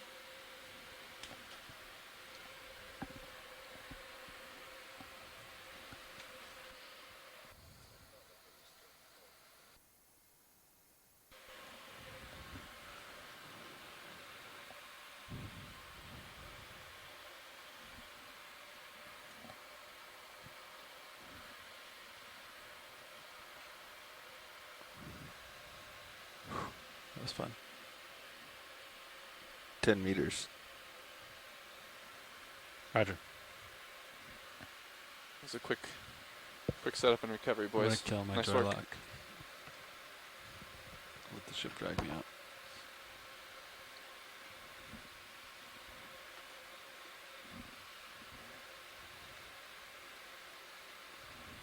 And easy stop on the winch. Holding 5-0.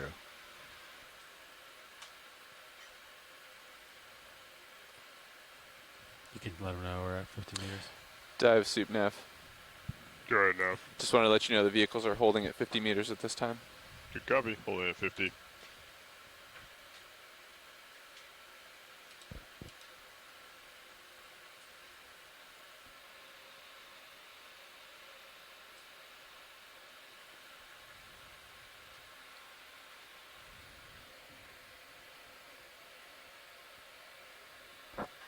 Nav, Dive Super. Go ahead, Dive Soup. Did you intentionally have sway be left in? I did. At this time, we have decimal 4 knots of current going athwart ships, coming from 299 or going to 299. Sorry. Copy that. Now that we're at 50, I'm going to go ahead and pass control back to the AFCON, and then we'll go ahead and take out that sway. Roger that.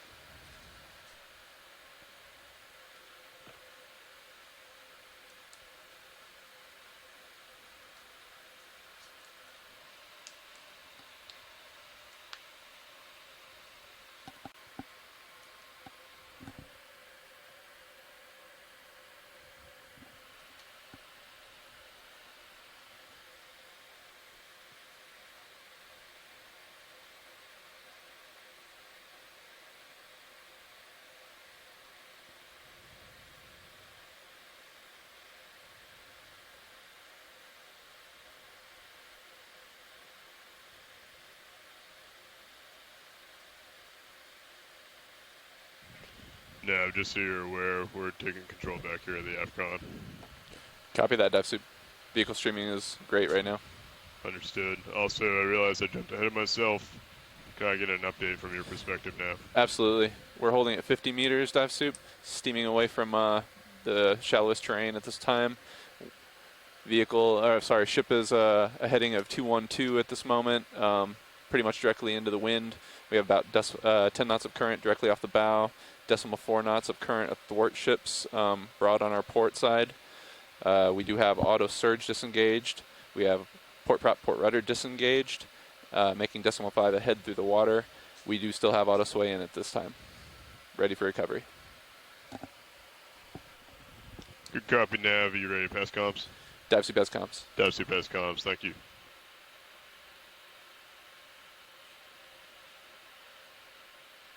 Nav, just so you're aware, we are going to take out sway at this time and zero out the laterals.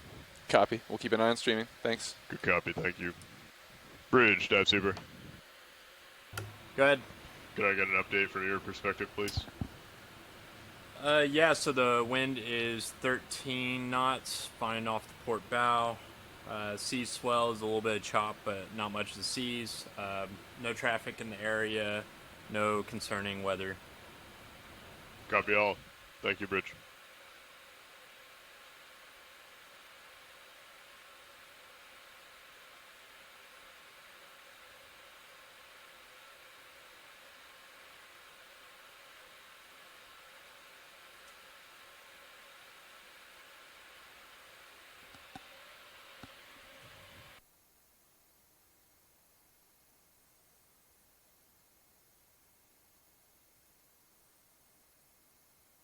Winch, dive super.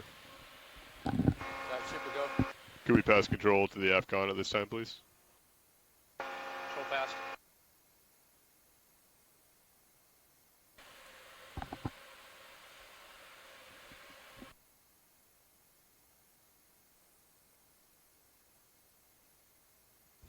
AFCON confirms control of the winch.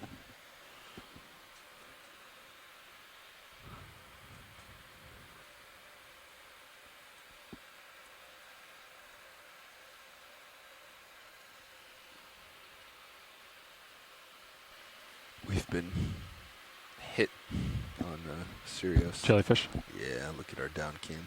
Yeah. It's all over the place. Pilots, that last Niskin was 125 meters, correct? Yeah. Thanks.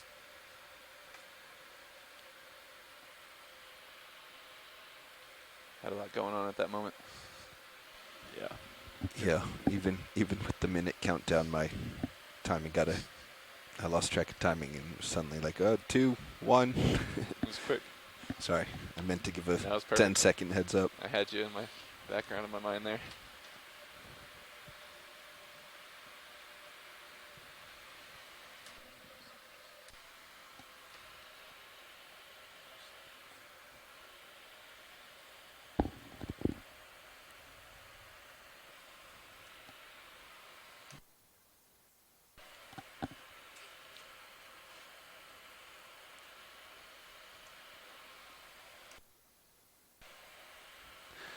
I moved the high voltage switch. If you want to move it back. I had to access those screws. Steady, steady. You know that those little ferrules are just hanging back.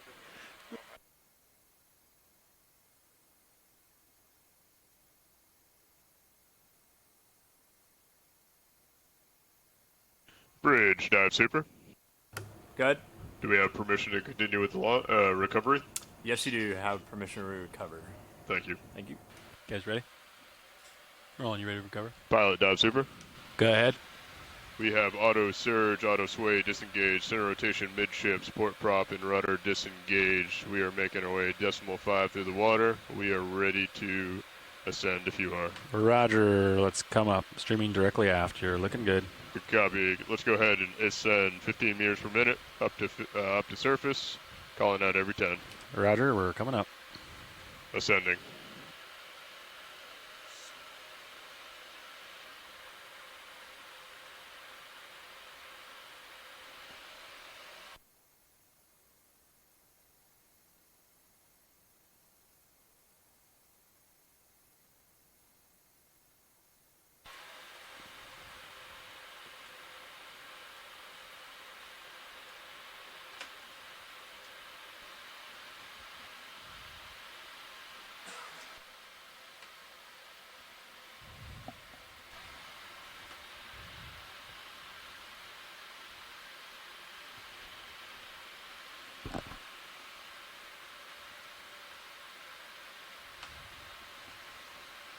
Oh.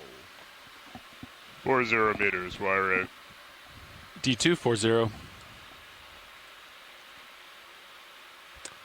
Don't know if we'll be able to see the ship this time with camera tilted all the way up.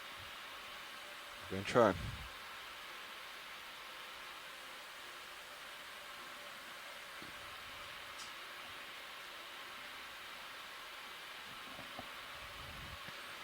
Looking for the shadow of the ship. Pumping 18 dB gain. Sirius. Roger. I always like to see it, know that we're streaming. 30 meters, wire out. Confirmation. D233. Trying to color correct.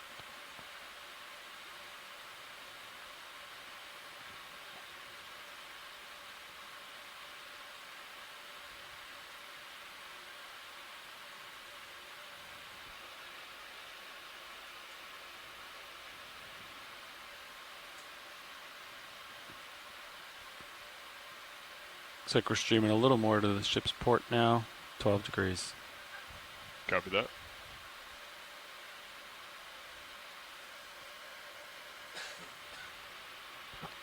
.20 meters, wire out. D2, 22, 22.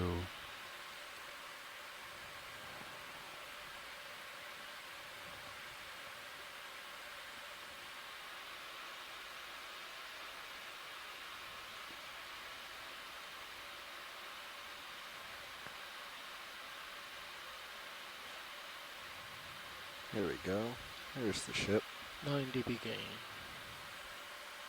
Right where we expect it.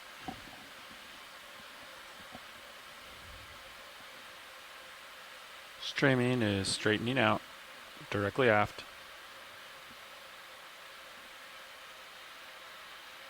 10 meters, wire out. D2, 11, 11 meters. 0 dB gain.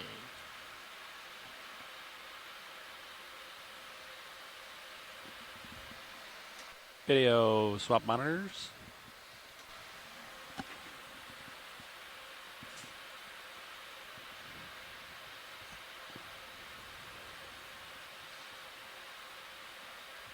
Okay, pilot, we got eyes on, directly aft. Looking good. Copy.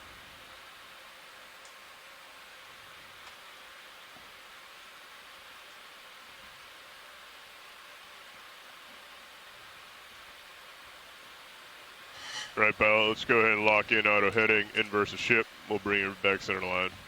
Auto heading in.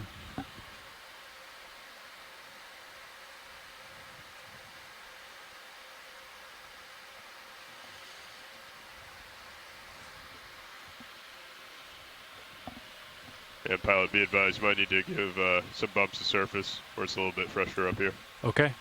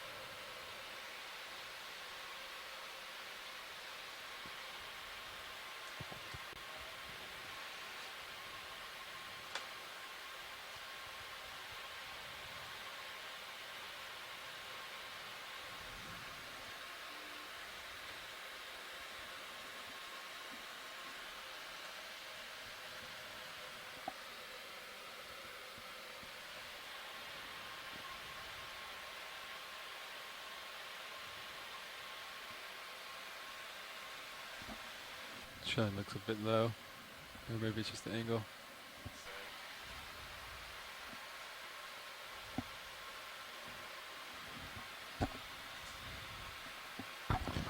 Rog. A little bit of shoulder up. A little bit of wrist right. Need some help here, Nev. You're muted. All right, deck, let's go ahead and recover serious. I'm gonna elbow. Shoulder up. Elbow down. Elbow down. Okay, coming back. Wrist right. Sorry, wrist left.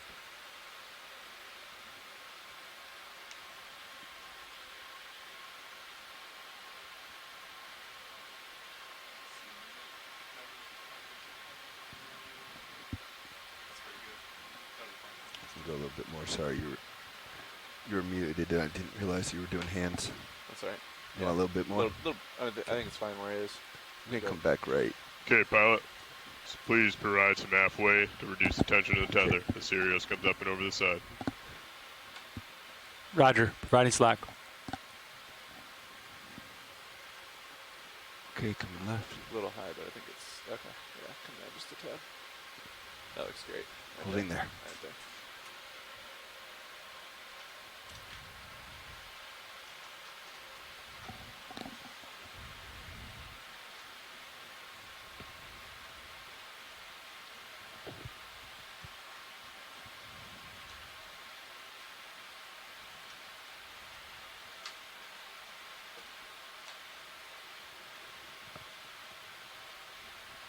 increase slightly if you can, pilot. Copy.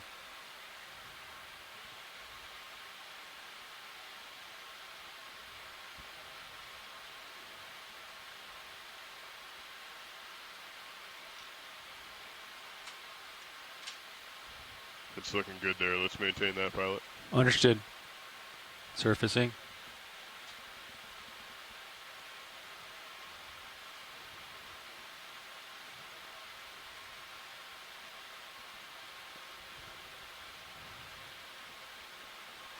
I'm holding 60% aft. It's working good.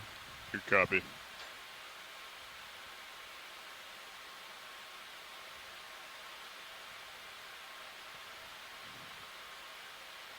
Right, pilot, we're reducing the ship's forward weight here slightly, be advised. Understood.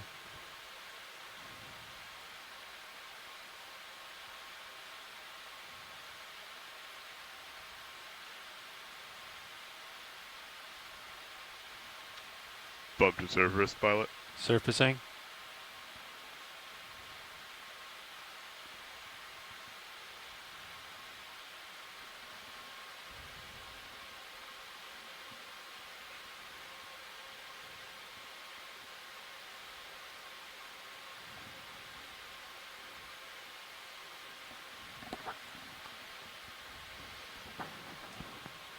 Sirius is in auto.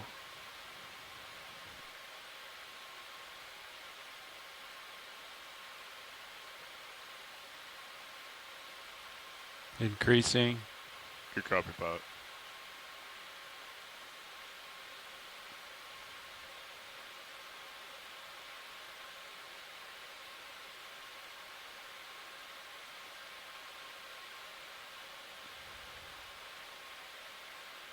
Easy. Back Winch. on it. Secure remote. Secure. Deck A-frame.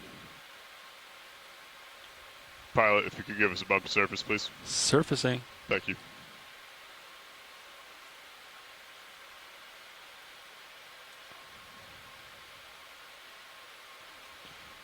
It's looking good, pilot. Let's maintain that halfway. Understood. Just until that last strap's on. Understood.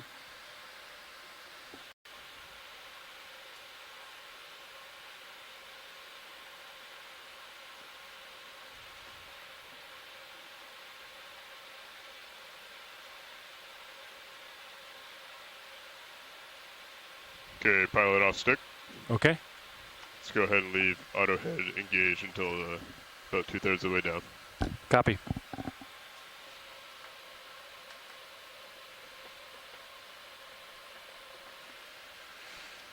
You could give us another bump to surface, pilot. Surfacing.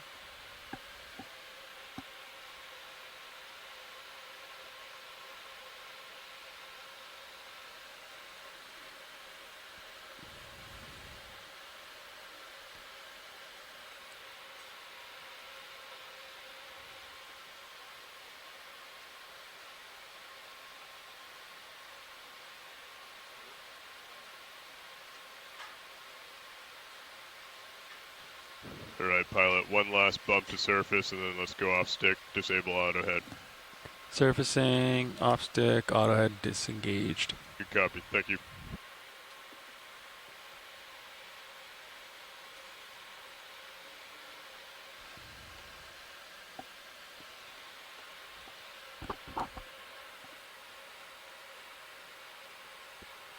Okay, pilot, lift line appears to be clear, daisy chain free. Can you confirm? Looks good to me. Good copy.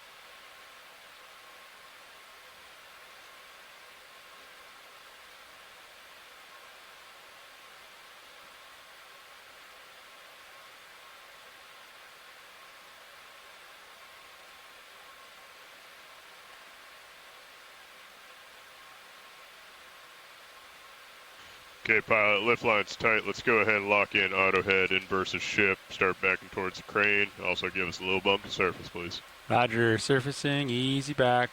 Auto head in. Looking good. We're walking you over to port. Copy. Surfacing.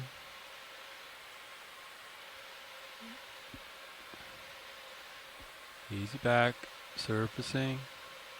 Looking good, pilot. Let's maintain what you're doing. Roger. Slight bump to the surface as you're doing. Roger.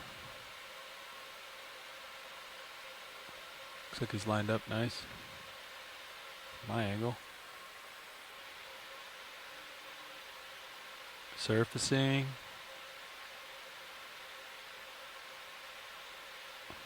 He's back. Surfacing, looking a little heavy. Looks good, pilot. Let's just keep coming straight back. Understood.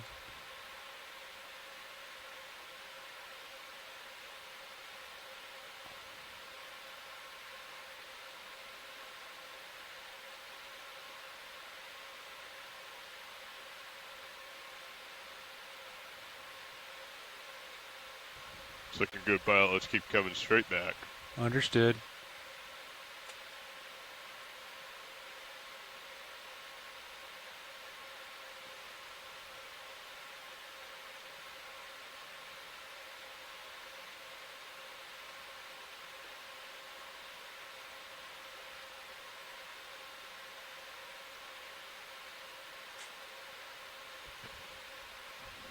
Looking good, pilot. One last bump to the surface, please.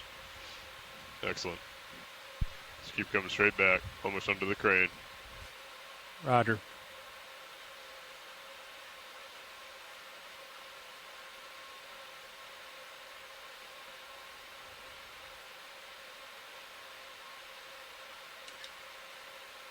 Turn my head if that's okay. Yep, you're coming under now. Let's go ahead. Slight touch to starboard. And hold it there for a second. All right, pilot off stick. Okay, I'm off stick.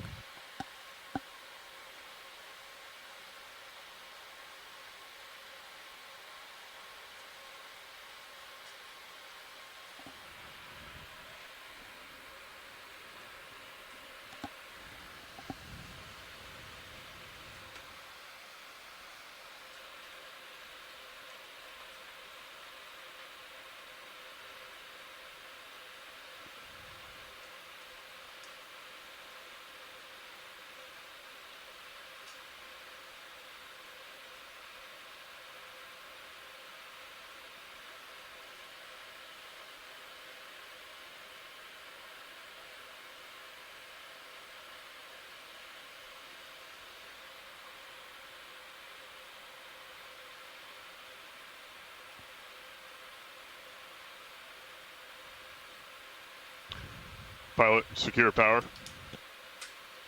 Deck, E-stop. Winch, knife switch. Knife switch.